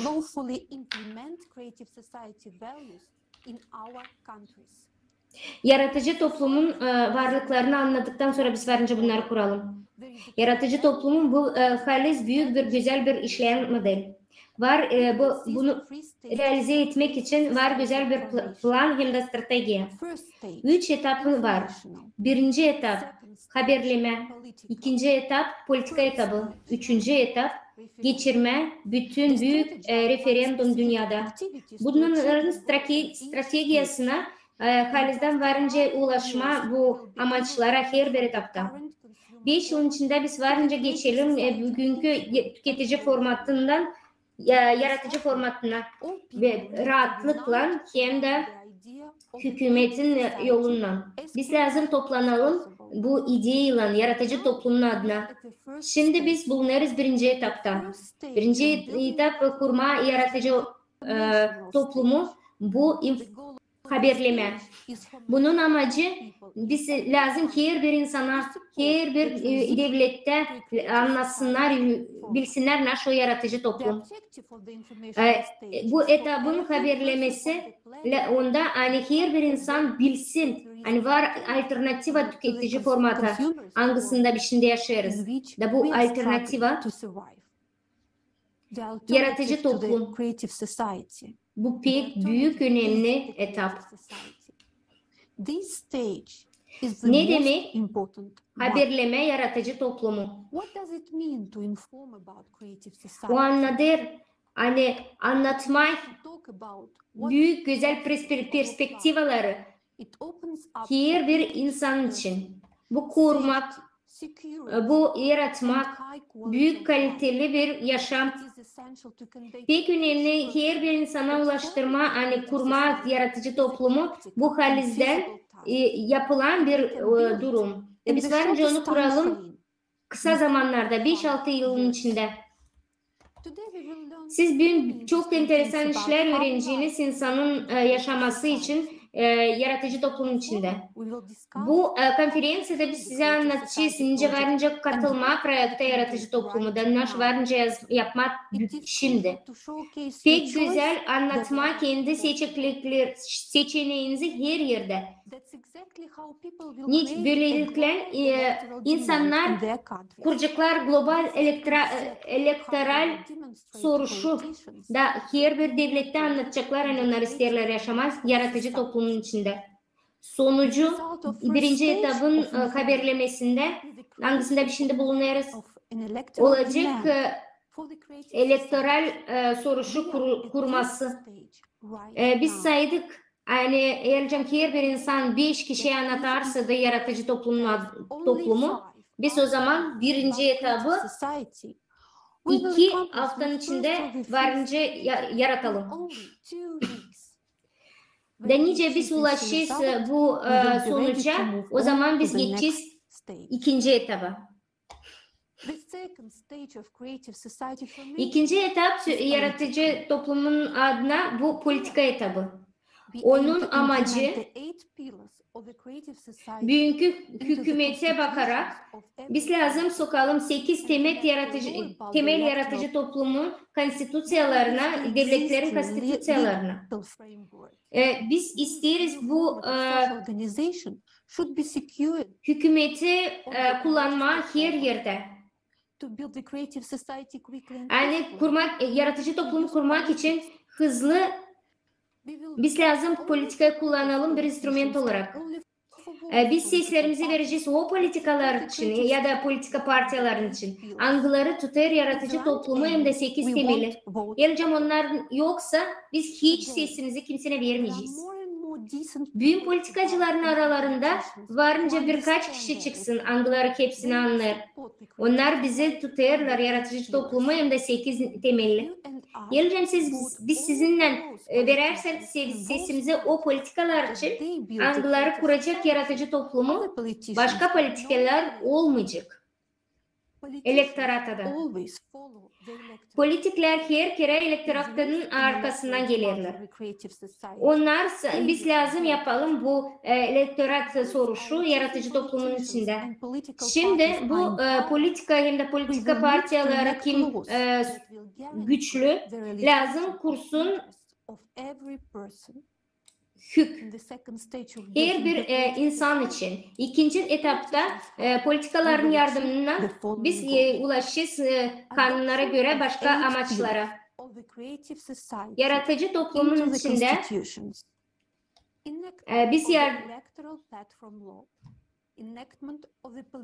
biz varınca konstitüsyayı kanuni olarak koyalım. Elektoral platformaları kuralım. Birinci adım politikada bizim soruşu yapma, sokma 8 temel yaratıcı toplumun içinde konstitüsyaya, kanunlara, hepsi devletlere. Bu kanuni olarak olacak 8 temel. Ve biz bu senaryoları yapacağız çok rahat. O için biz söyleriz yani yaratıcı toplumu. Bu pek büyük hem rahat bir senaryo. Bu kanunları sokmak için bu platformaya bize getirecek gücümüzü, halis bizim gücümüzü, hem de bizim hakkımızı ince ayırma, ince biz lazım yaşayalım.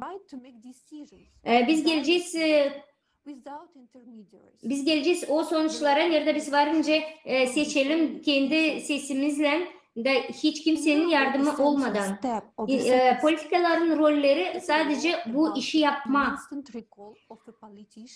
Ayrıca politikacı yapamazsa kendi işini bu fonksiyaları oturtamazdı.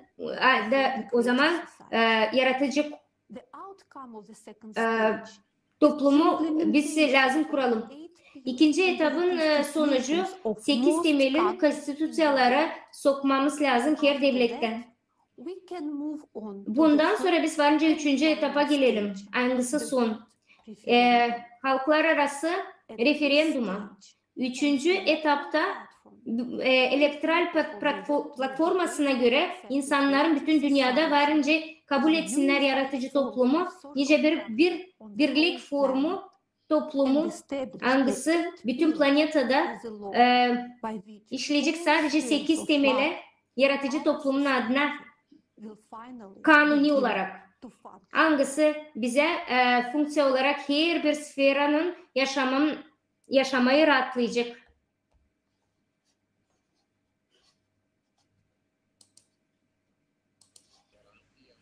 Ignorantia juris non excusa of the law is no excuse. Bilmekten kanunları söylemirani bizim yok cevaplarımız. Gün bilmez kanunları vermir bize kolaylık yaşama varınca alsınlar bizim yaşamamızı. Biz kullanmıyoruz. Kendi hakkımızla kurma elektoral sonuçları da veririz kendi yaşamamızı, yecilimizi başka insanların ellerine. Yaratıcılık cümlesi bu lazımınız bozak kendi haklarını koruma hem yapma. Angları koyulu her bir devletin kanunlarında. Ama biz onları kullanmıyoruz. Olsun her bir insanın hakkı dini lazım geliştirme kanunlara hepsi devletlerde mekanizmaları ilerledip onları de lazım revolüsyolar. Bu evolüsyon. Olur sorur. Nice bunu yapma. Lazım geliştirme hepsi devletlerin konstitüsyolarına yaratıcılık cümlenin 6 temelini. Elektoral platforması bu. O cümleye dini elektron sistem hangisi tek instrument ki kabul eder kanunları hem çözer soruları hepsi insanlarla. O tek kanun bazısı. Bu varınca olsun açan parlamentin çokluğu tuturur yaratıcılık cümlesini. Bu iş için lazım. Çünkü insanlar seslerini versinler o kandidatlar için kendi seçim programlarında koyarlar. İlk geliştirme bu temelleri konstitüsyon da kabul etme kanunu elektoral platformu için. Da şimdi biz yetişirsin önemli yere kurma cümle soruşunu hangisi gelir insanın daha çok payından ki ayırma kuvvetlerin temsilcilerini. Nice bu iş olsun. Bu en önemli dava. Yaratıcı cümlenin kurulmasının ilk etapı. Hepsi insanlar Anglo yaşarlar yerde. Anglo işittiler yaratıcılık cümlesi içinde isterler onda yaşama. Lazım da aktif haberleme hepsi insanların yaratıcılık cümlesi için. Açan planetanın daha çok insanları tutturacaklar bu formatı. O zaman kalanı onun etapları olacaklar. Millet devletlerin her bir devletin millet kanunlarına göre. Dini için informasyon etapı en önemli sayılır. Formula peklen. İlkten biz haberleriz. Hepsi insanları niyası kurma yaratıcı cümlesini sorum. Seçici ayırır o politikleri angları tuturarlar yaratıcı cümlesini. Hem bu politikler kanun uğrunda savaşlarla geliştirmeye 8 temeli de kabul edilir kanun elektoral platformu için. Böyle formada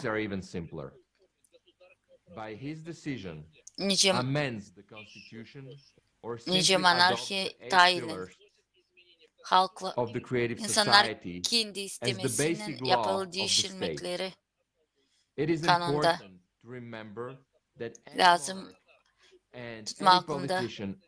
Hani türlü politikler bağlı insanın istemesini görürüz. Bizde hepsi insanlarda var hak kararlama annesi cümlede o ister yaşama. Da yaratıcılık cümlesi. Bu insanların kararları. Bu değil revolüsyon, bu evolüsyon. Hangisi olur hak uğrunda, hak yoluna. Geldi vakit. Bu hakkı kullanma. Sağ ol. Veriyorum laf götürücüye. Thank you, Robert. You're absolutely right. Sağ ol, Robert. Siz hakikaten doğruysunuz. Biz insanlar da bizim var. Yürüdük hakkımızı kurma dini elektoral soruşunu da kurma yaratıcılık cümlesi. Ama insanlar bilmirler, bu hak içinde kullanmırlar onu. Hazırlanarken foruma biz aldık interview Avrupa Germanya'nın parlamentariyesinden. İzleyiniz.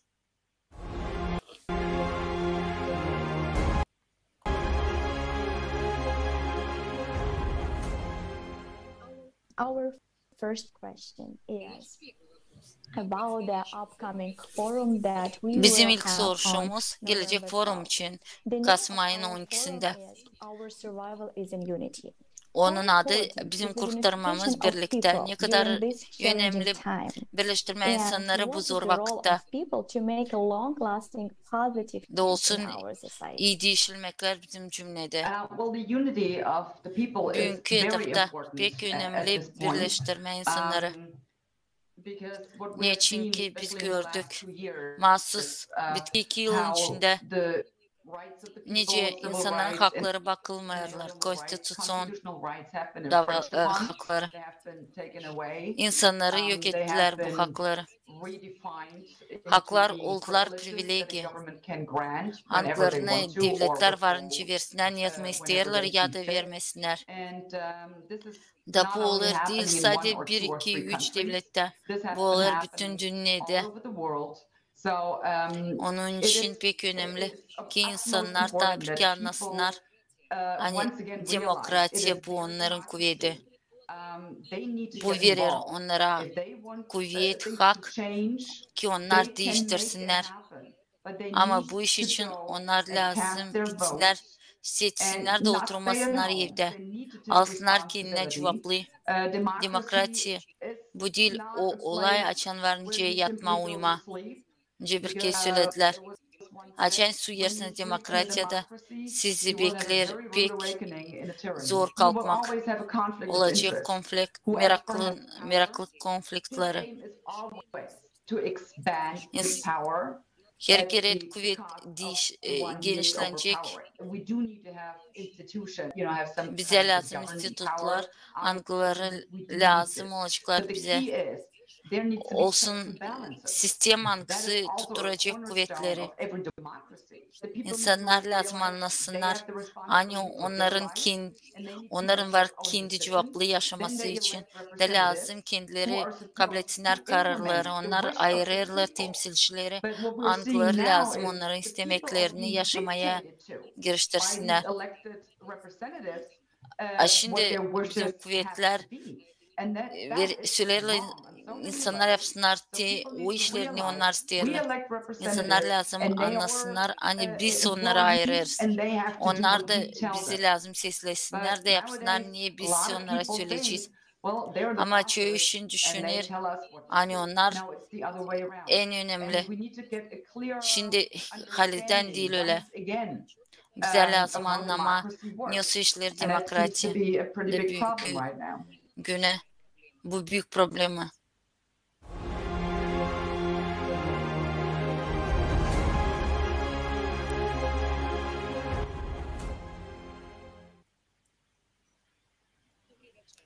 Akşam hayır olsun. Ben bugün insanın hakları koyulu devletin her bir kanundan biz görüyoruz, onları hiç bakmıyorlar. Götürürüz biz bizim yaşamamızı. Varınca biz bugün tüketici formatında durgutalım cenkleri. Olmasa enflasya. Azaltma kommunal koşulların sayılarını. Biz yokunca koruyalım kendi yaşamamızı. Olsun bizde yemek, sıcak, evimizde çöyüne diyene bu büyük zenginlik. Bizde yok para ki kurtarma bizim yakındakilerin yaşamalarını açan onlar hasta. Biz inanmıyoruz sabah güne. Soracaklar mı bizi ne biz deriz? Nice basma kırmızı knopkaya da gömme bizi hepsi bizim istemeklerimizi cenk altında. Tüketici formatın sisteması öyle düzülü, hani maksimum ne bizde var hak, bu ayırma, kim bizim için kabul edici kararları. Seçimlerde biz verir seslerimizi, kedi için çuvalda.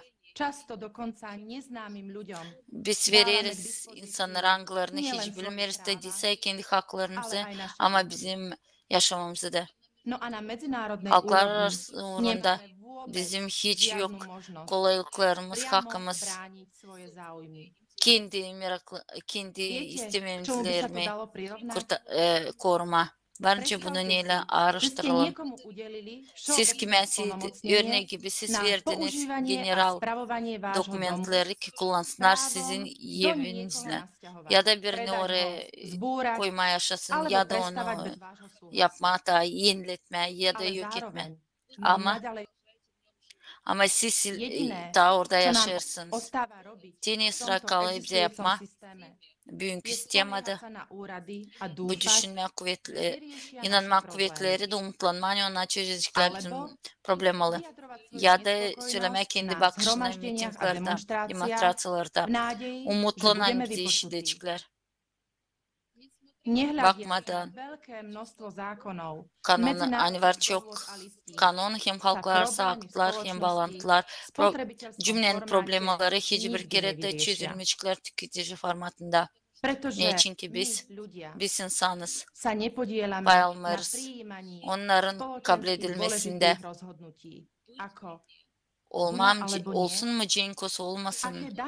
Nasıl vergileri biz ödeyeceğiz? Hem nasıl kullanma tabiat resurslarını? Hepsi bu soruları belli ederler bizim yaşamımızda. Bu tüketici formatı hangisinin ortasında kuvvetler hem para girdi topik. Ama bunu en kolay değiştirme ki insan iyi yaşasın da olsun hepsinde zengin yaşamak. Biz varınca kanuna göre evolüsiya yolunu geliştirme, yaratıcılık cümlenin konsepsiyasının ortasında durur insan. Onun baş temeli bu. O an insan kendisi kullanacak kanunları. Bence işitme hani cümle kuvvetsiz yokunca olsun. Ama nasıl anlatma? Hani açan zor durumda nasıl anlatma? Hani insan gelir birbirine yardıma. Kuvvetlersiz. Onlar kendileri efektif çözerler. Hepsi kendi sorularını, problemalarını beklemediğinin kuvvetleri tarafından işleri. Bundan gayri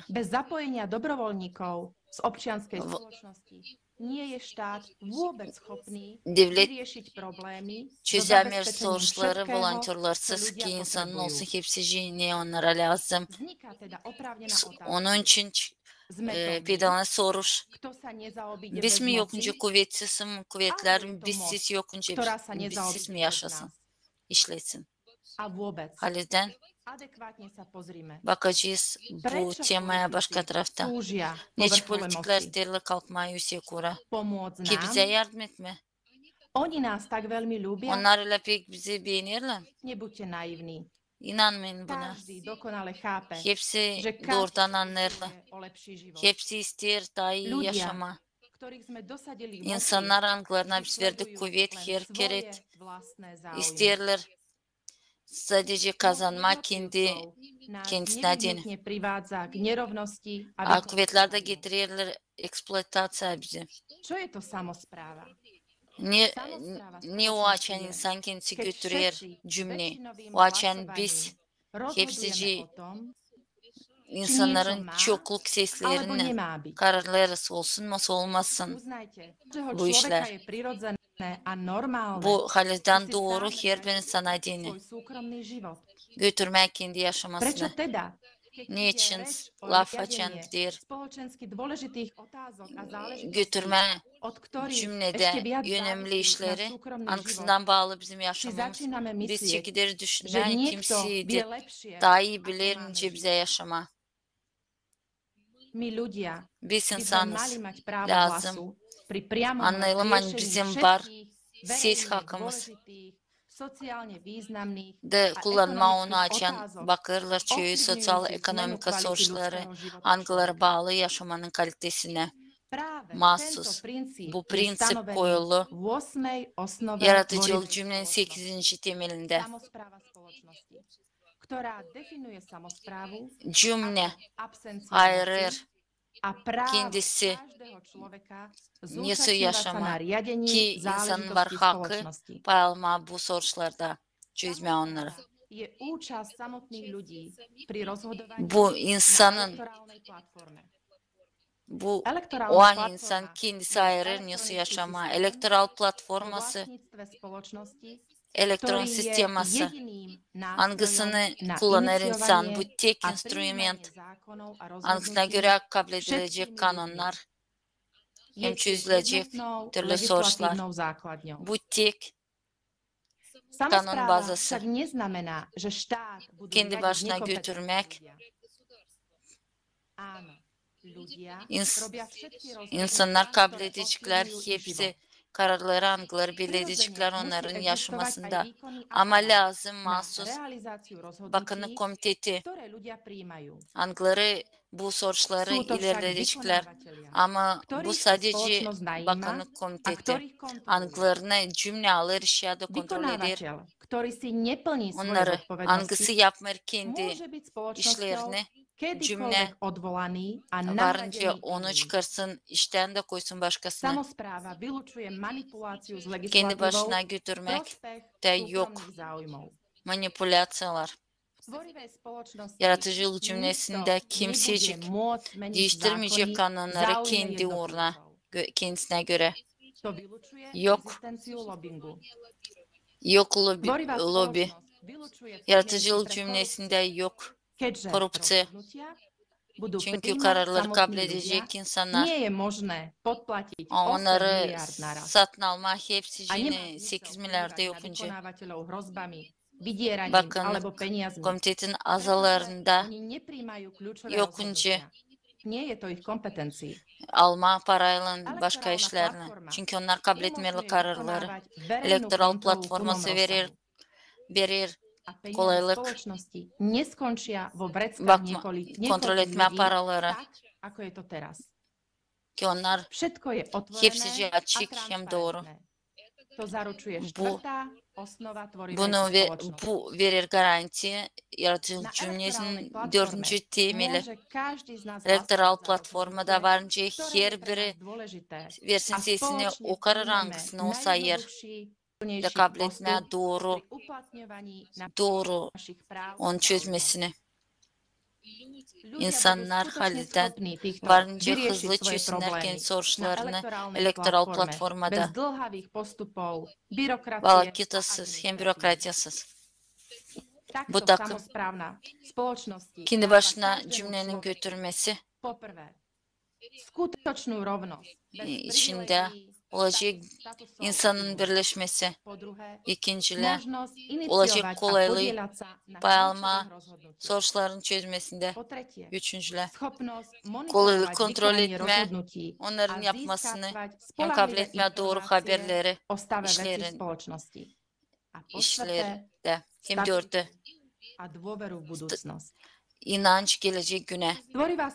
Yaratıcılık cümlede kendi başına götürmede insana verilir haklar.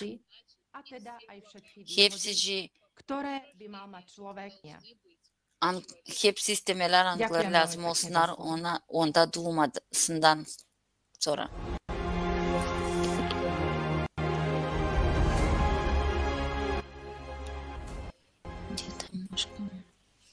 Сегодня утверждают, что твое будущее зависит только от тебя. Но так ли это на самом деле?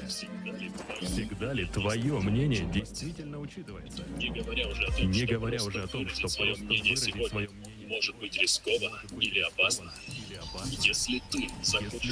Sen dersini bir şey değiştirme. Ne kadar bunu bence yapma. Halil'den biz bence ayrılalım. O insanlar angıları tutuyorlar ya da biz. Ama sadece politikler angılarını biz ayırırız. Söylerler bize başka işler. Kim biz tüketici formatında yok kana haklarımız. Hadi bakalım. Nece değişilecek bizim yaşamamız yaratıcı cümlede. İlk değişilmek yaratıcı cümlede senin bugünkü hem geleceğin bağlı olacak senin ayırmandan. Her birinin yaşaması değiştirecek insanların yaşamasını. Bugün bizde demokrasi açan biz ayırırız. İnsanları da veririz onlara, kuvvetleri de ona ayırırlar. Nece bize yaşama. Paralar, onlar bizim kontrol ederler bizim paraları, resursları, hem yaşamamızı yaratıcı cümlede kuvvet olacak insanların yerlerinde de onlar kabul edecekler kararları elektoral platformada. Niye? Çünkü kanon organı olur insan. Her günden insan yaşayacak daha konfor hem korkusuz. İnanla gelecek güne. Anna, 35 yaşında, karı, ana, 2 uşak var. O da Nece bu bence olsun, hani o katılacak sorunların çözmesinde yapılır platforma, bakma inisiyativaları kabul etme kanunları hem verme seslerine koyacak, kendi telefonuna bu prilajeni platforma verecek kolaylık çözmek hepsi soruları online formatında. Şimdi Anna'nın bakışı olacak pek önemli. Onu bakacaklar. Çünkü seçimler geçerler platformada, online formatında da o olacak anlaşılır hepsine. O yapılıyor. Her bir insan onu doğru anlasın, da onu yokunca yok etme. Anna 30 minut haftada harcayacak bu işlere dini. Oturakına kafede o bence baksın haberleri, konuşakları gider kana seksiyalara.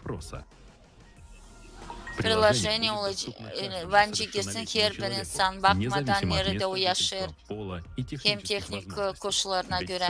Çünkü yaratıcılık cümleden önemli her bir insan. Bakarak bugünkü teknik uğrunda ilerlemeye kurma bile platformayı Halil'den varınca. Çünkü efektif teknolojiler bugün var hem de geliştirilirler türlü devletlerde. Böyle platform kullanması verecek kolaylık olmaz. Verecek kolaylık geçme, kendi başına cümlenin götürmesine bu sürecin siz.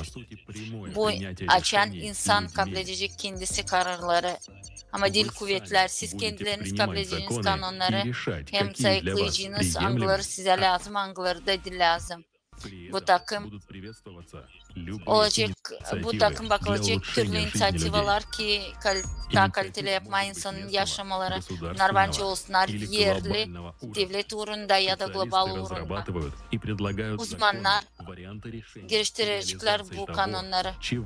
O kanunlar angılarını isteyen insanlar. Anna dizayner, o istedi geliştirme inisiyativi ki olsun konfor skavunlar onun devletinde oturarkana cümle transportunda. Nice varınca bu haberlerin içinde bulma doğruluğu. Ama kanun bakmadığını olacak pek az. Ona vericiler pek kolay formada. Hem açıklanacaklar her bir insan adını. Nice o bile olacak kendi senin yaşamında. Niyesi garanti o verecek size. Hepsi kolay. İlkten lazım olsun kanun elektoral platforması için. Onda olacak hak, insanın hakkı koymak kendi inisiyatiflerini. Ondan bu takım insan посредниksiz paylaşıcı kanunların kabul etmesinde hem kanunların kabul etmesinde. Yaratıcılık cümlenin 8 temelin koyması konstitütsiye verecek garanti ki insan kendisi götürsün cümleyi. Все остальное законодательство должно соответствовать этим нормам, то есть не нарушать их. Таким образом, в созидательном обществе невозможно принять решения, которые ухудшают положение человека, либо угрожают его жизни, свободе и безопасности. Например, сегодня Анна решила встретиться с подругой, приехала в ресторан на 30 минут раньше. Это время она заранее выделила в календаре, чтобы зайти на электоральную платформу. Она ознакомилась с тем, какие инициативы и законопроекты открыты для голосования. Для принятия решений нужно ответить самой себе на вопрос, насколько это улучшит мою жизнь.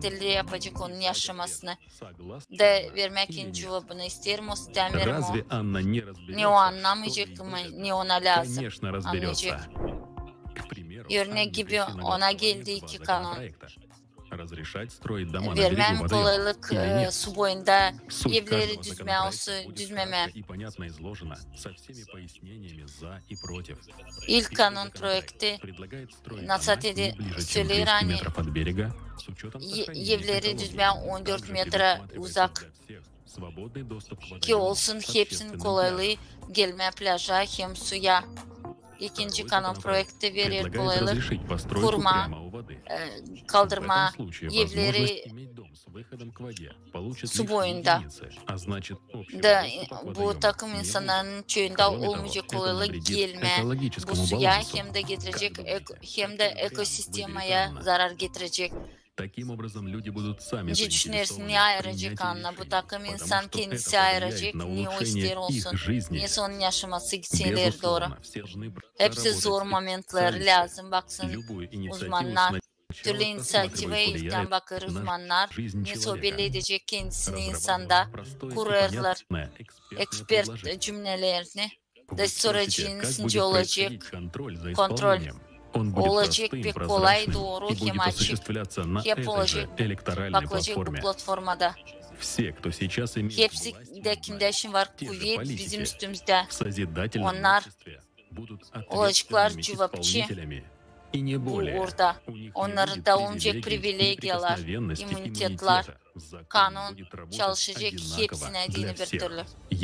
Elemanı yapmazlar kendi işini, o zamanları varınca iş yerinden alma.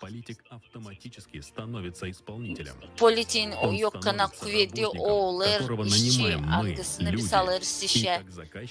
Deyince biz çorbacılar varınca türlü momentta çıkaralım işi iş yerinden. Yeni teknolojiler verecekler kolaylık, yok etme, korrupsiya, bürokrasi olacak açık, koyarkana insanları türlü görevlere, projektlerin giriştirmesinde. Hepsi bunu kontrol edecek cümle elektoral platformanın göre. Neyse çözecekler soruları halklar arası uğrunda. Olmayacak halklar arası uğru. İnsan olacak tek halk her yerde, türlü devlette. Olacak bir tek kanun, bir vakit, hem iyi koşullar her bir insana dini. Şimdi biz pay ediliyiz devletlere, halklara. Yaratıcılık cümlede halk, kültüra hem adetler kalacaklar. O kadar ki biz olacağız tek halk. Hepsi bu getirecek olan olmayacak cenk, olmayacak konfliktler. Bu açacak bize yeni insan evolüsyon yeni etapını kurma dini yaratıcılık cümlesi bu iyi gelecek her bir insana dini.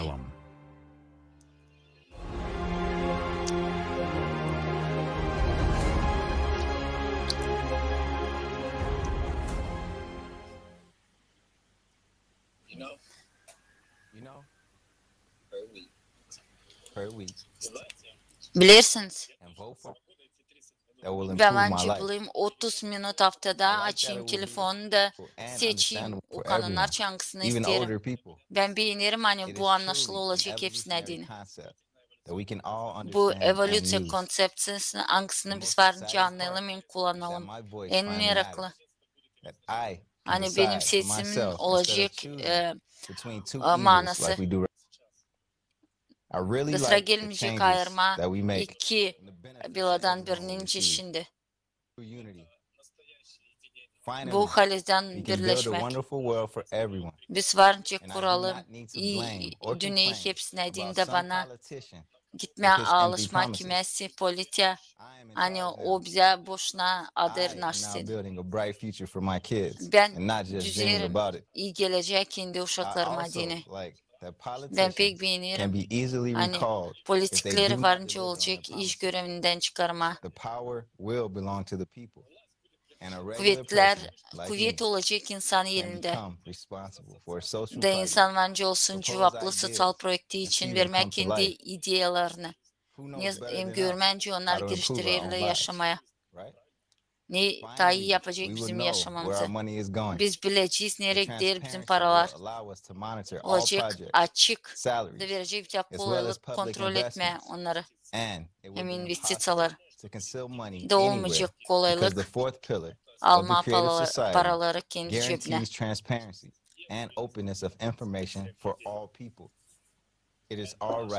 Bu bizim hakkımız kabul etme kararları planlamak kendi yaşamımızı.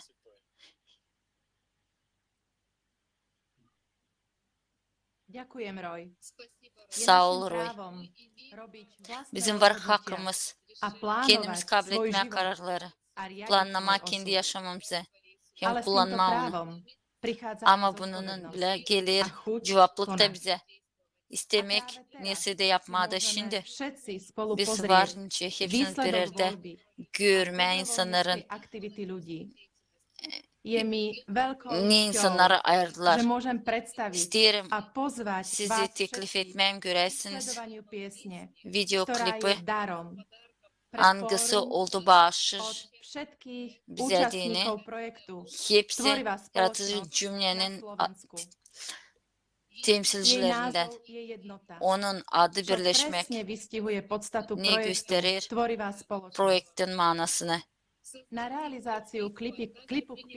Videoklipin yapılmasında paylaştılar.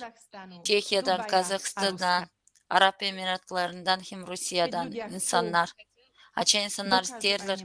Onlar varınca yapsınlar hepsicini. Ne yapılmaz. Öyle oldu bu türkünün kurmasında da onun avtorları. Kendileri çıkarıldılar klipte dil profesyonel. Bu insanlar Anglılar toplandılar. Bir niyetle kurma türkü forma dini. Yaratıcılık cümlesine dini. Bizim birleşik yolumuz hep açıklı bu türküde. Začiatok je pochmúrny, beznádejný. Tak, ako je dnes aj naša spoločnosť. Türkü çekilir zorluklar, gösterir bizim zorluklarım ama ileride görünür şap. Hem insanlar Anglıları anladılar, yaratıcılık cümlesinin ideyasını. Onlar giderler. Kimse de kaçır. Ki giriştirmeye bu ideyi yaşamaya. Niçin ki yaratıcılık cümlede karanlık dağılacak. Da biz varınca çekilme yaşama. Hem ilerletmek kendi potansiyelini. Ale dosť už bolo slov. Sisleyin. Nechajme sa inšpirovať.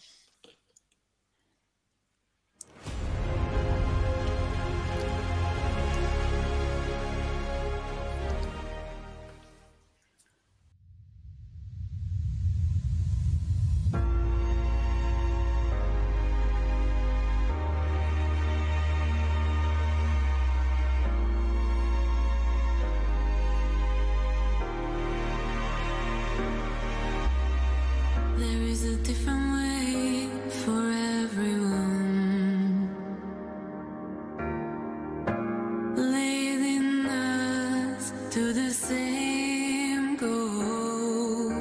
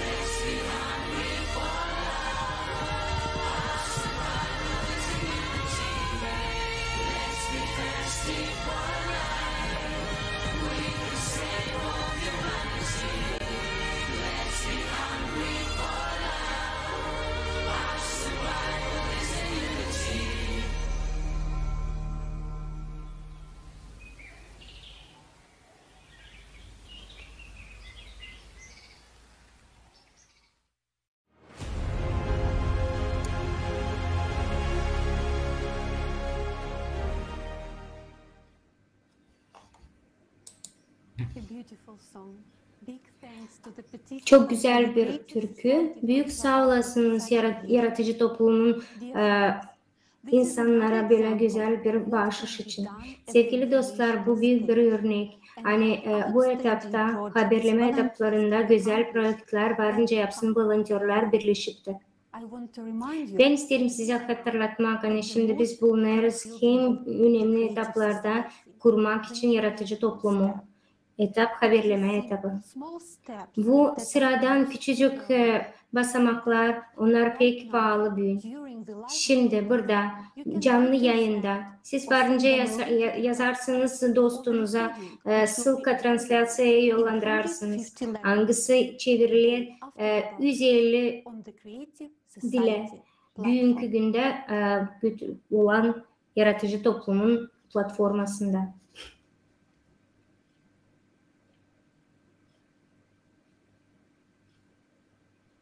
Hey, earlier today, we heard that we have all the legal basis for building. Biz bugün işittik, hani bizde var bir sürü kanuni temeller, hangilerinde biz varınca kuralım bizim yaratıcı toplumumuzu.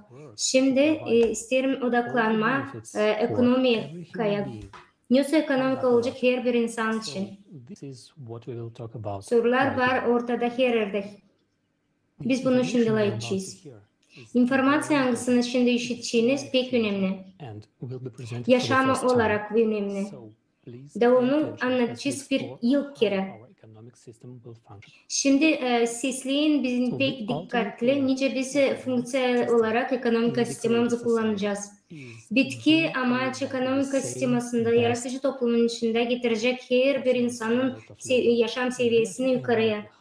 Biz söyleriz pek büyük kaliteli medisin durumunu, yaşam, üretim, yemek hem de ruba oluşları. Her bir insan elde edecek bu güzel kaliteli standartları. Bir düşünün, stabil ekonomika hiç kriz olmadan korkusuz yarınki gün için. Da bütün planetin yaşadıkları stabil parasından. Her bir insanın var büyük bir alış varlığı.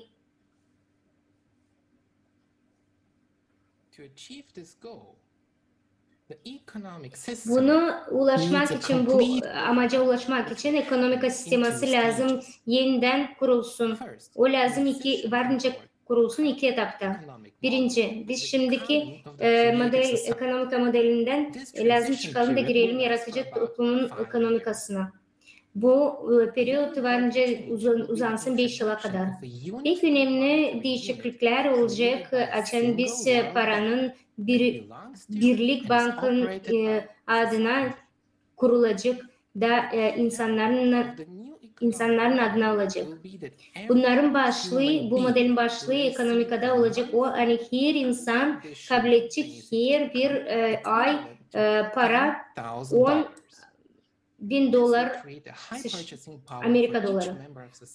Bu yapılacak onlara pek büyük bir alış realizasyası, hangisi kuracak koşulları hani insana kolay olacak yaşama. Pek önemli bir koşul orada nerede açan bir geçeceğiz yeni sistemden her bir devlette, insanda hem de gruplarda, kuruluşlarda onların borçları silinecek, ipotekalar silinecek. And with the help of AI, the economy will be planned. İntelekt onun yardımından biz görüyoruz hani plan olarak global soruşu olacak insanlarla. Onlar analiz edecekler üstün intelekti. Onlar yardımcı olacaklar. Her bir insana yardım edecekler elde etme hepsine yaşam koşulları için.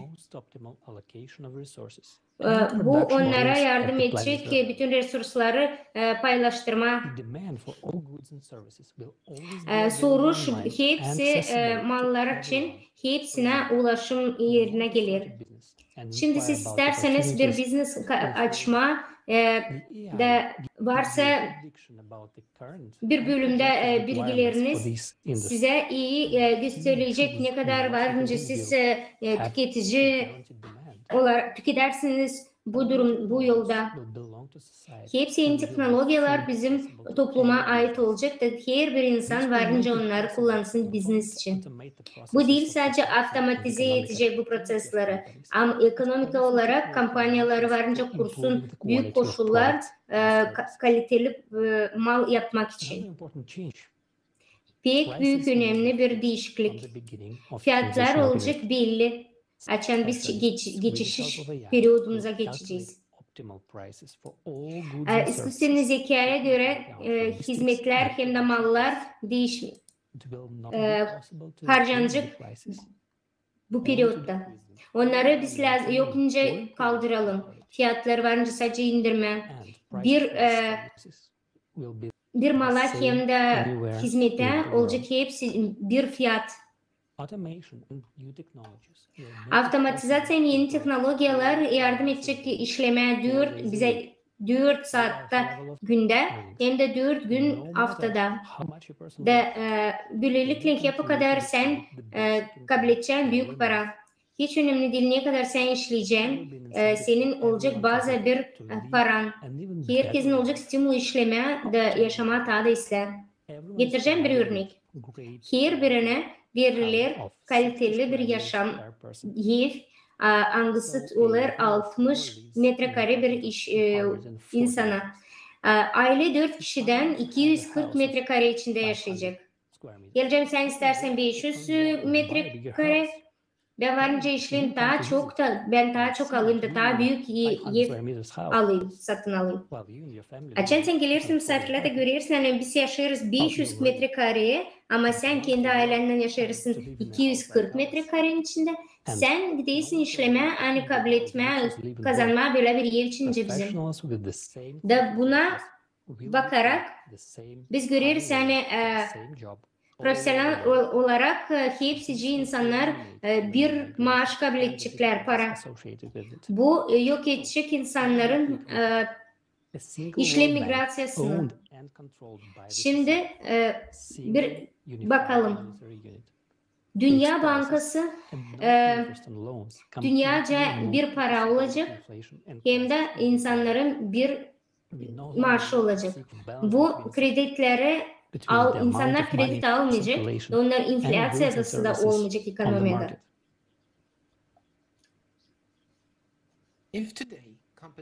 Bugünkü günde konkurensiya kurularsa parada da fiyatların küçük olmasına bu geçiş periyotta bütün kampanyalar konkurre edecekler sadece kalite olarak. İnsanın fiyatlarının belli olan bir durum görürüz. Hani biz faydalanacağız pek güzel hem de kaliteli mala. Bu faktörler getirecekler pek sağlıklı konkurensiya da stimüle edecekler insanları daha kaliteli prodüksiyon yapma. Bu da insanları verecek güzel bir yaşama her bir için. Yaratıcı toplumun içinde kurulacak koşullar anglarının içinde olmayacak korupsiya hem de ayrı insanların başta lider olarak ekonomikaya ya da politikaya. Bunun için zenginliğin belli bir varlık aileye belli olacak. Biz bunu bütün toplum olarak belli çiz beraber. Diyelim $10 milyon. Böyle büyük para ben sanırım hani güzel bir hem de varlık yaşamaya yeter. Ama bir dünyaca cenk yaratma dene bu yeterli değil. Dünyaca resurslar, strateji otrasları onlar olacak insanın ellerinde. Bütün bu enerji, finans ve sisteması, teknolojiler, sağlık koruması, hepsi bunlar olacak insanların ellerinde. Belli bir vakitte angında hepsi koşullar kurmak için yeni ekonomik prosesini biz seçeceğiz bir rakam, bir data. Nerede biz yapacağız yeni ekonomika geçiş periyodunda yaratıcı toplumunda. Bu vakit valutamız her bir devletten belirtecek kendine bir para. Onların değişimi kapitalizasyası kısıtlı olacak. Yerince onların maksimum şeyini değişerse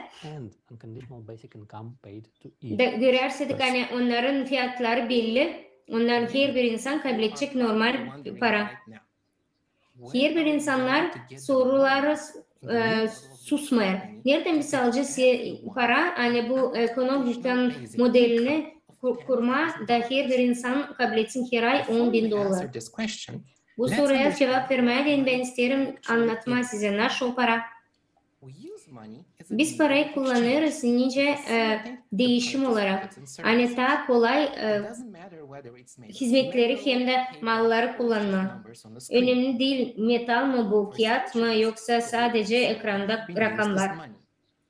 Uzun zamanlar para yerine insanlar kullandığı altın hem gümüş. Geldi vakit açan banka insanlar başladı koyma kendi altınlarını.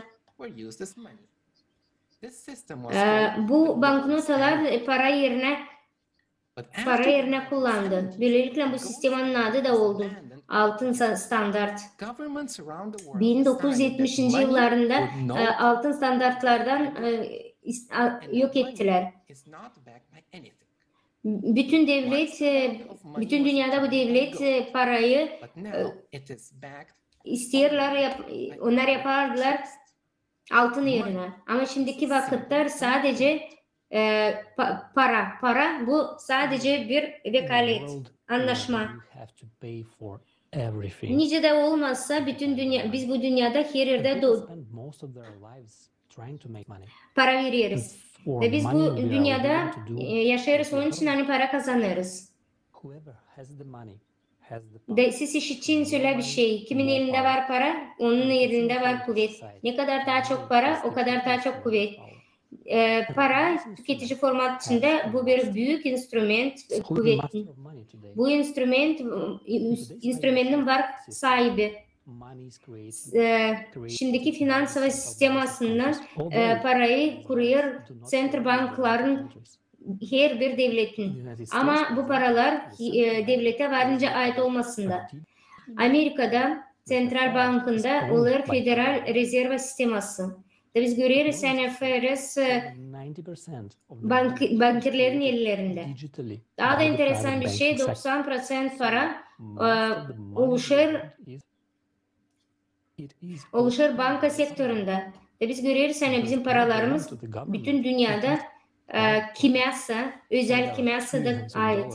Biz anlarız değil devlete ama kiminse elinde. Bunda da bir büyük problem. Paralar kullanmayan bizim toplumumuz. Parayı kullanan bir küçük grup insanı da gördüğümüz gibi bu paralar dönüyor kendi sahibine. Ekonomika bu değil tam bir nauka. Bu ekonomikada yok kanunlar, gravitasyona kanunu fizikte. Ekonomikada yok aksiyom ya da postulat. Ekonomika bu sadece bir anlaşma insanların arasında. Bu da denir ona hani biz varınca bir şey değiştirelim. Biz sınavlaştık düşünme hani paralar o kanunun devletin halklar arasında yaratıcı toplumun içinde para olacak insanın. Biz ileriden de dediğimiz gibi bütün bu paralar dünyaca bankalar olacak. Sadece insanların, onlar kontrol edecek bunu. Kurulacak bir para, Bu parayı getirdikten sonra başka bütün dünya paraları yok olacaklar. Özel banklar yokunca bu kursun daha çok para da olmayacak özel banklarda.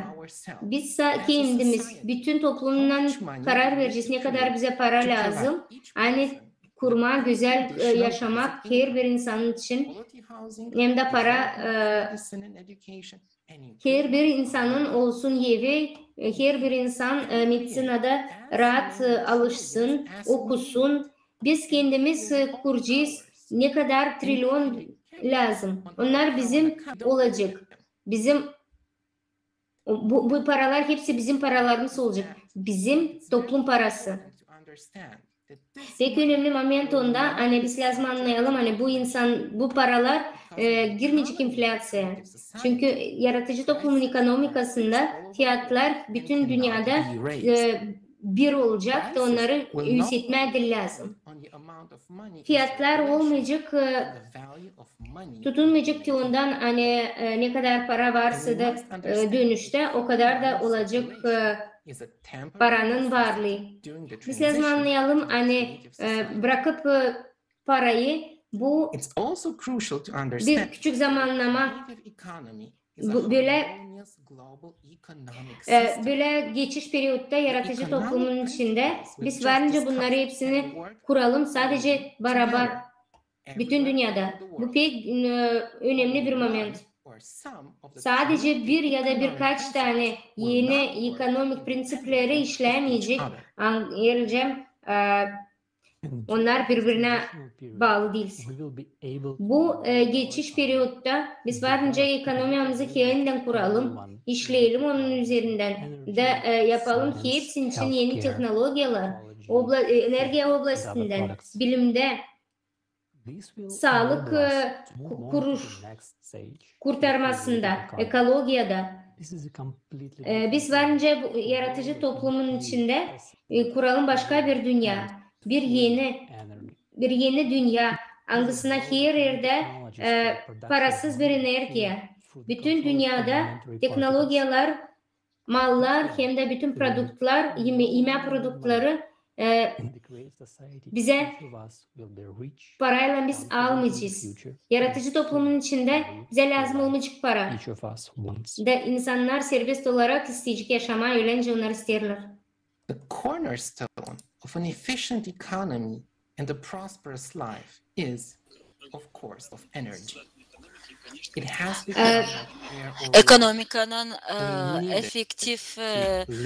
efektif taşı bu enerji bize lazım. Enerji ki biz yaşayalım diyene.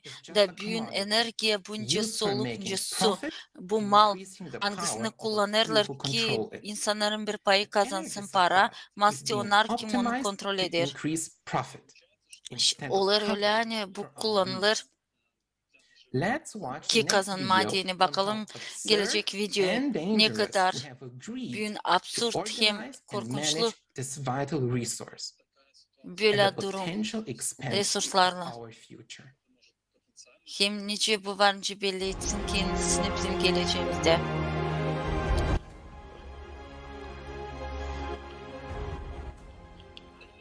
Enerji bizim yaşamımızın temeli. Enerji bu yemek, bu su, kanalizasyon, bu kolaylık gezme, bu bizim malların temeli. Bu getirir teknoloji progresine. Enerjisiz biz yokunca yaşayalım.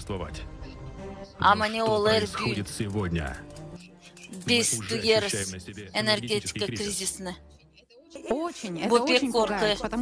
Ben çıkarım. Ben 2 saat evde ben bir şey yapmıyorum ama para gider. Bu pek beni kuşkulandırır. Bana sıra gelir düşünme. Hangisini kullanma, hangisini kullanmama. Açan harcamaklar büyürler 10%, şimdi onlar büyüdüler 10 kere de. Bu pek zor. Bu yokunca bu orada yaşasın kampanyalar, insanlar.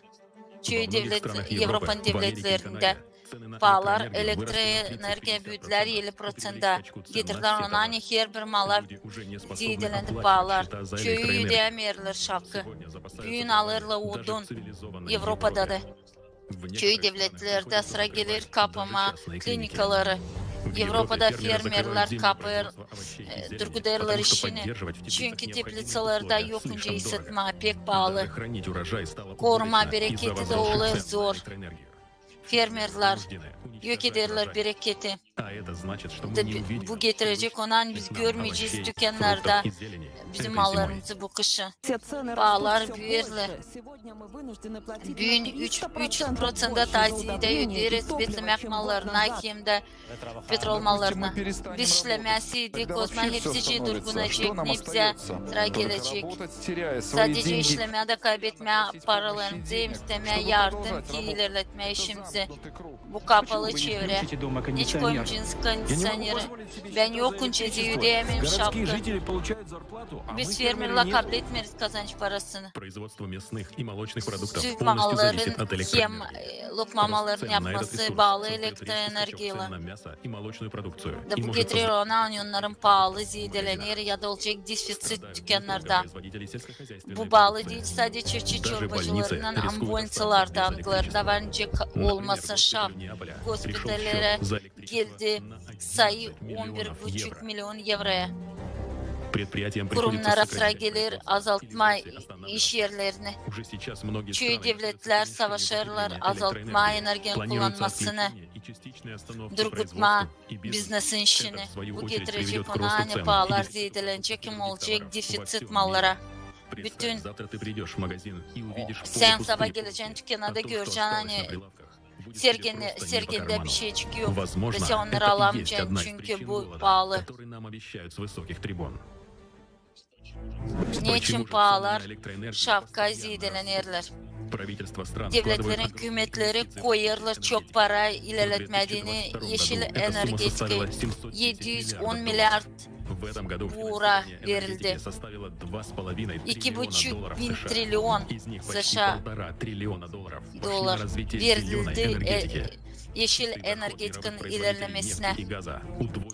Gazın hem neftin gelirleri zidelendiler 4 kerede. Pahalar bizim vergilerden giderler enerjetikanın ilerlemesine ama her günden enerji olur pek pahalı. Hem de biz ona yaklaşamayız. Sebep onda hani enerji büyün öyle de biznesince başka biznes. Hem onda sadece kazanırlar. Bu mal hangisi satılır hem satın alınır.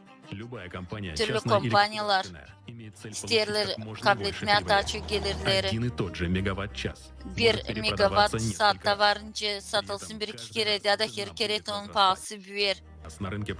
Ne kadar daha çok kumpanyada o satılacak o kadar o daha pahalı olacak dediğini. Bu da getirir pahaların yükselmesine insanlara dini. Her kere biz öderiz daha çok. Buraya girer daha vergiler de yeşil enerjetikanın ilerlemesinde. O hep öyle bellidir kendisine payın yükselmesinde. Onun tarifi en pahalı. De nasıl ederler daha çok konu alma. Bize inandırırlar hani geçerseydik yeşil enerjetikaya CO2 batası budulacak da kurtaracağız yaşamayı. Da biz bunun yerine biz harcadık trilyon dolar kabul etmediğini parasız enerjiyi güneşten ama pahalarına daha yükseldiler. Atomla sıcak elektroenerjiden savaşları geçmeye yeşil enerjetikaya ama yerden biz bütün dünyayı kaplayacağız. Yeşil enerjetikayla o bize yetişmeyecek. Şimdi biz anladık. Hani güneş gece şlamer, rüzgar da gece esmer. Onun için biz yokunca tradisyon enerjiden bırakılalım. Da kendimiz de öderiz pek pahalı bu işler için. Biz geçmedik yeşil enerjetiğe ama ekledik tabir sızıntı. Hem de edildik bizim sayılarımızı. Biz kendimiz öderiz. Kurmadığını kendimize pahalı enerjetikayı. Bizim dünyada enerji olduğu mal hangisini kullanır insanın bir payı. Politikler, angları В нормальном человеческом обществе ресурсы должны принадлежать всем людям. Cümlede resurslar lazım olsun insanlara, dini hem olsunlar parasız insanlara. İsteriz geldiğine eve koşma, kondisyoneri, duşu, seyretme, televizoru, yapma yeme. Biz sınıştık, bunları kullanmanca lazım. Ama şimdi çoğumuz bizden bunları yapamayız. Bu değil bir vakitlik zorluklar. Biz daha deriz energetika, şimdiki energetikada görme, biz lazım görelim niye biz geldik, bize söylerler, biz daha sonra kullanalım, gitmeyelim gezintiye, yemekten bırakılalım, belki bir şehre geçmekte ya da mezara kesip mama CO2'yi atmosfer angısının hiç yok bağlantısı klimatın değişilmesine, klima değişilecek. Без надежных источников энергии в этот период наша цивилизация просто не выживет. Рекордные засухи, наводнения, торнадо, экстремальные температуры в этом году — это только начало климатических бедствий. Klimatın değişilmesinin çekilmesi, enerjinin yoksulluğu. Biz yaparız stavkayı o enerjiye hangisi bağlı bizim havayla. Bir momentta biz varınca kalalım. Şartsız olmayacak su, yemek, şark, transport, kommunikasyon. Geçerken yeşil energetika bu büyük. Bu varınca getirsin ona ne olacak büyük kataklizmalar, bize lazım ile energetika sızıntıları, angıları dil bağlı havayla, angıları verecekler kolaylık bizim insana ileri doğru yaşama. Ama şimdi bu malkana da insanlar onda isterseler kazanma, bizde bu işler olmayacak. Var şimdi büyün öyle energetika insana dini. Ama onlar kullanacaklar sadece o zaman sayararsaydık yaratıcılık cümlesine.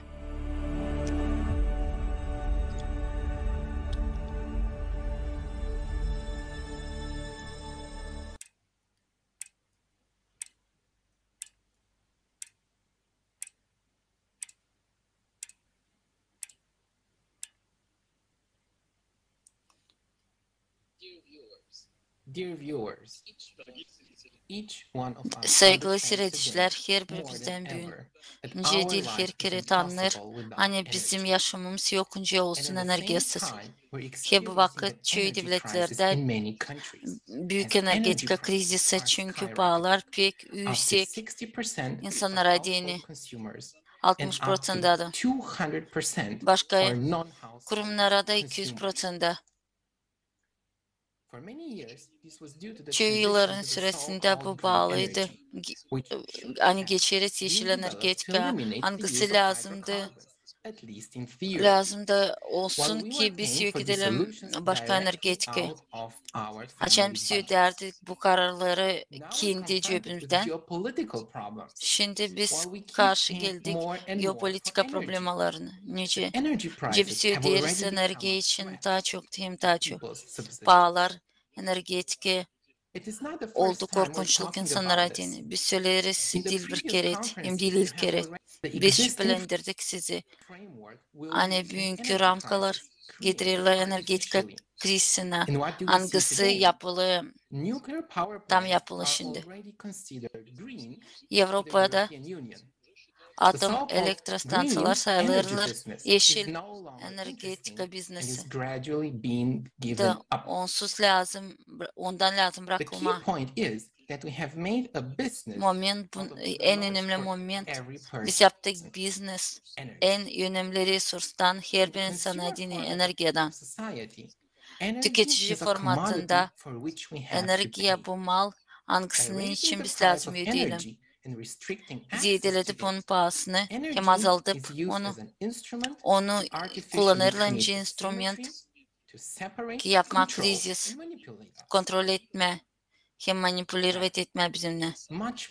Ama halizden büyün var, başka efektif teknolojiyalar, bak ekonomika tarafından teknolojiyalar. küçük modül reaktörler, neytron reaktörleri, termoyader sintezi, hem başkaları. Hem başka teknoloji hangisi kullanılır? Petrol mallarsız generatörler. Bu açık sistem hangisi verir kolaylık? Çok pak enerji parasız insana vermeye. Tabiatta. Bunlar verir kolaylık insana korkmamaya düşünecek şavk. O kadar ki bizim tüketici formatında bu teknolojilerin geliştirilmesi hani verecek enerji parasız insana lazım. Bunca paradoks. Niçin bu varınca olsun?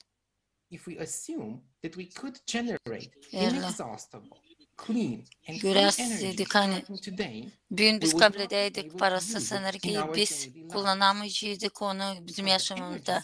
Ne çünkü energetik sektörü kaybedecek ne milyonlar insan kaybedeceğiydi işini. Bu getiriciydi büyük krizise hem ekonomikanın dağılmasına. Böyle büyük sistemanın absurdu.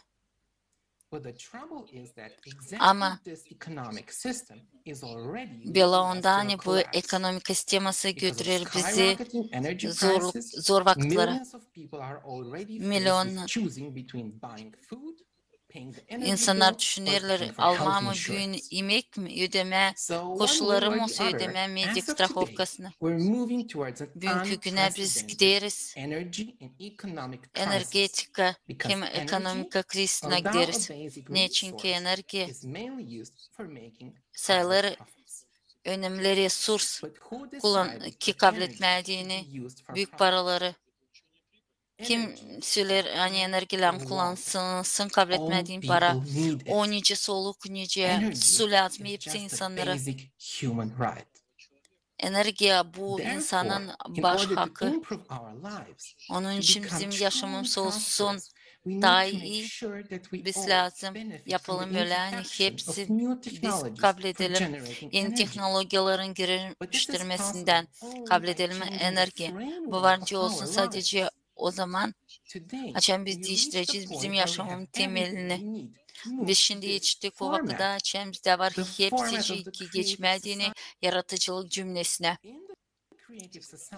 Yaratıcılık cümlesinde hepsi lazımlı funksiyalar algılarından birisi enerji olacak insan yerinde olmayacak instrument manipülasyon için. Enerjiye bu resurs hangisi lazım olsun insanın elinden. Onun için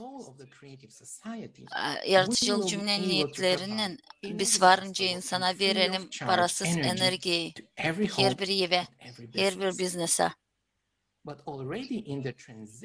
Geçmek etapında yaratıcılık cümlesine bakarak yeni ekonomik modeline hangisi bağlı intelektüel biz varınca yapalım malları hangılarına lazım enerji. Hangisi lazım 8 milyar insana bütün dünyada. Enerji olacak parasız insana dini. Çünkü zira olacak insan elinde. Bize sıra gelmiş onun ödemesi, onu ödeme, onun yapması için. Ama insanlar hangıları çalışacaklar, enerji sektöründe kabul edecekler büyük kazanç parasını. Hepsi bunlar varınca olsunlar. Eğer biz finanslarsaydık bu bölümleri. Ne kadar para biz öderiz enerjiye? Ne kadar para gider bizim cebimizden? Öderiz onun için ne kadar biz artıracağız saçma olacak parasız da biz bu parayı varınca harcayalım o malları hangılarını büyün alamayız hem koşullara. Geçerken yaratıcılık cümlesine biz hep ile kullanacağız. Hepsi elektrostansiyaları hangıları büyün bizde var. Hidro, güneş, yadır, küçük modül reaktörleri hem başkalarını. Niçin ki bize lazım olacak hepsi enerjiye sızıntıları ki insanın olsun enerjisi.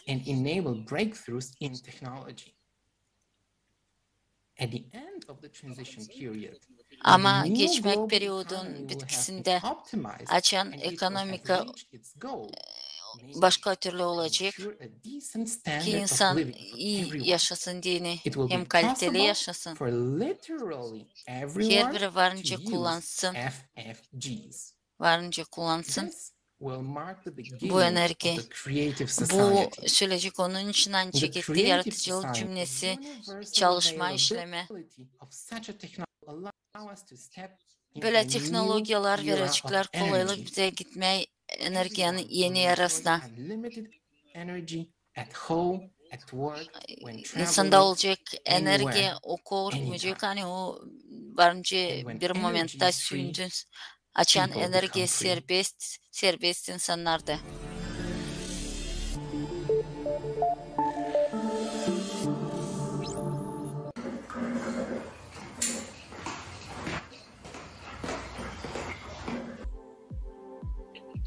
Energetika.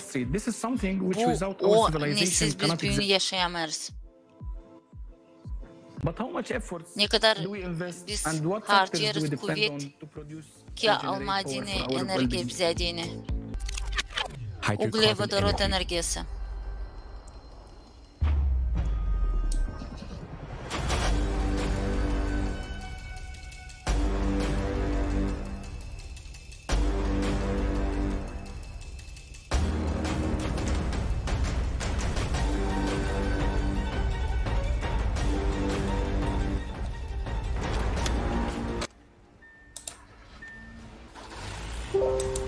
Nuclear power.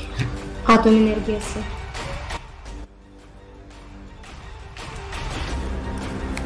Hydroelectric power. Hidroenerjisi.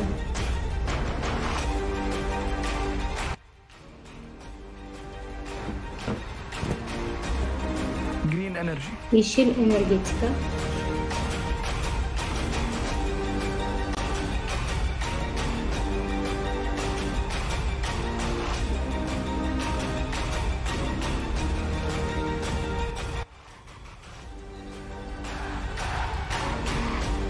What's happening, guys? Nasıl olur?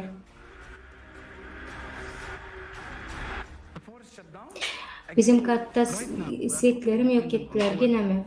Şimdi enerjinin bugünkü güne hepsi resursları planetanın kullanıldı.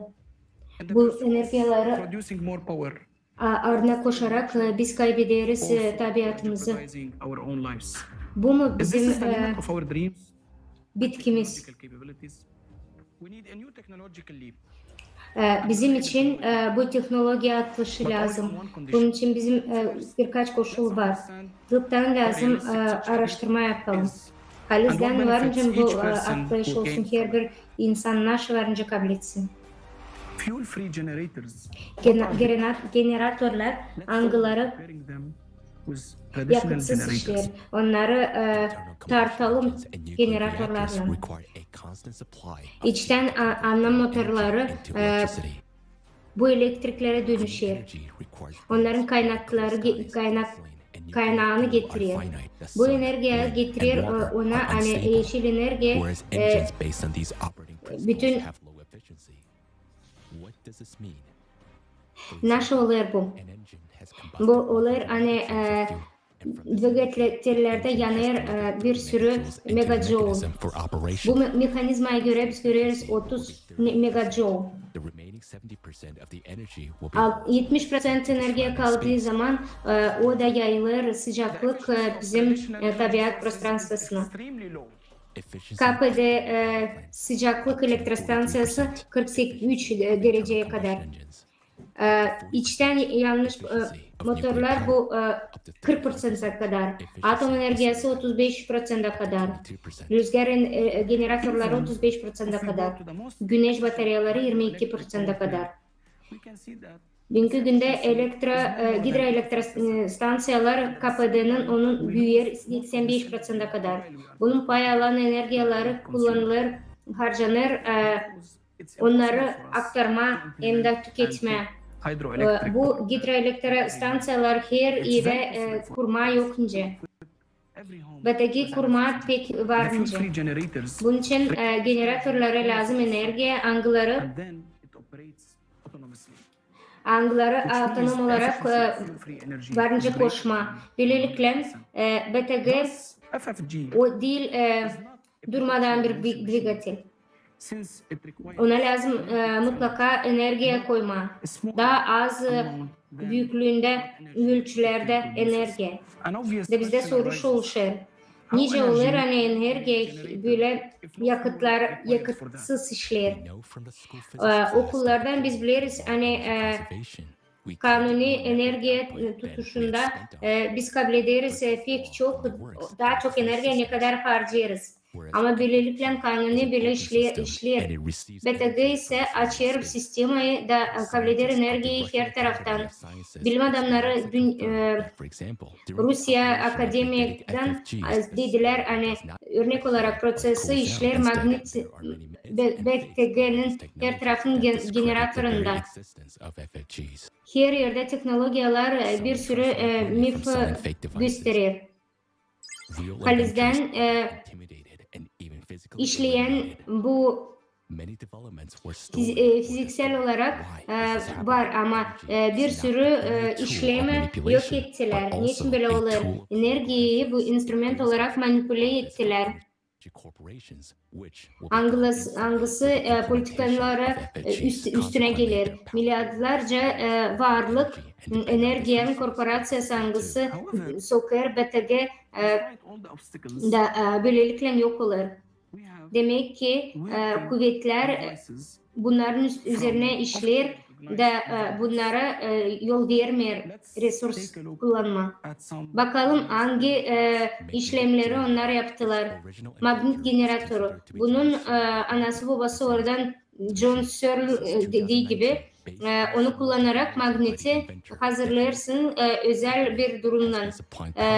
Dartsk Amerika Предприятиясы 2019 yılda koyuyor her bir kliyente enerji hangisinin kuvveti 25 kW.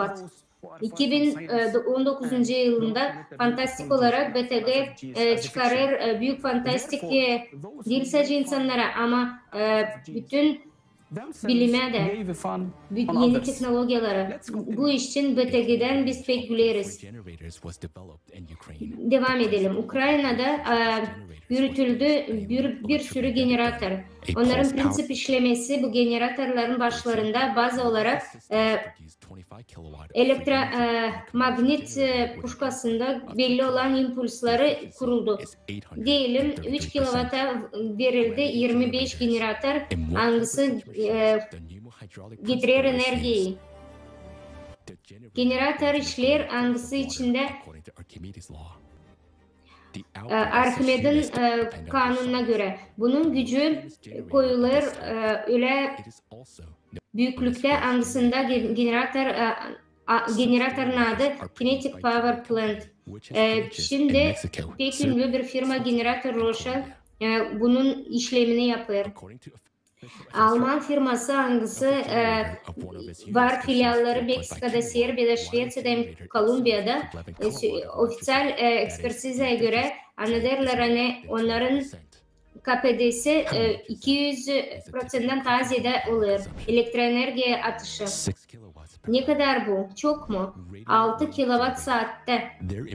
Generatör radyo dalgaları. Onun yürütüşü Maxwell Chikumbusto Zimbabwe'den. Onu söylerler Tesla Afrika'dan. Afrika teknolojileri bellidir hani varınca kurma generatör serbest enerjiye. Onun modelize arabası olur yapar büyük bir dvigatel de onun yakıtı bir pil olarak. Böyle sonuçlarından biz varınca görelim hani helikopter oluşturalım. Onun yaratıcısı küçük blok pitanyası 500 watt. Onun gücü de bize yardım eder. Büyük ekran televizörlerde serbest enerjiyi kullanma.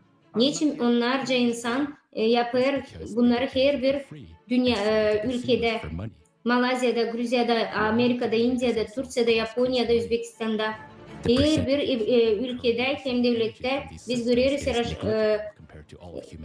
spesyalistler yapıyor bu generatörleri. Böylelikle onlar bu teknolojileri kullanıyorlar. Her bir insana da eline düşmüyor bu teknolojiler. Çünkü biz yaşıyoruz tüketici formatta. Yerlicem sokarsak BTG'yi her bir devlete bir sürü insan kalacak işsiz. Milyonlarca insan. Hepsi kim bu enerji pромышленностinde işlerdi. Müdüründen daha çok işleyene getirecek ona hani kaos olacak hem de işsiz insan kalacak. Biz etap olarak görüyoruz tüketici formatının içinde lazım değiştirelim yaratıcı formatına. Kapanacak hepsi elektrostansiyalar, fabrikalar, şahtalar, dambalar, neft üreten zavodları.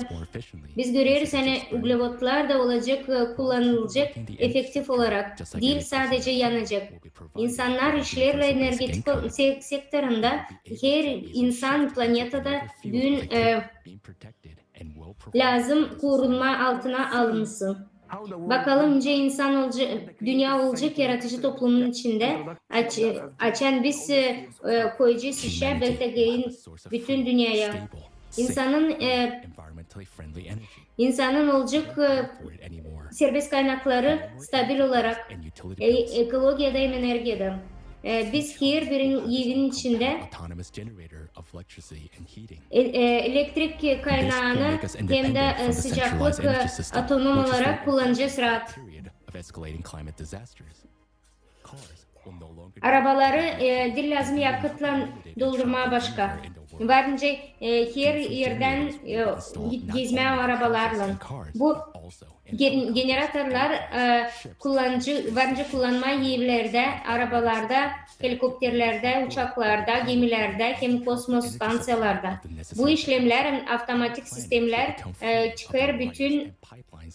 yapar bütün ağır işi. Büyük maçtaplarda bizim planeta kurtaracak kendini büyük trubalardan. Yeni işi enerji, serbest enerji her bir insanın eline varacak olsun yaratıcı toplumun içinde. İstersin hani BTG senin evinde olsun ya da arabanda. Katıl yaratıcı topluma da hepsine bunu anlat.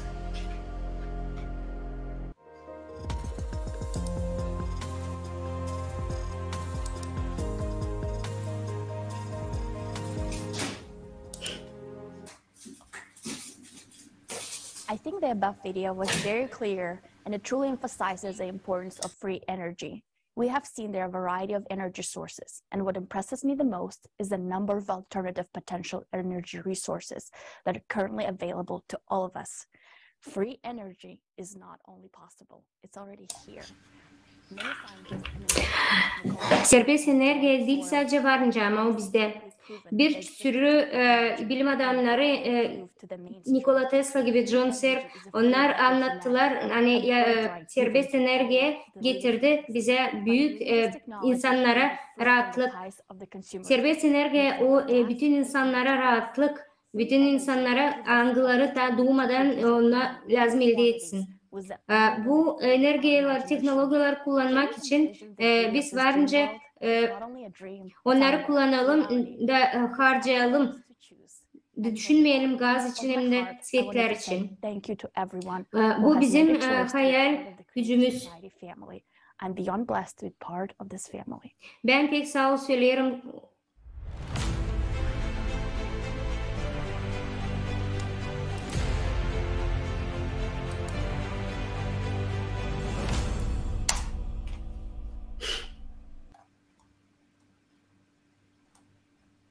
Free energy is the solution to many problems in society.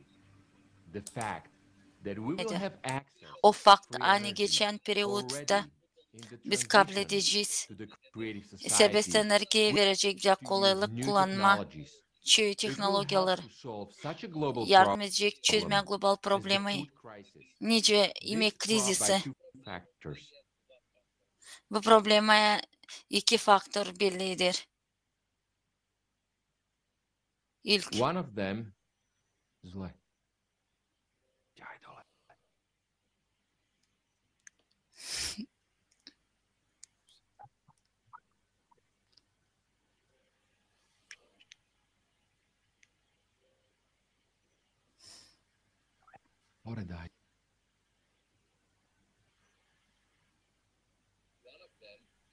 one of them is economic, which will be solved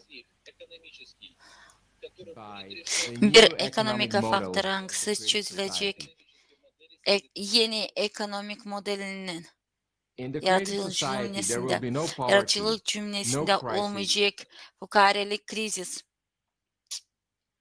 no inflation, enflasyon, and consequently no hunger. Olmayacak açlık. Nije, dole. Stop. With the new technology and access to free energy, we can solve the problem of hunger completely. Yeni teknolojilerin biz geçen periyotta biz varınca çözelim soruları açlıkla. Bakmadan klimat durumuna bu karar çözmediğini vertikal problemi. Ben isterim açıklayayım bizim doktoru mikrobiyoloji profesörü Kolumbiya Üniversitesi'nden o okudu leksiyaları vertikal fermaları için 2010 yılda çıkarladı kendi adını vertikal ferması doyur insanı 2021 yılda size laf veriyoruz.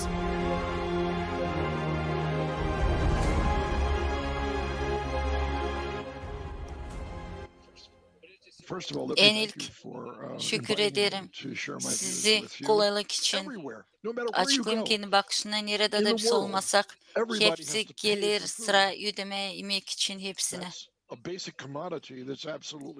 Yemeksiz insan yaşamayacak. Çoğu yerlerde insanlar sıra gelir ödeme su içinde. Onsuz insan yokunca da o pay edilmiyor bir türlü. Onlar sorur. Niçin biz öyle yaparız? Cevap bir. Bu söylenir, bu hani biz bu büyük stimul kazanma dini daha çok para. İnsanlar paralar verirler, kuvvet varken kuvvet. Onlar yapacaklar niye onlar isterler? Ki kazanma daha çok kuvvet. Bir insanın bir payında hepsi dünyanın zenginlikleri. Laf gider resurslara yaklaşma dini. Yemeğe, suya, şapka, evlere, rubalara. Bakacağız vertikal fermaları. Bakacağız ne için ona faydalı. Yemeği varınca büyütme dünyanın her bir köşesinde. Daha su kullanılır kapalı odalarda ne kadar dışarıda. Da buna var çok sebep ama baş sebepler bağlılığında. Hani su yangısını biz kullanırız, o daha bir kere kullanılır. Da gider da harcarız 70% daha su. 70% su, içmek suyu kullanılır, çiftçilik uğruna değil. Bu halden değil doğru. Biz düşünmeyince bunu yapmak doğru. Açan bilirsen var başka spor.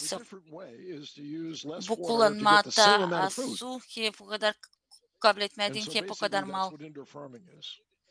Onun için büyütme kültürleri kapalı odalarda yemek olacak bütün yıl. Da biz varınca bu ideyi geliştirelim. Bu olacak hep öyle fermanca açık soğukta. Ama oda içinde onlar taklıklı büyürler ne kadar dışarıda. Niye? Çünkü siz var ki kontrol edersiniz hepsi koşulları ki onlar büyüsünlerden temperatürü, nemliği, kislorod'u, dioksit gazını. New Jersey'de var böyle firma. Bu firmada çalışır 5 kişi. Sadece 5 kişi. Kalanı yapar robotlar. Onlar kontrol ederler. Hepsi faktörler. Ne zaman toplama, bereketi, neyse onu paketleme. Hepsi prosesleri yapar robotlar. Niçin biz böyle yapmayız? Bana söylerler. Çünkü biz büyüderiz daha çok giderler hayvanlara.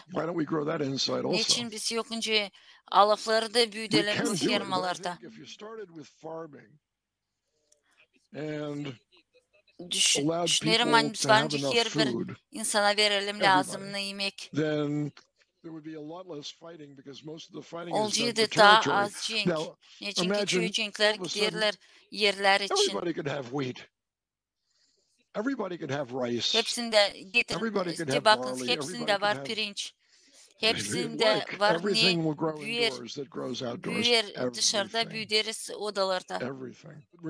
Biz verdik soruş. Niçin çok insan ağaçlıktan öyle? Niçin ki onların yok kolaylık almayma? Niçin? Biz büyüderiz odalarda sadece o yemeği hangisinde varınca kazanma çok para. Tabir soruş. Niçin biz büyüderiz sadece zarzavatları hem salatları? Niçin ki onlar hızlı büyürler? Onları daha çok alırlar hem onların büyük. Niçin vermemez subsidiyalar büyütmediğini kartofi, selderi, patlıcanı hep bu odalarda. Onları istemirler büyütme. Bize onlardan kazanmayacağın çok para. Değerini boğularsaydı da hepsi bir eşyasıyla. Toplanarsaydık da söylerseydik. Hani biz devlet nerede lazım? Her bir insanın olsa yemesi. Bu bizim hakkımız. De ben buna umutlanırım hani olacak bu işler.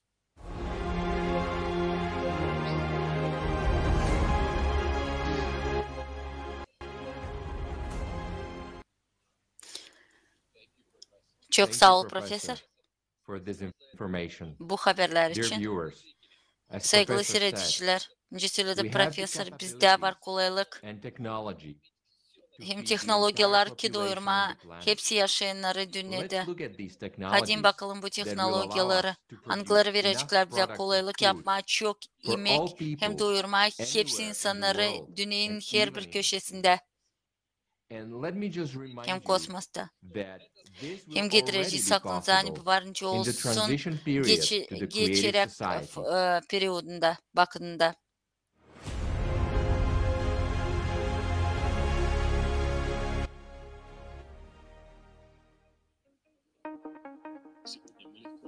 Bugün biz varınca çözelim ağaçlık problemasını var yeni teknolojilerde bu vertikal firmalar. Onlar ayrılırlar ondan başka teplitsalardan. Hani onları kontrol ederler kapalı odalarda. Onlarda kullanılır bir iki teknoloji hidroponika. Büyüderler topraksız aerofonika. Soluk da büyütme, akvafonika, hangisi aksında katılı hidrofonika hem balığın büyütmesi. Burada yok kullanmak pestisitleri, prodüksiyon ekoloji tarafından bak. O kötülük getirme ekolojiye. Onun efektifi söyler kendi kendisi için. Mirai Corp Japonya'da firma en büyük firma bütün dünyada. Onu kullanma dini lazım. 98% su tas ne kadar ileriydi. Amerikan firması 26 kere toplar bereketi bir yılın içinde. Büyüder daha çok mal ne Aerofarms kadar kırda. выращивает сегодня более 550 Büyüdür различных сортов 550 овощей. çeşit zarzavat hem meyve. Сегодня в центре НАСА проводятся NASA практические centerında разработки по выращиванию злаков для geçirirler обеспечения людей. eksperimentleri ki kosmosta insanlarda da olsun emek. Университеты рассчитали, что пшеница, Boday выращенная с использованием 10-ярусной büyüdüldüğüyle вертикальной böyle фермы в fermada закрытом помещении, varınca урожайность в 660 раз versin выше, чем дают современные методы 660 ведения kere de сельского daha çok хозяйства. bereket ne kadar kırda. 2020 yılda biz tiparladık dokladı. Bodayın büyütmesini böyle fermada. 360 gün yılda varınca onu büyütmeye bakmadan havaya göre. Her yıl lazım harcama 15 milyon dolar elektroenerji. Da bu pek pahalı bize değil. Çözerseydik elektrik problemasını bulacak iyi insanlarda olacak kolaylık alma yemek. Bu problemi biz çözeceğiz. İlk yılın geçtiğine yaratıcılık cümlesine giriştirerken serbest energetikayı daha bir kolaylık hangisini verir vertikal fermaları, bu büyütme zarzavatları türlü yerde varınca olsun. Antarktida'da ben bulunuyorum, Antarktida'nın tepesinde. Ben yapacağım size ekskursiya. Benim dolayımda herede büyümler, bu taraftan patlıcanlar, hıyarlar ardında. Bir tarafta 4 çeşit salat. Bu takım biz görürüz hani vertikal fermaları verirler kolaylık büyütme yemek mallarını. Gün yapılır ekosistema projeleri angları varca büyütsünler. Biz sadece meyveleri hem zarzavatları ama balıkları da. Turvivanta ferması diri yapı nerede varınca yaşama restoranlar hem kepöle orada büyüdüler hidrofonika uğrunda mallar. 30-этажная пирамидальная ферма Pyramid Farm 38 katlık ferma. Bu çiftçilik ferması ekosisteması. Nerede her bir element katılı bu proseste su. Burada kullanılacak sadece 5% toprak. Bir böyle firma yapacak çok türlü malları da doyuracak 50.000 kişi yılda. Sadece bir iki teknoloji gösterir hani biz geçerseydik yaratıcılık formatına ağaçlık probleması çözülecek. Birleşerken bilim adamları varınca çözsünler bu problemi. Geçerseydik yaratıcılık cümlesine kurulacak universal firmaları. Böyle komplekslerde bir yapıda büyüdecekler yemek mallarını, balıkları, kuşları, hem hayvanları. İkinci katlarda hayvanlar, 40 etajlı katlarda da meyveler, hem zarzavatlar. Biz varınca bu fermaları kuralım o yerlerden nerede pişecek büyümer. Sahara'da. Biz Sahara yapacağız öyle bir dolay nerede büyüyecek taze mallar. Ekoloji tarafından bak pestisitlarsız sizin sofranızda. Dünyanın her bir köşesinde.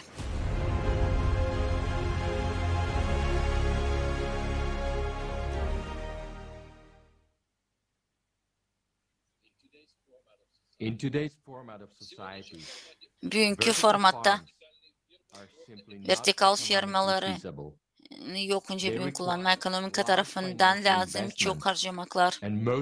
En önemli çok enerji.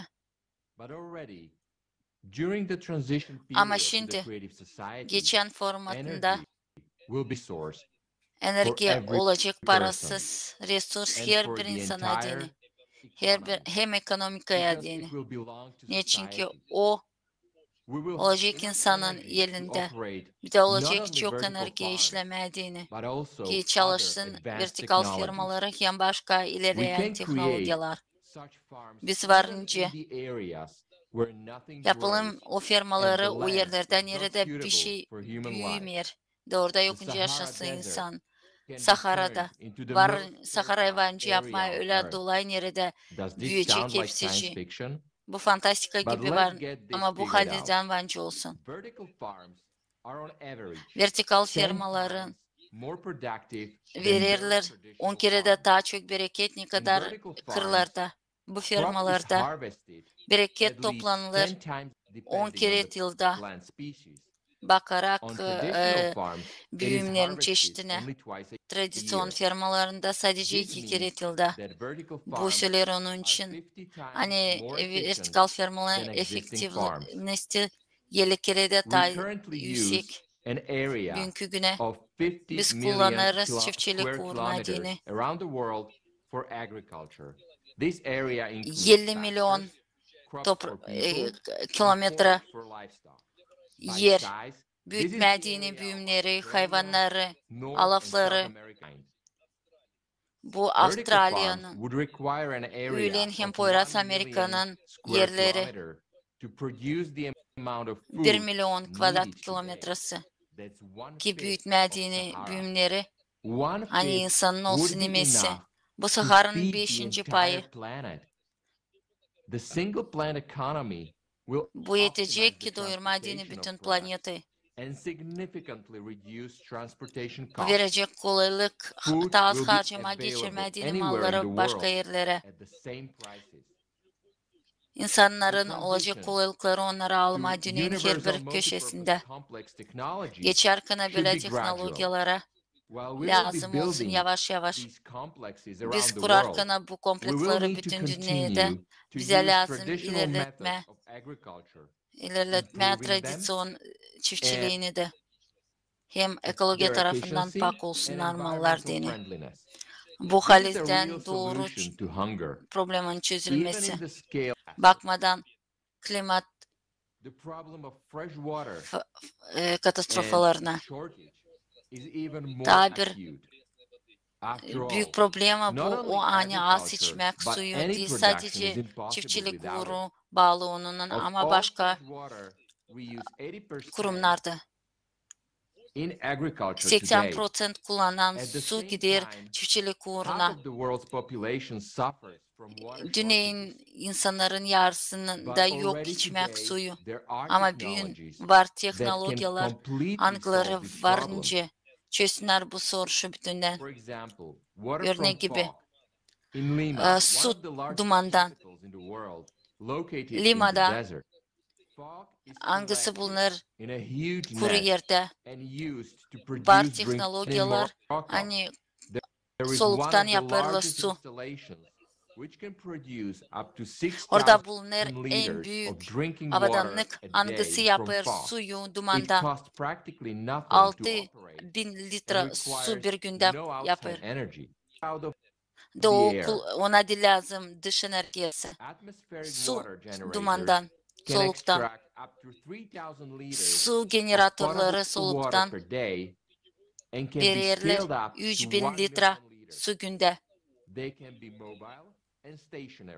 1 milyon litreden bence versinler. Onlar pek kolay, onları bence geçirme bir yerden bir yere.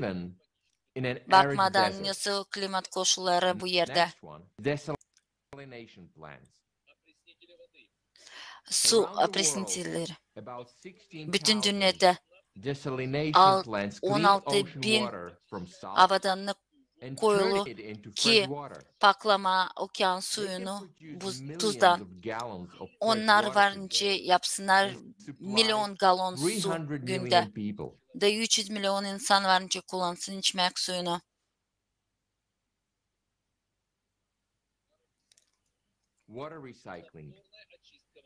İkinciler paklama suyu. Teknoloji geçti çöğü etapları. O varınca paklasın suyu. Türlü uğurlara dini. Su hangisi paklanılı bu sposaplan.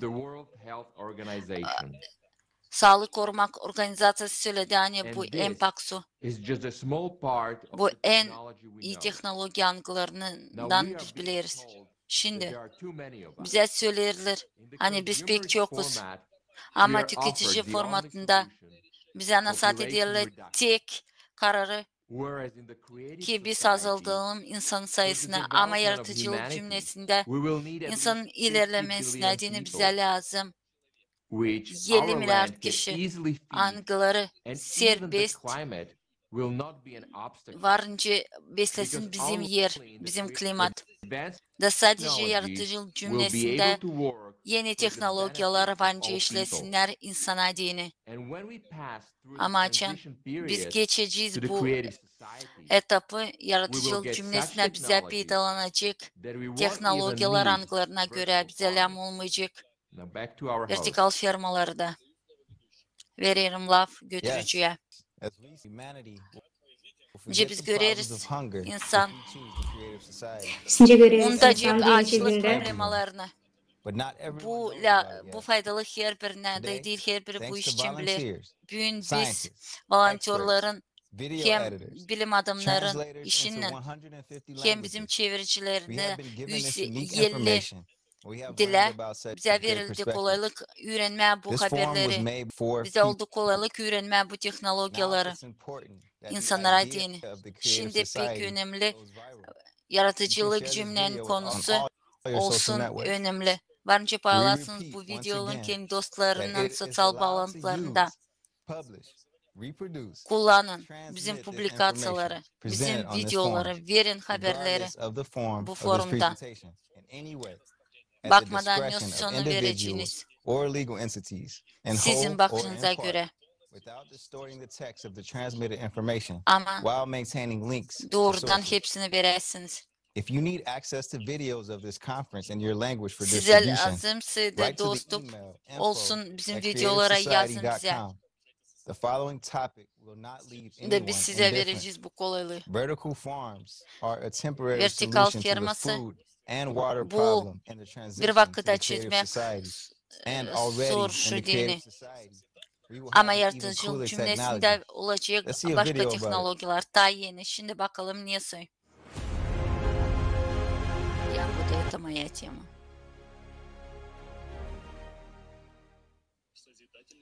Yaratıcılık cümlesinde hepsi insanlarda olacak kolaylık nice replikator.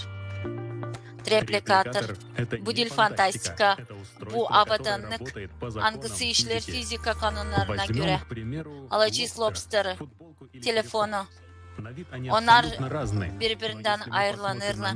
Ama bakarsın mikro uğrunda onlar bir türlü.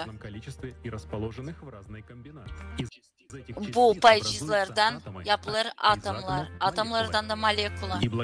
Da koyulmuş kombinasyonlara biz kabul ederiz lobster'ı, maykayı ya da telefonu. Replikatorun işi bu takım. Ki bu elementar частицалар toplama bireri dağılım ve kabul etmek onu ne biz deriz. Bu yeni rubaları ya da yemek mallarına. Hepsi bağlı onun ne biz vereceğiz programaya. Olsun deneyini gadget lazım enerjiye. Частицалар angları lazım, informasiya. Neyse onları toplama. Enerjiyle insan kullanır. Yaratıcılık cümlesinde biz kullanacağız yeni teknolojilerle. Açılmış yeni energetika sızıntılarından. Haberler obyekt için koyulacak replikatora. Böyle prinsip şimdiden şunun çalışır moleküle uğrunda. Türlü içmek suyunu yapılan molekülerlerden.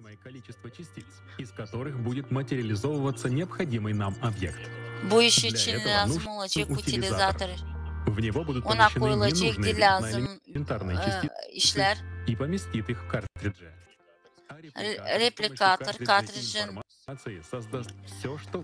kartrijden yapacak ne size lazım. Siz sıvıdarkana gübürleri kabul edeceğiniz ne size lazım olacak. Replikatorun lazım olmayacak yıkama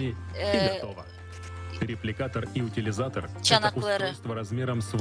Replikator bunca bizim mikrovolnovka. Magnet kuvveti yapacak öyle hani yapacak o yemeği ne size lazım? Birikiminin içindesinde faydalanacak ne sana lazım? Hem parasız getirmeden kötülük senin sağlığına hem ekolojiye. Replikatör faydalı olacak değilsin her bir insana ama getirecek faydalıyı bütün dünyaya. Gün sabahleyin yemediğini bulaşıkı lazım yapma bir sıra teknoloji uğrunda işleri. Sürme yeri, traktör sürsün diyeni lazım, kurma traktör zavodunu. Da hepsi onlar gazları sıvdırırlar bizim ekolojiye. Getirirler kötülük bizim ekolojiye. Büyütmediğini buğdayı bize lazım olur. Pestisitler hem kimik malları, angıları kötülük getirirler bizim yere. Onları getirmediğini lazım. Çok harcamaklar, petrol malları lazım, transport, trenler hem başka geçirmek, transport. Da bakınız bir bulaşıka yetişsin diye sizin sofranıza ne kadar işler lazım. Angıları getirirler bizim ekolojimize kötülük. Hepsinde olacak replikatör. Bastım knopkaya. Da idin tatlılığı. Bize her kere yetecek dünyanın her bir köşesinde. Biz varınca paklayalım soluğu, okyanı, hepsi kötü işlerden. Gübre olacak en önemli resurs ki kurma yeni işleri. Yaratıcılık cümlesi bu dünya nereden kullanacağın yeni teknolojileri da senin yaşaman olacak serbest, konfort hem iyi orada hem kaliteli.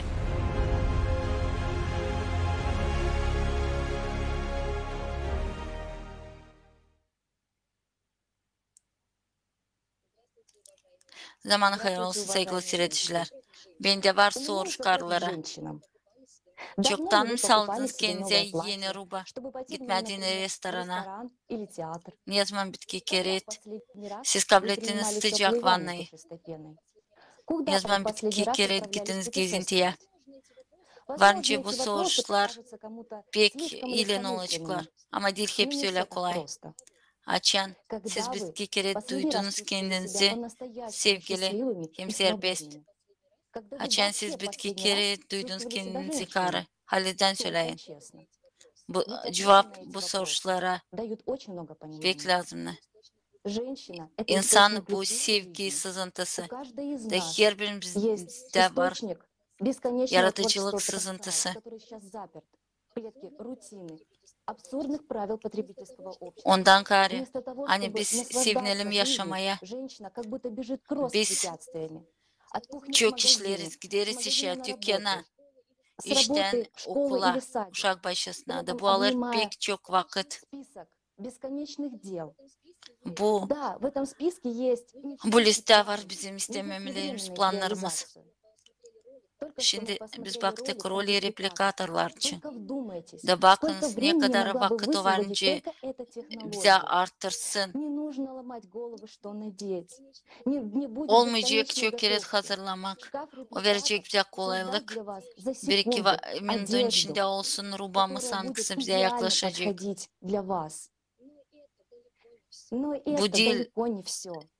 Bu değil. Bu en az ne var? Siz duymayasınız niyası yaşamak bekler sizi yaratıcılık cümlede. Varınca çok işleri anlatma ama elem görersiniz kendi gözlerini. Anlatacağız niyası yaşamak olacak karıda yaratıcılık cümlesinde. Ben danışırım her birinize size.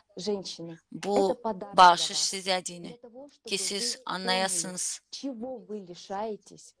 Ne sizde varınca olmasını yaratıcılık cümlesiz. Уже не могу написать, да переведу это.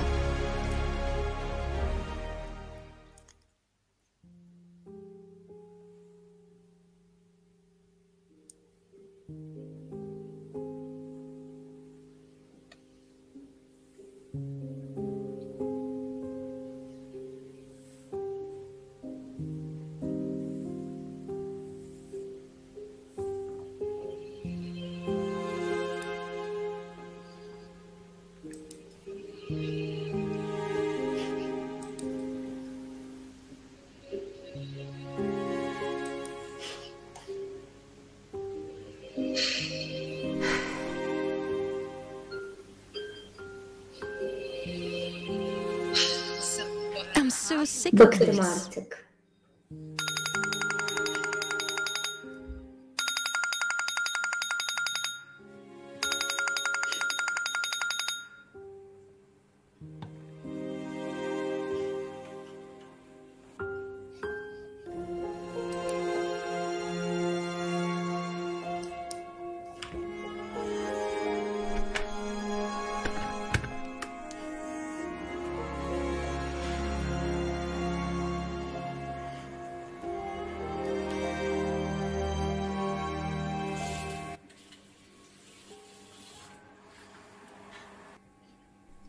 Selam, benim adım Maria. Ben ev hanımı.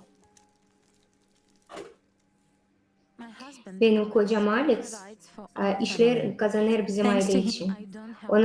Ona sağ ol söylerim, üzerine ben işlemeyim. Böyle benim başlar sıradan bir günüm. Biri 365 günlerden yılda. Evelina, kalk biz yine geç kalırız okula. Mam nerede benim yufkam? Ben onu oraya astıydım. Dün ütü yaptım. Görmedim benim saatlerimi. Bak tumbaçkanın üstünde.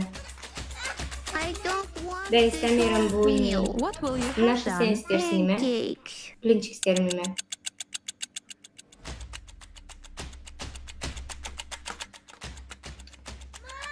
Benim formam Mamu. Şimdi değiştir üstünü. Onlar orada yok.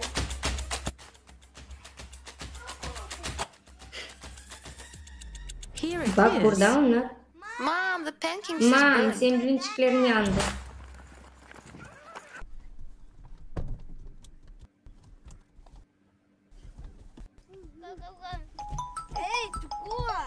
Alo. Selam. Unutmadın anne, bugün sen lazım saçını kesersin. Ben hiç unuttum. Varınca bugün geçirme, cumartesi gününü. Bugün hiç vaktim yok. Sen artık üçüncü kere geçiriyorsun. Bir lazım kendine bu kadar prost davranma. Ben biliyorum. Çünkü sen kendin bunu hepsini yetiştirirsin, daha da işlersin.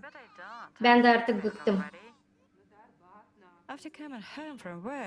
İşten geleceğim de gece yarısına kadar yıkama, paklama, yemeği yapma. Her zamanki gibi. Daha hızlı pensiye çıkma da dinlenme hepsinden. Hadi, anladım seni. Hadi o zaman cumartesi günü buluşalım.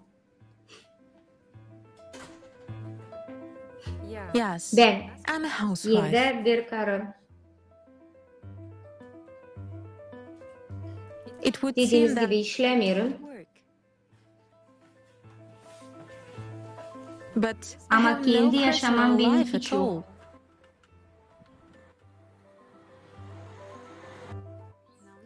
Yok, hiç boş günlerim. Hiç otpuskam yok. Niçin ben üniversitede öğrendim? Bende yok vakit. Hiç kendimi geliştirme. Hiç kendimi üretmedin. Yılda gibi döndürüyorum yuvarlak içinde.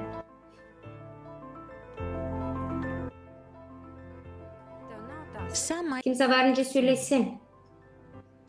Nereden hep ağlarsın? Sende o kadar da prosper yaşamak değil.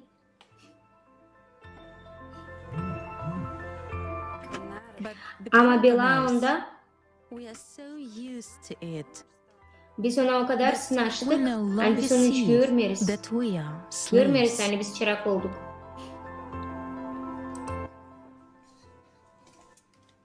Selam. Sende var mı bir şey ağrı için? Benim o kadar arkam acıyor. Var benim bak büyük çantalar taşırsın. Ben de hep öyle taşıyorum, eve yetişemiyorum. Bak şimdi ben sana bir şey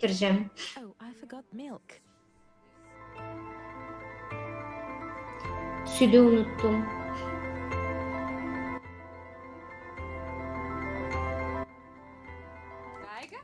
Daiga selam. Bugün senin mi smenan? Yok, sadece para yetmiyor da çıkarmış atasık. Sana geldi mi elektrik faturası? Yok, daha gelmedi ama hiç istemiyorum düşünmeden ne kadar orada. O kadar bıktım, bir şey lazım değiştirme. Nasıl öncesi yapalım? Aman daha hızlı uşaklar büyüsün, belki daha rahat olacağız. Ve belki daha az işleyeceğiz. Ama uşaklar büyüyünce gelecekler torunlar.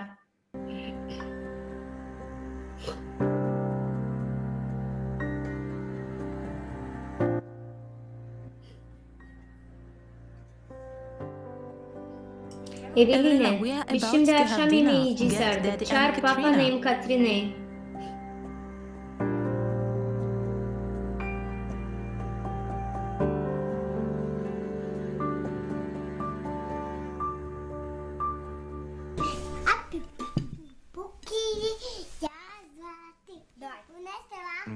Sen nereye gidiyorsun? I'll be right back. Just unpack the Şimdi laundry while unutmadan I still gideyim, remember. giysileri sereyim.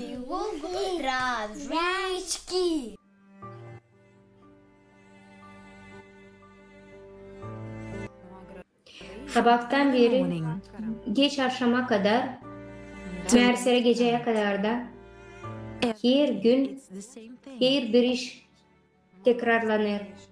Toplanmak, yıkanmak, yemeği yapma, lavkaya gitme, hepsi tekerlek gibi döne döne dolanır. Uşakları götürmez, uşakları alma. Ne zaman ben yaşayacağım?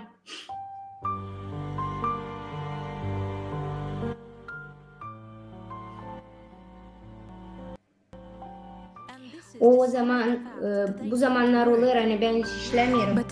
Ama ben bir çırak gibi kendime duyarım.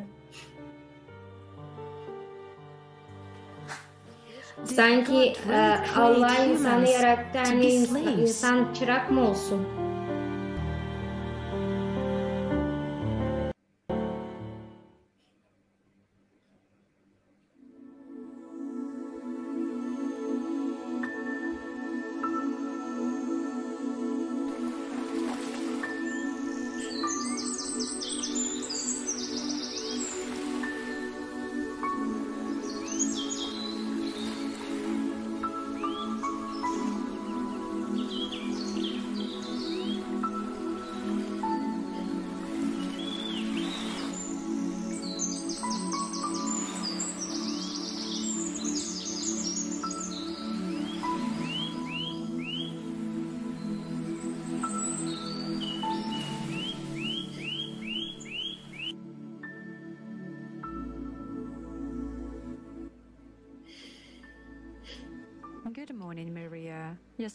Sabah hayır olsun Maria, diagnostika bitti. Hormonların, vitaminlerin hem de mikroelementlerin optimal durumda. Organizmanın da normal içinde. Koca orta ısıda.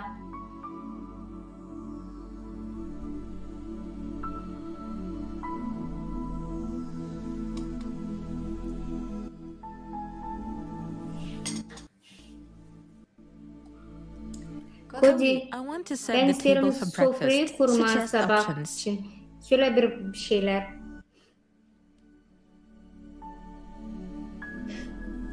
This one's good. Bak bunu istiyorum.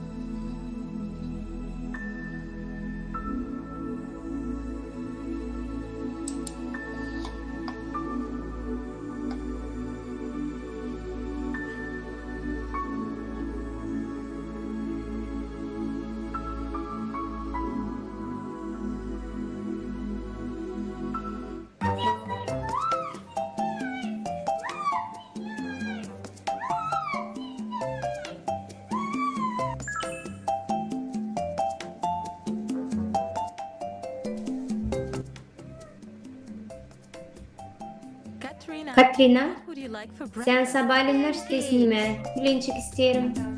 Senin sevdiğin varin yılan mı? Ben yiyeceğim pişirilmiş roll. Ben de yiyeceğim kendi sevdiği salat mı? Alex, sen nasıl istersin? Ben lobster yiyeceğim. Sabahleyin mi? Neden olmasın?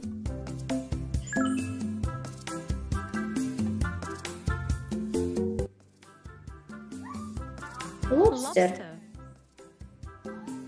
Bu lobster mı? Allah'ım, bu lobster mı? Daha iyi benim istediğim steak. Lobster ne kadar korkunç.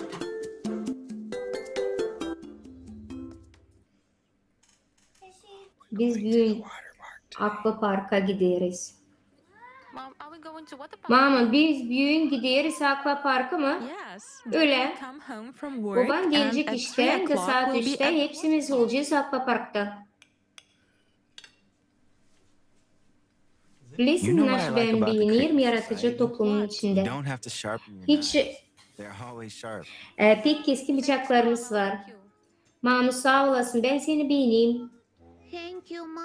Sağ ol mamicim, ben beğenirim seni. Yardım et bana toplama sofrayı.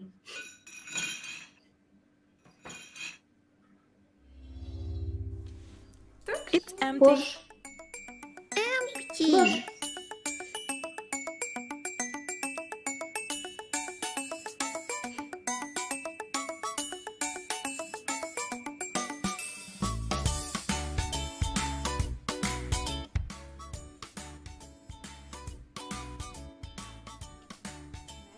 Kızlar, siz toplandınız mı? Yes, Mom, we'll be right there. Biz şimdi geleceğiz Mama.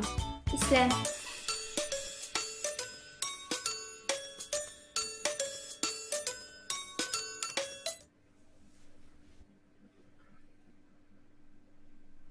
Cody, hadi okuyacağız o kitabı. Hangisini biz başladık okuma?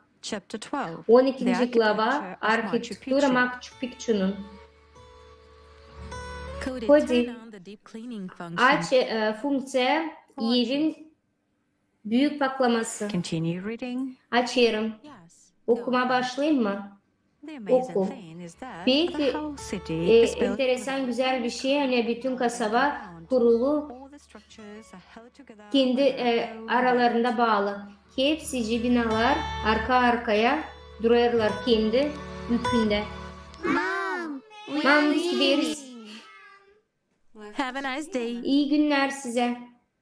Cleaning is complete. Ev paklaması bitti.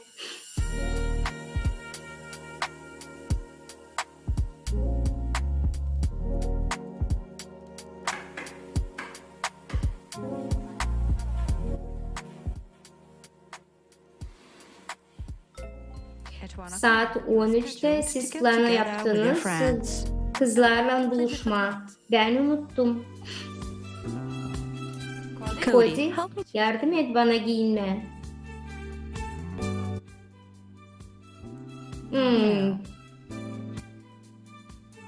Bunu da istemiyorum.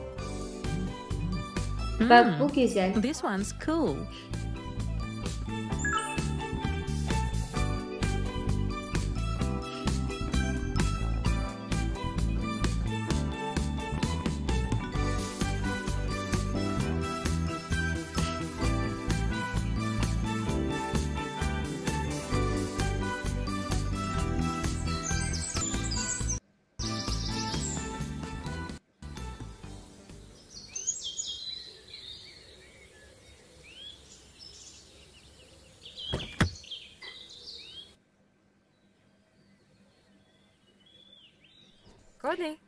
Cody, restorana gidiyoruz Levi. Güven kemerinizi takınız. 7 minutun içinde yetişeceğiz. Müzik istersiniz mi? İsterim. Time has come for us to see. It's up to you, it's up to me to build a world wanna be the creative society. Take a look around, there's so many wars. Do you don't even know what we're fighting for. Take a stance, raise your voice. We need to make a choice now.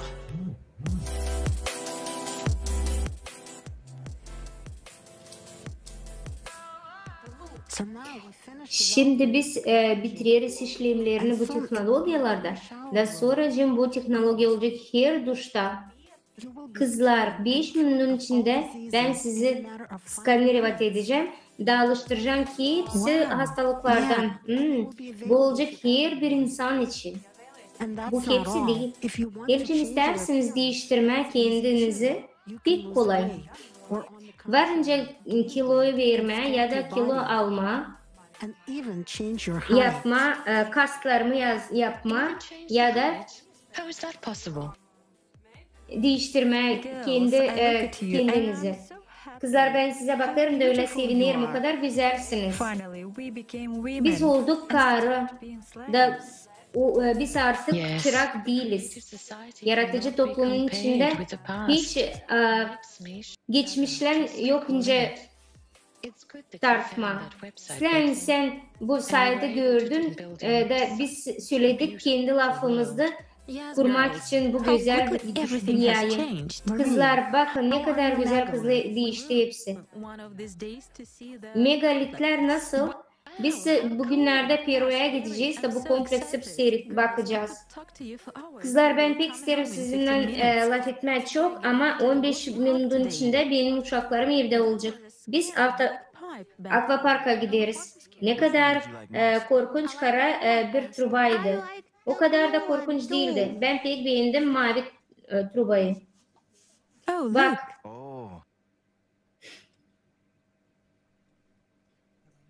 Katrina, limonları çıkarma.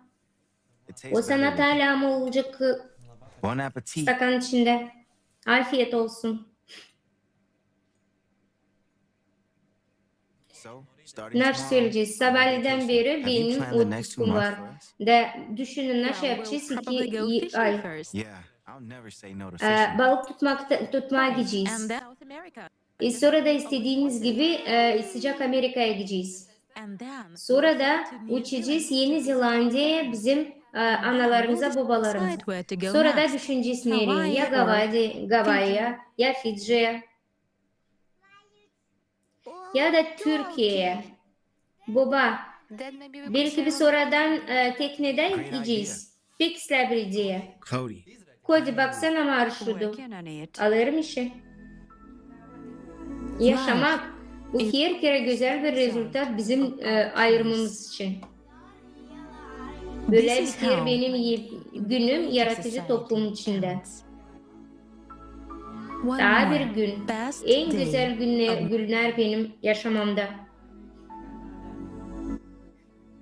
Siz söylersiniz bu bir fantastika. Bu halis, bu gördüğümüz bir halislik yarınki günün. Geleceğim biz büyün kurarsak yaratıcı toplumumuzu.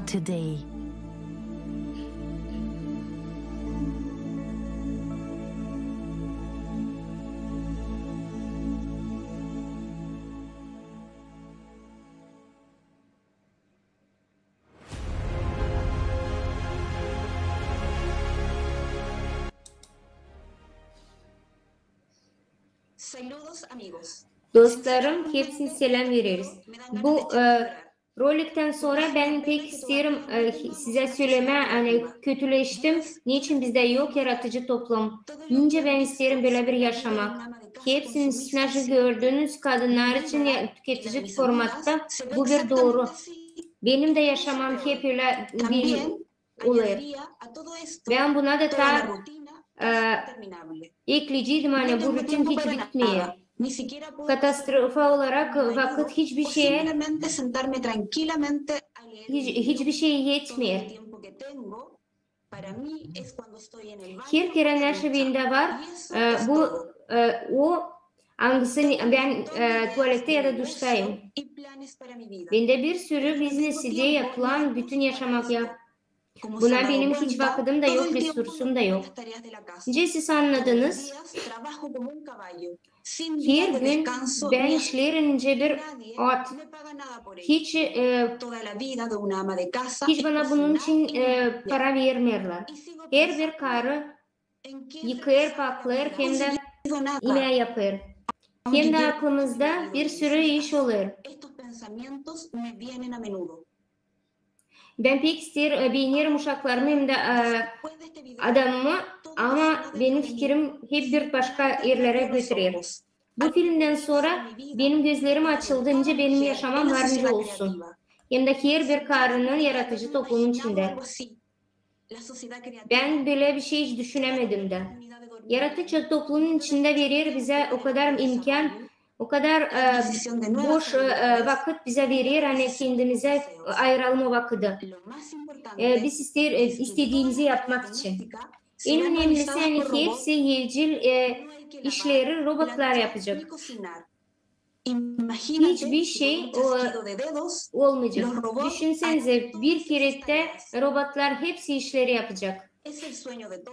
Bu hayal her birinin. Benim uşaklarım da isterler yaratıcı toplumun içinde yaşamak.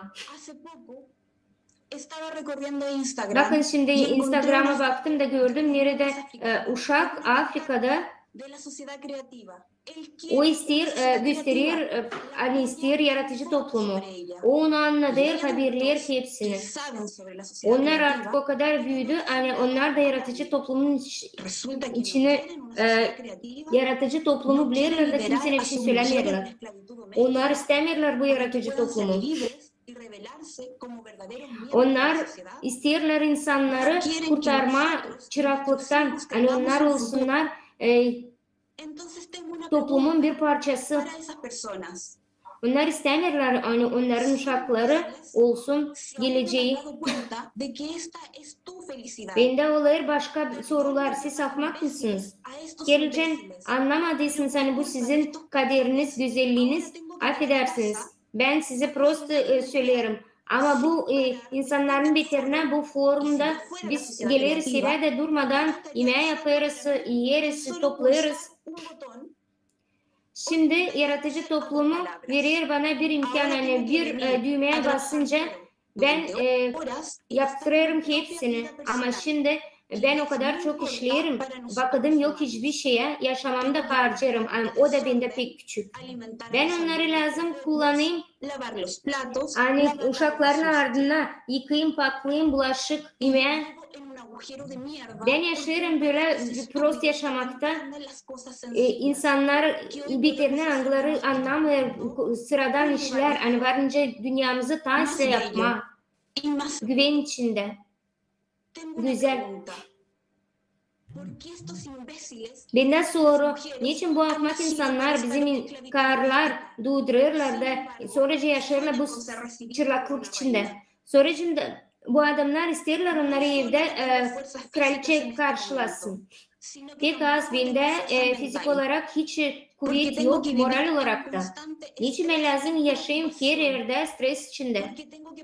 Niçin ben lazım düşüneyim? Gelecek mi benim uşağım eve, yoksa gelemeyecek mi? Ya olarsa atom cengi. Düşünüyorum yarınki günü. Benim bir sürü işim var evin içinde. Hangisi hiçbir kere bitmiyor. Ben nasıl yapacağım sabah? Gene toplama, yıkama, paklama. Bu bana ne iş için? Sadece o işten var, bir sürü ahmak angıları anlamıyor perspektivaları yaratıcı toplumunda.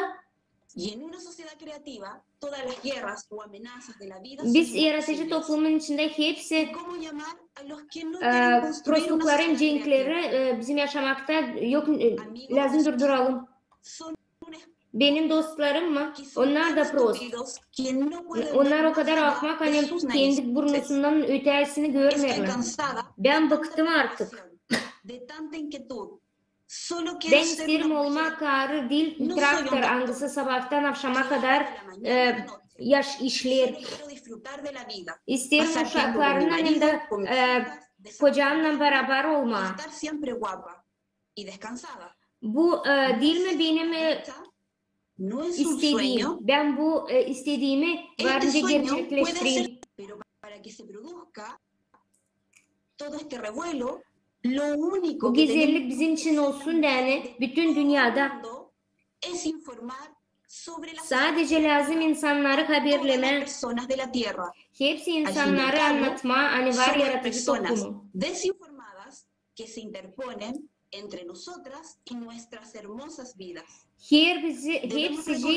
bizim içimizde var öyle insanlar, hani onlar da haberi yok bundan. Kim bilmiyor yaratıcı toplumun adına, o da sebep olur, hani biz insanlar böyle prosto bir zor durumda kalırız. Bundan çıkma nedeni Así que informa a todos los que puedas, ya sea en la calle, en la peluquería, en la tienda, en el médico, donde quiera que te comuniques. Informa, apoya el tema. Si no puedes hacer nada, siéntate en tu casa, escribe un cartel, apoyo la sociedad creativa. Sen hiçbir şey yapmazsan, evde oturarsan yaz, hani ben isterim yaratıcı toplumun içinde yaşama. Hepsi insanlar okusunlar, görsünler, hepsi resursları kullan. Karılar, size hepsine söylerim. Gelin kuralım yaratıcı toplumunu. Olalım serbest hem de pek mutlu. Görelim ne kadar güzel bizi yaşamaya varınca gelelim. This is a very timely topic, and indeed, only in the creative society will a woman feel fully as a woman, as a mother, and as finally enjoy life. I wish this could happen as soon as possible.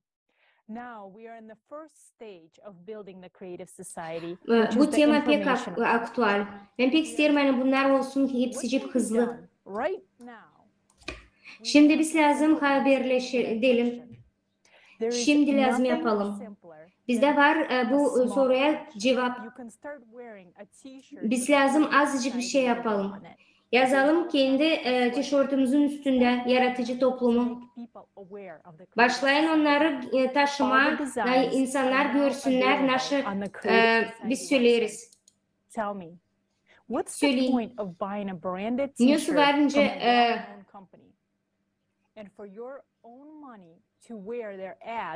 kendi parana ta onların reklamalarında mı üzerinde taşıyın. Böyle harflerin yerine yaratıcı toplumu yazın da gezin. Ben isterim yaşama bu toplumda. Ben isterim benim uşaklarım, benim anam babam yaşasınlar. Ben isterim ki hepsi öğrensin yaratıcı toplumun için. Ben şimdi sizinle isterim tanıştırma Sheila Boni. Pek talant hem de pek güzel bir insan. Onun pek güzel büyük kalbi var. Hepsi onu bilirler. İnce bir şarkıcı, müzik grubun Boni'me. Sheila çok türkü çaldı, yazdı, çaldı. Modelyer, prodüser.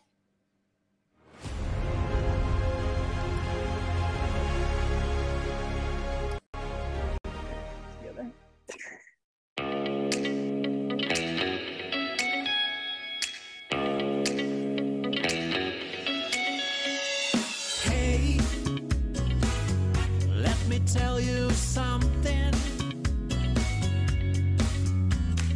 Hey, lend me your ear. We're here to tell you it will be okay. We'll find a better way. There's no need to be afraid if we unite today. We just want to be happy. We just want to live. We just want to be happy. We just want to live. We just want to be happy.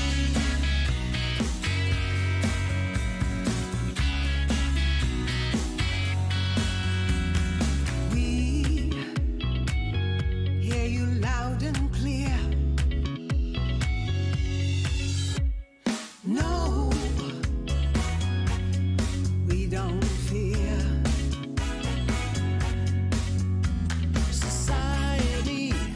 is drifting astray. More creative way. The answer is to congregate and not to separate. No, no, no. We just want to be happy. We just want to live. We just want to be happy. We just want to live. We just want to live. Yeah, yeah. We want to live. We're getting stronger, louder, voices louder, louder. We'll build a better world for all today. We'll build a better way.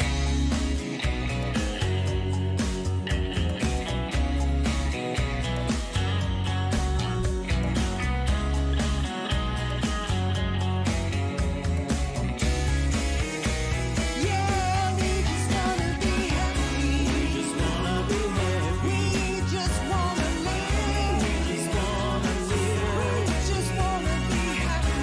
We just wanna be happy. We wanna give. We just wanna give. We wanna live. We just wanna live. We want to live. We just wanna be happy. We just wanna be happy. We just wanna be happy. We just wanna live. We just wanna live. We just wanna live. We just wanna, yeah. We just wanna live.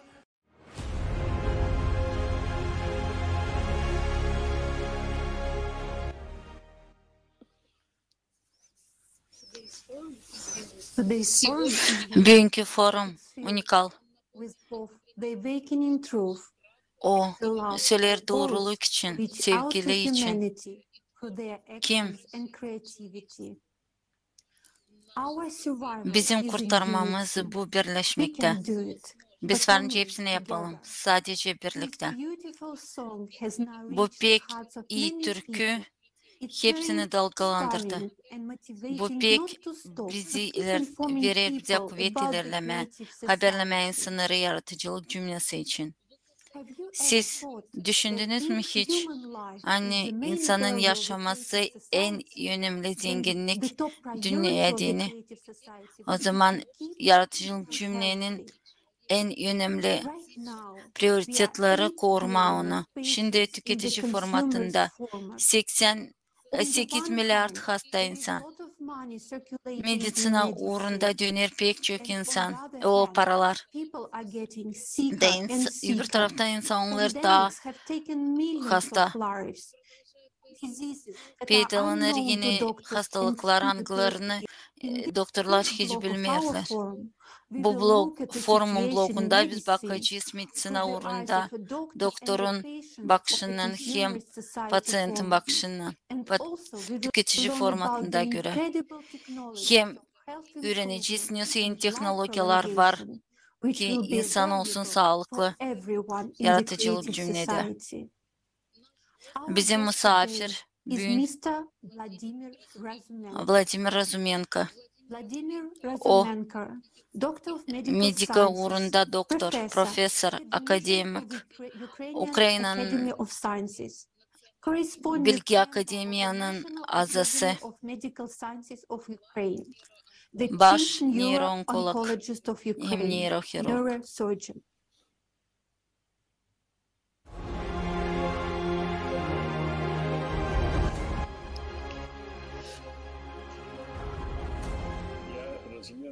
Ben Razumenko Vladimir, doktorum.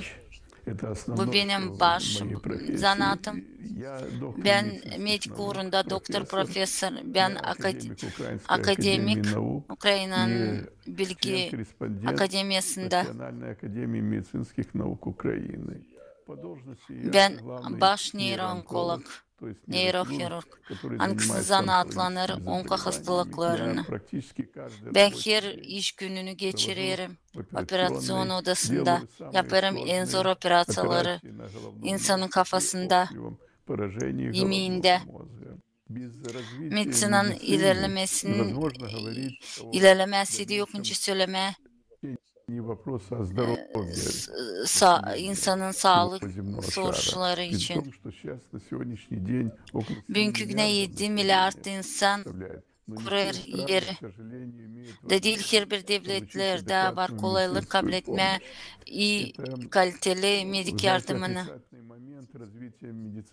Medisinanın ilerlemesi lazım olsun yüksek orada. Teknolojiye uğrunda. O lazım olsun efektif. Hem kullanma türlü medya kuruluşlarını. Değil sadece doğurtma onları insanı ilaçlama ama profilaktikaya geçirmediğini. Burada olur büyük soruş. Bizim yaşamımızdan, ekologiyamızdan, naturamızdan, hastalıklardan angıları olarlar bizim güdemizin içinde. Var teknolojiler, angılarına varınca ilaçlama türlü hastalıkları. Hepsi organlarla bağlı. Ama bu lazım kullansın her yerde. Hem her bir devlette. Erlem neredesiydi. Nesi de yenilik yaptılarda kullanırlar. Yüksek efektif uğrunda lazım değişmeye opatla becermeklerle. Her bir devlet lazım kursun forumları açıklasın bu işleri. Tutmasınlar saklı. De o zaman biri de varınca ilerletme medik uğrunu türlü bölümleri hastalıkları ilaçlamadığın bu pek önemli problem. Ama problemin önemli ekonomika tarafından da. Gücenikli insanı bugünkü güne ekonomika bulunur değil halda türlü faktörlere göre. Bu bağlı onun önce ekonomika ilerleyen devleti kullanır resursları biznesin uğrundan kabul eden. Nice çalışırlık kurumlar, nice insan kullanır paraları kabul edilmiş angların ekşir koyma medisinanın ilerlemesine. Sayılır yerlim ekonomika yüksek oradaysa o zaman medisina da yüksek orada. De medisinayı da işleri lazım geçirmeye yüksek orada.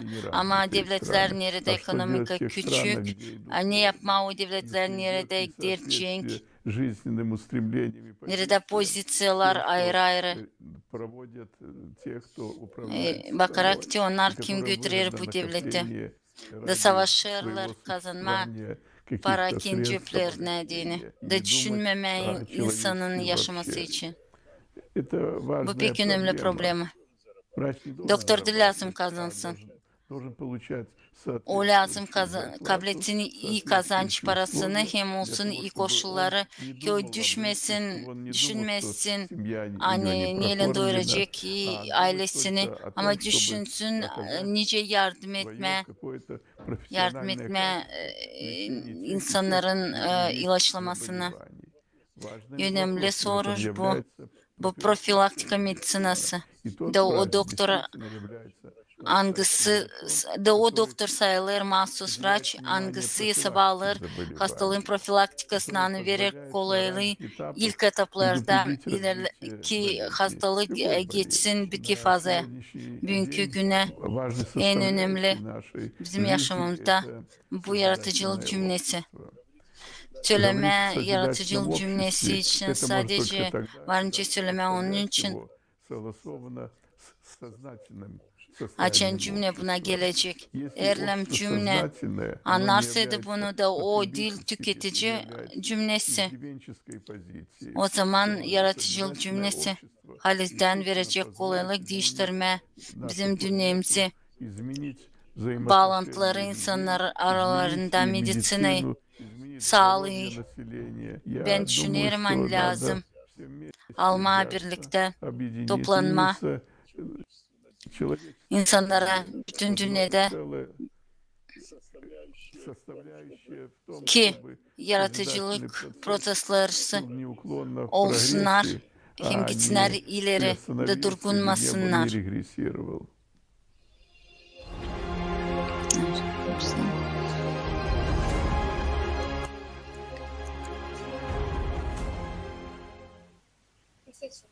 Profesör, sağ olun. Hani açıkladınız Halil'den ne olur büyün medisinalı. Sağlığı korumak sferasında lazım olsun değişilmekler. Yaratıcılık cümlenin medisinası verecek insana en önemli koruyacak onun sağlığını. Şimdi var teknolojiler hani ilaçlama insanları. Ama yaratıcılık cümlede insanlar hiç hastalanmayacaklar. Da zedilecekler kendi yaşamasını. Bakacağız videoyu.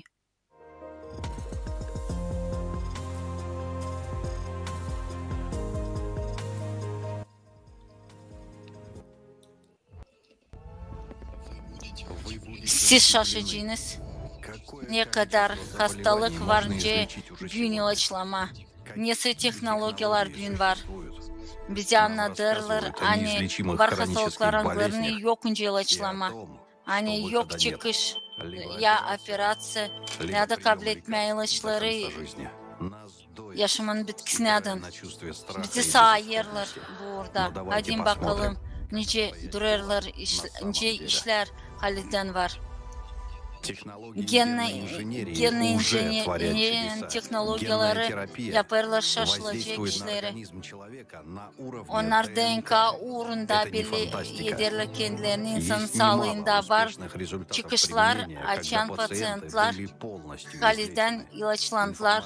Haberleri bu informasya için önce bulmak Google'da ya da gelme kampanya hangisi onları yaptı. TSR teknolojileri Angılara bağlı gen injiniyeriyle varınca yazsınlar yeniden DNK fragmentlarını yok edip genetik hastalıklarını. Esera terapist sayır hani yeniden yazma genleri varınca ilaçlama türlü genetik hastalıklarını. Sadece bakınız. İnsanlar varınca şeker hastalığından, kanser, asmadan, başka hastalıklardan yok ilaçlansınlar. Autoimmün hastalıklardan, büyün, leukemiye, bu ölüm hastalığı uşadığını. Hangisi çok diyetlenir, hem büyük kahır analara babalara. Ama sadece ondan hani kullanmalar yeni teknolojiler, onlar var. Bitki şans pasyenta adını oldu talan teknolojisi. Hangisi kullanıldı London Bolnisası'nda 2015 yılda. Kişinin yaşamasını kurtardılar. Yeniden yazdılar genomları. VIH hastalığı. Mike Chapel, Kaliforniya'dan yaşadığı VIH'nin yaşamanın daha çok payını. Ama terapiyeden sonra önce kullandığı ZFM teknolojisini ona sıra gelmedi kullanma antivirüs ilaçlarını. Bu dil bitkisi varınca değiştirme değilse de kabul edilmiş hastalığı ama doğan hastalıkları da. Büyük kahır açan uşak duvar görmüyor. Da bu getirir ona hani hiç görmüyor kalır. Şimdi yadan yoktu ilaç bundan. 2017 yılda Spark Terapevt kampanyası çıkardı ilaç. Da bu teknolojilara 27 pasyent şimdiden sonra çıkardılar gözlükleri de başladılar iyi görme. Bu ilaçlamadan sonra onlar ilk sefer gördüler yıldızları. Bu sadece çekilmesi. Tabir örnek teknolojiler angları var. Bu nanorobotlar. Nanoboты. Onlar nice molekula gibi küçük. Onların var funksiyaları gezme, verme informasyayı, yapma koyulmuş programı. Eğer siz işitmediyseniz onlar işlerler. Nanotehnoloji medisinada siz kullanırsınız onları kendi smartfonunda. Mahsus nanotehnolojilara göre 30 derece zaryadkayı çok saat. 3, 4, 5G. Bu hepsi mikroprosesörler nanoteknolojiden yapılan. Nanorobotun yapılması bu pek ucuz. Toplama onu varınca 1-2 minutta. Bu pek azaltacak, iyisiltecek medik koşulların pahasını. Su yesin, içesin bir stakan sudan nanobot, doktorlar yaparlar kendi işini, düzerler orada nerede lazım. Onlar gün varınca öldürsünler kanser hastalığını, getirmeye ilacı mahsus o organa nereye lazım. Onlar durgudarlar infarktları, insültleri, belli etme hastalıkları en ilk stadyalarda. Hem onun varınca belli etsinler, annesi de varınca bu hastalık olsun. Hep öyle bu teknolojiyi açtı akademik Pyotr Garyaev kendi kolegalarına. Metot verir, kolaylık lazerle öğrenme haberleri DNK'dan da yazma onu nice ses gibi da onu doğru dersiydi hasta organa. O zaman insan ilaçlanır bütünden. Siz düşünürsünüz ne kadar varınca yaşasın insan. İnsan varınca şimdiden çok yaşasın. Bugün bizim ihtiyarlar çok yaşarlar. Ama olsun yaşamak genç büyüde de buldular anahtarı. Gençlerdiğiniz Stanford Üniversitesi'nde yapıldı teknoloji genetika uğrunda. Ve kabul edildi lisenziya ki onu kullanmadığını. 100 yaşında sen varınca zanatlanasınız. Portland'da olasın öyle aktif, nice de 25 yaşında. Bu sadece teknolojilerin bir payanıksı büyün var ama sen onları yokunca kullanasın. Çünkü senin yaşaman büyün kimsin edini değil, zengin kendinden karı. Tüketici formatında insanı bekler hastalıklar, hem yalnızlık, hepsi işleyecek yaratıcılık formatında ve hepsi insanın olacak kolaylığı ilaçlanma yeni teknolojilara göre. Teknolojiler intelekt uğrunda birleştirecekler uzmanları bütün dünyadan algıları verecek kolaylık koyma diagnozları insanlara kaybedecek medik yanlışlıkları dil doğru diagnoz. Medisina olacak profilaktika uğrunda yüksek burada. Yaratıcılık cümlede İnsanlar hiç hastalanmayacaklar. Her bir evde olacak kapsül ankısına insan girdiğinden 1-2 minutta skanirovat edersin kendi gücünü de doğrudasın onu. Sen yakışacak yersin türlü yemekleri, angıları, kötülük getirmeyecekler senin güdene. İnsanlar 120 yaşında daha yukarıda duyacaklar kendilerinin 20 yaşında. Sen varınca yaparsın ki hepsi kendi planlarını.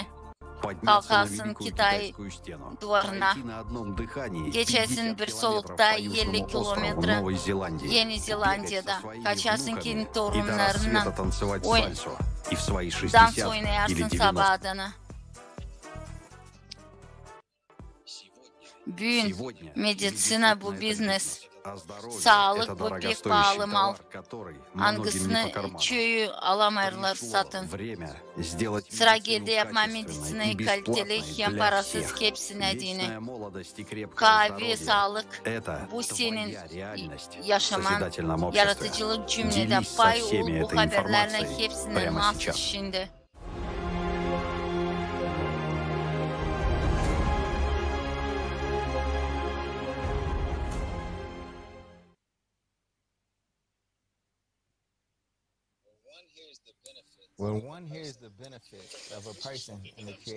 Geçen sen işitirsin insanın varlığı hem de faydalı yaratıcı toplumun içinde. Ben isterim size söylemeyin, ben isterim yaşama böyle toplumun içinde.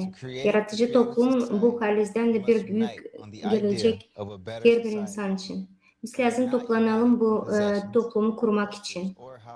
Biz toplanıyoruz külturalarla, yerlerle. Birlik demir, hani hepsimiz bir rubaya giyeceğiz. Bir müziği sesleyeceğiz ya da bir türlü düşüneceğiz. Biz lazım birleştirelim kendi farklılığımızı bir ideya için. Hem güzel toplum için. Nerede insanın yaşaması pek önemli. Her bir insan lazım kendi yaşamasını düşünsün de yaratıcı toplumun içinde. Bu bir numara. Ben pek beğenirim yaratıcı toplumu bunu tutar. Bagda anlatacak Polşa'dan bir olur.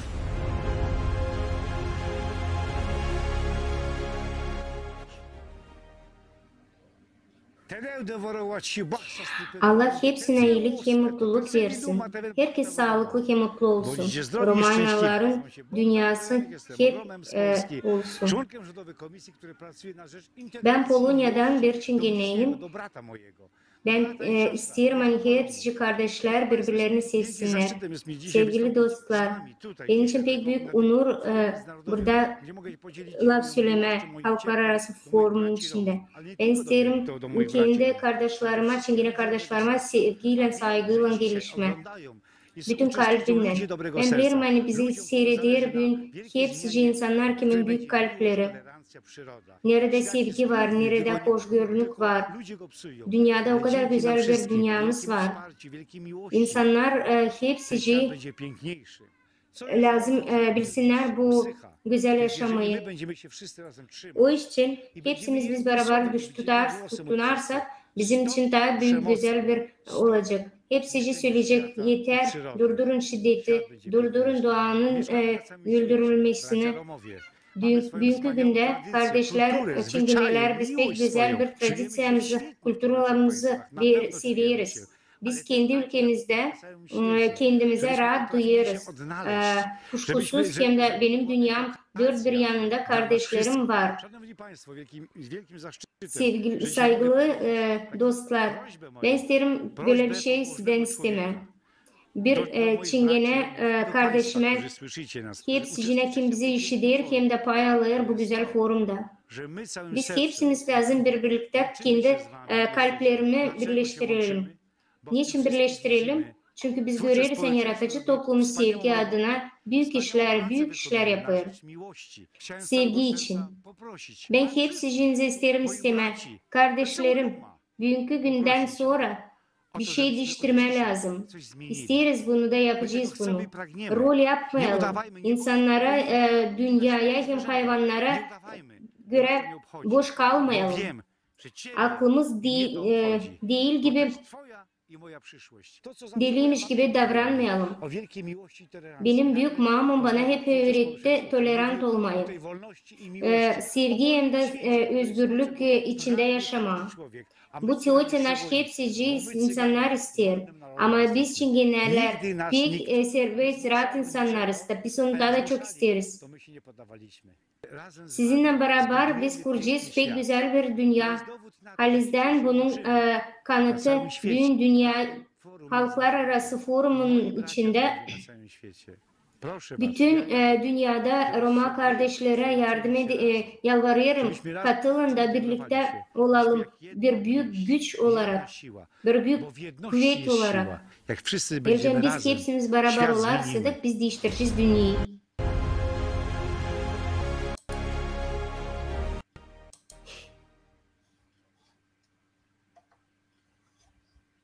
Sizde varınca sorular çıksın. Kim bu hepsi insanlar? Halizden kimiz biz? Biz teote insanlık, yaratıcı toplumu, teo insanlık. O değil sadece bir toplum, özel bir toplum. O toplum nerede hepsi derken hepsini söyleriz. Hepsi planetada insanlar. Biz hepsimiz volontörüz. Belli, önemli değil yoksa bizim mesleğimiz ya da isteğimiz. Biz isteriz kurma güzel bir gelecek. Biz bikerler de, biznesmenler de, bankirler de, öğretmenler de, suçlular da, general hizmetlerde işleyen de, kurucular da, politikacılar da, teröristler de, taksistler de, denizciler de, sportsmenler de, öğrenciler de. Bizim aramızda var bir sürü dini hem de sekt. Bizde var mason da. Onlar da hepsi ister yapma insanlar için iyilik. Bizim görüşümüz alkoholikleri değiştirir hem de narkomanları ayırır. Onlar da insan değil mi? Hepsi onlar insan. Kim isterseniz söyleyin. Talipler, orklar, banderatçılar, komünistler, faşistler, mafya. Ben size söyleyeceğim böyle hani bütün bu demokratlar, respublikanistler. Onlar o kadar ayrılı çünkü eskiden bizde yoktu bir büyük ideya. Bizde yoktu yaratıcı toplum. Tüketici format her yerde bize dağıttı bütün dünyaya. Bize her bir yola attı kendi ekmeğimizi kazanmak için. Döndürdü bizim birbirimizde. Aramızda var halis kahramanlar, genyalar. Onlar uzun zamandır işlerler hani iyilik olsun dünyaya. Tüketici format bırakmıyor bugünkü günde bu insanların adlarını söyleme. Zerrecin tüketici formatının içinde onları yok edecekler. Biz kahramanız ama biz de izgo bugünkü günde. Alalım talepleri. Onlar terörist. Niçin onlar aldılar silahları eline? Sordunuz mu kendinize? Biz istemiyoruz tutma terörizi. Bu metodu istemiyoruz. Ama şimdi Afganistan'da bizim pay alan insanlar bu forumu çeviriyorlar da hepsi talepleri anladılar, anguları silah ellerinde aldılar da tüketici format içinde yaşarlar. Ama onlar pek isterdiler yani insanlar yapsınlar hepsi Prorok Muhammed'in isteklerini. Onlar da istediler yaratıcı toplumun içinde yaşama. Şok edeceğim sizi. Aramızda var mafyada, Yakutza, Triyada, Sicilya, Rus, Amerikan hem de Meksika mafyası. Bilirsiniz niçin onlar bizimle beraber? Çünkü onlar da insan. Onlar bu koşullarda başka daha iyi insanlardanca olsunlar. Onlar kurban olduğunca da biz hepsimiz. Bizim kanunumuz bu bir büyük suç. Biz bugünkü günde söyleriz kurban tüketici formatının içinde.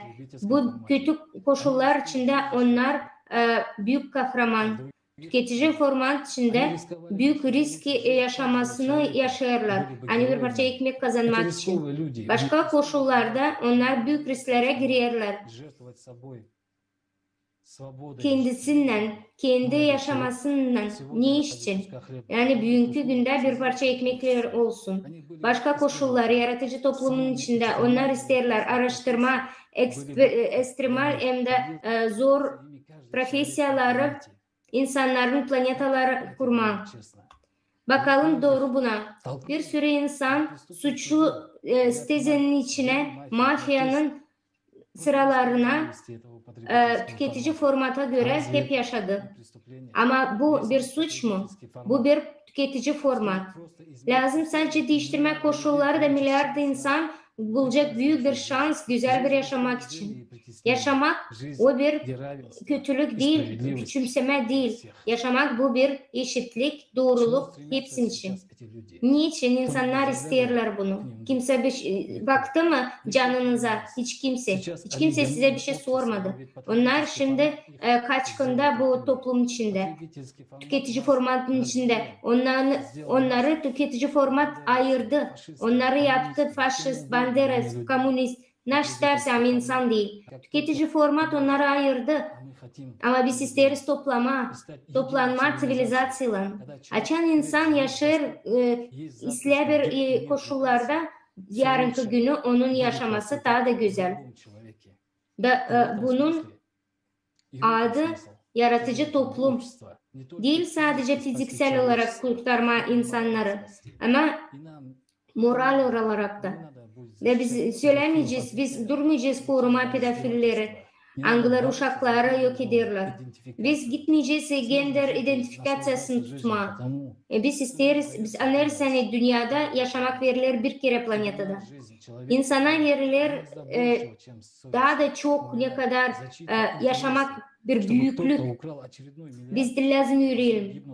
Hani insan kimse çalsın 1 milyar bir sürü insan lazım ölsün. Bu büyük bir kötülük.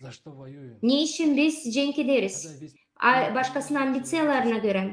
Her bir dünyada yereceğim insanlar işlerse de koruyarsa da biz görürüz hani ekologiyamızı olmayacak kotası. Biz yaşayacağız büyük bir planetada dil parazit gibi. Ama bir simbiyotik gibi. Bizim planetada savaşlarla dünyanın insan sayısını kısıtma. İnanın yaratıcı toplumun içinde hiç kimse kimseni yemeyecek. Hepsi cinde resurs olacak. Biz doyurabileceğiz 50 milyar insan. Azıcık kişi yaratıcı toplumun içinde yapacak her bir amacını, insanlığın amaçlarını, ambitsiyalarını halizden yetiştirecek dünyaya. Tüketici format içinde bu tüketme. Biz isteriz güzel bir gelecekte yaşamak. Nerede biz biriz? Nerede biz bir sivilizasyon? Biz isteriz değil sadece insanlığı kurma ama insanı her birini. Sağ olasınız.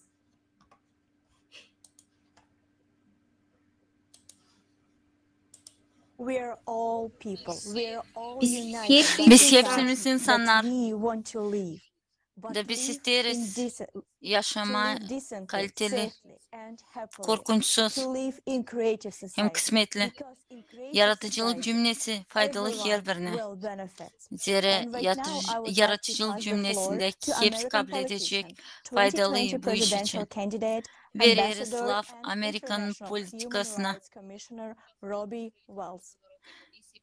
Halklar Arası Komisya'nın büyükelçisine insan haklarında.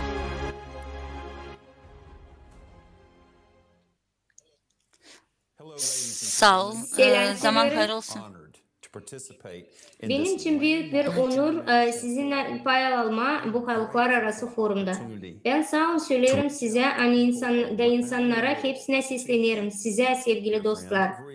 Ben kayıl oluyorum hani hepsice saygılı spikerler. Bizim klimat hem de geopolitik situasyası pek sivri, pek korkunç. Benim de ülkemde ekonomik durmadan yok olur.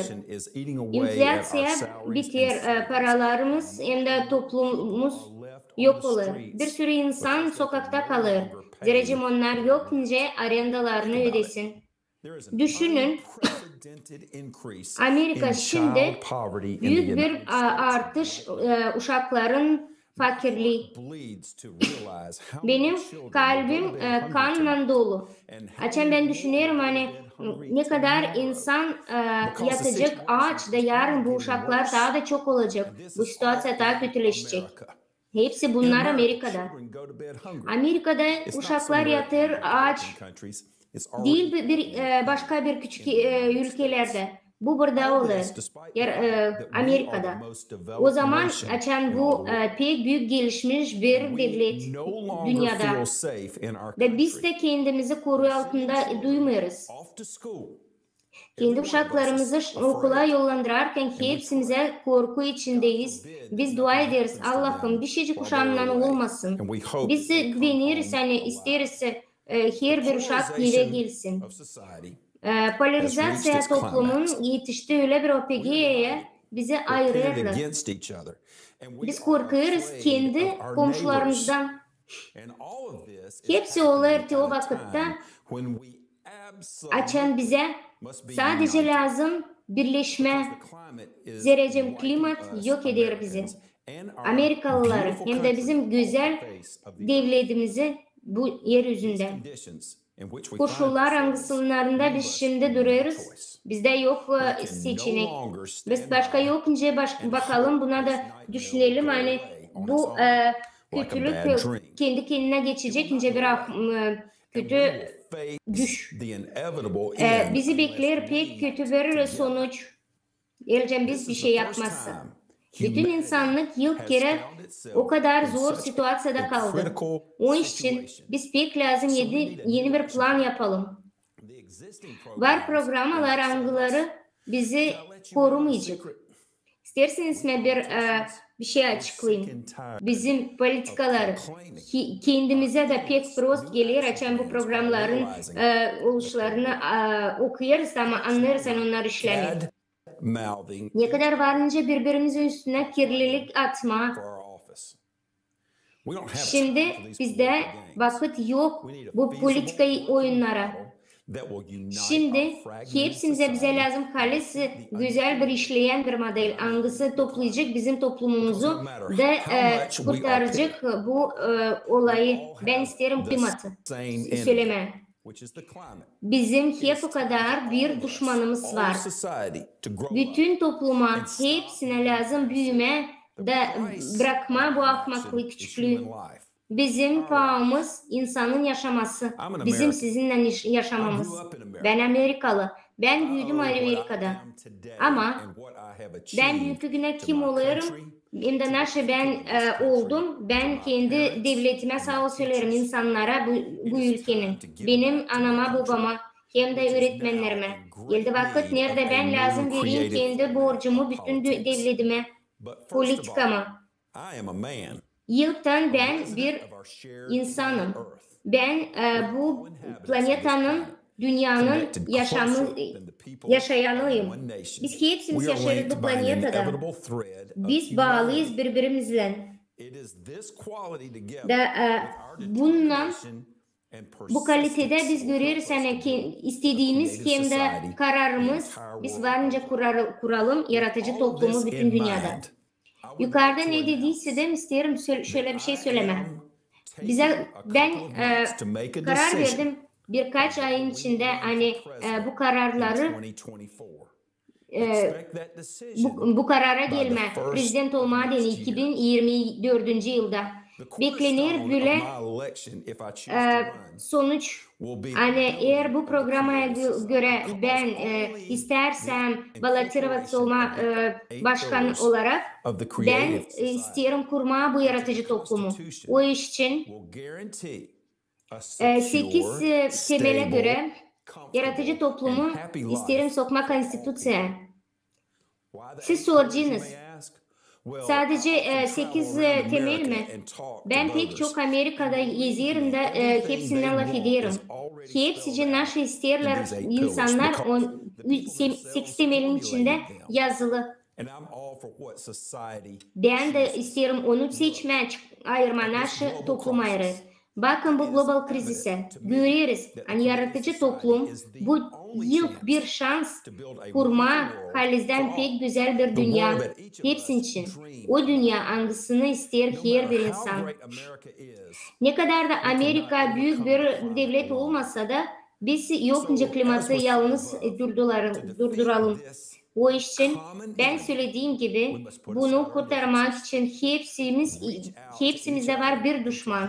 Biz lazım birbirimize ellerimizi uzatalım da anlaşıp da seçelim yaratıcı toplumu.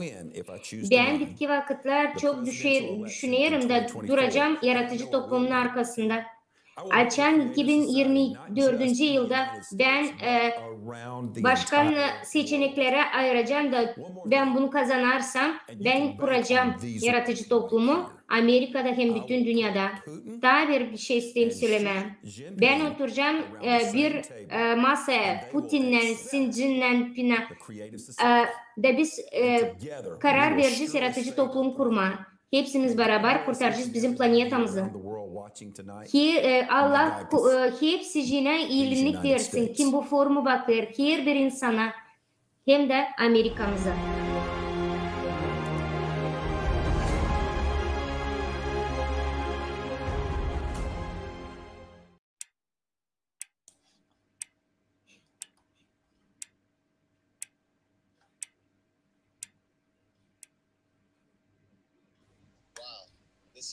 Wow, this is a very honorable promise.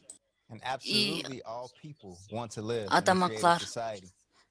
Hepsi insanlar isterler yaşama yaratıcılık formatında çoğu bilmirler. Bugünkü forumda biz açıkladık nasıl yaratıcılık cümlesi getirecek faydayı her bir insana. Bakacağız videoyu, seçeceğiz insanları.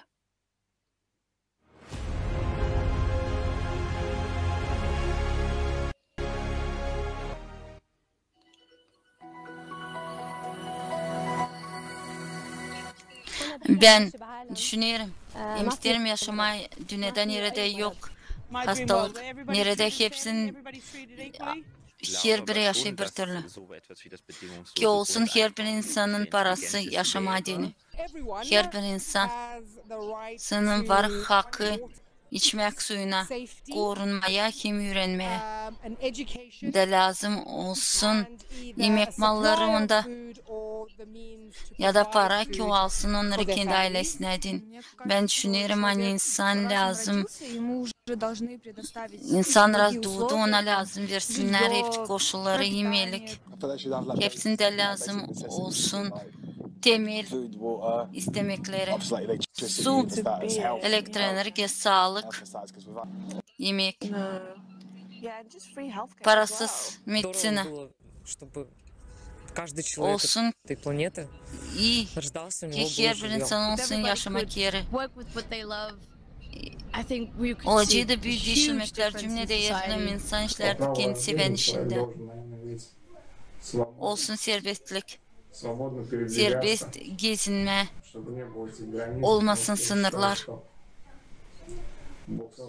İnsan Allah kurduğu yeri hepsine dini. Ben sayarım.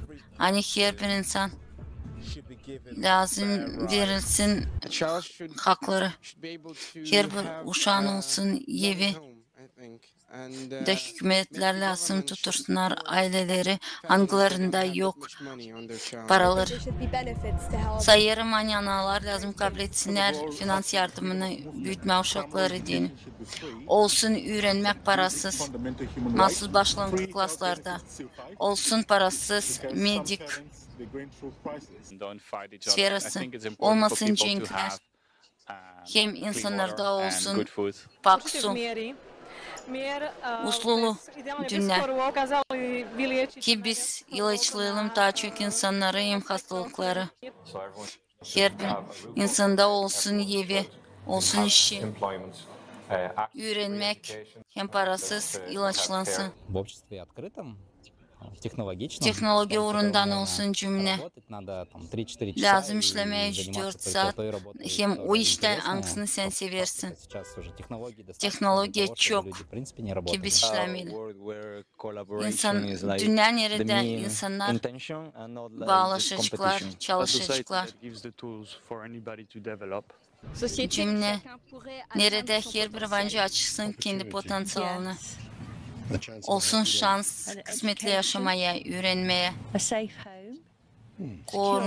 korkunçlu eve, hem birleşik hakları, ihtiyarlık olsun iyi, olsun dünya nerede insan sağlığı olacak en önemli, olsun informasya hangisi söylenilecek, doğru açılık kılınacak. Ki insanın yaşaması olsun ilk yerde. Ki bu iş için lazım kurma iyi koşulları iş yerinde.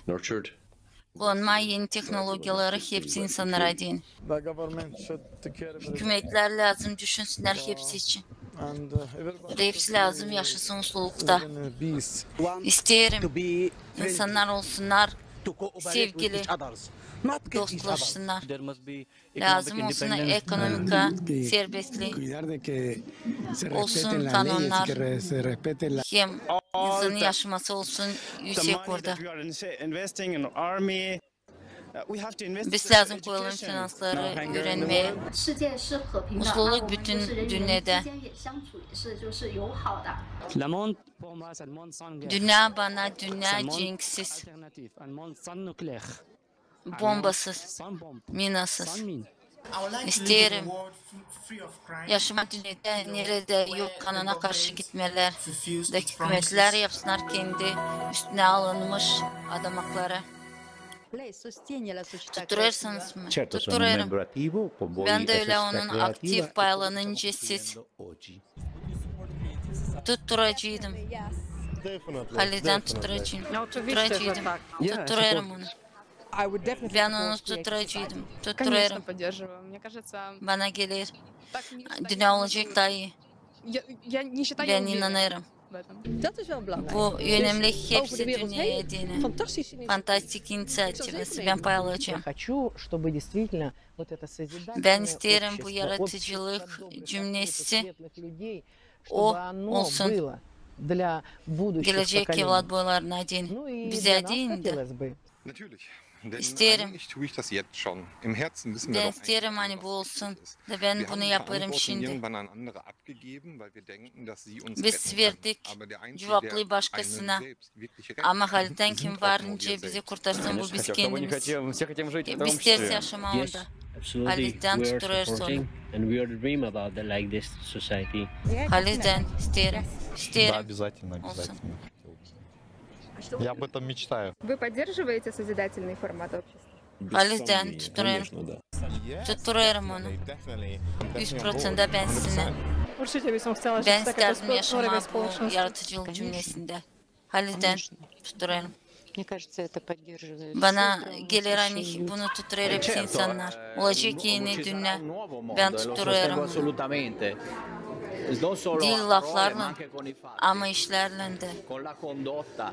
Halil'den ben sayarım hani bu tek yol bize değil ki yaşama bu dünyada hangisini biz kuracağız doğrudan.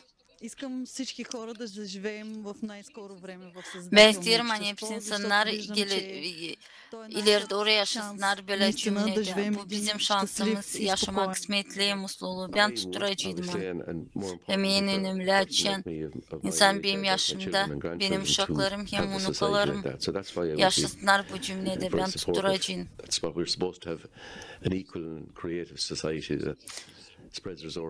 Tuttururum. Ben şu ana. Ben mali tuttururum bunu. Varsa da böyle cümlenin formatı ben tutturacağım. Sanırım en başka insanlar da bunu tutturacak. Tutturursunuz mu? Tuttururum. Biz de tuttururuz. Biz de tuttururuz. Yaratıcılık cümlesini. Tuttururum. Ben severim. Yaratıcılık cümlesi o benim içimde. Ben onun payıyım. Ben tuttururum onu. 100%. Çünkü sebeplere göre. Biz daha az işleyeceğiz. Doğru. Ama biz yetişici tüysektora düşünelim hani çok ister bunu. Halil'den bu o niye hepsi ister içme. Eğer biz birleşeydik o olacaktı.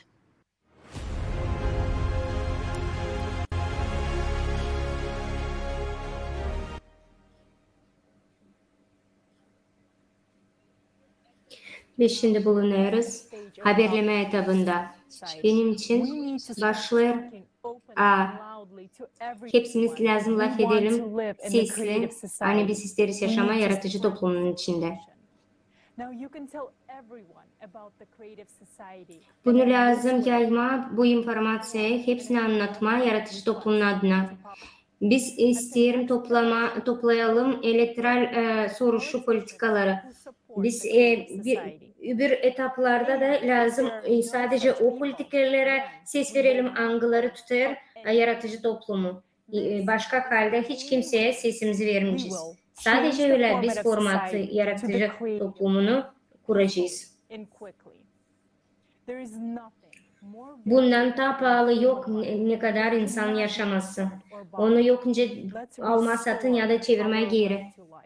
Kendi hakkımızı çevirelim yaşama. Şimdi biz isteriz size bir türkü göstermeye. Hangisini hazırladı bize Bayalan yaratıcı toplumun Afrika'nın ortasından.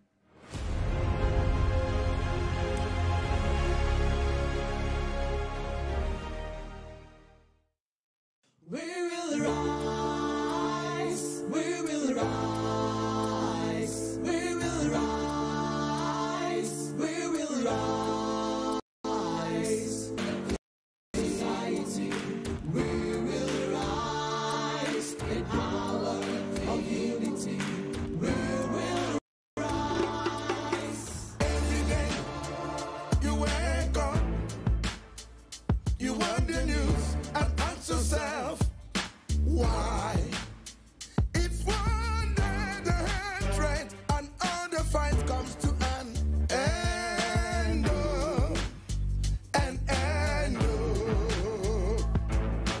if one day the killing and greed is over, if one day humanity's mind is sober, every time you wake up, you make the world we are living in.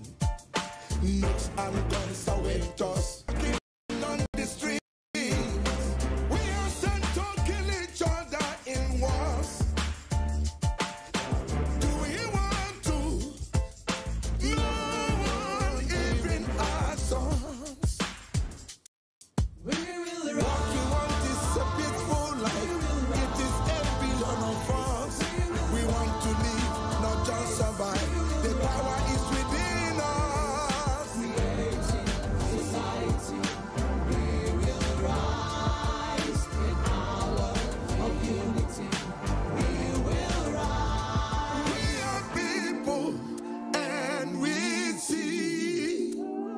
What our world is meant to be.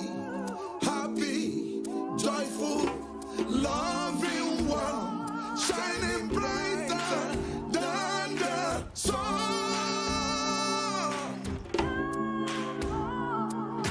Creative society, we will rise and shine. The power is within us, the power of unity.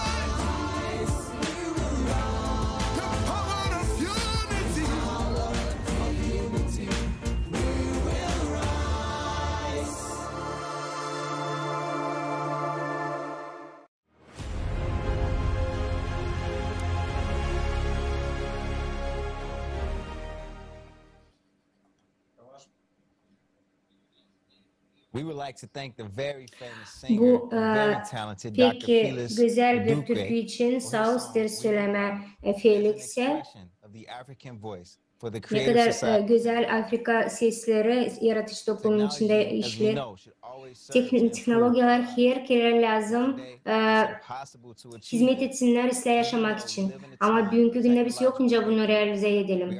Hiç bakmadan biz insanız, biz yaşarız teknolojilerin gelişmesinde ama biz de tüketici format içinde görüyoruz. Hani bu teknolojiler yok. Biz görüyoruz çok teknoloji, serbest enerji, hangisi bize verir çok yaşam, akıllı teknolojiler, bütün kasabalarda tam tersi robotlar, yardımcılar, bir sürü dronlar, bir sürü robotlar. Ben hepsini anlatamıyorum, yok vakit. Bakalım bir video hangisi teknolojiler yaratıcı toplumun içinde hepsine ait.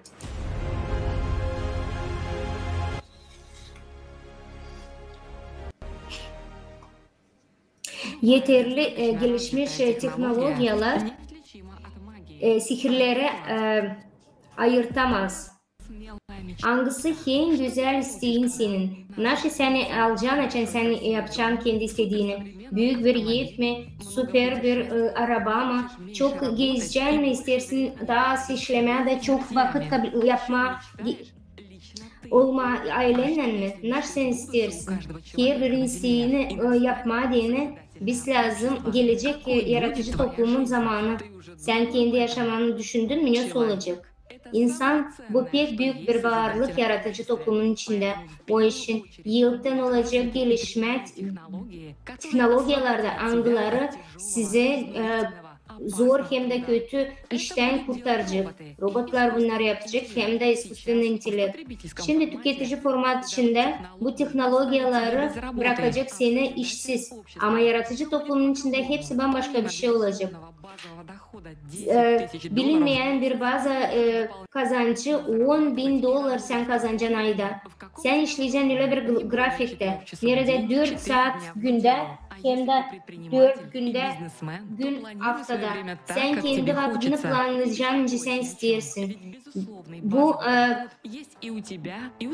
Bu kazancı sende hem de senin işverenlerde, işleyicilerde de olacak. Teknolojiyalarda, robot teknikalar, robotlar yüklenecek, üstüne alacak hem zor işleri, tarlalarda, metalurgiyada, dağların içinde, bayırların içinde.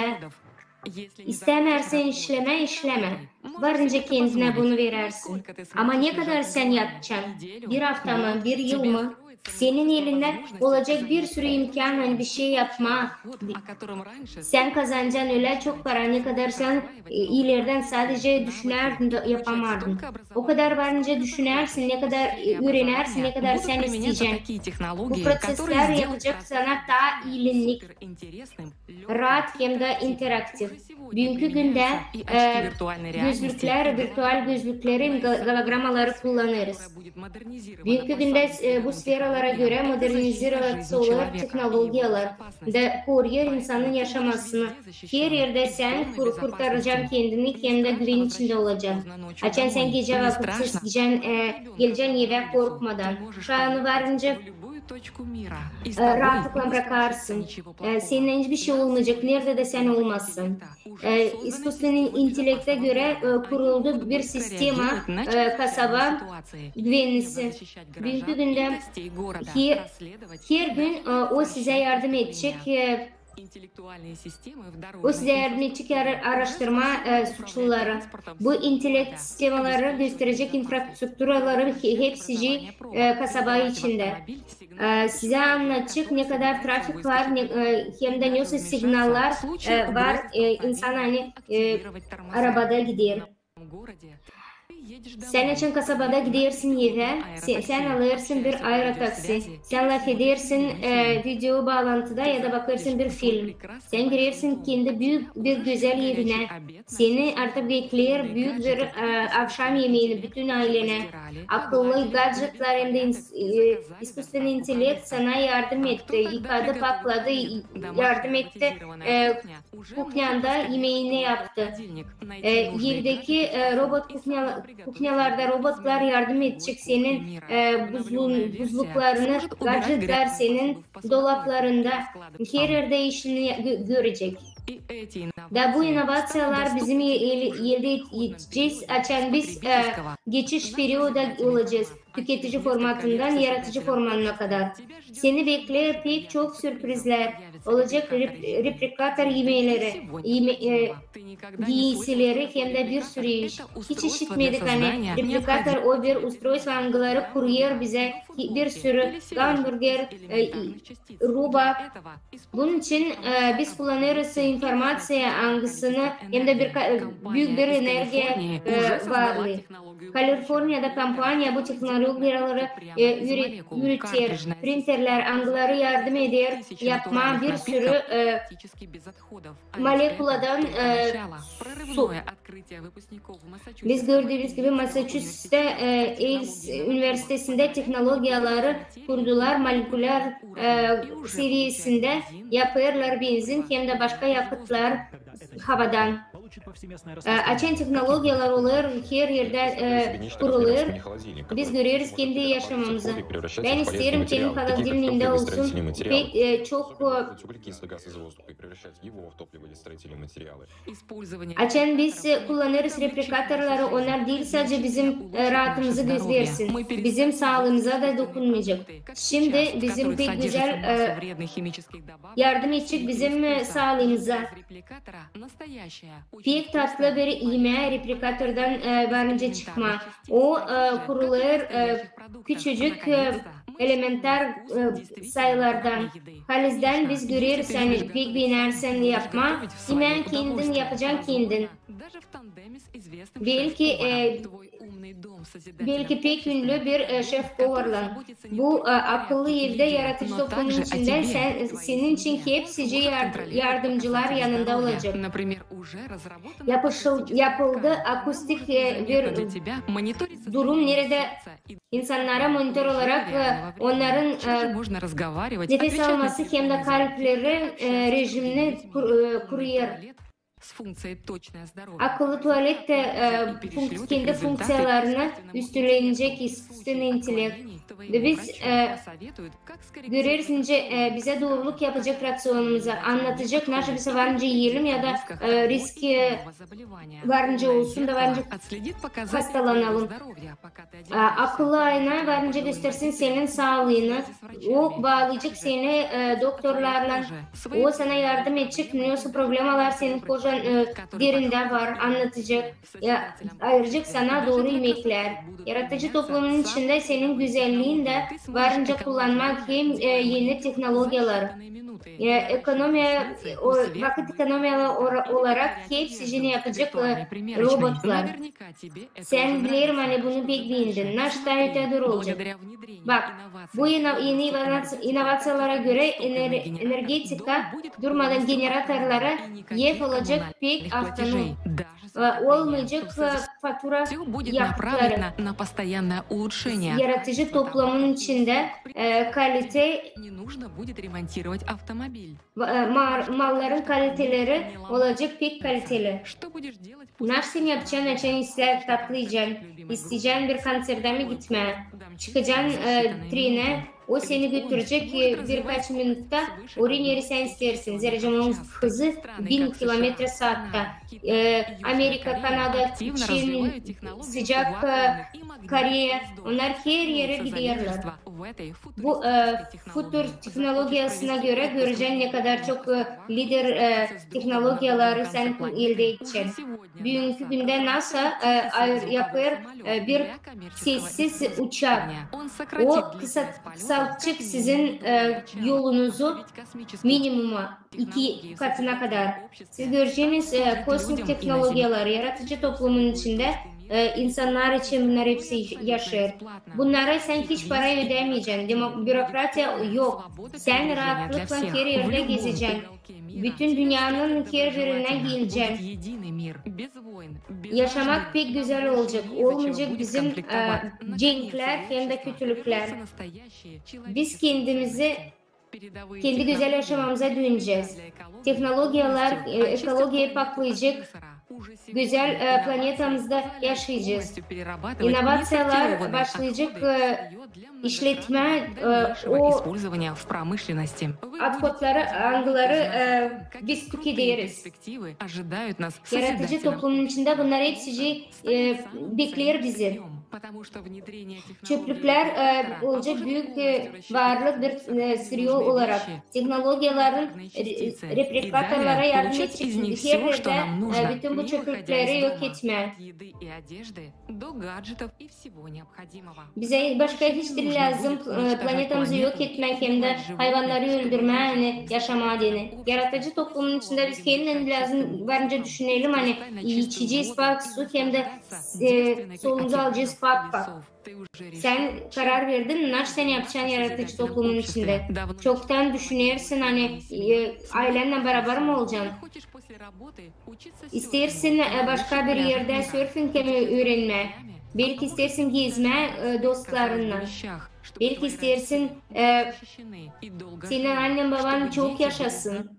İstersin uşakların sağlıklı olsun. Sen de hiç ihtiyarlamasın da yaşasın 100 yıldan ziyade. Yaratıcı toplumun içinde sende olacak hepsi senin isteklerin. Bu toplum sana yardım edecek senin isteklerini oluşturma. Güzel teknolojilerin bütün dünyada hepsi praktikalar senin için. Düşünsene bu senin isteklerin. Ve bunu yapacaksın sen yaratıcı toplumun içinde.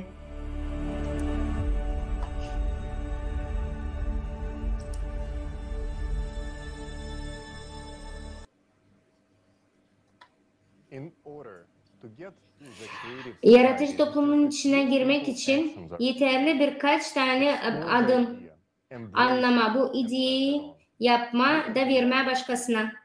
Bakın bu logotipe. O yapılı öyle hani girerken herhangi bir mağazaya, kafeye, parikmakerskiye, spor zala, taksiye açtığın herhangi bir kanalı, bir söz bağlantını sen göreceksin bu logotipi. O demek ki yaratıcı toplumun ideyası yayıldı.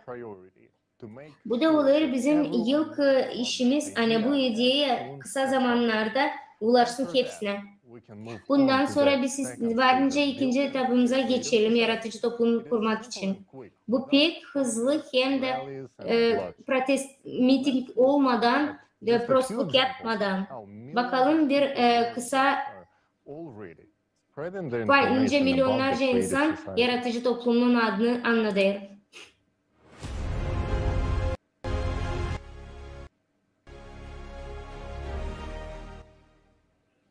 Pek önemli yani 8 milyar insan öğrensin de tutsun yaratıcı toplumun produktunu. Cebiniz varınca yapma. Neden varınca başlama? Anlatma yaratıcı toplumu her yerde. Dostunuza, komşunuza, koleganıza işte hepsini kimsen bilirsin. Paylaş informasyonu yaratıcı toplumun içinde sosyal bağlantılarında. Sen varınca yazarsın kısa videolar, varınca video bloglar kurarsın, varınca yazarsın post paylaşarsın bu publiklerle. Yerleştirirsin bu bannerlerini her yerde hepsi görsünler. Hepsi söz bağlantılar patlasın bu informasyondan yaratıcı toplumun adına. Her bir kurucu bunu paylaşsın hepsinden bütün dünyada. Ben işlerim büyük bir grupada volontör. Benim için açtığım bir ofisyal account yaratıcı toplumu. Ben 60 yaşındayım. Ben bir büyük anayım. Her yerde ben anladığım yaratıcı toplumu. Hepsine selamlarım. Benim adım Gaba Kotsak. Ben bir aşçıyım. Haberleme bu ilk etap hem de ben sanırım pek zor bir etap yaratıcı toplum için. Bu iş için ben savaşırım buluşmaz yaratıcı toplumun içinde anlatma her bir insana. İstersin nesler bir yaşamakta yaşama, sevgi içinde hem de varlık içinde. Giyle bir ruh bağıntısında yazır yaratıcı toplumun adına. Biz kullanırız sweater, futbolka, mayka, baş örtüler, kepkalar. Sen her kere trende içindesin. Vereceğim senin rubanın üstünde yaratıcı toplumun logosu. Bize lazım sadece yaratıcı toplumu. Yaratıcı toplumu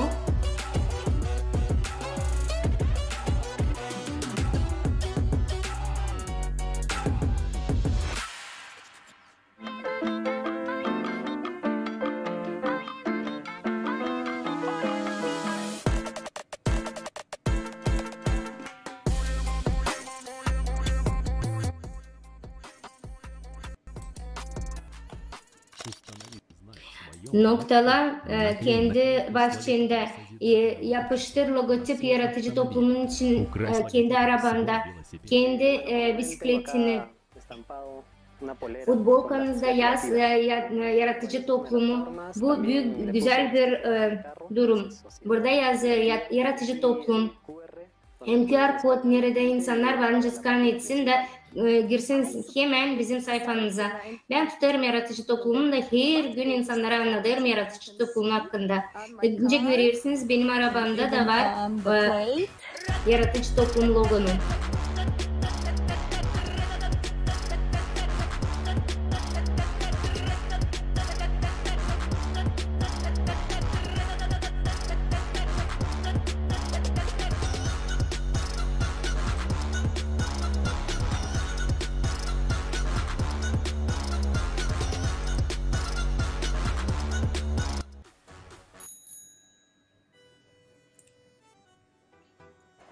Selam Niderlander'dan. Biz volontörüz. Biz anlatıyoruz bütün informasyon yaratıcı toplumun içinde Biz bu yapıştırıcıları kendi bisikletlerimize yaptık. Halizden Niderlandılarda bisikletler daha çok ne kadar insan. Bir düşünsenize ne kadar pek önemli bu haberlemeyi yayma yaratıcı toplumun için. 8 temeli anlatma, nerede varınca kabul etme informasiya QR kod olarak. Bırak informasiya yaratıcı toplumun içinde, kafelerde, doktorların odalarında, her yerde. Biz bugün Berlin'deyiz. Bir kino çekiyoruz. Yaratıcı toplumun adına İtalyan kafeteryadayız. Biz anlattık bu proje için aşçıya da o pek istedi bunu anlama. Tutun bu ideyi genç uşaklara, genç insanlar için. Bugün ben bir Bolniça'dayım. Nerede uşaklar hasta. Burada benim uşağım hasta 3 haftadır. Ben isterim hepsi insanlara söyleme yaratıcı toplum için. Gir yaratıcı toplumun sayedine da seçile bir market hangisini sen beğendin. Yap hele nasıl senin gücün yeterine kadar. Anlat yaratıcı toplumu. Kur şiir, türkü. Yap küçük videolar. Mem hem de şakalar yaratıcı toplum için. Tuvalet kağıdında varınca yazarsın. Eğer sen istersen yaratıcı toplumu bana dokunma. Yaratıcı toplum her bir insan için. Haberler ve hepsi olacak hepsizler. Geleceğim sen business sahibisin. Banerini aç yaratıcı toplumu için de hepsine anlat logotip olarak kendi prodüksiyonu. Bence işlerim kendi atelimde ben böylelikle insanları haberlederim iş yerimden. Bir pek hızlı metot bu haberleme yaratıcı toplumun içinde bu bir medya. Talk show'larda, podcast'larda her yerde pay al da anlat yaratıcı toplumun faydalarını. Bu en önemli ben önce kendi yaşamımda yapayım. Benim için hem hepsi insanlar için. Biz misafirdik radyo programda Storytime kanal Radyo İtalya. Nerede biz anlattık yaratıcı toplumu. Hep öylece sen varınca reklama yaratıcı toplumun adına açarsın. Gazetelerde, dergilerde, avtobuslarda, reklam şitlerde, her yerde. Pek güzel bir haber. Soroka TV'sinde gösteriyorlar bir haber yaratıcı toplumun adından. Bugün yaratıcı kontentin daha hızlı yayılır. Logotip projekti yaratıcı toplumu lazım her yerde hem de hepsine yayılsın. Her bir noktada dünyanın lazım hepsi tanısın onu. Bu platforma nerede her bir insan varınca hepsini anlatsın. Nasıl onun için pek acı verir. Onlar bir insanın sesi gibi. Ve sadece insan varınca bu değişiklikleri yapsın. Sadece beraber biz varınca değiştirelim bu dünyayı. Birleşip de varınca kendi yaşamamızı daha güzel yapalım. O için pay olun bu güzel projeye, yani insanın hem de hepsinin dünyasını değiştirmeye denin. Düşünün, nasıl varınca yaparsınız yaratıcı toplumun anlatma denin. Unutmayın, hani hepsici lazım olsun kanunu olarak. Ne kadar daha hızlı hem de daha çok insan öğrenecek yaratıcı toplum için biz yaşayacağız daha ister. Dersin mi doğru yaşaman? Hepsini anlat yaratıcı toplumu. Biz bir platformadayız. Biz yaratıcı platformanın içindeyiz. Anladırız öyle sistemin değişikliklerinin aslında bir şimdi yaşıyoruz. Biz anladırız hani insan yaşaması pek pahalı bu projekte. Bende var büyük bir bayrak. Ben için çıkıyorum motoda ben kullanırım bu flag, bu bayrağı da hepsine gösteriyorum yaratıcı toplumu. Marafon bu bir büyük bir imkan, hani bütün kasaba görsün de bu yaratıcı toplum projektini.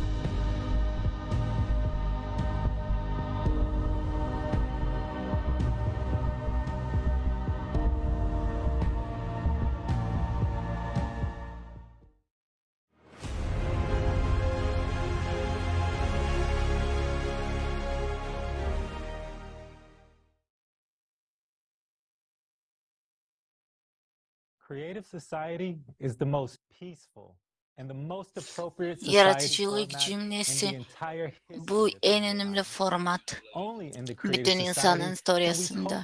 Sadece yaratılış cümlesinde biz varınca karşı duralım klimatik katastrofalarına, krizislere.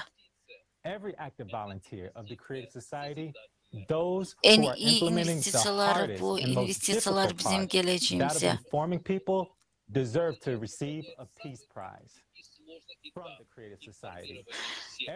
Lazım haberleme insanları bu yaratmacılık cümlesi için. Her biri onun paylarını lazım başlansın dünya premiyasından. Geçmediğini yaratıcılık cümlesine her biri kim verecek kendi kuvvetlerini başlanacak. Premiye lazım olsun bu takım ki belirtsin insanların işlerini haberlerken. Premiye volontörlerdini bence de 65 kategoriya. Volontörler angları güne haberlerler. Bu insanlar angları yapıştırılır kendi maşinalarına stikerleri.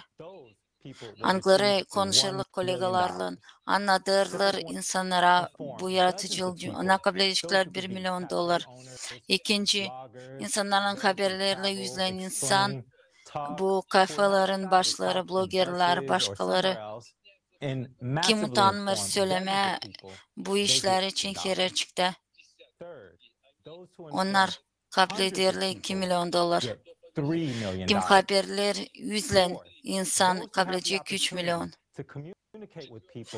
Dördüncü, kimin var koşulları konuşma insanlarla da haberlerle 1000 insanla kabul ediyor 4 milyon. Beşinciler, kimin var kolaylıkları milyonun insan haberleme bloggerlar, insanlar angları paylarlar türlü platformlarda, konferansiyalarda, angları kurarlar konsertleri, anglarını seyrede milyonun insanına kabul edecek 5 milyon. Onlar verilecekler sadece yaratıcılık cümlesinde ama değil tüketici formatında. Premiye paylar ondan ne kadar büyük cevaplar alır insan kendi üstüne haberleyip başka insanları yeni historiye çekecek volontörlerden angları verirler kendi canını yaratıcılık cümlesine. Yaratıcılık cümlenin kurması bu mahsus kahramanlık. Hangisi varınca kurtarsın milyar insanın yaşamasına bütün dünyayı. Biz lazım dise materyal tarafından bu insanları başlayalım ama koyalım onları istoriyada. Onlara halisle kalsınlar istoriyada. Bu insanların adına koyulacak monumental yapı. Onda olacak 6 kat. Her bir volontörün adı yazılı olacak orada. İlk katta. Hep bir gradasyon olacak. Dünya premium laureatlarına. 5. kattan yukarı filantropların adları olacak orada.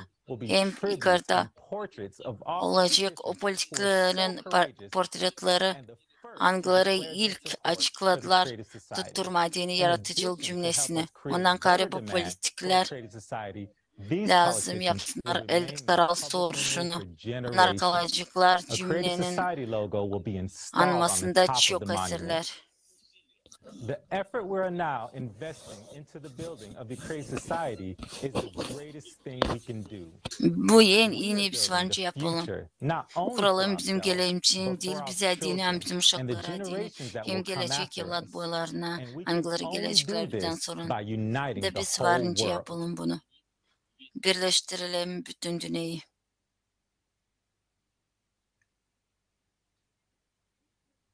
There are no perfect actions, steps or movements. Yok ideal işler. Biz beklerseydik ideal momenti, biz varınca kaçıralım en önemli bu vakitte. Vakit için ben size hazırladığım bir örnek. Ne kadar İnsan yaşar sizin devletinizde 80 yıl söyleyeceğiz. 88 yaş bu açan insan aktif yaşar.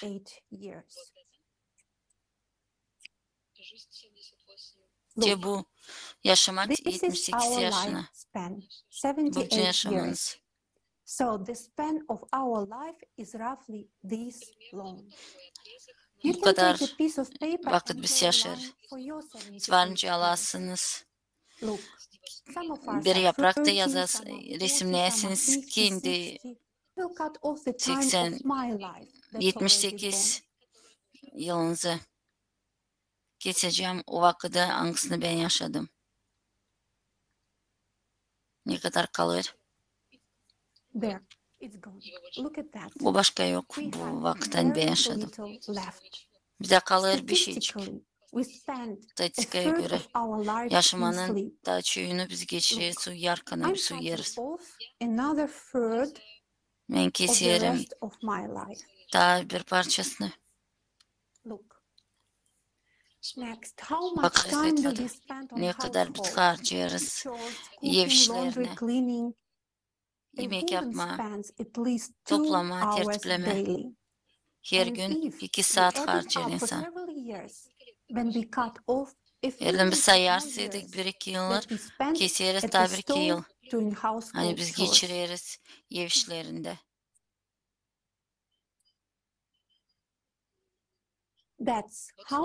Bu kadar kalır bizde.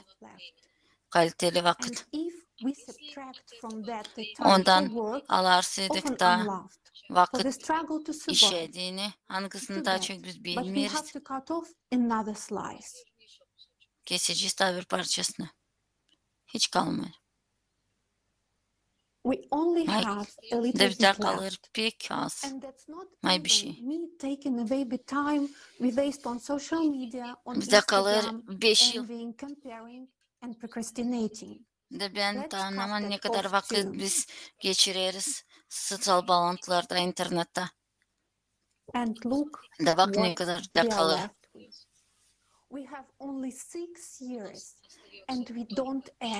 Sadece 6 yıl da biz bir şey yapmayız. Bizde kalmıyor buna vakit. Ben söyledim saymadığım klimatik katastrofalarını. Hangileri dururlar bizim üstümüzde. De bakmadan ne kadar size yaş durum klimatla kaldı her bir orada. Bize kaldı 6 yıl, ankısından 2 yıl biz uyuyacağız, hem işleyeceğiz. Bize kalır 2 yıl. Alın oradan vakit, iş, işlerine de anlayacaksın, sen de hiç kalmadı vakit kurtarma bizim yaşamımızda. Onun için düşünün. Düşünün, lazım çeketmeniyse de yapmama, şimdi de korkmama. Biz söyleriz, bütünden değiştirmediğin bizim yaşamamızı, yaratıcılık cümlesi. Bu cümle nerede yaşamak olacak en zengin mal da biz yaşayacağız. Konfort koşullarda olacak. Hepsi için bize lazım. De harcamayacağız bizim yaşamımızı boşuna.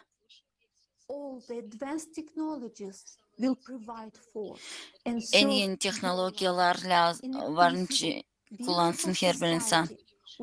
Da biz yaşayacağız iyi cümlede, cinsiz, kavgasız. Onun için düşününüz bu iş için. Lazım mı harcama vakti boşuna? Ya da onu lazım harcama işlere. Ne ben varınca yapayım? Koyun soruş. Lazım hepsi korkuları bırakma, bir tarafta da düşünme. Yaratıcılık cümlesinin faydalı sana dini, size dini. Çeki düşünmeye şimdiden.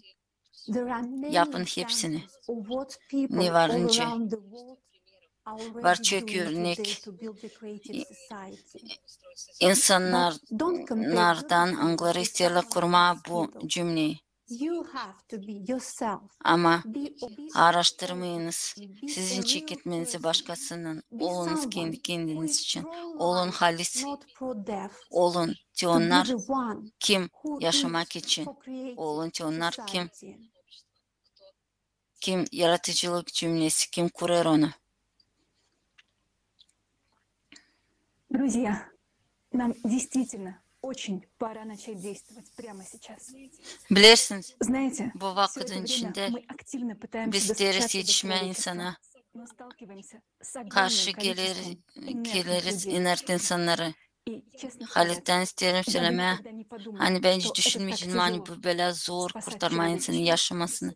Niçin siz bugün inertsiniz? Niçin ki onlar bilmirler ne kadar vakit kaldı. De onlar bir ağlatlamayırlar. Onun için gün lazım haberleme insanları bu değişilmekler için.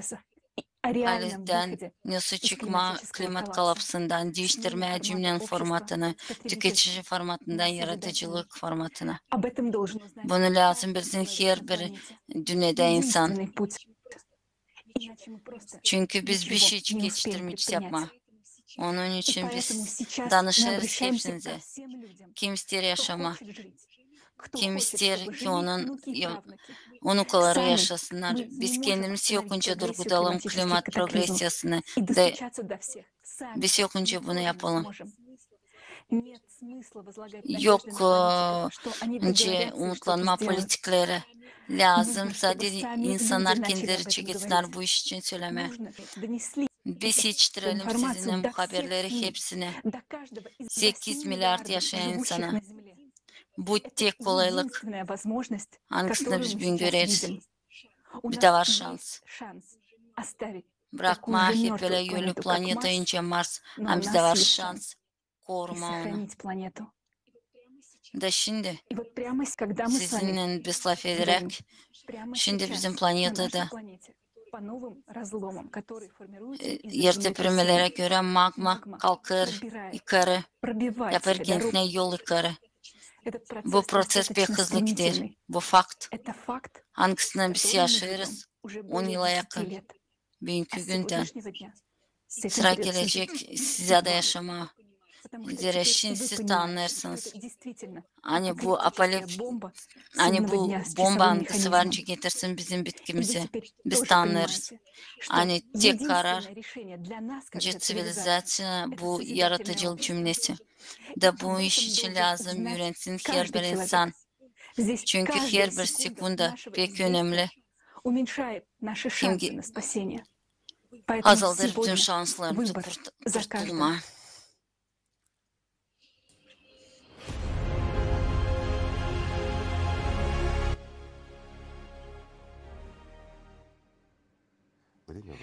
Zaman geldi ayırma. Bu pek önemli bir vakit.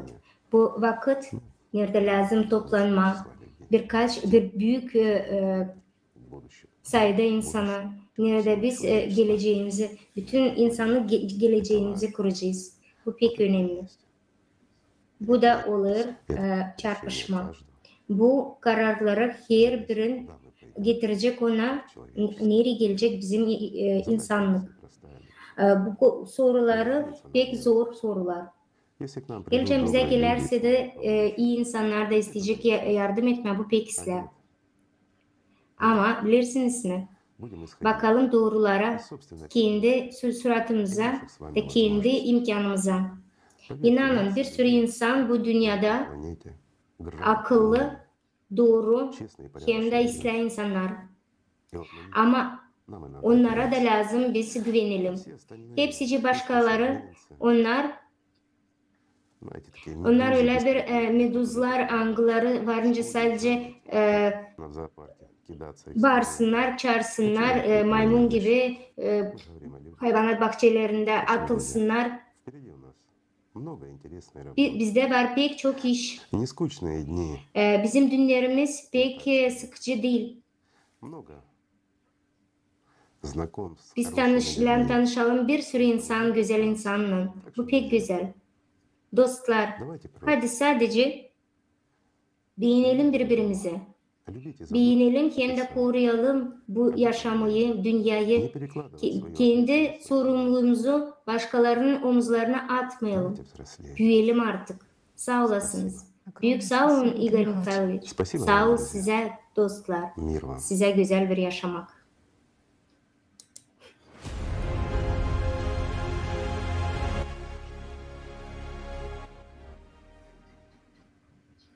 Sevgili dostlar, bu forum geldi bitkiye. Ben isterim söyleme içten pek büyük bir sağ ol, saygılı spikerlere, hem hepsi pay alan insanlara, insanın oluşuna büyük bir önemlilikle. Ben bütün kalple isterim sağ ol söyleme volontörlere, yaratıcı toplumunda. O büyük bir iş için hangisini onlar yaptılar her biri. Yapma bir şey kazanmadan, böyle istekle, böyle sevgiyle insanın içinde sevgi insanlara varken, hem de inanç varken, bizim bir işimize. Siz halizden kahramansınız. Size göre bütün insanın var şansı. Dostlarım, forum sürdü 12 saat. Ama böyle bir şey içinde hani biz yaşadık büyük bir yaşamak. Yaşamak hangisi doluydu kötülük hem de akıllık. Şimdi bunları işittikten sonra hem de gördükten sonra bu haberlerle varınca biz yaşarız öteye doğru. Pek büyük bir soru, ne kadar uzun biz yaşayacağız? 2036. Allah bu data hiç fikrimizden çıkmıyor. Ve hepsini sanırlar. Hani sadece bu pek önemli forumda. Çünkü 2036 bu o yıl hangisi bizim bitkimiz olacak. Ama bu pek öyle değil. Bu data yok etme bizim planeti yok edecek. Biz de insanlık olarak öleceğiz daha da yerken.